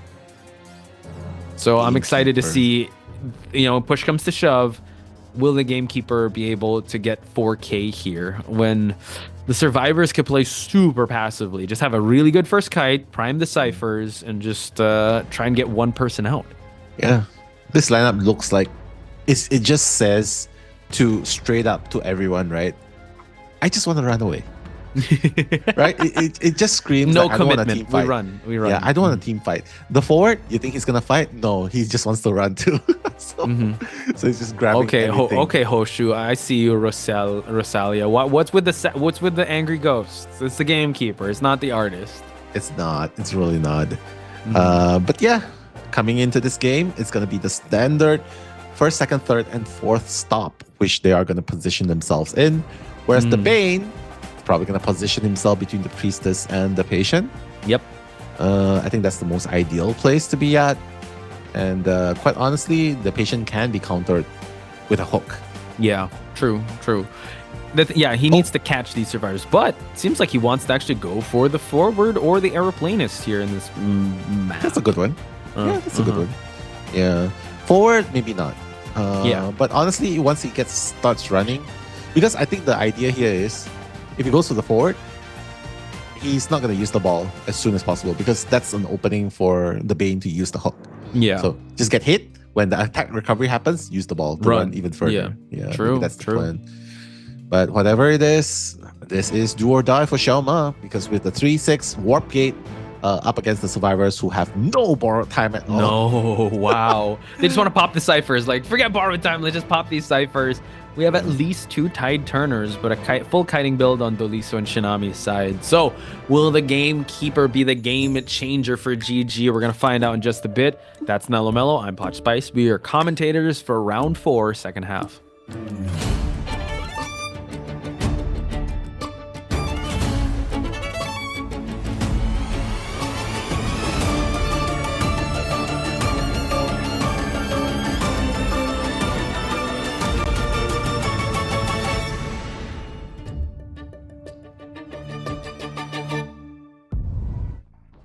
Xiaoma, the Bane, the gamekeeper, needs to get that 4K if he wants to keep his team alive and well, especially going to BO5. His first target, Hametu. He's going to place a few traps first, just in case the survivors wants to go using the tram, the first stop tram. But Hametu, realizing this, is going to try and run away. One more hook. That's going to be it. Wow. Wait. Nice. Okay, nice. Okay. Cooldown is on for Xiaoma. So I like this, not panicking right away. We're still gonna save the the roller coaster to use, and he's already got his aeroplane jetpack on cooldown through the structure here. Okay. Yeah. The saddest part is he cannot even use the tram, the roller coaster, because of the trap. Yeah, you're right. We can see how it counters, right? You can see how it counters the mobility of the survivors here. Like, just look at Hametu. He's just trying to buy time. Oh, that's so timely. That's so good. That's so important. It's going to buy a little bit more time here. More time, and also his jetpack is off cooldown. Two time? Xiaoma. Oh my god. Xiaoma, what's going on? And you're trying to hook through a pallet. Yeah, he's getting mad here. He's still got a bit of the cooldown to work with. Let's see if he's going to use his jetpack. Hametu uses it right away. Nice. Through the pallet as well. Pre-drop the pallet. We're just waiting. Oh, it's also on cooldown now. We're going to see a 3 cipher kite here. Oh my god, Hametu. He's doing wonders here. And look at this. Fortunately, that's going to land. But at what cost, Podge? Because that's a 3 cipher kite. Hametu locking in. Oh, and Kazuneko already in the area. They have to make use of the tide turners just to buy a little more time here, just to keep him on this side of the map so that they'll be able to get the portal. There is a portal that is here, by the way, so a nice cleanup here on Xiaoma's side. But we're going to put some traps here just in case. Rescue already happened. And now just going to go for that hit. Yeah, I feel like that was actually the kind of like the time that Kazuneko could have actually went for a stun. Because if it pays off, he'll be able to go through the global portal. True. Right? Quite unfortunate. Yeah, that's true. But it's okay. It's a 3 cipher kite. They don't have to go for those risky plays. Hametu just needs to die as far away as possible from the other ciphers, which is exactly what he's doing. And forward, Kazuneko with full health, he'll be able to come back for the rescue again. Look at the ciphers going. It's so fast. I don't think this was the result that Xiaoma's expecting, because this is definitely not looking like a 4K incoming. It's not. We do see that Kazuneko's just here to feed that tinnitus, and Xiaoma knows someone's already here. So he's going to try to just trap this part of the map, and he's kind of stuck here, Nell, because he needs to secure at least Hametu to be able to get eliminated from this match. But in that process, he knows the cipher is going to pop. They can actually go for a second cipher just in case, because Xiaoma is going to teleport to that one. Why don't he put one more trap below the window? At least that will stop Kazuneko from leaving through the front or the drop down, right? But it looks like they're not going to rescue at all. It's fine, because ultimately they only need one survivor out. So now he's gonna transform. It's gonna teleport. Transformers. Yeah, but it seems like Dolisu, unfortunately, not in the range here. Gotta love the side steps here. So they haven't opened up another cipher just yet. Dolisu needs to kite this one out. But yeah, they're playing for no borrowed time, so they just need to get one person out. Already putting a portal just to create that distance away and drops the pallet. Yeah, not even at full presence. This is so devastating to watch for Xiaoma, right? He does not have the unlimited hooks available to him and no teleport as well. And once he comes up, Dolis is going to go down. And this is so hard because now Shinami, he's already doing that 6 cipher. It's already at 45%. And honestly, forward is also bringing... What's he doing? Is he in the vicinity? I think is maybe positioning himself at the exit gate. No, he's not. So Shinami, he's going to give up on him.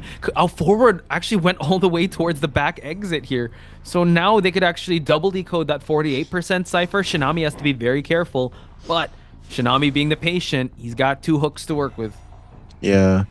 But unfortunately, this does leave opportunity, right? You can see the moment you see a forward that's just walking around, not decoding and looking for items, you know that you have that game in your palms, right? Because right now, this is so hard. Xiaoma, how can he? Oh my God, he's not even at full presence.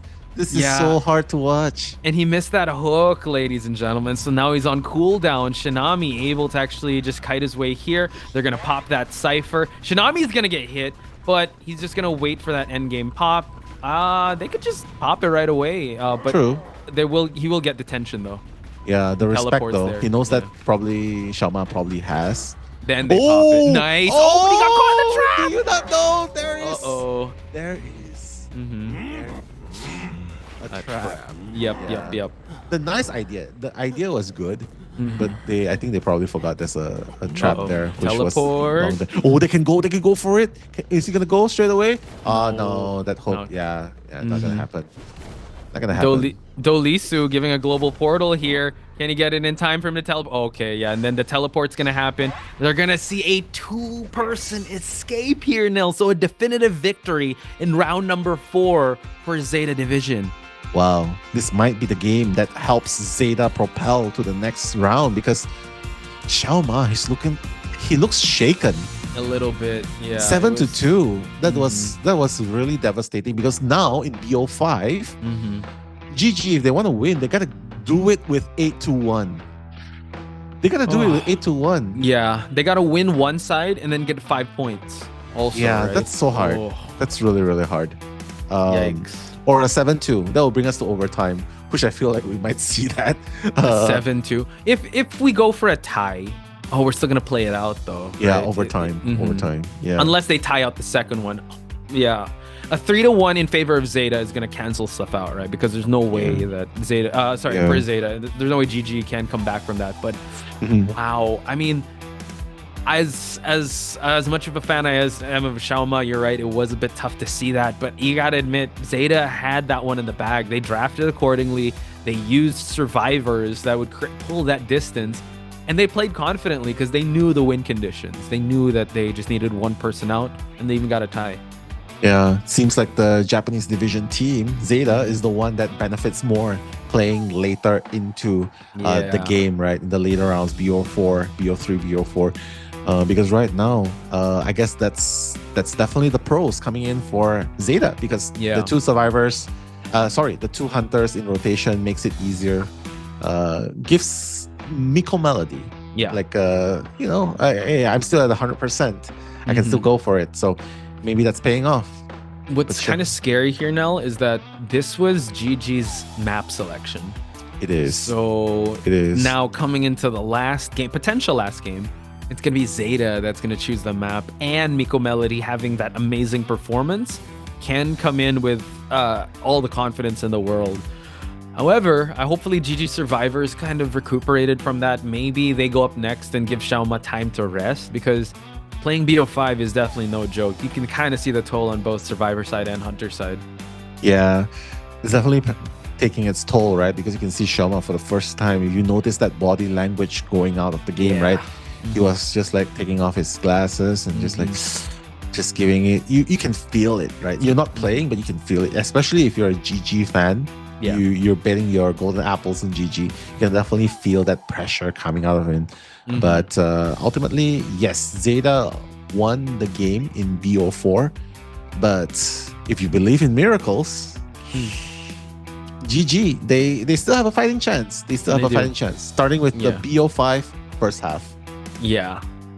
They definitely still need to still come back when it comes to points, but definitely doable. Hopefully they'll be able to do that. But right now, I think we just gotta congratulate ZETA with how well they kind of drafted that. And I think it all started with Miko Melody. So yeah, I think chat, y'all need to, if you're supporting GG, they need it now more than ever. But if you're supporting ZETA, I know Identity Vibes is supporting ZETA. Yeah. You know, just keep pushing, keep holding on, just keep tying things out, and they'll be able to claim victory here. Maybe that's the idea. Maybe they were super prepared against Peter, but not prepared against Miko Melody. You think? That might be it, right? They might be super prepared against Peter, round 1, round 2. He knows, okay, Hullabaloo. Okay, he knows what was that? Wax Artist. Sorry, not Wax Artist. What it was? Was it Anne? Oh no, sorry, it wasn't Anne. It was. Hang on, let me just. I have goldfish memory. And me too. It was, but whatever it is, he was I think they were prepared, so prepared for the meta hunters, meta characters, so prepared for Peter. But Miko Melody, he brings a variety into what he plays, right? And thankfully, the draft by the coach definitely plays a lot of impact. But just going to the highlights to revisit. 往摸躲了还行，再躲一下，敲了一下，敲了一下，敲了一下，敲了一下。多少斤？还没有斤，差多少斤？那就还能打死。没劲还 OK。老白，没事，在了。哦，好救！哎，走。ジャック先頭動きに、じゃあ先頭3駅やってる。ナイス。すごいな、まだ帰ったんだ。これ死ぬわ。オッケー。中間待機頼もう。来ていいよ。フラフカメできる。いける。よし。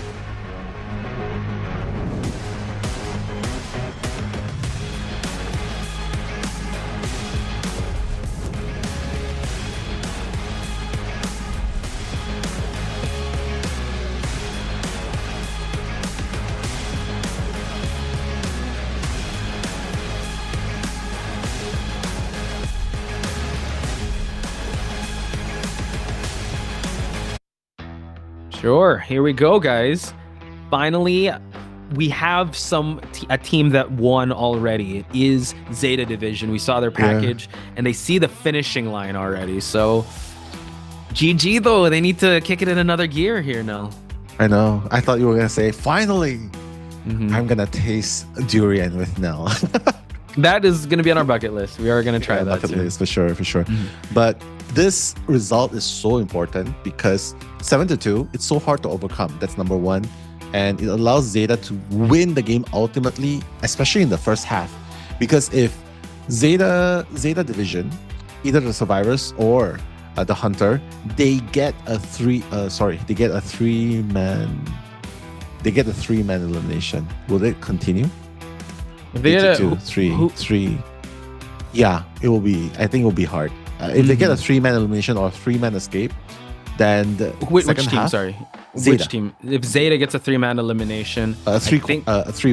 3 points. I don't think we're gonna. Yeah, I think it's over. Yeah, it's over because they still have to make up for the 5 points. But yeah, it's gonna be 6-3 best case. Yeah. So first off, they can't afford to lose this half. If they lose the first half, it's over. Yeah. If they tie it, that's still fine. But GG needs to make up for it the 5-point game. That's hard. It really is. And just a little bit of shout outs as well going in the in the chat. It's been 7 hours. Actually, no, it's been more than that. It's almost 8 hours. And you guys have been here since the very beginning. We really appreciate you. And of course, it's Posh's birthday. I see Identity Vibes reminding everyone. Thank you. I appreciate you. I know. And you know what? Yeah, what's up? And you know what? It's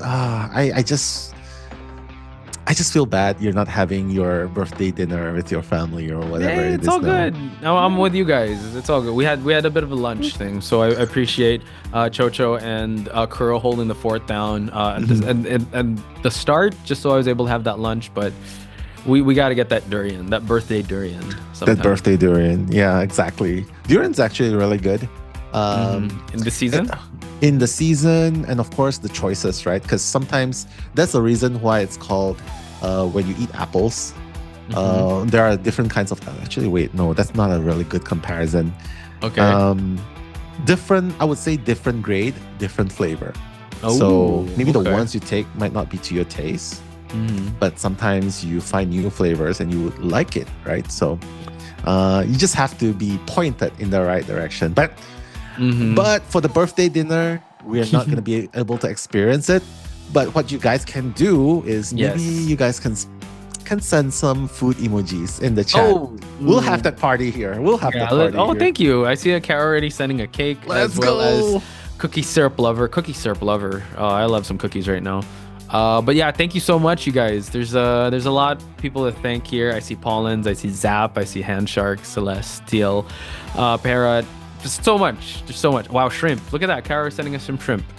Caro, definitely. Carol's like our number one girl, man. She's always like, she knows exactly what we want to see, right? And she knows that I'm gonna be peeling the shrimps for you.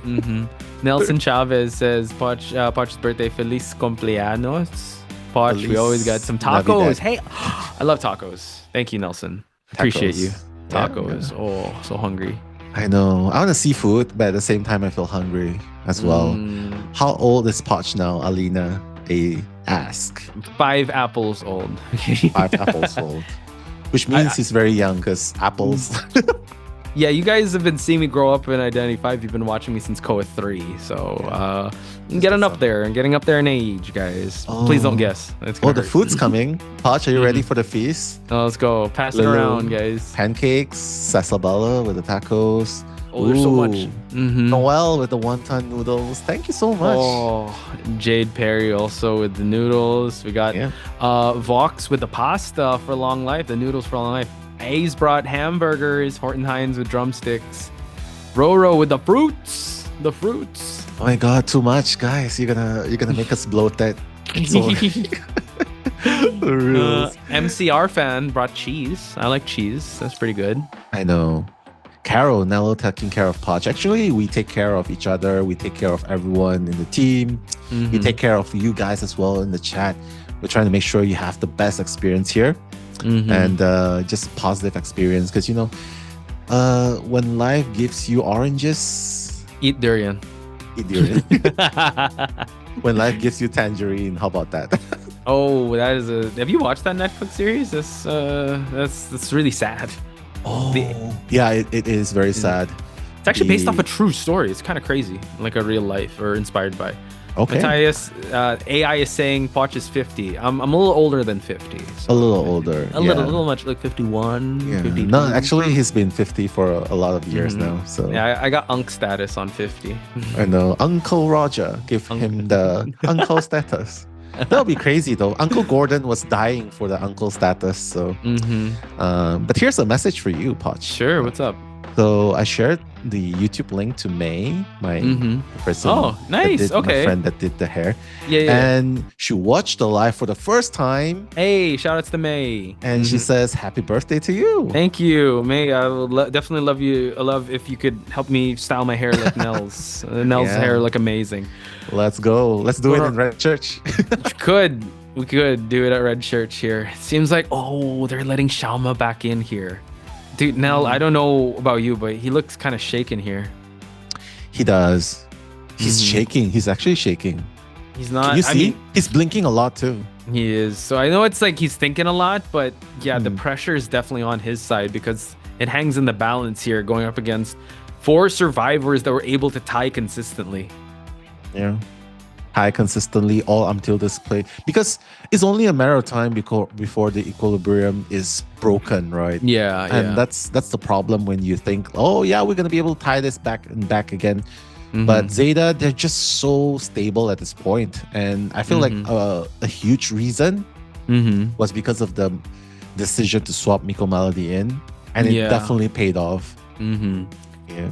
True. It's gonna be a little tough here. So guys, if you're supporting Xiaoma, he needs it now more than ever. But ZETA also, I think there's a bit of tension on their side as well. The tension's definitely in the air, but not tonight because it's Poch's birthday. Yeah, Ellie don't Eli. I'm yes, I am joking about being 50. I'm actually 52. So there's that. I know. Honestly, Poch does not look 50. I look 50. So no, you don't look Oh. 50. No. Oh my god, with this hair, yeah, maybe 45. What are Okay. you saying, bro? No, the I hair makes you know, look I know. super stylish. Oh god, I'm so hungry. I know, me too. It looked like chat was having a food fight at one point. Someone commented like a shrimp attack or something. I'm getting really hungry. I Just the know. girl who married Kazuneko. Just a girl. Yeah. Hotchnello, when you get screen time later, please post so I can take a good picture of you all to post. Oh, okay. Let's do Sure. that. Chat. You want us with glasses? You want us with glasses? We'll do when that. it's us, chat. When it's the two of us, we'll put chat up as well, and we'll take a selfie with you guys. You want a JoJo pose? I don't know. I'm gonna do a Joe Hendry pose. Joe Hendry. I believe in Joe Hendry. Clap, clap. I believe in Poch's birthday. Oh, we're really hungry. I know. But these players definitely have got to be feeling it too, because they've been here at the exact same time that we've been here. So they're probably feeling it as well. And maybe they can get some food during the half that they're not playing. But this is do or die, because Xiaoma looks shaken. And to send Xiaoma up first, oh my god, if he doesn't get a 3K here, that's going to be super, super hard. Yeah, it is. It's gonna be pretty No, tough. he cannot get a 3K. He needs Cannot. to get a 4K. Yeah, but what hunters does he have left? His gamekeeper is not even there. Saying what's up to people in the crowd. What's going on, you guys? Pose for the cameras. There you go. Man, I really wish we were there, but maybe next year. Fingers crossed that we're gonna have offline Hopefully. English commentary. That'll be an awesome birthday gift, to be honest. It's definitely going to be an awesome birthday, especially if we do it live on stage. Birthday. My 52nd birthday. Can you imagine that next year? Yeah. Reverie saying it's a joke. It's not. But thank you. Reverie said that I don't look 52, I look 51. So I appreciate your Reverie. Thank you. But yeah, we're definitely going to be posting later on. So right now, Game 5 first half, Xiaoma. I'm not sure if he's recovered from the situation in game number 4, but he needs to lock in. Lock in, guys. He needs to absolutely lock in. Can we get some ones in the chat, though? The emoji of the ones in the sky for Xiaoma here, because he needs it now more than ever. In Red Church, this is a map that he's familiar with, but he doesn't have his go-tos right now. I mean, he can go Gamekeeper again, but he's really known for his Bon and his and that's off the table. Yeah, it's definitely off the table, right? No longer having access to this, especially in a crucial map like this, in a crucial moment where he needs to get that 4K. I don't know. I think he needs to channel. Even Wax Artist wouldn't be good here because of the high walls and the church. So spam all the angry ghosts you want, but yeah, he's not gonna bring it out. Don't worry. Yeah, guys. it's hard here. Naiad, you think? No, Naiad's not a 4K character here. Yeah. Yeah, it's hard. Joseph. I'm kidding. I don't know. Joseph? Yeah, I was like, what? Really? Dream Witch? Is that why they go barmaid? Pick Dream Witch up is at okay. the start? Yeah, Dream Witch is okay. He But might- a 4K, yeah. I mean, if he... I mean, the minimum is a 3K, but honestly, if he gets only a 3K, it's delaying the inevitable because you gotta get a 4-man escape in game number 2. He can go for a tie, but yeah, it's gonna put a lot of pressure on the survivor side. He can rock the Gamekeeper again if he wants to, in this map. No, it's been you don't banned, think so? right? No, there's no ban here. It's only up until. Oh yeah. So he can. He if can, he wants but to. I don't think he should. Yeah. I Second think- time's the charm. Like love is better second time around. Huh? Really? I don't know. Love All I is know- sweeter second time around. That's what I heard. Close ready. It is. I mean, he could bring Spider, but Spider's also not 4K. I mean, he has to make it 4K at this point, right? If he's not, then his survivors, GG, have to make that 4K situation. But Miko Melody, he's gonna have access to his Dream Witch in this map. So that's gonna be pretty tough because Dream Witch can consistently like get a tie if you build it towards that way. But we do see that the Novelist gets taken out, Psychologist, Embalmer, Seer. I guess they brought the Barmaid because Psychologist is banned, and also just to counter any attempts of any Dream Witch. But this last pickup though could be very interesting. No access to Prisoner, Journalist. What's up? Hermit. You think? Oh no, yeah, it's hard. It's hard. That's a Barmaid, and then they also have Postman. The Hermit of Chang'ai though, that was crazy. It was. But this map is really, really small. Yeah, the survivors can have a lot of terrain factor to play around with. That's also another thing. People are saying really hard. Spider, Wheel, Clerk, Naiad, Night Watch is really hard because we can come up with scenarios where that can't get him that 4K. He just needs to make it godlike and not look at the meta right now. I think he's just got to go with his gut and go throw meta out the door and go with whatever he feels he can perform best with, because this is championship rounds right now. Yeah, this is so hard. This is such a hard situation to be in, right?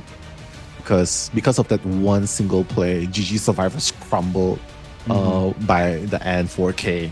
And this is why they are in this predicament now. And honestly, in a lot of situations in the past, when teams are facing this kind of situation where they need to get back-to-back 5 points and then an additional 3 points in the second half, we almost never see success in that. But you know, with his finger up in the air, he's asking us to believe in him. Believe. When you believe. There can be miracles if you believe. Sorry. Yeah. We're really hungry. Sorry, chat. Shout outs to Whitney. Anyway. Oh God, stay hydrated, guys. I know. It's making me hallucinate a little bit. Am I seeing Joseph? That'll be hype if we see Joseph, but he's gonna get bullied here. Joseph is gonna get bullied so hard here, so probably not. Well, he's still thinking, and he has less than 7 seconds. Oh my God, you're right. It's okay. He's gonna let it rock again. You're right. Yeah. Frankly speaking, that's his only choice, right? Because unfortunately, other hunters don't elicit that 4K response. But this hunter, at least the Bane of but he is Bane. But the con of him bringing out this hunter in Moonlit is because everything was so spread apart. But at least here, he can actually make it close quarters. So I like this pickup. It's still gonna be a tough out, I'd say, for ZETA, because this is a potential 4K hunter that Xiaoma is bringing out. My worry now is that Xiaoma is still shaken from the previous round. I think he's still shaken. I think he is. But sometimes in life, you gotta smack yourself in the face, do whatever it takes to I thought sometimes in life you have to take it shaken, not stirred. That's a good one. Yeah. But yeah, you're saying he has to overcome this no matter what. Because a lot is at stake here. Because if he doesn't perform right now, the survivors won't even have a chance to make a difference in the second half. Yeah. And I think they want to let it all out, play with no regrets, and just prove why they should go to the next round. So right here, Bane seems to be the answer for GG. Xiaoma is going to be spawning between forward and Barmaid. So maybe he could go back to... He could go with the Barmaid, but there's just so many walls to allow him to juke the hooks. Yeah. And everyone could just kind of Cypher Rush with Postman being there. But he's going to have to pick one to pick his poison here. Either that or the Postman. But you're going to allow the Postman in the center of the map, who is in a good spot as well. Allow him the backdoor area of that map. So we just have to wait and see, especially when it comes to the traits as well. Are they going to go with no borrowed time build as well? It seems like they're just going to bring 2 borrowed times. Yeah, 2 borrowed times, 2 flywheels. And for Xiaoma, he's going to be bringing the excitement a trump card and detention, of course, at hand. So, ladies and gentlemen, guys, make some noise in the chat. If you're a GG supporter, spam those pandas right here, right now, because Xiaoma needs a 4K to keep his team alive. I'm Nello, that's Posh Pies. We're commentating this death match happening right here.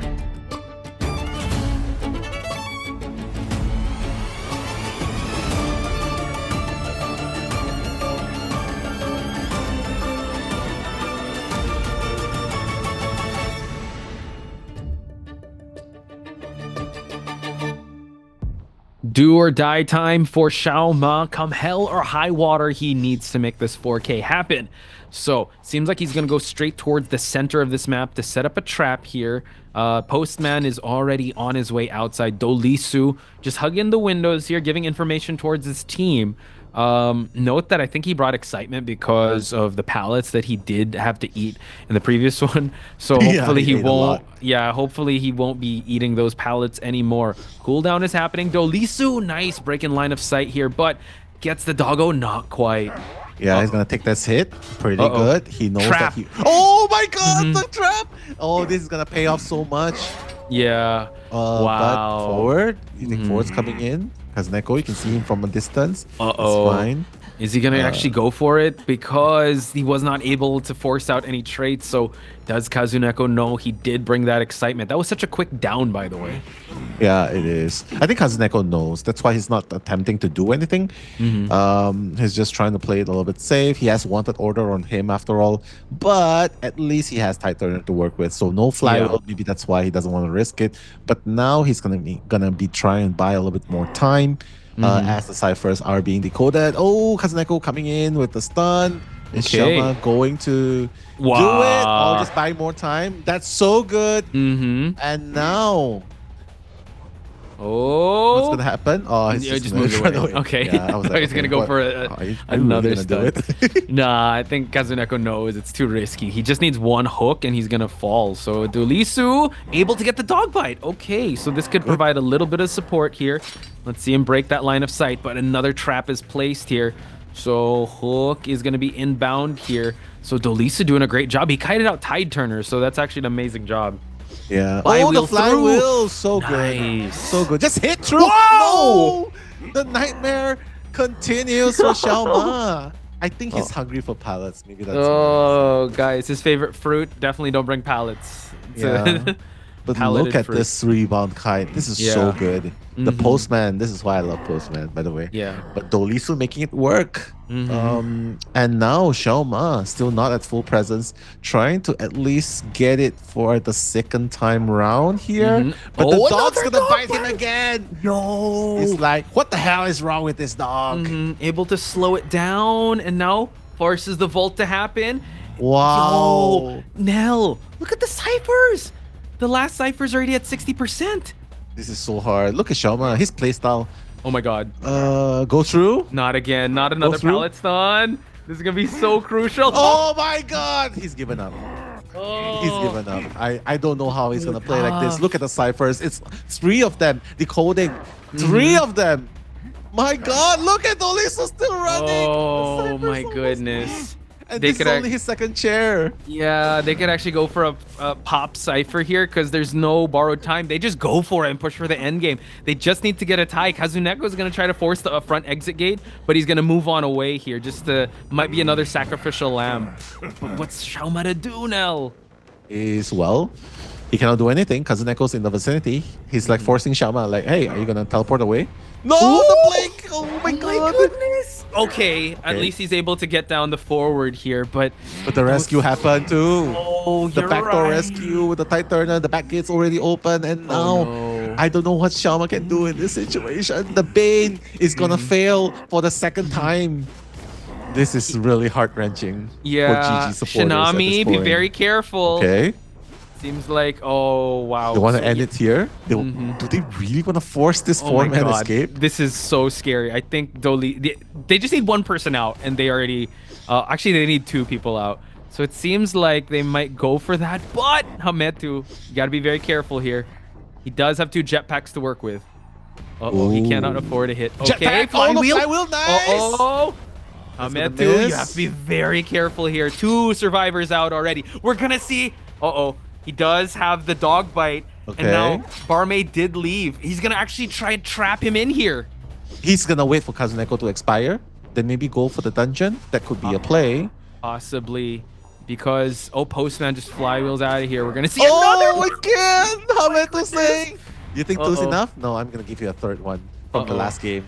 But now, with no hook available, this is going to be so hard. Goodness. They removed the trap as well. Yeah, this is a 3-man escape. My goodness. Shelma. 3-man out. Hametu popping off. They win, guys. They win. My goodness. 2nd time in a row. They know there is no need for second half anymore. ZETA. Wow. ZETA has won it on Poch's birthday. Oh, there you go. Thank you, Nell. And thank you, ZETA, for that amazing match. But my heart goes out to Xiaoma. That was a little heart-wrenching to see. The nightmares, the pallet slam continue. Maybe it's just I don't know, a water and fire situation that they are so well-versed and just a step ahead of his gamekeeper. I know. He tried it again. You got to give him like a consolation for that. But ultimately, it was ZETA's game to win, a 3-man escape. That was really, really hard to watch, especially seeing Xiaoma's Bane not making an impact 2 times in a row.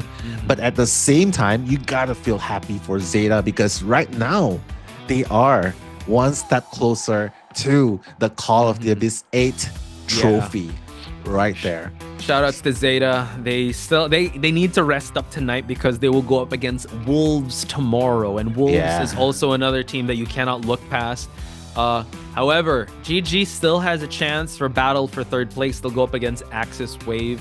But man, ZETA really popping off at round 4 and 5, both on the Hunter side and Survivor side.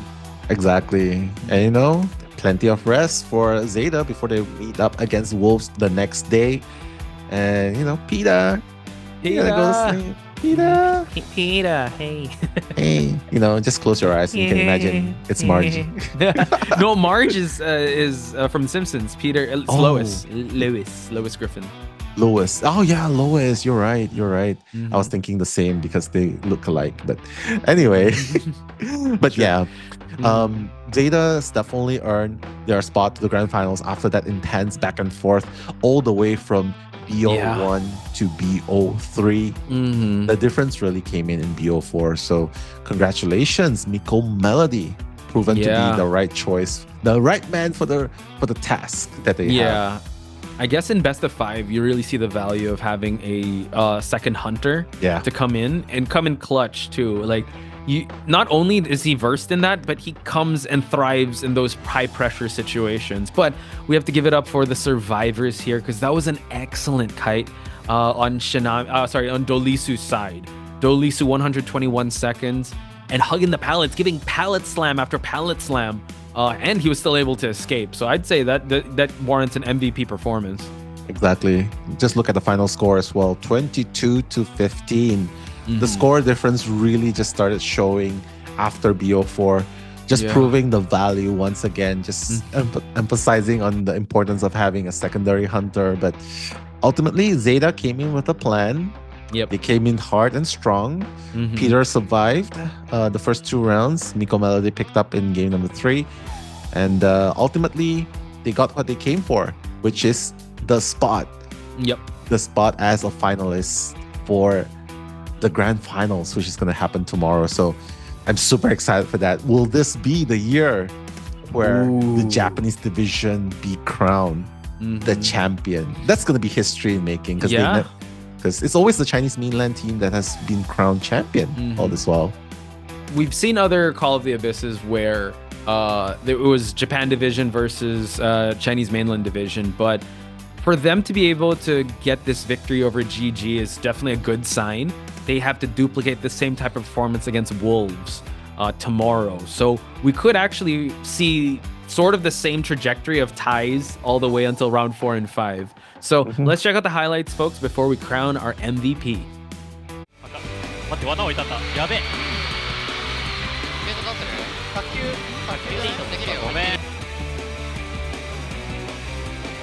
これ強すぎるぞ。お前持ってやれ持ってやれ。あげる。おいやっぱさ。あげる。マジ？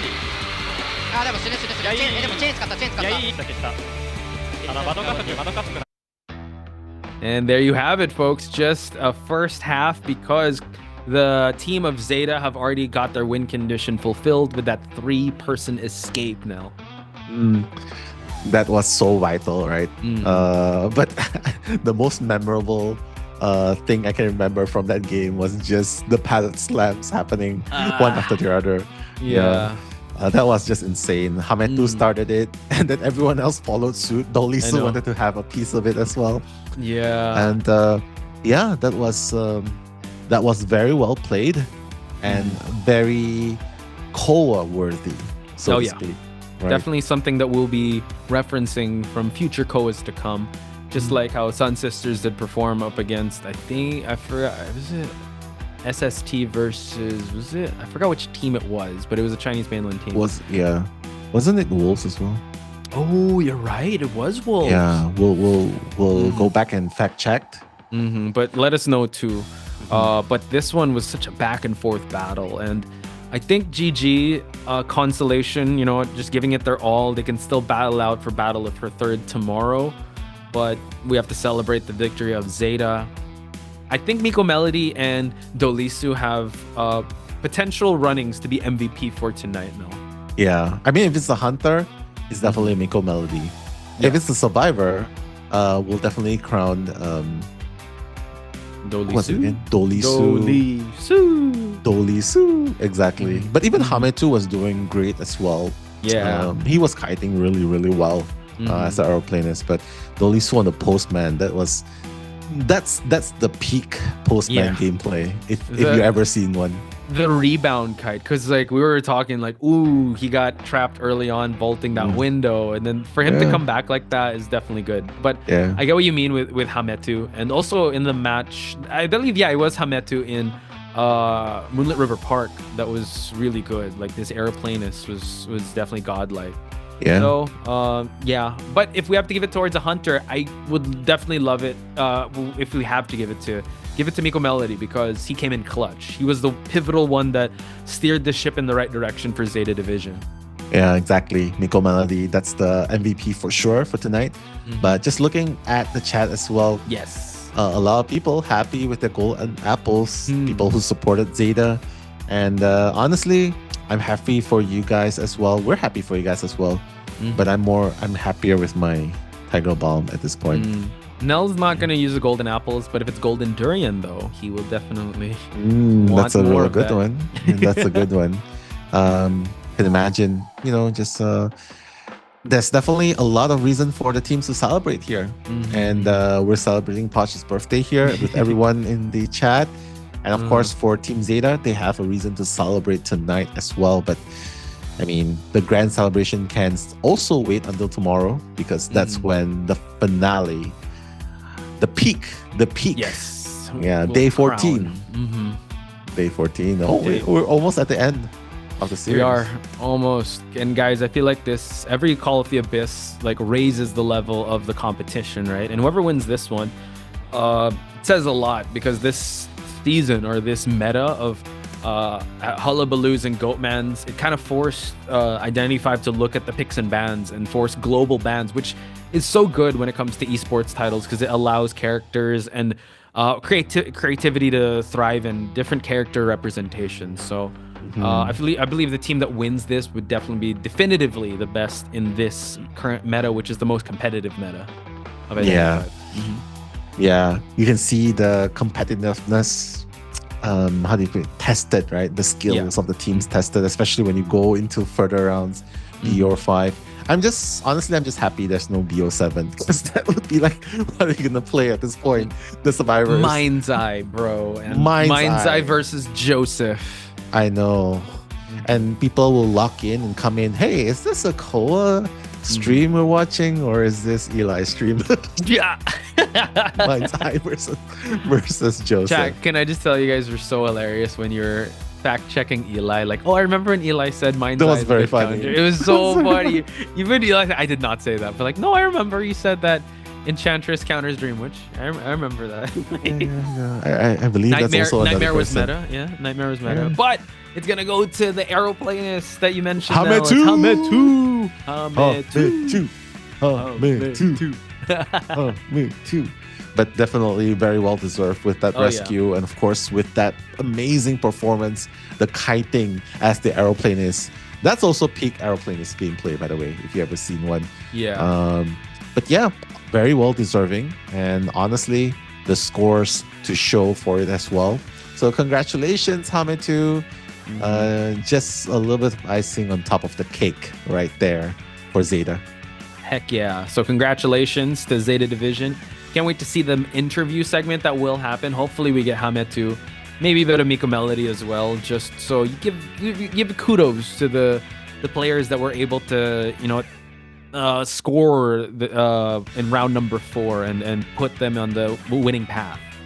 Yeah, winning path for sure. And just seeing as well, Hosu Hisepic saying, gonna miss Nello and Poch and Chocho and Eli and Kuro. Whoa, that's a wrap, by the way. Yeah. You all should do a podcast, but for now, we're gonna Hello， go 大 to 家 the 好，欢迎来到 interviews. 赛后采访环节，我是主持人月明。首先恭喜 ZETA 战队拿下本场比赛的胜利。我们邀请到了 Miko Melody 和海梅子选手来到赛后采访环节，先来和大家打个招呼吧。まず本日勝利おめでとうございます。一人ずつご挨拶をお願いします。大家好、ゼータディビジョンのミコメロディです。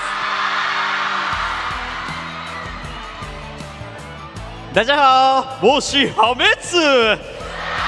欢迎两位来到我们的赛后采访环节啊！刚刚的比赛前期暗流涌动，后期波涛汹涌。我们在第4局的时候，月亮河公园这一把直接就是发力。那第一个问题想要问到海梅子选手这边啊，前面一直长平之战打到后面这么的波涛汹涌，想问一下心路历程会是什么样的呢？まず浜地選手、本日のこの試合も全部で5戦までやって、その1戦目から3戦目はずっとセット分けだったと思うんですが、その4戦目からようやく起伏があったと思うんですが、このを経て今の気持ちはいかがですか？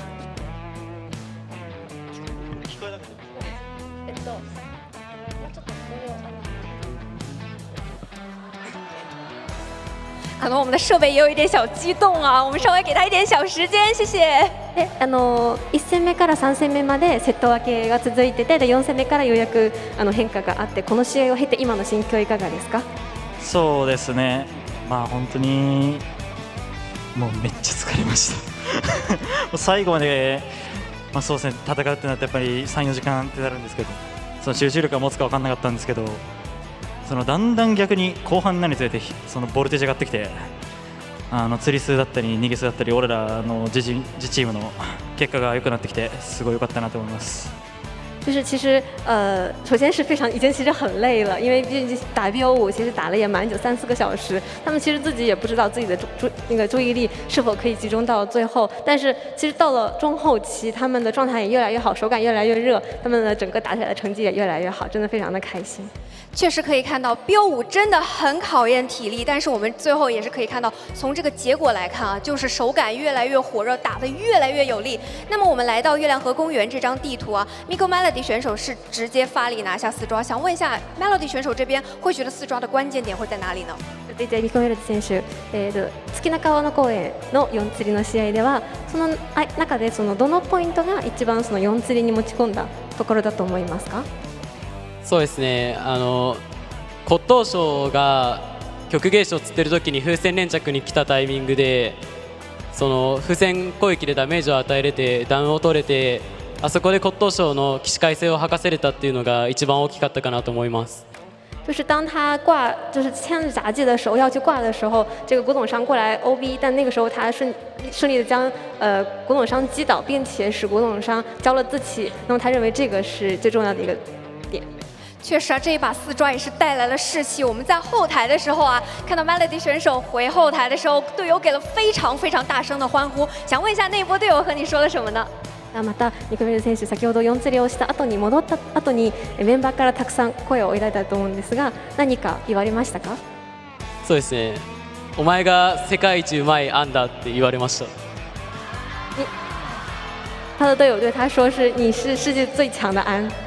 太厉厉害了，队内氛围真的非常的好。那么接下来我们的求生选手在月亮河这张地图上非常亮眼，尤其是海梅兹选手。我们这边啊，月亮河公园连砸2板，从起点溜到了轨板，车甚至在开门战的时候还在起点。想问一下内波牵制思路，可不可以和大家分享一下？ハメツ選手同じく4戦目のサバイバの試合でエンジニアのチェイスが本当に素晴らしかったと思います。特に始発から強墓地まで、そして板も当てて読み合いも勝ってて、最後そのジェットコースターを最後通電シーンまで逃亡したと思うのですが、じゃあそのチェイスルートとかチェイスの立ち回りとかどういうふうに考えてしましたか？はい、まずシルクコーチから助言だったりもあるんですけど、僕たち結構エンジを使うプレイヤーが多くて、その中で結構エンジニアのそのチェイスルートだったり、その道具の使い方を結構学べるものがあって、それでそうですね、いろいろな助言を聞いて、じゃあこうしようみたいな感じで頭の中で想像してうまくいけてすごい良かったです。其实，在 ZETA 队内有很多选手都会使用飞行家，所以他们当然除了教练也会给很多一些建议，但是其实除此之外，从队友身边也学到了很多打法，包括道具的使用。他在自己的脑海中也有规划这样的一条路径，然后顺利的将它实行。确实，我们海梅兹选手的飞行家真的有非常亮眼的这个操作和发挥。我们在最后一把的时候，也是飞行家有特别漂亮的这个思路和运营。比如說我們開門戰偷摸回來把人給掏下來，想問一下那一波的套路思路會是什麼樣的呢？第5試合のサバイバ戦で、同じくハメ選手のエンジニアがもうこっそりと救助できたと思うのですが、その時は皆さんどういうふうに話し合ってできましたか？はい、通電した後なんですけど、シナミから司令塔でオフェとエンジが中間ダブル中間で、行った方の反対が救助行くみたいな安定した動きを取って陣形で、それでうまいこと鬼没開いた後に裏から対空で救助受けて、そのまま3人でできてよかったです。就是在开门战的时候，他们的指挥位就是西纳米给出的这样的指示，就是让飞行家和前锋都在卡中场，然后找机会去救人，所以他们也就是伺机而动嘛。然后当监管交了闪现之后，他也就交了道具，顺便去把这个人拖下来，最后跑得非常的开心。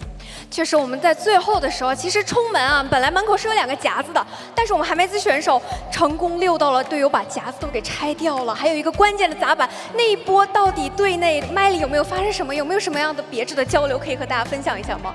同じくハイム選手、その通電シーンでのチェイスが本当に光ってたと思うんですが、しかも、ゲート前に罠が置かれていたり、それも全部メンバーが剥がしてくれて、そうですね、までチェイスしてたと思うので、それはどういうふうに皆さん話し合って最後までできたんですか？はい、ポストマンの手紙で、僕希望をもらってて、LG8 っていうのが分かってたんですけど、そのエンジを追いつつ北毛の方に先回りで罠を置くっていう動きをされて、ただちょっとアゲドリ君が意外と粘ってくれてゲートを追い出されなかったんで、罠でフラを消して、これハッチとゲート両方のタクができたんで、板当てでチェーンのクール的にもうチェーンが消えるなっていうのが分かってたんで、これツーパー間に合うなって感じでツーパーして3人ができました。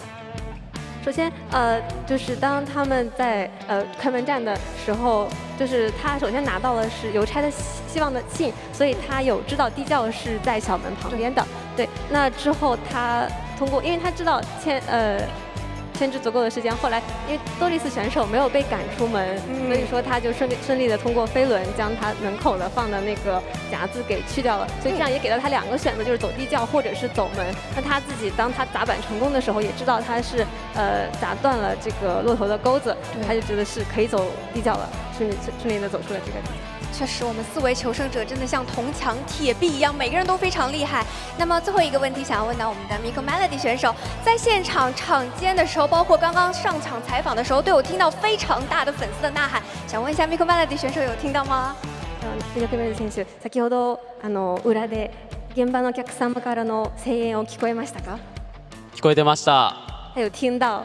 谢谢。那么接下来支持 ZETA 战队的粉丝朋友们，可以让我再次听到你们的声音吗？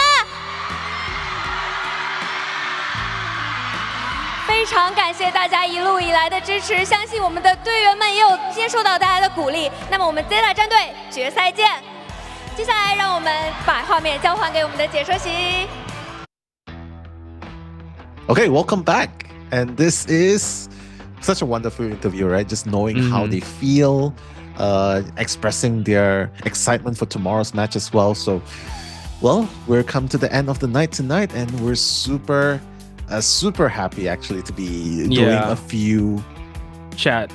I just meaningful things. Yeah, chat. If you can allow us to, can you guys smile for the camera and we take a photo with y'all, because it's not every day. It's my birthday, and Nell's already getting ready with the JoJo pose. Now we gotta wait a little bit for the chat to to come on in. Sure, okay? we'll do that. Yeah, for reals. Once we see that first message, we're gonna start doing that pose. Yeah, we're gonna start posing. But I appreciate each and every one of you guys. Thank you so much for making this birthday so special each and every year. But yeah, big shout outs to ZETA once again for having such an amazing performance today. And I'm excited to see that grand finals. It's gonna be Chocho and Kuro that will be covering that. So I want to see how that's gonna go. You do that JoJo pose. I'm already ready for this. Wait, the results. The results. It's okay because Wolves has won in the best of 4, moving on as the first finalist for tomorrow. And ZETA is going to be that second finalist. And tomorrow we're going to be witnessing, starting off with the match, AXIZ versus GG, and then Wolves versus ZETA for the grand finals. So tomorrow's the last day, guys. Yeah, I'm so excited for that. It's going to be AXIZ Wave versus GG. That's the match me and Nell are going to be covering. And ZETA versus Wolves. They're spamming the smiles. It's not with us, Nell. Oh, no. But it's okay. We'll do that a little bit later. It's fine. Oh, there we go. Okay, everyone smile. Cheese. Here we go. Cheese. Hey. Let's go. Thank you guys so much. I will tag as much as I can. Do DM us on Nello the World, and for me it's at Spicy Potch. But we hope to see you guys tomorrow because we have to crown a Call of the Abyss 8 champion. Exactly. Call of the Abyss 8 champion has a nice ring to it, right? I feel like they're gonna work extra hard for this COA because it's 8, so it's an auspicious number, right? So 8. Let's go. Right, so that's going to be either Wolves or ZETA. Whatever it is, it's going to be definitely a worthy team that's going to win that finals. But for now, I don't know why my dog's crying at the moment. But let's just give him a little bit of screen time. There you go. Oh, there he is. It's okay. It's okay. Day's almost over, guy. Yeah, my guy. He's been here since 7 hours ago, so maybe that's why. Oh no licking, no licking, no licking. I don't want to eat you, so I'm just kidding. I'm gonna lick you back. That's what I'm saying. But yeah, super exciting match today, right?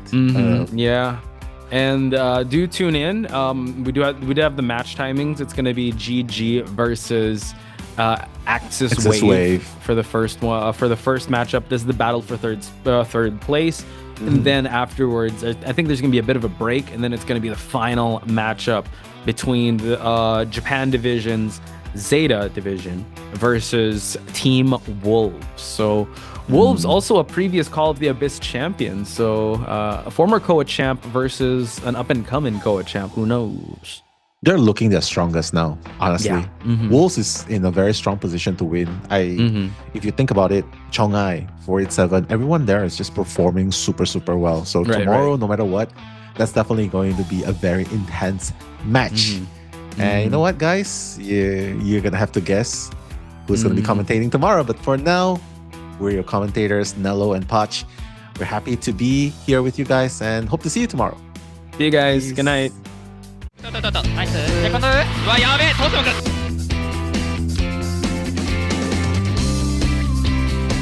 3、2、1，跳了，跳，去你能扛不了现在。我知道，我知道，你先冲，先冲。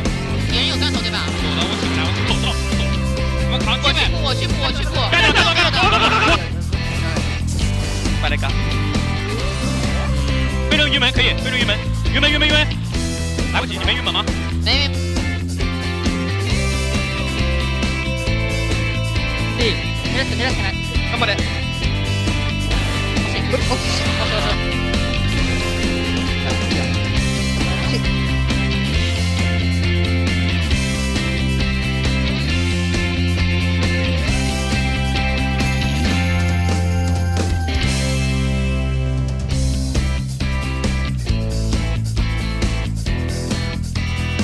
走，别走回来，往前走，别走回来，走，が一番渋いな。行こう行こう行こう。来球来球，老板。走到门，鲁哥，走到门，没了，没了，走到门，来，走到门，走不了就走到门，平了，走到门平了，我们确定能走了。叩いてもいい。寄せられた方が。そうだね、それにしよう。最後は俺が行くから。もう死ぬ。綺麗。出してきた。わ、ちょっとだけ耐えれる。熱い。走了。过大船。没有接，还没有接，下一道接。那就还能打死。ナイス。最後ない。じゃ真ん中でいくからな。分かったよ。待って、罠置いてあった。やべえ。ゲートどうする？卓球できるよ。ごめん、だけした。窓加速投げる。正解。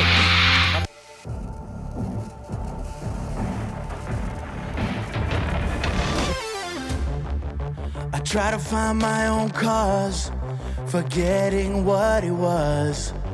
Then I hear all your voices calling my name. When you're all out by my side, I feel a sense of pride. Using dreams as our guide, they shine so bright. Every setback is a push to move forward. Not afraid just 'cause I know you're all boy. Through the fires we unite again. No one dares to cross our lane. We'll fight until we reign. Top of the mountains is where we stand. We'll never lose our dreams again. We'll fight until the end.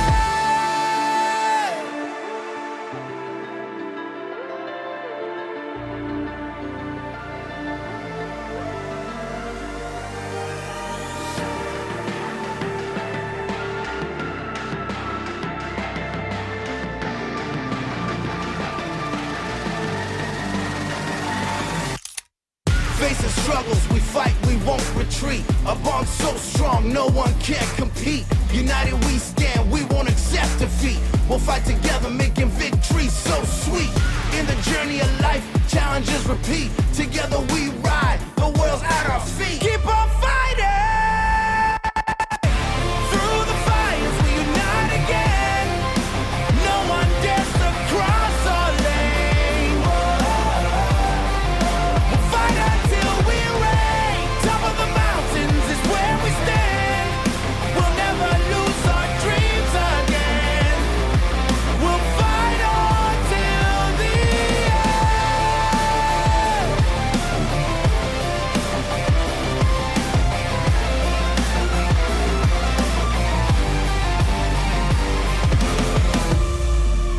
Weather the storms, we'll find our way.